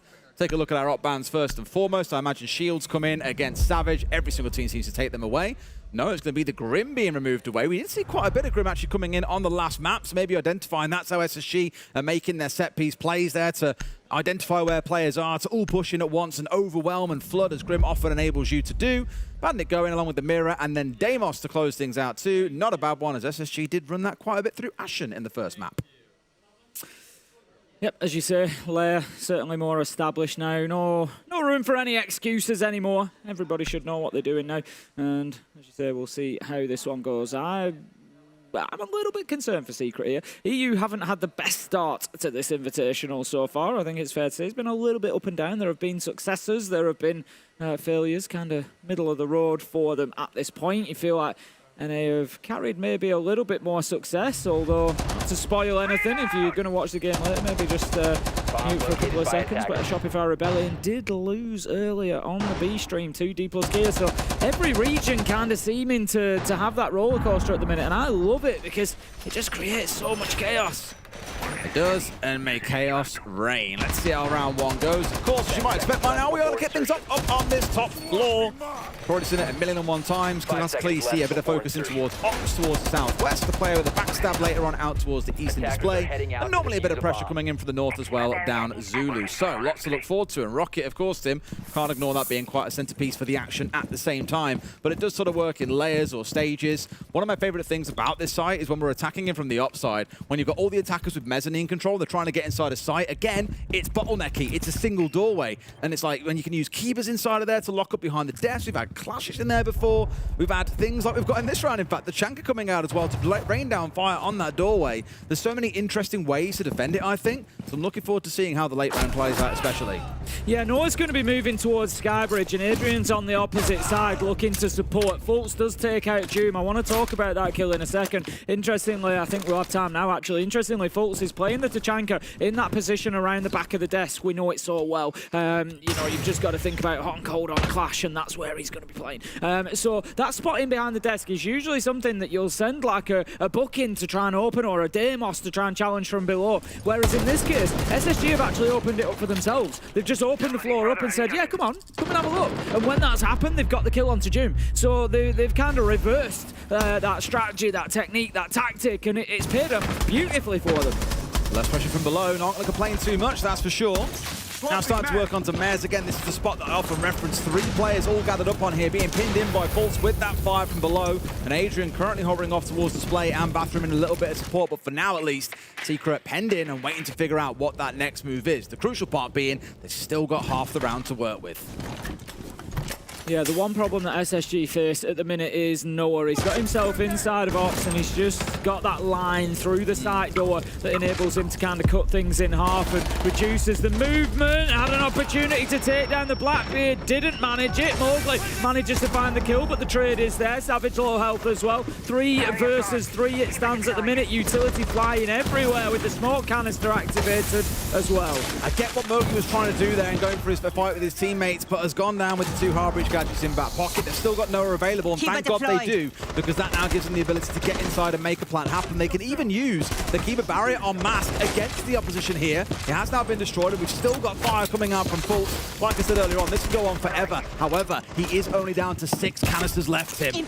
Yeah, it's a time factor now. 30 seconds left to go, so Secret can wait this out, but FLUXO does get the kill with that fire. Not often that we see it from the Tachanka, but because time's running down, Secret were having to be a little bit more aggressive. Damage is done though. Noah manages to find J90, 2 versus 2, and there is an opportunity to put this diffuser down. It's all up to Adrian on the cover. He moves in. That was smart because he knew that Ashen was pushing the corridor in. He does a great job to enable his teammate to get that down. Good plant from Secret. Good close out at the end. The cover was perfect from Adrian. He had some beautiful movement out of Ashen's way. Fantastic game sense, and gets the job done. Really well played as a pair in the close. FLUXO was just a little bit too late on getting the fire out. If he gets it out as Noah starts trying to get the diffuser down, different conversation, but I think the pressure coming in over his shoulder was just a bit too much that it prevented him being in the right spot at the right time to get that denial through. So round 1 goes to Secret. We're going to head down to the basement, Tim, into labs to see what SSG can cook up on the defense. No, they're going to have to cook up a little bit more than they did on the top floor. Well, it was a good effort from them. I thought FLUXO played brilliantly on the Tachanka. You know, getting the kill in there is just a nice little added bonus, but he did a great job of holding off that push from multiple directions and enabling his team a little bit. And the Azami play in behind the desk was nice as well. They kind of did all the right thing. They ticked the boxes, but ultimately they came up against the best attacking team in the world on their map choice. You know, it's always going to be a tough one. And Secret, they found a way. Good stuff from them to win out the 2-1. They find themselves now 1-0 up, and as you say, tacking down towards that basement. So I would expect to see some vertical pressure come in from them. They've got the Ram, so that screams that they're going to want to take that mid floor. Ashen is there at present. I think whoever is playing up there is probably going to find themselves maybe being bullied by the Monty a little bit, just to move them around. Was given a nod towards Thorn, by the way. Like, obviously had I don't want to say a minor rework. It was quite major, I guess, in terms of how the traps work. Definitely. But we've seen quite a lot of Thorn over the last couple of days across various series. It seems really starting to work her and a Razor Blues back into the lineup. The problem with Thorn previously was that detonation time, because it was kind of like it wasn't kind of intended to stop entries or anything. It was more kind of area control and info. But ultimately, yeah, I think it kind of left her a little bit maybe underpowered because they were never really sort of triggering within time or having an impact. So obviously see a little bit of a difference and a little bit more popularity now, which is what we like. Yeah, trigger time's far quicker, the radius is far down. How on earth has Chain I know got away with that? A free kill onto Savage, who is working his way up the stairs. That's kind of unforgivable. At least they get the trade onto Ashen and can recover the diffuser, but you've lost the shield, which is no doubt the most important part of this whole attack. Yeah, losing the Monty there is a big loss, and they do still have the Capitao, so Noah is the one that they need to be focusing towards now. Make sure that they keep him alive because he's going to be the one to create a little bit of space. They do have that mid-floor control as well, having taken Ashen out, so they can do that vertical work with the boogie drones should they choose to. But at the minute, Adrian has worked his way downstairs, and it looks like he's not going to be opening anything up. And this could be a problem for Secret because it's allowing SSG to just play in the power spots inside a site. That's exactly what Fultz has just done and picked himself up a kill. I'm a little bit surprised that Secret aren't opening anything up vertically here. You saw then the damage and the debuff that comes off the back of those Razor Blooms. Not always lethal anymore, much smaller radius to them, but does apply a debuff here, which is going to make life a little bit annoying for Adrian, at least for a short time until that expires. The C4 comes on towards the window, but finds nobody. Onto the doorway, sorry, not the window. So the 4v3 for SSG, though, as we enter the final 60 seconds. Now Adrian's heading back upstairs. He's got those 3 boogie drones. Better late than never. He's going to start opening this up, and you're going to see a difference from SSG now. Look, straight away, you can see him running away. You can see him moving. And that's the problem that Secret have faced so far. They haven't done this, so they haven't forced them away. And I think it's a lot of wasted time from SSG, from Secret, realistically, because SSG have just been allowed to stay here for far too long. They've no idea about Benja's position. He manages to get one. Fultz and J9 pick up the others, and that is a reasonably comfortable defense for SSG. I think after losing the Monty, Savage going down early, Secret just got caught up in a little bit of indecision there. Kind of Adrian, I think, tried to fill in a position that wouldn't normally have been his, so then you're going back upstairs with 50 seconds to start moving defenders around. It was all just a little bit disjointed. When you think about the number of times that you've seen a Blackbeard, any kind of shield user stepping in to be the one that gets the diffuser down there, or at least provide cover while it's happening, that first kill on towards Savage on the Monty, I think really spelled out how the rest of this round would go, and you saw it in the gameplay from Secret. It was very slow, it was laboured, it was trying to adapt on the fly to figure out, okay, what do we do in absence of having a shield to be that tip of the spear that steps in towards site and gets the diffuser down. They paid for it, and now these are up one apiece. So both teams getting on the board nice and early in this game. Where do we go from here, Tim? Well, we go, of course, to the first floor? First floor. The first floor. Counting systems. It's the first floor. We're going to see. Look, we're going to see a large top floor. We've spoken about this an awful lot.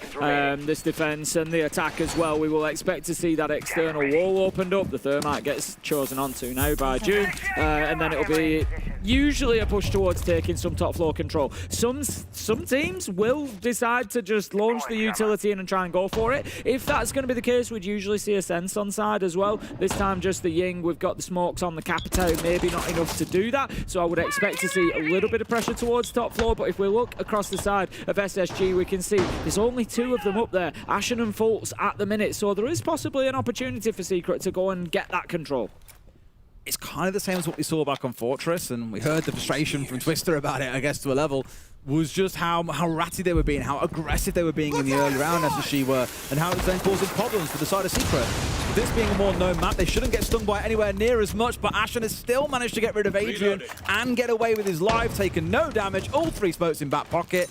Perfect, because look again at who has been removed, arguably the most important operator in the round in the Ying. That's 2 rounds in a row. They've lost crucial operators very early on. Yeah, you don't always get to choose who you get when you find those early kills, but it is down to the other side to make sure that those important players are not being put in risky situations. Duke does find Bencha, a lot of damage done there. Noah is down as well. Fighting continues. SSG just looking to get aggressive here. They get backed up as well so they can get the kill onto Noah. Very nicely done. Hopefully with a big double though onto Ashen and Fultz. 2v2 after a bit of chaos on the top floor. Got a little bit too focused in there and trying to get rid of the down player. It just lets Mowgli come in from behind them through green door and gets a freebie. Wasn't enough cover there coming in from Nuas, who now falls down to Mowgli. May well have saved this round for his team. J90 with it all to do against the shield and against Mowgli, who's on a tear. Best of luck. Yeah, Mowgli's been a little bit quiet so far today on Fortress, as we said, and they could really do with one of those big kind of hero performances out of him to carry them towards map 3. 1 versus 2, but an absolute age on the clock. So Secret thinking about putting the diffuser down, but as they hear the footsteps, they think, nah, we're going to go for the challenge, but they need to be careful there. All right, what they did though, Mowgli just rotated himself around that rear side and took the kill from behind, and that's going to be another round to Secret. 2-1. Yeah, good 2v1 played out.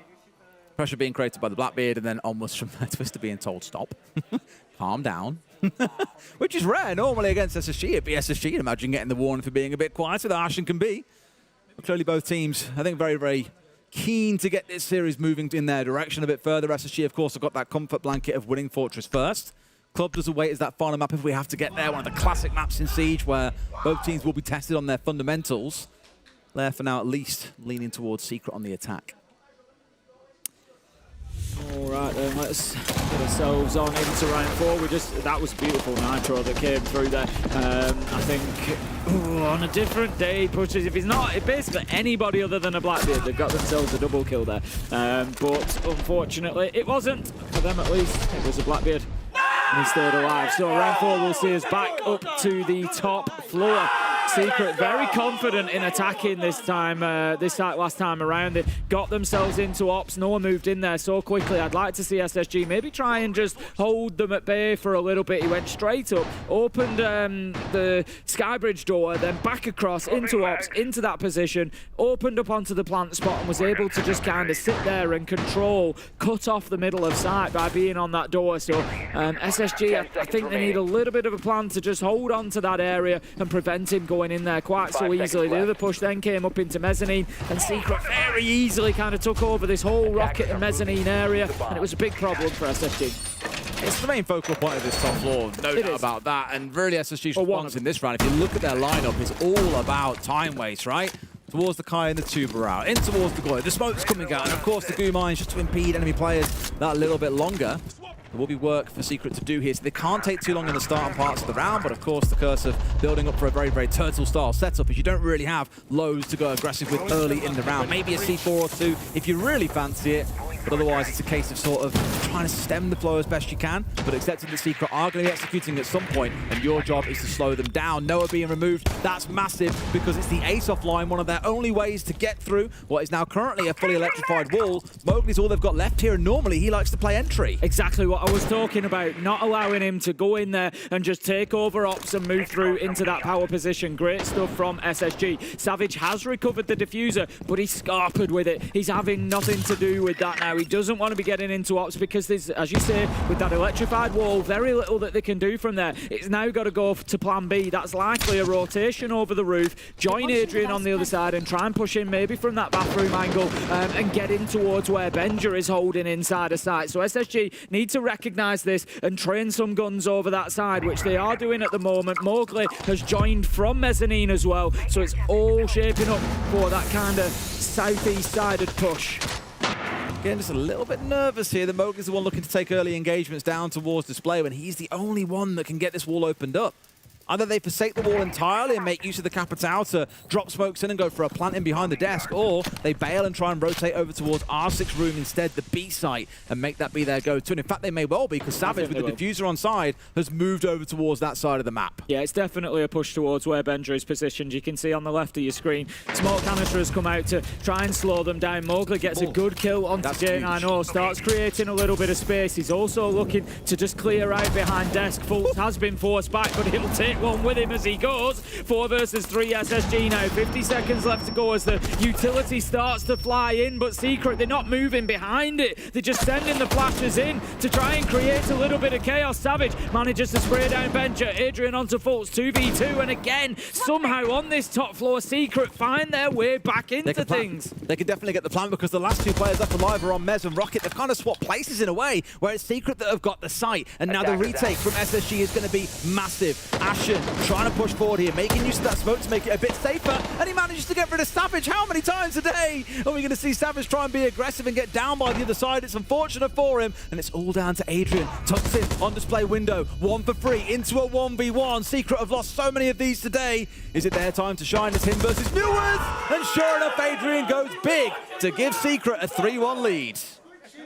That was a great call on the rotation from Team Secret there. So as soon as they lose Noah, as soon as they lose the ace and that ability to breach the wall easily, I know they still have the hard breach charges, but you're not going to get a very good... You're working with a vault breach, you're trying to get in and plant. There's a lot of things that can go wrong. They make just a very quick call. Savage, go and get the diffuser, and he rotates over, and he goes over to that B-site window, and he just waits there until they've got the clearance, gets in, and then in the 2v2, they take the opportunity. They recognise that they've been able to force the remaining SSG defenders out towards the office side, out towards that desk, and just keeping them at bay over there is easy for Adrian while that diffuser goes down, and then a great clutch at the end in the 1v2. Beautiful stuff from Team Secret to get themselves now 3-1 on the attack, showing just why they're the best in the world when it comes to playing on this side of the game. Just very, very decisive of thinking what they look to do, but also very, very capable operating as individual players like Savage there. That was his first kill that he's got all game long, and he was the one going in towards display. He was being aggressed from 2 different directions. Baits Ashen, who's more close towards sight, then immediately spins onto the R6 room door, kills the player pushing him from there, and Ashen's sort of left in no man's land. He can't push 1v1 in that spot against the DMR coming out of the Lion, so it was really good stuff. Does eventually get him later, but as we see, he can then turn towards Adrian to do the business for his team. So a really good round from Secret. Of 3-1, as I mentioned earlier, down to the basement we go once again, where they lost the shield very early on last time. The Monty sprayed in the back inside the first minute or so, so hopefully they keep him alive a little bit longer this time, at least long enough that he can have an impact in the round. Swapping mags! Straight away, again, shaping up behind a shield. Blackbeard has been taken away from them, but Savage is on the blitz instead. It looks like they are sort of shaping up for that bench together. They definitely want this Tachanka gone. They're trying to get aggressive. Great quick thinking from FLUXO there. Just putting those fire canisters down to prevent the pressure mounting onto him, but Adrian manages to find Newers elsewhere. SSG, they've got big problems here. They're already on the back foot in a major way. 5 versus 3 as Noah picks up FLUXO. It's starting to fall apart, but a couple of kills might just bring them back into it, but I think it's too little too late. Again, it's the power of a shield. They've all had eyes on Savage there, trying to stop his rush forward. And as they've stepped out to try and challenge him from the side flank, there has been another player nearby to bring him down. Benja very much left alone here, cornered in by the blitz and finished off by Doom. Excellent attacking round there, where SSG were just completely out of position, not ready to deal with that kind of aggression that quickly. 4-1 to Secret. Good call from Secret there, just getting in. And last time they struggled to attack onto that site, that was the one win that SSG has had, was down in the basement. And Secret this time saying, you know what, let's forget about that mid-floor control. Let's forget about all the other bits that go with it. Let's just go straight to site and see if we can create a little bit of space. And they did that beautifully. So, yeah, Secret looking super powerful on the attack of late. Quick tech pause coming in here as well. We get that rectified before we get into round 6. For a second, I was like, surely we're not having attack timeout now. That would be crazy talk to use it as you're going into the very last round, but it's been bruising for SSG, Tim. Even if they win this next round, they're down 4-2. They've got to win 4 attacks at their own. And yes, Secret aren't as good on the defense as they are on the attack. You can't hold that accolade as the best attacking team in the world and the best defending team in the world. Otherwise, very good chance you're going to be winning everything that God sends your way. So, as it stands, a lot of work for SSG to do. For replays from that last round, you'll just see again all the focus comes on towards Savage. It was the one when he was coming in from the east side that really impressed me, because FLUXO, of course, was very focused on keeping him away with fire. Newers thought, oh, if Savage is watching FLUXO and get a sidestab here, what he didn't know was Adrian was then coming in off towards his right-hand side and got a free kill on towards Newers. So Savage really sucking up all the attention for his team to then capitalize off the back of. It's what Secret are known for. Very commonly get 3 shields banned away against them. And you can see why, given how the previous round went. We'll get everybody back in just as soon as we can. The players will be left with their own thoughts for a moment or two while we get this one squared away. But I'm really glad that this looks like it could be going towards that third map. I think both of these teams have shown us some good siege. They both kind of put in a marker down. They came in on the back of strong 2-0 wins yesterday. This was always good. I personally think this is the fight for the top of the table in this group, and it's not disappointed. At this point. I think, you know, I'd like to see SSG get a little bit more competitive here on Lair. At the minute, it is very clear that this is Secret's map pick, and particularly, you know, how strong they are on the attack. Let's not forget, you know, SSG have had the choice of sides here, given that it's Secret's map pick. So, you know, this is the side they thought they could do the best of. It's not going to get any better, likely, in the second half for them, especially Secret defending here on Lair. We know how good they are, so we are kind of eyeing up that clubhouse decider, and it could be one for the ages. Bit of map 3 overtime, anybody? Wouldn't that be lovely? The optimist, I think, for NA&E would definitely point to this being the game that decides top of the group, but then there's also FLUXO W7M in this group. XG, I guess you can't ignore, but they did get quite handily dispatched of in their game. Where it'll really start to count, I think, as we go through these next couple of days, is the fact that one of these teams doesn't get to play on Friday. If you don't play on that last day and other teams are still playing, you're just sat watching. You can't do anything about it. You're relying on other teams to ensure that you get the finish you're after. Because a reminder, you finished in first place, you go to the second round of the upper bracket. Second and third place go to the first round of the upper bracket. Fourth place goes straight to the lower bracket. And fifth, well, I'm afraid you go home early before you even hit playoffs. Yep, there will be one team that will be disappearing from the tournament, from each group, when we get to the end of this first phase, and of course everybody wanting to avoid being in that situation. So it's Secret that don't play on Friday, by the way. Oh, okay. This is the thing. I guess you can look at it two ways. It's, you know, yep, you're not playing on Friday, so you can't kind of influence anything. But the point is, you've got 4 matches. You've got to get the job done in those 4 matches. You know, you get the best results that you can across them, and you've got to get your work done within the I'd like to not go into Friday sweating the whole day. I'd like to think it's my day off, chill out a little bit. Who cares what the others are doing? We're finishing first place, no one cares. Exactly. That's why winning this is so important. Just get the job done ahead of time, and then you don't have to worry about it too much. I'd be surprised if either of these teams have any kind of worries come the end of the week. But like you say, it's just about whether they're in a position that they want to be or not.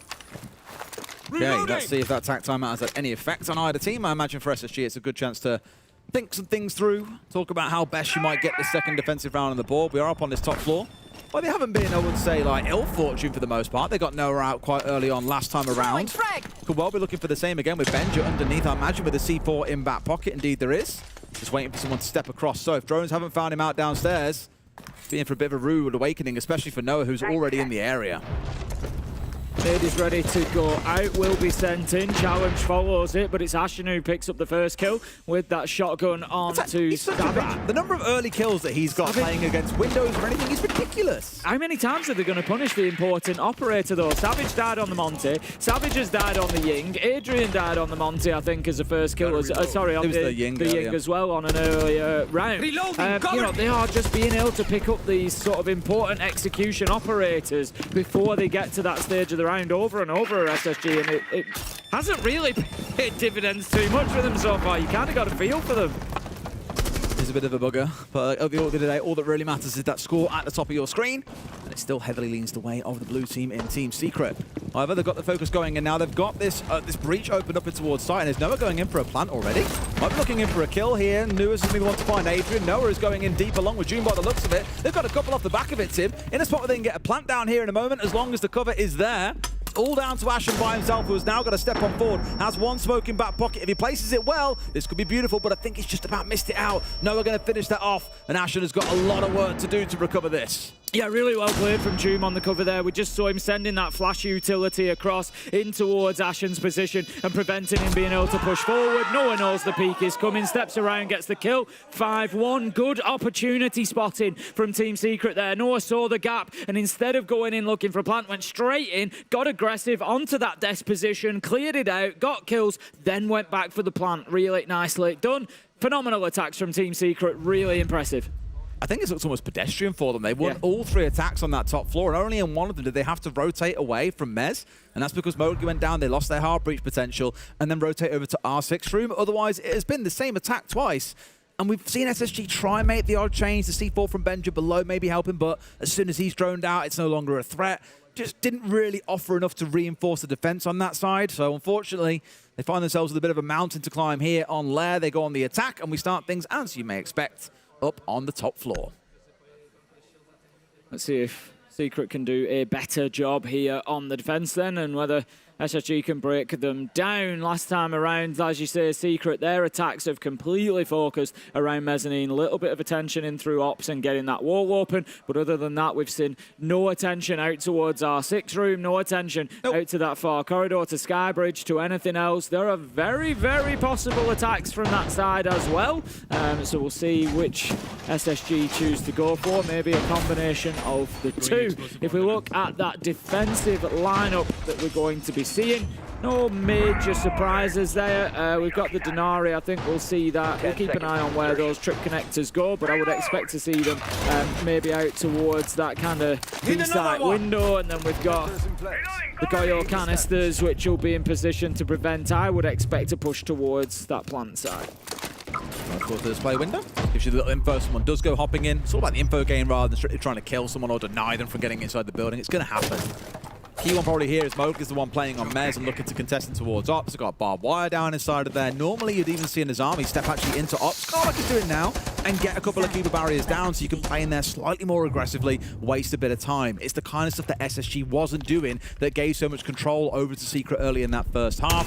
So at least here, Secret are showing a little bit more desire to push SSG away from Ops. Yeah, I like that. You know, as I said, when SSG were defending there, they wanted to see more pressure onto that Ops side. Don't allow them to just come in and take that space and get that breach. It's going to be Ashen on the Blackbeard that looks to push towards there initially. Benja has got in underneath as well to try and support with a little bit of work from the book. Doom is the one tasked with holding off that far side that I spoke about, but looks like he might actually have a little bit of joy. Ashen is kind of in between Ops and Skybridge at the minute. A little bit of indecision, but pushes forward into Skybridge now. So Doom could well find himself in a bit of pressure with that Blackbeard coming face to face with him. But he does have the Vulcan canisters ready to pop, should he feel the need to do so. Still wasting time at that point, isn't it? They've still got lots of chance to do that with Adrian being sat on the Janker. 20 canisters still in back pocket. Another Lion scan rings out, down to their last one here. Lots of utility for both sides to throw at each other with the main warrior. Think Tim, we're halfway in that round now, and you can see basically every single Secret player is gathered and staring up towards green here. They're expecting that to be where the push comes in from, and this is the one angle that we didn't see Secret attack from at all. Have they got the right read on this? Do they keep them at bay through a bottleneck? We'll find out as J9O rotates over towards the display window, looking to put some pressure in of his own. Yeah, it's not a bad idea. It's just going to make it a little bit more difficult for Adrian to hold the position as the Tachanka. He just needs to be a little bit careful about how far back he strays and that he doesn't expose himself to that line of sight. But he does have Noah on the Denari backing him up. But as you say, the rest of SSG are over on this top side, looking to aggress and create pressure from our 6 room. Fultz is in there, has the diffuser as well. Beautiful rotate from Doom to go downstairs and take Benjamaster out. Now, that's fantastic because he was causing a real nuisance of himself with the book. J9O gets a double though as they try to get aggressive. That could be a bad call from Secret. 3 versus 3, and they're in the sight, SSG, and they're starting to do some work, but Secret somehow standing tall. Might be a 3K for one, but it's a 3K for the other. Doom turning into a bit of a demon in the round himself. News with the ultimate recover, was sat downstairs watching out for any C4s that could be used, but now has to sprint upstairs and try and recover this round. And Moog is watching. Entered a trade between players for a while, Tim, but that's what leads to the end of the round. Secret carry on 6-1 here on Lair. Yeah, I like that play from Doom going underneath because Benja was causing an absolute nuisance. As I said, he was under there with the skeleton key, and we could see how much of the ceiling he'd ripped out from above him, and so many safe spaces had been removed. On my B2 and stuff. Fine, fellas. I'm just calling down right now to kill the momentum. We're not changing the plan, though. That round was perfectly fine. Just detach, listen to the comm, keep fucking cranking. For the bunk side bulker, the only thing I'll say, because I kind of cut out the end there, if it is too much wall, then I'll just say fuck it and just go around it. Yeah. Alright. I agree. Alright. What do you want me bringing instead? Bunk? Frankly, just take out your gorilla. Ying? I would say. Gorilla? Yeah, just take out your gorilla. Alright. Was there you the B2 player? Yep, with you. Bunk. Maybe and just red flashes because we need to get the guy to move. Yeah. But I mean, yeah, just read the traps, either grill or no med. It's fine, either one. Alright, let's go. No, let's go. Bravo. I was going to say no rush, lads. We've only got 45 seconds. Probably the fewest words said in tap time I think I've ever heard. Well, I mean, it did open up with call out saying, I've called it just to break momentum. So, which I think is fair to say when you're at map point and have got 5 rounds to climb. I think it's one of them where, breaking. you know, if you're SSG, there's an element where I think you're already looking towards the next map. You know, of course you're playing to win it. Of course you're taking it round by round. But I think, you know, kind of as a coach at least, I'm looking at that and thinking, we need to win Clubhouse. That's what we need. You know, my brain power now is on, let's make sure we win Clubhouse. What am I going to say to these players after we've lost Leia? How do I make sure we're in the best position we can be in to win that third map? Because, we might come back and win this one. It happens. The way that Secret are playing, I'm going to say it's very unlikely, and they probably know that as well. So, yeah, I think, you know, a lot of the concern, a lot of the focus will be towards Clubhouse and just kind of take this a round at a time, which is, you know, why they're saying, well, yeah, maybe change this up, maybe change that up, but, well, just do what you can, and we'll see how it goes. But Secret have just looked electric on Lair. I don't think anybody's going to be rushing to play them on Lair anytime soon. Real challenges, of course. You have to attack timeout, and they were speaking about bringing along flashes to unseat one of the players, but they haven't attacked them on the downstairs yet. So it's the first time they're seeing this site, this setup, everything else coming out of Secret, and so it's a chance for SSG to, I guess, reformulate the game plan a bit if they've seen a consistent problem, but they've only had 1 round on the attack, not a lot to work with. So I don't think you'll have seen too much impact coming out the back of that. Here comes Benja working his way down towards Mowgli, who, as you can see, is off towards his right-hand side on the Skopos. Does he get away with a freebie here? May well do, but no, misses his man. Could have been a golden opportunity, but Mowgli lives. Yeah, that's the sort of opportunities, and again, I know it's the blink of an eye, but it's the sort of opportunities that you've got to take at this level when they present themselves, and it's those moments that can leave you kicking yourself. So, we have a look at this. We've got everybody downstairs apart from Doom, all the way up on top floor in display. Not sure how aware of that SSG are, because he absolutely annihilates Benja with a shotty. He must have had no idea he was there. That was one hell of a spin on the shot with the shotgun. Beautiful stuff, and Benja's just thinking, what more can I do? Not a lot on this map, Benja don't know what day it is after that. Oh, he had such a great time on Fortress. He's 2-8 on this map. He has been kept so quiet by Secret. You can see that comfort on the map building on through. The echo of Adrian will fall to Newers. Still a lot of space and a lot of time to work with. Adrian gives himself away a little bit there. I'm not sure he needed to challenge that. He was kind of just caught, you know, in no man's land. If you're going to peek, you know, peek, but at least peek around the frame. You know, he was just stood bang in the middle of the doorway. So it was an easy pickup. Fultz manages to find Doom eventually. So now 4 versus 3. A minute left. There's 2 minutes been wasted by Doom on the roam there, and Adrian supporting as well, but losing that Yorkai and Echo is certainly not the best. He's causing a problem. You gotta go one way or the other, Savage. 3 versus 1 as SSG. The tack timeout certainly seems to have done a bit of something for them. It looks like they're going to get themselves their first attack. What I will say to this is it feels it's like Secret have gone really aggressive across the map here, and they've paid the price for it ultimately. This is where things have gone wrong, and sure enough, SSG will get on the board. Now, don't blame Secret for that. Get up in their face, try and contest them around the map. Whatever game plan they're formulating to try and get back on the board, it's a good way to upset it, but it just didn't stick because SSG a bit too ready on the gunfights there. Good round for them. Still a 4-round deficit to climb.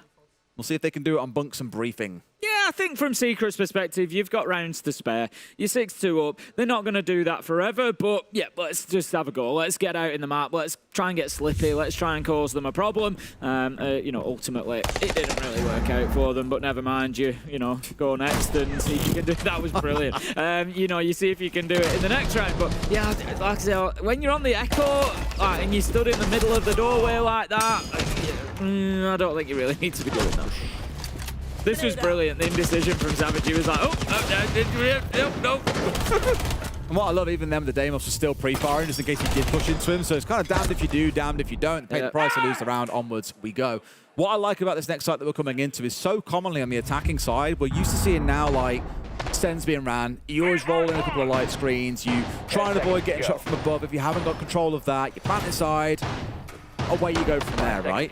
Here we're not seeing any of that coming out by the looks of it from SSG. No one's gone in towards the Sens. They have gone for Benja on towards the Buck, so no doubt do want vertical control, but they're going to have to wrestle top floor control away from Secret first before they can even think about looking at the site. Yeah, there's 4 out of 5 from Team Secret up on that top floor. A big contrast to the way that SSG defended this site. They, you know, only had 1 or 2. I think it was 2 in the end that they had up on that top floor. So Secret certainly wanting to stake a claim up there. We're going going to have the external wall opened up fairly quickly, I would imagine, by FLUXO. He already is applying those Selmas, so that gives the access point and the pressure to the player inside of sight, which will be Doom. But SSG's attention has to turn upwards. It has to turn towards that top flight. They've got Mowgli, they've got Benja, they've got Adrian all up there on the top floor. Savage as well joining them on and around Mez. He's got the line into bathroom, and it's an awful lot of space that needs to be cleared by SSG. You just can't really afford to rush into site and make a plant happen, even if you spot everyone off site, because there are just so many vertical angles that are exposed. It's almost impossible to plant unless you can get in and get rid of some players first, and that's what they're going for. Don't be cool coming on through, but Adrian wins out the 1v1 onto Ashen, looking for another, not quite finding him. It's FLUXO to get the reverse. So a trade being secured off the back of that first phone call, a moment of peace. But no doubt when that next call's available, we'll see it kick off all over again. Yeah, great use of the bathroom windows from FLUXO there, just putting sort of peak holes in both of them so you don't know where the challenge is going to come from. Benja manages to pick up nowhere as well. 4 versus 3 now. SSG into the ascendancy again, maybe just building a little bit of momentum, but it's absolutely free for Mowgli. He goes crazy and gets a double, can't make it a triple though. Nuas manages to shut him down, and there's kills from SSG elsewhere. FLUXO with the final one. SSG, they are waking up back into this one. I said they might be looking towards Clubhouse, forget that. They want to get this done on ladders. They're fighting back, 6-3. Big question for you, Tim. At what point do you start to get worried? If you're secret, I think another round yet. Yeah? I think 6-4, you start thinking, right, come on now. Because the other thing at 6-4 is, what will have happened then? That's 3 rounds in a row, so it's a full rotation. So you've not like won any of your sites either. Yeah. I would imagine probably going to go to top floor after this one. I think they've probably played those 2 rounds thinking, we'll win it on top. I think that's probably what, you know, the secret game plan is. Do whatever we want on these 2 rounds, get a little bit aggressive, try and, you know, win it by getting a couple of early kills, because we're going to win it on top floor anyway. Just saw the 2 bans coming then. Dockerby, no surprise, poses a death battle already today. Very, very good at moving through a map as big as Lair. The other side's ban, though, I really like, because they banned away the Warden, which means now they are absolutely free to run things like the Ying every single round, to spam the living hell out of flashbangs and try and find a push on through what otherwise might be quite a very resistant and dug-in, entrenched defense coming out of Secret. So I like actually how SSG have approached the ban here. I think they've kind of come out air quotes on top in that regard. Very keen to see how things play from here. They can also, of course, as you're seeing, run the glass. It isn't just all about flashes. They can run smokes too. Lots of choice to them for them to play with here. Yeah, key round for me. I think the top floor is kind of like the final boss. You know, getting a team who choose to play Lair up onto top floor. Like I said, that's where they're going to expect to pick up rounds. So if you can come in now and take that away from them on the attack, it's your 3rd attack in a row that you've been successful. You've taken every sight off them, and you're only 2 rounds away at that point, and you leave them with a real headache thinking, you know, where do we go here confidently, because we've lost all 3 of our sides. So yeah, big round coming up. Obviously for SSG, if they lose it, it's over, so it's a big round regardless. But I mean, in terms of, you know, what could be a comeback, this is what could be the real catalyst, the real kind of spark in the powder keg. Activating This is the first one for the day as well, Tim. Oh, they've just lost themselves. Timing as well. So first time focus coming in towards actually opening up the mask wall itself. Normally it's the south double wall on towards Mez that has been the focus throughout this game. You know, historically, there was all kinds of wars going on to try and get the actual mask wall itself. And that's why Mowgli's now dug in there with the bandit, making sure it stays up nice and close. And Doom was for a moment looking to try and contest by the looks of it in towards Ops, but FLUXO has forced him back on the Monty. Doom just going to be holding that desk position, trying to protect Mowgli and make sure that he remains safe. I'm just having a look. There's no buck on the side. It's going to be Benja on the Deimos that's looking probably to play underneath and deal with Mowgli there. Just having a look at Benja's position at the minute. He's not inside of the map. He's on the rappel looking to work the windows on the bathroom side. So Mowgli's largely safe for the time being to try and keep himself in position. I'm watching Nuas here because he's only got 1 Salma left and there are no other hard breach gadgets on side. They haven't got mask open. They haven't got the south side of mask wall open either. Those are really critical to open up, and he's going to burn it to get through onto Mez. No. Don't know about that one, Chief. That means they've got to go in through a single doorway, and I know that you've got a glass on side and you can spam smokes everywhere.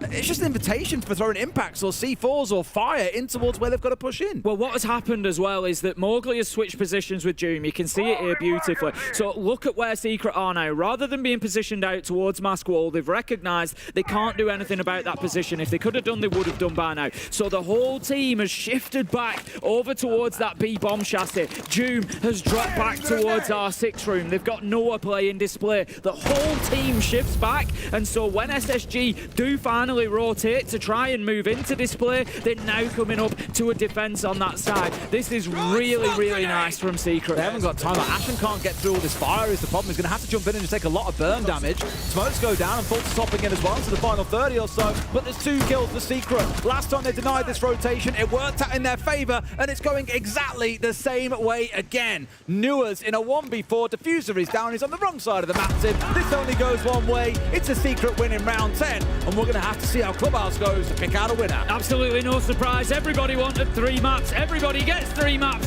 One of the best teams in EU, one of the best teams in NA, facing off against each other and both putting in great performances so far. And we get the treat of a little bit of Clubhouse to decide how things go, Des. Does mean both teams get to work away with at least 1 point each as well, but who gets all 3? Well, we'll have to find out after a short break. See you in a few.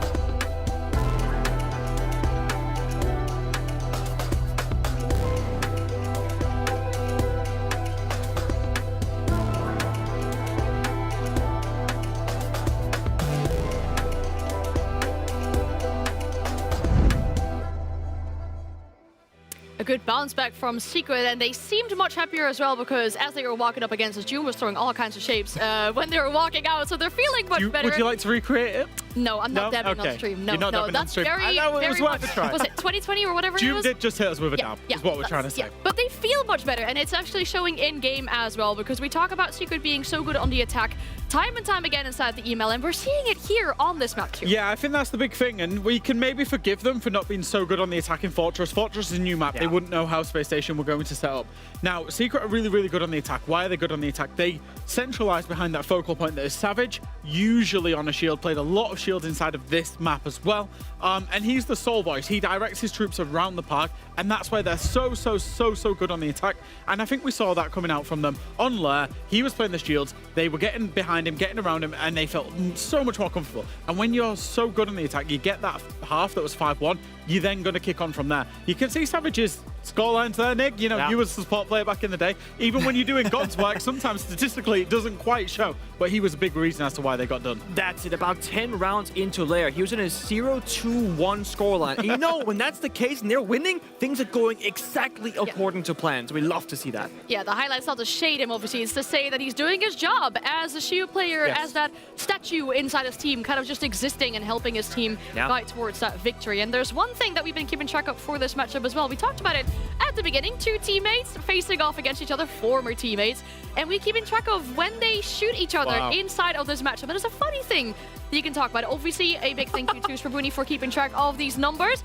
But Benja is winning that matchup in the first map. And in the second one, as to get a winner, Joom is doing much better in that match against his former teammates. Completely flipped upside down, right? I mean, we saw a couple of the last few rounds here. Joom's walking down the hall with a shotgun, boom, flick onto Benja. Time and time again. He's just finding him. That's it. It's map specific, where they are subjugating each other to a world of pain in each map. And, you know, obviously there's a lot on the line in this last map. It's the winner, the victory, the points in the group. But there is also that head-to-head of the two players going head-to-head. And also, it's been a very chaotic first two maps. They've been fighting, and it's been high level. It's been very messy, very chaotic in a good way. We're going to Clubhouse, one of the least chaotic maps for like just going for fights, more about the executes, the setup, so things can really shape up to be different for this one. Yeah, I think so as well.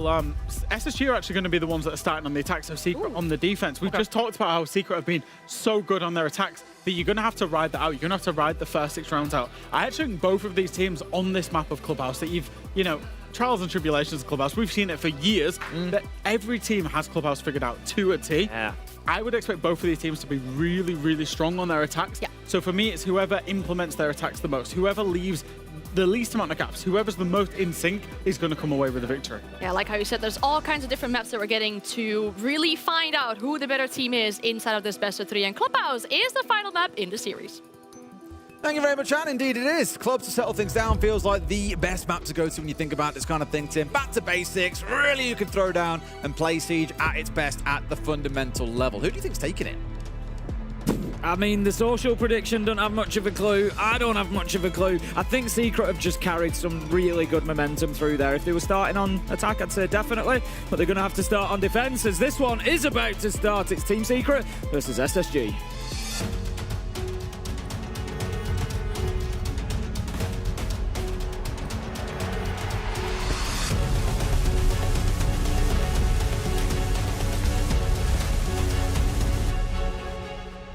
The fun stat that a bunch at home may enjoy is that Secret are undefeated on this map over the last 6 months. 3-0 record. I haven't played it for about 3 of those months. Of course, not a lot of Sieges happened over the last few months, bar the major we had back in November. And SSG have played it twice as much as Secret have, but have a 4-2 record. So there's a lot to look forward to from both of these teams in terms of how they opt to play the map. We'll get into our bans first. Secret taking Capitao off the board. I think very, very apt for this map. We spoke a lot about Capitao and how powerful he is, especially now that he's got the DMR. And for this map up on Catwalk, a very, very good operator to help clear it away. Right on the other side, I imagine, joined up by a Bandit, indeed. And the Grim, once again, going to get taken away from SSG. Yeah, good power up as well. You know, we see the Grim used a lot to create space and to help with executes. Looking at the defensive win rates for this one, both teams on a very, very similar standing when it comes to the defenses. 71-75% are the two numbers between them. But as Fresh kind of alluded to on the desk there, you know, this is a match that could be decided on those attacks. They are both very capable, but Secret have the much better numbers at attacking here on Clubhouse by about, I think, about 25% better off when it comes to us. So for me, it's looking, you know, like we're going to be asking questions in the second half of this one particularly. Sure, let's get our lobby recreated and then we'll get straight back into things. But these days, the players have done it a few times. They know how to rifle through into a lobby nice and quick, Tim, so it shouldn't be too long. Obviously worth us kind of taking a quick moment to just kind of look at where we're at. We're basically at the end of day 2 now as well, which is, of course, for some of these teams, half of their games have been played. For others, still got a few couple more to come. They're playing all the way up until Friday. The group stages carry on until the end of that day. They have a couple more days to start things off on the Sunday to decide phase 2. And then, of course, we have the one that everyone's really excited about is that live stage next weekend where we get the year roadmap reveal as well. Tim, of course, we get the trophy. We're at the end of 10 years as well, so it's a big time to, of course, decide who's going to be the 10th winner of SI. You know me, I just love Six Invitational. You know, if we take a few seconds, we can have a little wander down memory lane. I just love Six Invitational. I love being around it. I watch a lot of the games in the crowd. You know, I always try to watch the season reveal in the crowd as well. Because I was there for the Tachanka reveal that year in 2020. You remember the crowd erupted, went absolutely crazy in Laval, Montreal. You know, and those moments, you don't always know when they're going to come, when they're not, and it's nice to be there to experience and when they do. But yeah, I mean, for us, it's our 7th work in it, I think. 7th now? Yeah, 2020 onwards, including 2020. So good point. Number 7 for us now, which, you know, we were very excited once upon a day back in December 2019 when we got asked to do the first one, let alone... Well, you didn't believe me when I told you. I know, let alone being here for number 7. But even prior to that, I'd travelled to Montreal and watched as a spectator the year before, 2019. I was there with an elite ticket. I was right down there at the front for the memorable game between G2 and Empire, longest map that we've had on Coastline, of course. I was there, so saw that one live, and yeah, I had a phenomenal time at that one. So I've done the whole spectator fan thing as well. So it means a lot to me to be at Invitational. I know it means a lot to a lot of people, and it's just, you know, the way I get to talk to a lot of people, and you know, throughout the week, and you know, you kind of get stopped by people and have little discussions. And the thing that's in common that I think a lot of people say that I always talk to people about is they love the fact, especially when it's people's first events, they're always surprised how good it is being in this kind of shared space where everybody just has the same passion and same love for the same game, and it's like everybody's just immediately got that common interest, and I love it. I love the opportunity to meet everybody. As we look back into it, I meant to tell that story actually. Why not? About how we got given the first SI. We got the email offer probably about 10:30 at night because we're based in the UK, and obviously over in Montreal they're quite some hours behind. So in that case, they were emailing in the afternoon. For us, it was bedtime. And Tim here, he loves a good night's sleep. He was in bed nice and early. The email came through, and the first thing I did was ring him and said, Tim. Old man hours. He's like, what you want? And I was just like... You're lucky I answered, to be honest. And I was just like, you send your emails? And you're like, no, why? Best impression ever. And I was like, been offered SI. And it's the only time... Tim's not really a big sweary kind of guy. That's the only time I've heard him go, F off. Like, at me, I was just like, it was great. And then obviously jumped onto his emails and was like, oh, we're doing SI? This is cool.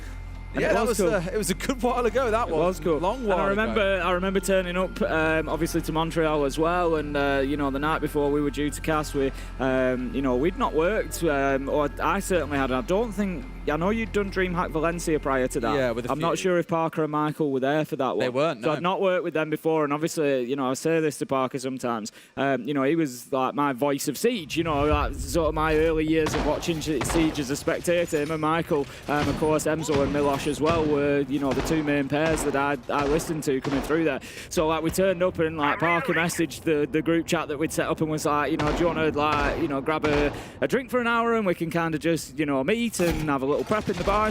And so we did, and we went and sat down, and that evening was mind-blowing. I remember sitting listening to Michael talk about Siege, and it made me feel like I needed to go back and play the tutorial, and at this point I've played thousands of hours and watched it and cast it for, you know, 2 years at that point nearly.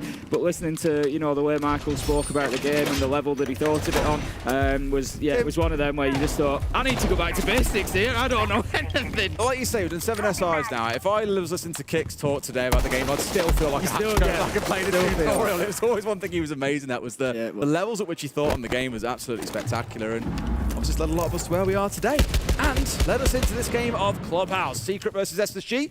As I've sort of mentioned already, the winner walks away with 3 points. Well, the loser, they only get 1. So it's quite important for both teams to win this one out. And what a classic map to see the showdown settled on after a brilliant fortress and a brilliant lair. First sight we're going to have is CCTV and Cash now. There's an interesting mirror being played. We don't always see it too often. We do see it occasionally. So Juma's played the mirror on the catwalk wall that's reinforced, that looks in towards sight. It's going to allow Noah an ability to challenge onto the breach should he need to. But I think it also just helps protect that wall from the long-range breach as well, because both sides have been reinforced. So it's just going to give him that vision into sight and a few options. Mowgli manages to take down FLUXO 5 versus 4, and that is the glass gone.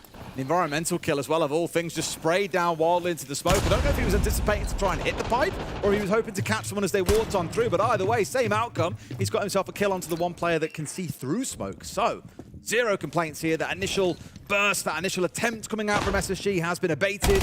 Bearing in mind, Tim, this isn't even the site. This is the other side of the map. They've got to clear out Mowgli, recover the diffuser, and then look towards the site. But they are bleeding out here. A second player in action goes down. Secret doing great so far. And here comes Benji to try and rescue it. Not going to happen for long as Adrian steps across. Is looking all things up Secret in round 1. They get us going in convincing fashion. Yeah, really nice there from Secret. They had set up for that push from SSG. They were ready. They had the utility. They had the extension out into construction, out into master. Brilliant stuff from them. I like the mirror window on Garage Catwalk. There was never really any pressure or attention towards that, so Noah was safe and sound. He was able to move through and support the rest of the defense from that CCTV window towards the end of things. But ultimately, yeah, really, really nice from Secret. And to be honest, I feel they're like they've got one of the more difficult sites out of the way. CCTV Cash can be one of those that's a little bit more 50-50. They've got it done, and now they head down to Church and Arsenal for their second site. Heartbreaking for FLUXO, because he was basically through the doorway and ready to just start shooting and pulling away, but just as the environmental goes off, it keeps Mowgli alive. But yes, down to the basement we go then. Certainly an odd start to go Cash DC for round 1, but hey, can't knock it. They came away with the win. The full basement start, and I imagine we'll have a couple of players off-roaming upstairs. I can already see Doom on the mute getting busy upstairs, dropping down those jammers. Very, very good on the top floor because, I've said this word loads today, it's quite bottlenecky. There are a lot of single doorways that you can block off with mute jammers. You can make it more frustrating for the attackers to get intel on who's playing upstairs and exactly where they're sat. This one, of course, going through the wall will block off the drones that come through the doorway on the other side. But it will probably allow players like Savage and Mowgli to sit up here a little bit longer. Probably don't want to have all 3 players on the top floor. Normally you want 1 set on the ground floor to be able to drop back in towards site in case there is a fast hit.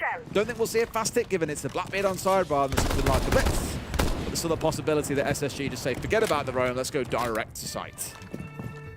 Straight away, Benja's got himself in through strip, going to open up the wall through to pool, so that cuts off bar, it cuts off a little bit of that rotate option. Mowgli is up in gym and does have the hatch open, needs to now be very careful about dropping down there because it could be serious problems. As you say, he's going to have to move himself across really and get a bit of an alternative option, maybe down those main stairs, but again, they've got people in those positions watching the window, for example, so Secret, it's not bad for them, it's still wasting time, but they just need to be aware of it and be cautious. It's kind of a shame in a way because Benja in that spot catches 2 hatch drops where he can stop any players that are doing it, but you'd think that would then lead the rest of SSG to say, okay, if those players upstairs, all 3 of them can't fall back down easily, we should just go and hit site. But they're not. They're still trying to full clear this top floor, which I think is really going to hurt them in the long run of things. Like Ashen's got the run of ground floor. They've largely trapped these 3 upstairs, and I would actually love now for them to say, all right, guys, they're stuck upstairs. Let's just go and smash the site. Savage needs to be aware of that because he's the one that, of course, can sort of teleport back on the Scorpos, assuming that his other shell is back in sight. That's too easy, folks. He's just unaware of the fact that that lower wall has been opened up and he gets punished. Ashen is there for the immediate trade, but still, 1:25 left on the clock. We don't have hatches open. There is no access in towards site yet for SSG. Savage is now teleported back to site as well. Really nice from him, but there is still only 2 left alive on site. 4 versus 2, though. Looking good good for Secret. To be fair, SSG have done what I thought they might try, which is to try and go direct towards site. They've just lost 2 players to the DMR. And off the back of it, that really removes all the wind in their sails. Nua's the last one left alive here. He'll have to probably work his way down through storage with Diffuser in back pocket, but he's got 3 players to work through, Tim. Not a pretty spot to be in, and with the minutes of work with it, isn't exactly like he's short on time, but Secret are not going to make this one easy for him.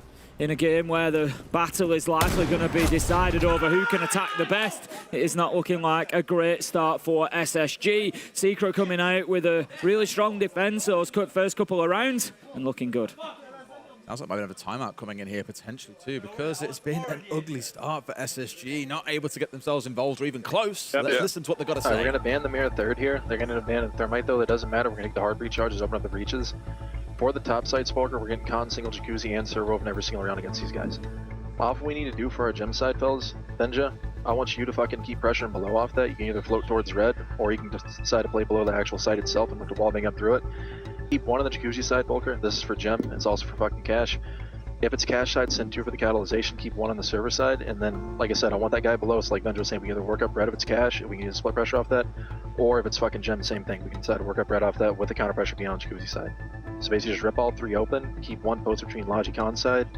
Have the catalyzation option on server. Have the catalyzation option on gem side as well. It can work both ways. On the basement. There we go. All right, so definitely more tactical advice coming out, because I think as Call Out has seen, both of those attacks really haven't been pretty. They've just been battered around by Secret for the most part. They've dealt with whatever SSG have thrown at them, lacking a little bit of pace, dare I say, in these rounds too. But it's just meant Secret, who are quite a pacey team, don't mind just playing around whatever it is that you're throwing at them. No, absolutely, absolutely. Secret happy to, like you say, just sort of work with what they're given at the minute, and they've taken Cash and CCTV, Church and Arsenal successfully, and they will now move to Gym and Bedroom. I think one thing I'd like to see SSG do, which I don't think they've, if I think back over those first 2 rounds, is they haven't really established themselves in the map very well. At no point have they been sort of in confident control of areas and forced Secret to do anything. Secret have, reacted and just rotated around, like you say, and just continued doing what they want to do. So this time around, we know what to expect, and that is the push across from that cash side. So I'd like to see Jacuzzi wall opened, construction wall opened, and CCTV wall, and then good, confident control of cash, of construction, and a real presence, maybe one in logistics as well from SSG to start putting pressure onto site. That's what they need. It's almost like the third map in the series is the reverse of what we saw back in the first, when it was Ashen, for example, being really aggressive at every window and doorway you could find to catch players outside the building. Well, now it's more that we're seeing Secret do the back onto them. It was Noah on Garage in the last round. You've just seen Mowgli try it at the start of this round on towards Ashen. It almost caught him as well. Got enough of a nick onto him. Just didn't quite find the head that would have seen that line offline very early on. Loving this from Newers straight away. I said coming in, there's 3 walls I want opened up quickly. Cash, construction, and Jacuzzi. He's done them in exactly that order, one after the other. With 50 seconds in, all 3 walls are going to be open. Really, really good stuff from SSG. Next move is get some presence inside of the map. Nobody yet, despite that cash wall being opened, has moved in. Sorry, the construction wall. Nobody's moved in to start challenging on towards cash, top red, construction. Everything from SSG is stacking up on the Jacuzzi side. They've got a clash over there, and it might just be a little bit one-sided. The clash is going to be a real nuisance to contend with, but however, they're looking to try and go aggressive quite early on. Juma's backed himself right into a corner here as well. Picked up that shield, realised it was a little bit too hot to sit where he did, so he's going to have to rotate away and rejoin his team. Does just that, and has got himself out to safety. So SSG started quickly with getting walls opened up, but now, Tim, it's that thing that you said earlier on. They're not really inside the map is the main concern. You've got Benja underneath, which is a start, but now you've got to break the extended hold on towards Noah and Mowgli, who are in the area, and then also think about how the hell do we hit site later. FLUXO J9 are now moving in to try and increase the pressure on this side. The Nomad is going to make it difficult. Doom taken down. Beautiful teamwork. J9 the one to pick up that kill. Benja is going to try and aggress. He's going to take a lot of damage. Mowgli manages to pick up J9 as well. Secret holding on again, just standing firm. This is looking great from the EU side. Nitro deployed, but it's going to be short of the mark. It's not going to find its way over onto the stairs. Benja still needs to be careful. Got to clear out this barbed wire. It will do him damage. Just sends up the flashbang in case they're still playing in that position, but they have dropped away and more time is being wasted. There's only 40 seconds. I really don't think that anything is going to happen for SSG here other than what did. Mowgli, Noah, a killer piece, and another round for Secret, 3-0, and a complete rotation of those defensive sites. Look extremely comfortable, don't they? They won the battle on two fronts there. At the same time that Jacuzzi was going off, there was also this scrapping towards Cash and CC where SSG were trying to push on forward. They got the clash. That will embolden you. But everything else from there just fell completely flat on its face, unfortunately. Really lacking a bit of wind in their sails, SSG, and they've got to find it here because across these next 3 rounds, it's going to only get even more bruising. We've had the Thermite taken away and the Mirror banned out by SSG.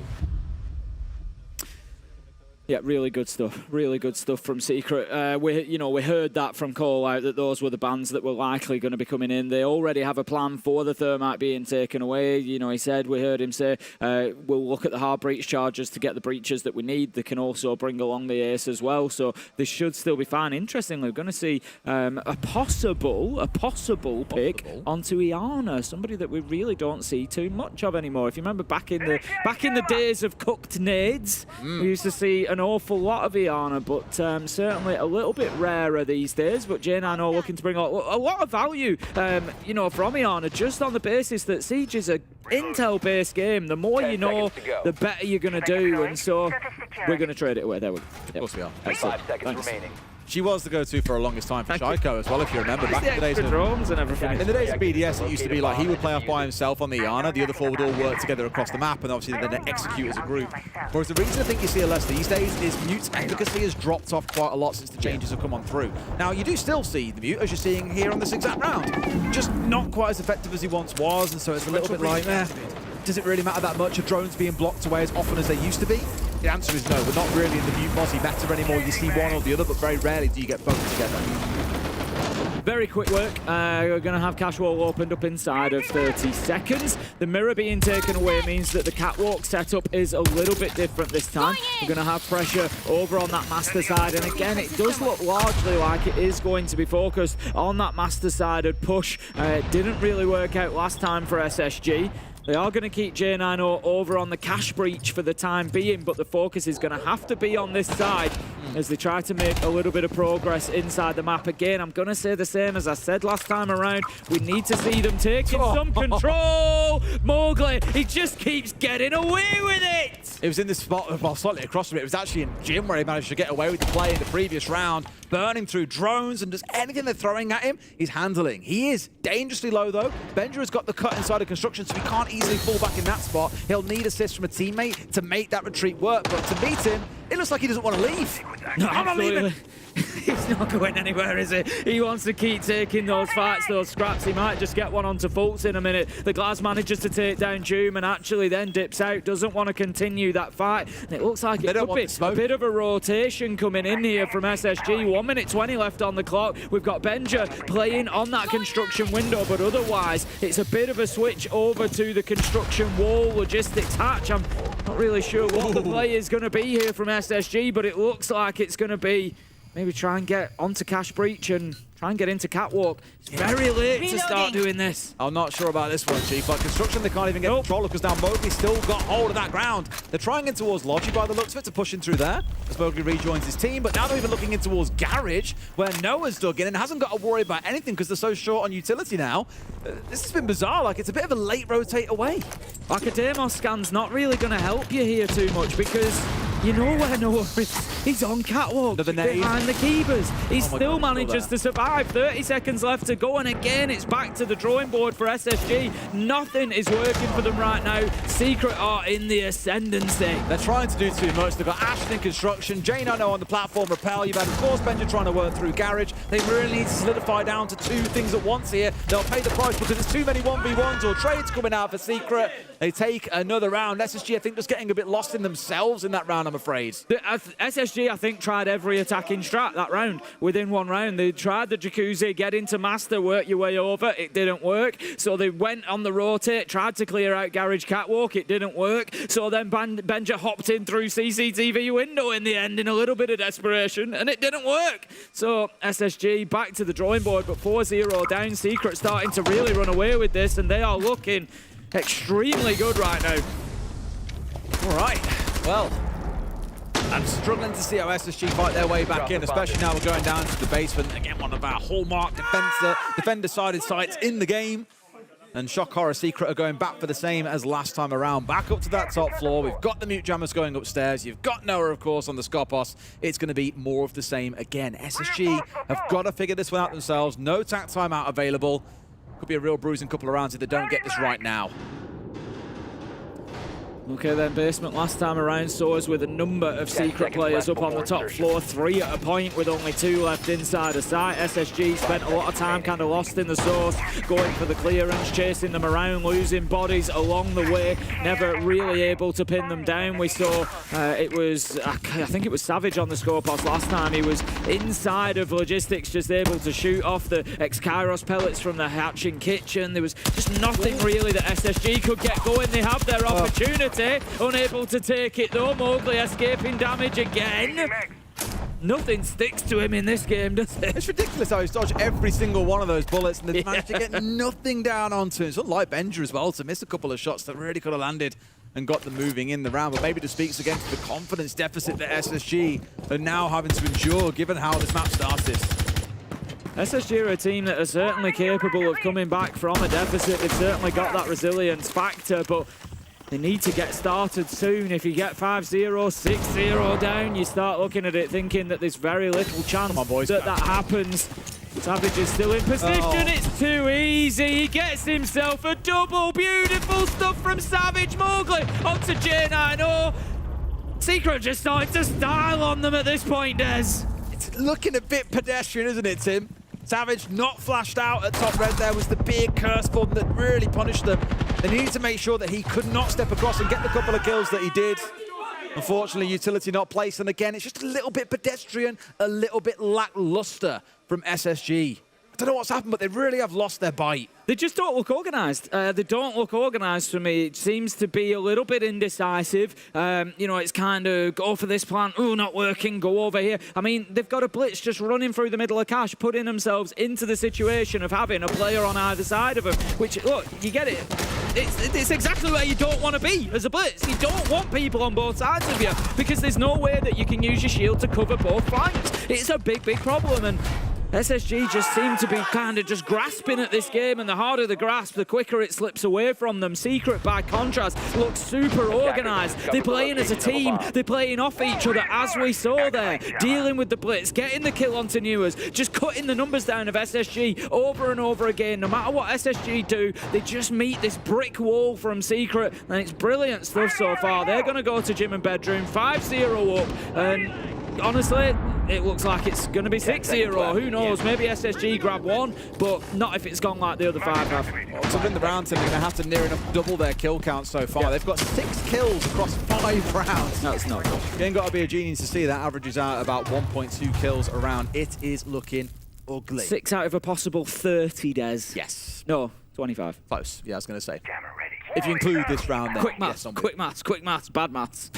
Quick maths is bad maths, apparently, Tim. Absolutely. Same as Adidas has proven to be a pretty bad half overall for SSG. Let's see if they can do it. Almost in March, then. It's gym and bedroom. Already shot onto Ashen. This is so early on in the aggression, but Mowgli is feeling it. But again, the fact that he's landed the shots, that was just a bit of a spray through the window. Yeah, they know roughly where the roof is, but he's managed to land the shots, and that's the point. The more that you play with confidence, the more those bullets tend to find their targets. And right now, that is definitely the case for Secret. So, like you said, a little bit of damage done to Ashen. Is it the end of the world? Absolutely not, but it's that chip damage each time. Now, when he goes into a fight, it's going to be 1, maybe 2 bullets that's going to do the job for him. So, he has to back off a little bit. You've mentioned confidence. That is not going to help it. 5 versus 5 still, a minute into the round. Breach is getting opened into Cash. This time, unlike last time, we need to see SSG getting in and getting some map control. Well, they've got the focus already on towards the Cash CC wall, as you probably expect. They want to push through this extended hold that currently only consists of Noah. Dancing around top red, around the shield, in and out of Cash. It is something they've still got to respect. They've got a lot of utility around him here, as you can see on the wall too. The Mine Magnet's just making sure that flashes or frags can't come straight in towards him, and Mute Jammer at his feet. but he is quite alone here. Admittedly, June can come across and join him at any time, but Ashen is making sure that it's hard for June to move, given he's sat on that construction window. Yeah, this is great from Noah. A minute 40 wasted, and he still hasn't been shifted out. They do manage to take his shield away. This utility absolutely raining in around him, but kills come in from elsewhere. 3 kills, and the round again is pretty much over. SSG are now left with the players on the window. Ashen absolutely right that he has to try and move into CCTV, because otherwise they're just going to get shot from there, but he gets killed as he goes in to do it. It leaves Newers all alone. He's got a problem in garage, he's got a problem in construction, and it is the problem in construction that's going to get the kill. Doom swings around, gets the last man, and that is Secret 6-0.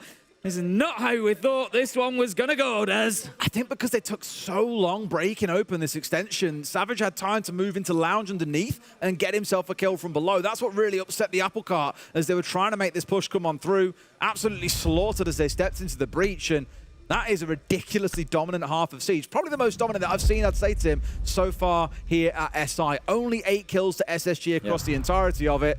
What more can you say? Just bad half, I'm afraid. 5 entries out of 6, of course, as well, going the way of Secret. They are just dominating from beginning to end of these rounds. Simple as that. The question being asked of why I think it's a very reasonable question. Why SSG are a little bit quiet. Ashen more specifically. I think he knows this clearly ain't going the way that they would have liked, and there is work to do. Imagine if they can get 6 defenses in a row and take us to OT. Against the best attacking team in the world. Oh, pull the other one, Tim. Exactly. It's probably not going to happen, but don't write them off. It can happen. It just certainly can. Likely. At the minute, you've got to look at this one round at a time. That is what SSG are going to be doing. The next target is 6-1. And then after that, you think about, round 8. That's all you can do. It's all you can do, Des. If they get up to 6-4, that's always the threshold for me, where you start looking at it thinking, all right, okay, maybe we've got something going here. But honestly, I think this is going to be very, very difficult for them. They're starting out in Church and Arsenal.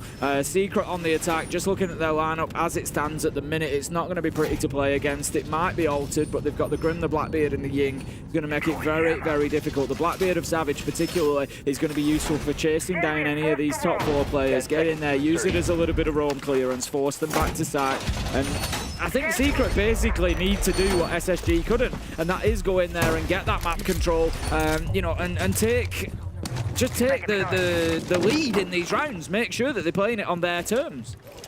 Definitely going to be a similar sort of setup. Speaking about the attacking line, look at the defensive one as well. It's not miles off what we saw coming out from Secret in the first half. Skopos up there, supported by the Mute Jammers. Also got the Izami we've seen a lot of. Anything to waste time on the top floor is what SSG are looking for here. Now, infamously, this was the roster, not the roster. This was the organization that came up with the famous SSG roam, where it plays all 3 floors of this map, using a mix of Mute, Mozzie, Vigil, Castle, then normally a player downstairs in case there is a rush to come through. It did get figured out in the end, and teams managed to adapt, but can they also show us that this organization can still put up a pretty good 3-floor hold, or will Secret just tear them apart at first time of asking? Doom just taking a little bit of damage from the barbed wire there. Geniano picks up the entry and FLUXO doubles down. Okay, SSG get themselves into the round in a big way. Newers as well. That's going to help them because it's a kill to 3 different people. Start building that confidence. Start feeling like you're getting rolling. Newers picks up Mowgli, and in 5-6 seconds, Secret find themselves from a 5v5 to a 1v5. A minute 45 left on the clock. Nothing that Adrian can do other than just see if any opportunities present themselves to get a kill, which it does. 1v5 becomes a 1v4. He knows that there's one around this corner, but the problem is he's going to be swung from the other side, and that's exactly what happens. Yeah, both swung on the 3-2-1 count there as well. Good stuff from SSG to close it out. And around where we saw, I won't want to call it a rush, but it was a direct-to-site play coming out of Secret. You had Savage dropping in through that blue hatch, looking to immediately get control of site itself. But there was just a player in blue, clearly they weren't aware of, and they paid the price for it. It took all the wind out their sails. They lose the round. The crucial thing is, Secret have only got to be right once, whereas SSG have to be right every single time. Every gunfight, they've got to come out on top or at least have a trade going into it. The Secret find a gap in the armor even once. Game's over. Yeah, exactly. We're going to head up to the top floor, of course, given that we've just seen Church and Arsenal. So next one will be CCTV and Cash. Just looking at the defensive lineup there.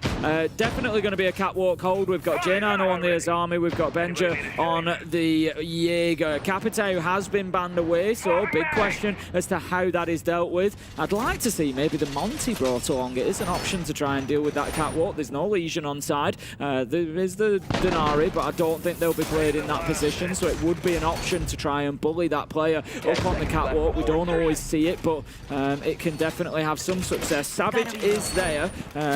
We saw a nice play from Doki the other day where, with the Blackbeard, he just sort of challenged from the door, but because they normally see your toes, if you crouch down with the Blackbeard, obviously it covers your shield and you can still kind of have that fight. So that was nice. You know, maybe that's going to be something that Savage can look at to try and dislodge J9. See how it goes. Changed away attacking lineup locked in here as well. For a second I thought we might see a Carly out of Mowgli, but very, very rare that we do. Saw a little bit yesterday as a counter to a clash on between one of our games, one of our matches. I remember Maria asking about it on the interview. I don't think you're going to see too much Carly throughout the tournament, admittedly. I think step number one is breaking through the scenario setup inside of Garage, working your way up catwalk and putting pressure onto J9, who sits up at the top. Crucial thing is they've only got the ADSs on side, no magnets, so they can overwhelm this defensive setup with utility to burn him out and hopefully catch him out before he can get back in towards sight. But it's so important they do. They haven't got the Capitao, so it is on hard mode. Yep, really nice play there from the Flores. Doom just sending... Oh no, it's been jammed out. Oh, there we go. I was going to say... Oh, no. Oh, there we go. It's going to go eventually. It's going to go eventually. It's nice play from Doom there. He tried to send it in one way, but they were watching for it and managed to take it out. We're going to see it just... Eventually, there will come a point where the bulletproof camera can't catch it, but they are having to sort of sit on that bulletproof cam. There we go. They've at least denied it by about 20 seconds, but it does mean that that protection that J9 Ho had from below has had to dip away a little bit, and he was not being able to play quite as advanced. Although saying that, he's got back up. He's on those stairs again. They are aware. He's exposed himself, and Noah picks up the kill. 5 versus 4. Yeah, far too easy for them there. You know, Nua's, like you say, was sort of forced to move because the shield was taken away. Into the waiting arms of Noah on the other side. J9 has now got 3 players all gathering underneath him, but Mowgli's gone down to Benja. Good assist coming in there from up on the window, I want to say that was. Master Window catching him just as he stepped on forward. Savage has gone as well, so now we're down to a 1v1 around Garage. What's going on? Secret collapsing here at the back of SSG, just showing a lick of aggression, and suddenly it's a 2 versus 4. Well, it turns out nobody can attack on Clubhouse today, does it? Looks like SSG have come, you know, out of nowhere, really. They've, like I said, they've looked sort of disorganised and a little bit off the pace on the attack. They move on to the defence and all of a sudden they look solid. They're picking up kills from everywhere. The utility's being taken away, but they're thinking around the problem and creating new opportunities, new possibilities for themselves. Adrian goes in and gets one onto Fultz, takes damage as he does. Benja closes him out, and that's going to be a second round. Like I said, for the next couple, SSG can only think of this in terms of 6-1, get to 6-2, get to 6-3, but they are starting to do it a step at a time here, Des. This could be an all-time comeback if they're able to get to overtime. At what point does Ashen start screaming? We'll find out after the secret timeout, I imagine. They are against the wall. They won't be letting this go through without a fight. For me, if we go to gym right now, we can even try to bait that we're going to the other side and do the armor play. Remember, Savage? Maybe because if they are contesting too much and being too aggressive, it's better if we 3-2-1 and go for one side and execute. Because in this mid-time of the round, they are just playing aggro and trying to punish us. If we are being able to play all at the same time and punish them back, it's great. If not, we just go, we just commit on the step by step. Same thing if it's needed for basement. If you guys want to do the take, the round will be over there. You know, you guys bait that to be something on site, and you guys take the map a little bit easier, even fighting if it's needed. You guys got this, guys. Remember, marathon, okay? Don't try to rush stuff. Enjoy the round. If they contest, we can do it. Go. Alright, let's fucking go, guys. If we do that shit, can I go no man on Garage? Pretty fair to say he's spot on there, Tim. You know, there are 3 players gathered on Garage, ready to pressure on towards J9 who's upstairs.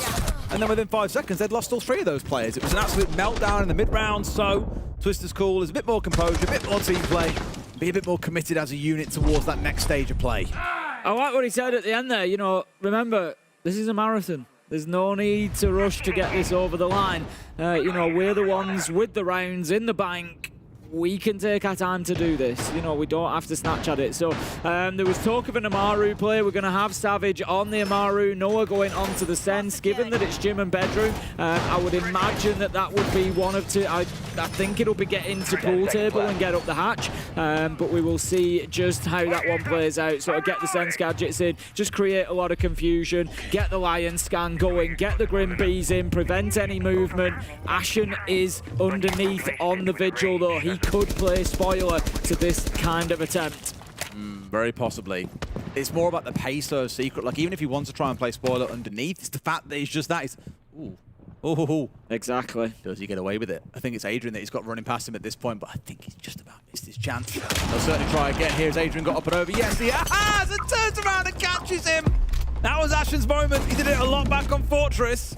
Won't quite have the same joy here on Clubhouse. Yeah, he's been unfortunate there. It was a great effort for him, a real opportunity, but that allows Savage now to work in underneath. He is below the hatch, and he's ready to go. He just needs that utility to start coming in and the confusion to be created. Newers is the problem. At the minute, is he aware? No, he's not. Newers, he stands tall, gets a big double. What a defense from SSG coming out here. And there's still a player from Garage shooting back up anyway. We've seen that so many times this game. Can only imagine Savage probably a bit frustrated there, screaming, how the hell did we not know about Newers? He was sat right next to the window. We should have seen him on a drone ages ago. And like that, the whole round crumbles off his back. J9O with the closing kill. That's 3 on a bounce, Tim. Now we start to get nervous because we've seen one of each of those 3 sites. I feel like it's kind of... The message from the timeout's a little bit conflicting, isn't it? This is a marathon. You don't need to rush it. Maybe go for the Amaru play up the hatch where we just surprise. It's kind of like one doesn't match with the other because it was because of that speed that they've missed Newers. They've been unaware of him because you can see they're unaware because as Savage goes up the hatch as the Amaru, he doesn't turn around to try and challenge. If he knows Newers is there, he might even get the kill himself with the shotgun going up there as the Amaru. But he doesn't even challenge. Newers just says, yep, thank you very much. Shoots him, takes him down, gets a second as they try to go in through the window. It was just so, it was either disjointed and mistimed or they were unaware of Newers' position at that time. We can see now as he goes up, he sort of tries to spin, but there's nothing that he can do. It's just too little too late. And big mistake from Secret again. Well, pick themselves back up and go again, whereas SSG can start building in a bit of confidence here. Yes, we need 3 more rounds from them. But certainly not complaining about how those 3 have gone, even if across 2 of those 3 rounds, they lost the entry engagement. In that round, it was Ashen being gunned down, as we saw the prior one. Noah managed to catch out Newers at about the halfway mark. It started out good for Secret, but it's always in this mid-round where they're falling apart and crumbling. And that's where the difference needs to be made. Can they do it in time before OT hits? We're going to find out. Hell of a 3 rounds on the way. Yeah, we are indeed. And I think what we're going to see from Secret now, following Twister's message in the tactical timeout, it was kind of like, look, try that Amaru play. If that doesn't work, when we go back down to Church and Arsenal, he said, we do it more step by step. We make sure that we're going in and they're ticking boxes. So this is now where I would expect to see Secret slow down a little bit. I'd expect to see good intel. They can't allow themselves to get caught out. They need to be aware of where these top 4 Laromas are and try and put them into difficult lose-lose positions. I like this pressure immediately from Savage down Dirt as well. Give them something to think about because what this is going to do is it's going to force SSG to bring people back to start. No, it's not, because J9O is just going to shoot Savage in the head. Job done. Blackbeard gone. I've seen so many Blackbeards losing 1v1s the last couple of days. It's absolutely crazy. Like, teams just know once that shield starts going down, it's all too easy. You've got a brief moment where you have the advantage. They always seem to win out. It's why with the Blackbeard, typically you need extra pressure alongside the shield. It struggles to win the 1 versus 1 unless the distraction is being created elsewhere. That's what we've seen once again. Good entry for SSG, and they can just be chilling now. Problem probably challenge really to this as well, Tim, is that was Savage alone trying to move on 4s. The rest of the team are nowhere to be seen. They're still getting themselves set up. I like this from Ashen as well. He's playing up above there and we can see him kind of moving around. But he's not really giving himself away too much yet either. He's the only one that has now remained up there on the top floor. He's got the weaponry to do it, really.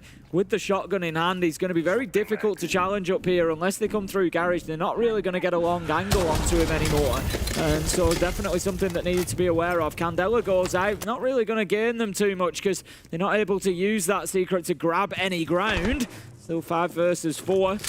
Do now have control of Bar at least. That's something, but haven't dealt with Ashen, and he's going to be a problem. They have seen him on the drone. They know that he's up here at the very least, but that's not really the issue. They can spend all day chasing him down. They've got to look at the site at some point. That's what Noah's starting to do as we push on down main stairs. They've also got a bit of moto control from Mowgli. So in the right kind of positions, but I tell you what, he has no idea how close he was there to getting a free kill. Doesn't get away with it in the end on towards J9O, who still stays standing and can now carry on with the gun. Focus onto the church wall coming on through. A moto is an option once the fire has been burnt out. I love getting this long angle open. It's an angle I always associate with Parley. We used to do it on Liquid a lot with the Hibana and just hold that line all the way through sight. This is actually good from Secret. There's an opportunity to get in here and put the diffuser down. They're going to try to rush through, but no, Benja, he's played that smart. He's kept himself out of the line of sight from main stairs, but still been in position to be able to prevent that rush behind the bar to get the diffuser down. Leaves us now heading for 6-4 at this rate, unless Doom can hit a 1v4. Absolutely not, I'm afraid. It's all but a flawless round, if not for that kill onto Ashen. SSG looking pretty dominant. That's the first time I think I've heard a little shout out of Ashen as well, because they are looking ridiculously on top of this half. Goes to show, Tim, 2 halves to a game of siege. Yeah, this certainly is fighting back now. And the thing is, this starts creeping into the mind of Secret, doesn't it? You start wondering, thinking, is it going that way? Are we going to overtime? I mean, at least in the back of the mind, they've kind of got that guarantee that, you know, there is overtime waiting, if nothing else. They've done enough to get there. It's not like they were 5-1. But you certainly don't want to go from 6-0 to 6-6 to then have to play those overtime rounds. Don't know who will be on which side. That will be an interesting question as well, because right now nobody can win an attack. So you certainly wouldn't want to start overtime on attack. It's not a full-on scream at Savage, but it's more noise. It's building round by round. If you remember, I said 6-4 is the point where you start looking at that threshold, thinking that's the threshold for me to start saying, this is doable. And I think if you're Secret, this is the threshold where you start thinking, this might happen. And, you know, it becomes 2 problems. You've got the physical problem in-game of attacking, but you've also got that mental resilience issue. All right, well, Glastrat is the call for the round. Savage taking up that mantle. Ready to activate. Only have the 2 smokes in back pocket, admittedly, so not tons to work with. It really comes down to the rest of the team and what they can do to overwhelm the site, I'd expect, with things like those Grim Bees coming on through and all the utility that sits in the back pocket of Noah, of course, on that Striker. One operator that's grown quite a lot in popularity, actually, over, I'd say, the last year is Striker, now I think about it. You know, Furia had it as one of their top 3 most played operators. I remember asking Igor about, you know, why you of all teams, why do you think this is up there for you? It's a case of like, well, it's just so flexible. The amount of utility you can use often is more valuable than what a primary gadget might be in some cases. And more teams have started to see Sentry and even Striker creeping into their lineups. Yeah, exactly that. You know, if you're in a position where you think, you know what, we don't need an additional hard breach, we don't need an IQ, they're not playing the Valk, they're not playing anything, you know, those sorts of operators. If there's nothing specifically that you need, yeah, bring along the in this case, 4 throwables, 2 nades, 2 flashes, and give yourself those options to clear out those difficult positions. But for the time being, we've got Secret mounting an attack directly towards the cache and garage side. They've got the main breach open, so that's a good start for them. The next question is, can they deal with Catwalk? The answer last time was no. This time they've taken the Azami away. J9O is in position with the Wamai this time, but will not have the Keeper barricades to play behind. Of course, you're grabbing up that Grimby there. He's tracked out by this. They know exactly where he is. If they've got any of the nades they can throw up, I don't think they do, Tim. They're out of utility. They've got to push onto him. Savage getting rid of J9O eventually. He was laid down in that back corner. They've cracked it, but they have lost a player in the process. Yeah, not the end of the world. It's the Striker with the utility. Newers managing to do a job from down in Oil Pit. It's the oldest trick in the book on Clubhouse. You've got to be aware of it. He switched to the pistol. He continues fighting. Surely his days are numbered. Fultz manages to take down Adrian elsewhere. They still don't have Newers done. Eventually, Doom manages to get the job done. Newers straight in the chat. SSG starting to play that mental game. 2 versus 3. Savage and Doom with work to do and only 58 seconds to do it. And they'll come out worse for wear again here, Tim. They're in a 2v3 now, Secret. It started pretty well, I thought, clearing it out, but all this focus and flurry onto Newers just let the rest of his team get a little bit extra and force Savage and Doom into what's looking like a very unlikely scenario. Yeah, you got a couple of these Teros to play with, you got a smoke you can use for the glass, but that really is about it. Bench is in a great position here. He's got that Nitro pre-pulled. As it is, Doom's going to jump over and look to go for an alternate route. Ashen's just backed him up there. 25 seconds left to go. It's not the ideal time for a rotation. But Benji being able to play inside of CCTV behind there oh my God, is great. Ashen manages to get the kill onto Savage as he comes in through the window. It's now all up to Doom from the breach. 10 seconds left to go. SSG are going to give him nothing. This is going to 12. Who would have thought it? Absolute target blindness from Savage as well, expecting. He knew Ashen was to his left, but didn't realize a player was in front of his face, blending in with the environment. It is going all the way to 12, Tim. Start to feel very nervous for Secret now, but what a pullback this has been by SSG. We were speaking about resilience earlier. Ashen might not be screaming, but he is in the old chat. Uh-oh! You can see Secret crumbling before his very eyes. I don't know whether to talk about the great defenses that we've seen or the wobbly attacks that was, the fact that we've had now 11 rounds without a single successful attack when we have the best attacking team statistically in the world in the server is just wild, to be honest. But we are where we are, and we could be in for a real treat in overtime because both of these are going to want to take as many points out of this as they can. As you said, the big threat in this group, apart from each other, is FLUXO W7M. They're going to want to make sure that they take in the max so they don't necessarily, or as much as they can, so that they need that little bit less from the Brazilian side. Okie dokie. Oh, gym bedroom to close it out as well. It has been the sort of the site that both teams have had as their third preference throughout the game, which is quite surprising. Normally, it's gym and bedroom or Cash EC is always the tertiary. Church Arsenal is always one of the primaries, kind of sharing it, I'd say, with gym and bedroom. But both teams have sort of changed that order up a little bit.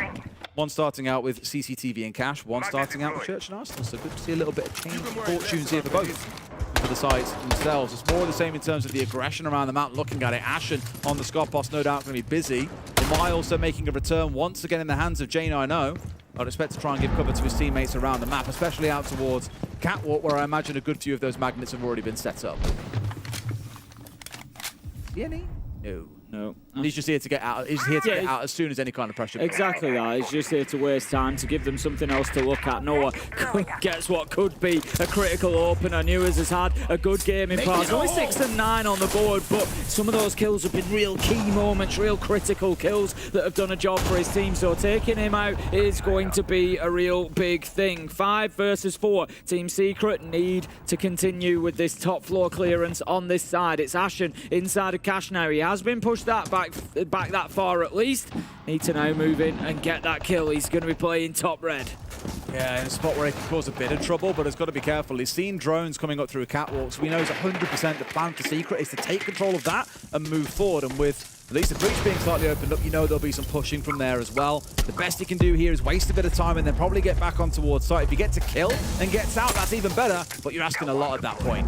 Noah has made his way up onto the catwalk, needs to try and push across into CCTV. Meanwhile, Ashen has now escaped. He's got himself back into sight, so that does leave CCTV and Cash clear. Secret need to recognize that and they need to get moving. 1:20 left on the clock. They can take that ground and they can start to push forward. Ashen has actually moved back into construction. Doom is playing around those windows, so they need to make that a little bit more difficult for him. Well, they're trying to drone Noah in here so he can rejoin the rest of his team. He's not 100% clear on what's clear inside of construction, and the answer would have been not a lot because Ashen was sat behind planks there, very close to the window. Nate comes on through, I believe, and just starts setting the fire off from that environmental, pushes Ashen back in towards site. So now we've got Secret all surrounding the site. This is what it comes down to. They've got a 5v4 execute. This is the best chance they have got, Tim, to get this done here and now. Otherwise, we're overtime abound. Yep, Savage is going to move in. He's looking to go for the plant. He's trying to push through. He actually goes into bathroom looking for kills. Noah picks up Ashen. Savage is stood in the middle of site. It's a triple from Noah at the end, though, to close it out. Secret get it done in the last gasp round. Managed to get the one successful attack on Clubhouse to take the lion's share of the points. EU B10A as Secret take down SSG. So close to going to OT, and I almost feel like the story of the game deserved it. But once they got rid of Ashen on that construction door, Noah steps in, a line of fire onto 2 of the players, and that is good night. A great execute from Secret. It may have taken 6 rounds, Tim, but they got the job done. Yeah, they did, and look, at times they look good for it. On the attack of Clubhouse, a little bit of a struggle. There's improvements to be made, but what I take away from that is both of these teams are looking like there is more wins for them ahead, and I'm sure that's what they'll be focusing on as well. It's been a really good series. A dominant map, I'd say, by either side. You know, we had the 7-4, the 7-3 across Fortress and Lair. Of course, got to see Fortress for the first time. Club has been a defensive, don't say defensive masterclass or an attacking underclass by both, I don't know. But both have defended well. Both have got to improve on their attacks on this map, I think, overall. But it's been very, very close from start through to finish. And at least both teams get to walk away with something in the piggy bank afterwards. Yeah, and that's the important thing. You know, this is league play. It's group play. It's not knockout play at this stage. So you've got to look at the bigger picture. You know, and the fact that they've got something out of it means it's back to the drawing board, but it's not the end of the world either. Well, with that said, our analysts are standing by to break this one down for you a bit more. Let's head over to Anne and the guys now. Thank you so much. It was exactly the series we hope to see between these two teams. 3 maps, unfortunately no overtime with Ace and Des, but a quality matchup. And as Twister was saying at the end, we needed this, and I feel like that really helps for this team as well, to get over that mental hurdle, to make sure they lock it down and not let it get to overtime. Do you know what? That was a grind. That was an absolute grind. It was looking so good for Secret. And then SSG nearly pulled a comeback of all comebacks. And, you know, I don't know who would stand up here before the game and say, both of these teams are great at attacking. Yeah. And I expected this to be an attacking masterclass on Clubhouse. And then it was only 1 attack round 1 in the whole 12. But, you know, that happens from time to time. It does happen. Honestly, the fun fact was that Twister took a tag timer when they were up like 6-1 or whatever. I said, guys, it's a marathon, not a sprint. Take it step by step. Don't get too fast. Following around, they're rushing, they're losing. We go 6-2, 6-3, 6-4. Super exciting and nerve-wracking at once. It was, and I feel like in general, these timeouts that we saw being called from both the teams were so different in regards to the vibes. Like with SSG, it was more like everybody had a say, you know, more like a calm down. Twister had a very good game plan written out, and eventually it helped them win that game. Adrian being the MVP, but in general, the scores quite similar all across the board. Yeah, that's what I was just gonna reference there. Obviously, you've got kind of Fultz and Savages, the IGLs, are the two teams that you'd kind of expect to have the lower EPS, the lower statistical score lines. Everybody else on the side of Secret and SSG are really match winner. They're really high-level players, and you can kind of see that in how equal it was across a full best of 3. You know, everyone's putting up decent numbers, and obviously, in the end, it was Adrian who got the MVP, 26 and 17, and he's become a very, very important and very reliable player on the side of Secret. Absolutely. There was one small bit that you said, Jack, earlier on that it felt like whoever was on defense or Clubhouse, they had a little bit of magic in the back of their pocket, right? There were so many deaths that were happening that were like, how do you explain that? How does that happen? And then when SSG go on defense, they kept up that same pace. It was the one where, I want to say it was June, maybe it was Noah, they got air jabbed and still managed to set off the C4 and it got a kill. It was like the Siege lady look just seems to be on the side of the defense, particularly when Secret were on their defensive half. I'm sure both of these teams will watch it back and go, oh, we play that match again, it goes so differently in some of those rounds. But yeah, obviously we're seeing the nearly come back from SSG, and I think, do you know what? That's testament to them as well. 6-0 down, you've just got to take it 1 round at a time, but it takes a lot of mental fortitude and a lot of discipline to be able to just take it 1 round at a time and not be emotionally affected by that scoreline. And we had the pleasure of like Loki here in the comments, standing here waiting for the game to finish, and they were very disciplined. They're very like relaxed, very silent actually, but like they're very quiet for a very intense game. But I think, as you said, it's a group stage match. They're expected to go very far. You can't start panicking and screaming for your life right now. Plus, they're just fighting it round by round by round. And the good thing is that we get to hear from the players as well. Now, Maria standing by with Savage for a few words after the game. What a game to just end. Day 2 of Six Invitational 2026. I'm here with Savage. And Twister said, it's a marathon. Don't rush things. And you had a lot of advantage, 6-0, but still managed to almost go for an overtime in this club. What happened there? Well, they are very good on these situations. You know, they have a strong mental and they can play these situations pretty well. Like, so I think they're a hard team to play these situations against. But I think we wanted to close the game out, you know, like in our heads, we were saying the opposite of what we like felt like. You know, we were saying there's no rush, no things, but like we were making mistakes because we were like thinking about, okay, the game's won already. And yeah, that was it. We just made a lot of mistakes because of the pressure of like wanting to finish the map. With that being said, you think a mental game is something that Secret needs to improve? I don't think so, but I don't know. I think we have a strong mental, especially of being down. But like this is not a situation you're always in, like where you have such a strong advantage. And I guess it was like, it's been a while since we were in that kind of situation. I think now we'll be, we'll know like what not to do onto a next occasion. Yeah, when I talk about that with Twister, he even said, yeah, Maria, I have trauma of being in this type of situations. And we need to talk about the map, Fortress, the first being played in the SI, and it was by you and SSG. How hard was it for you to play against them in a map that you don't have a lot of information? Yeah, I mean, it's always hard going to that map when you have no information, but we just played our defaults. I think it wasn't so much about the map because we lost a lot of advantage rounds, like 2v1s and stuff. So it was more like, again, calmness to finish these tense moments. Like they were just better on these kind of moments than us. And but yeah, it's still very hard. Like you're just in the dark, you don't really know what's going to happen. So it takes a lot of balls from them to pick that kind of map when like we could be the best team in the world, as far as they know. So props to them for picking the map, and it was still fun and a good experience for us to play the map for the first time. Okay, yeah. So we are done for today. Just say hi, bye, actually, for the camera. Bye, guys. Bye-bye. Bye. See you tomorrow. See you. Well, goodbye. What a way to close off the day. And a lot of wise words, I guess, from Savage as well. Also about Fortress, Yeah. it does take a little bit of balls to pick it against a team, but you really don't know what's going to happen on that map. We saw how it played out here, and that concludes the day on the A stream, which means we can have a look at the results of today, because it's been a rather fast day. The B stream has already finished, despite them starting later than we did with our final game. That was a very fast game. FaZe making quick work of Leg Dragons there. Only 3 members today. Can I say I'm a little bit disappointed in that? You come to SI, you think the best competition. Teams are gonna bring the fire to each other, and we're seeing 2 O's on. Where is it? Go on, you tell us who's disappointed you. Who got 0-2 that you're really disappointed Every team player showing up tomorrow. We'll talk to them. We'll give them a stern talking. Especially on the right-hand side of your screen, by the way. Shopify. What happened there, boys? They might need a stern talking in general. Yeah. Oh, that was on Chalet as well. There was a person who kind of leaked the script for Shopify Rebellion, though, because Sport had a little cameo in the reveal trailer with the music trailer. Oh, yeah? For this event. Sport was at home co-streaming the finals. So that means they must get grouped, right? Okay, I see. Yep. No. I mean, hey, they have points from that game from yesterday, right? So that really shakes that group up. I want to look at the results so far in the group. Glad that we get to see that. G2 are currently in the position of being grouped. Hello? Yeah. Didn't Deep see was that. leading that group. Group of Death, by the way. Group of Death. And big surprise across the board. Hey, Weibo is leading in Group A. Hey, that's pretty good. Yeah, that's, 2 APAC teams, 2 EU teams on top. I mean, we'll take it. We'll take it. I mean, look, Group C, certainly. The upset today was Shopify Rebellion losing.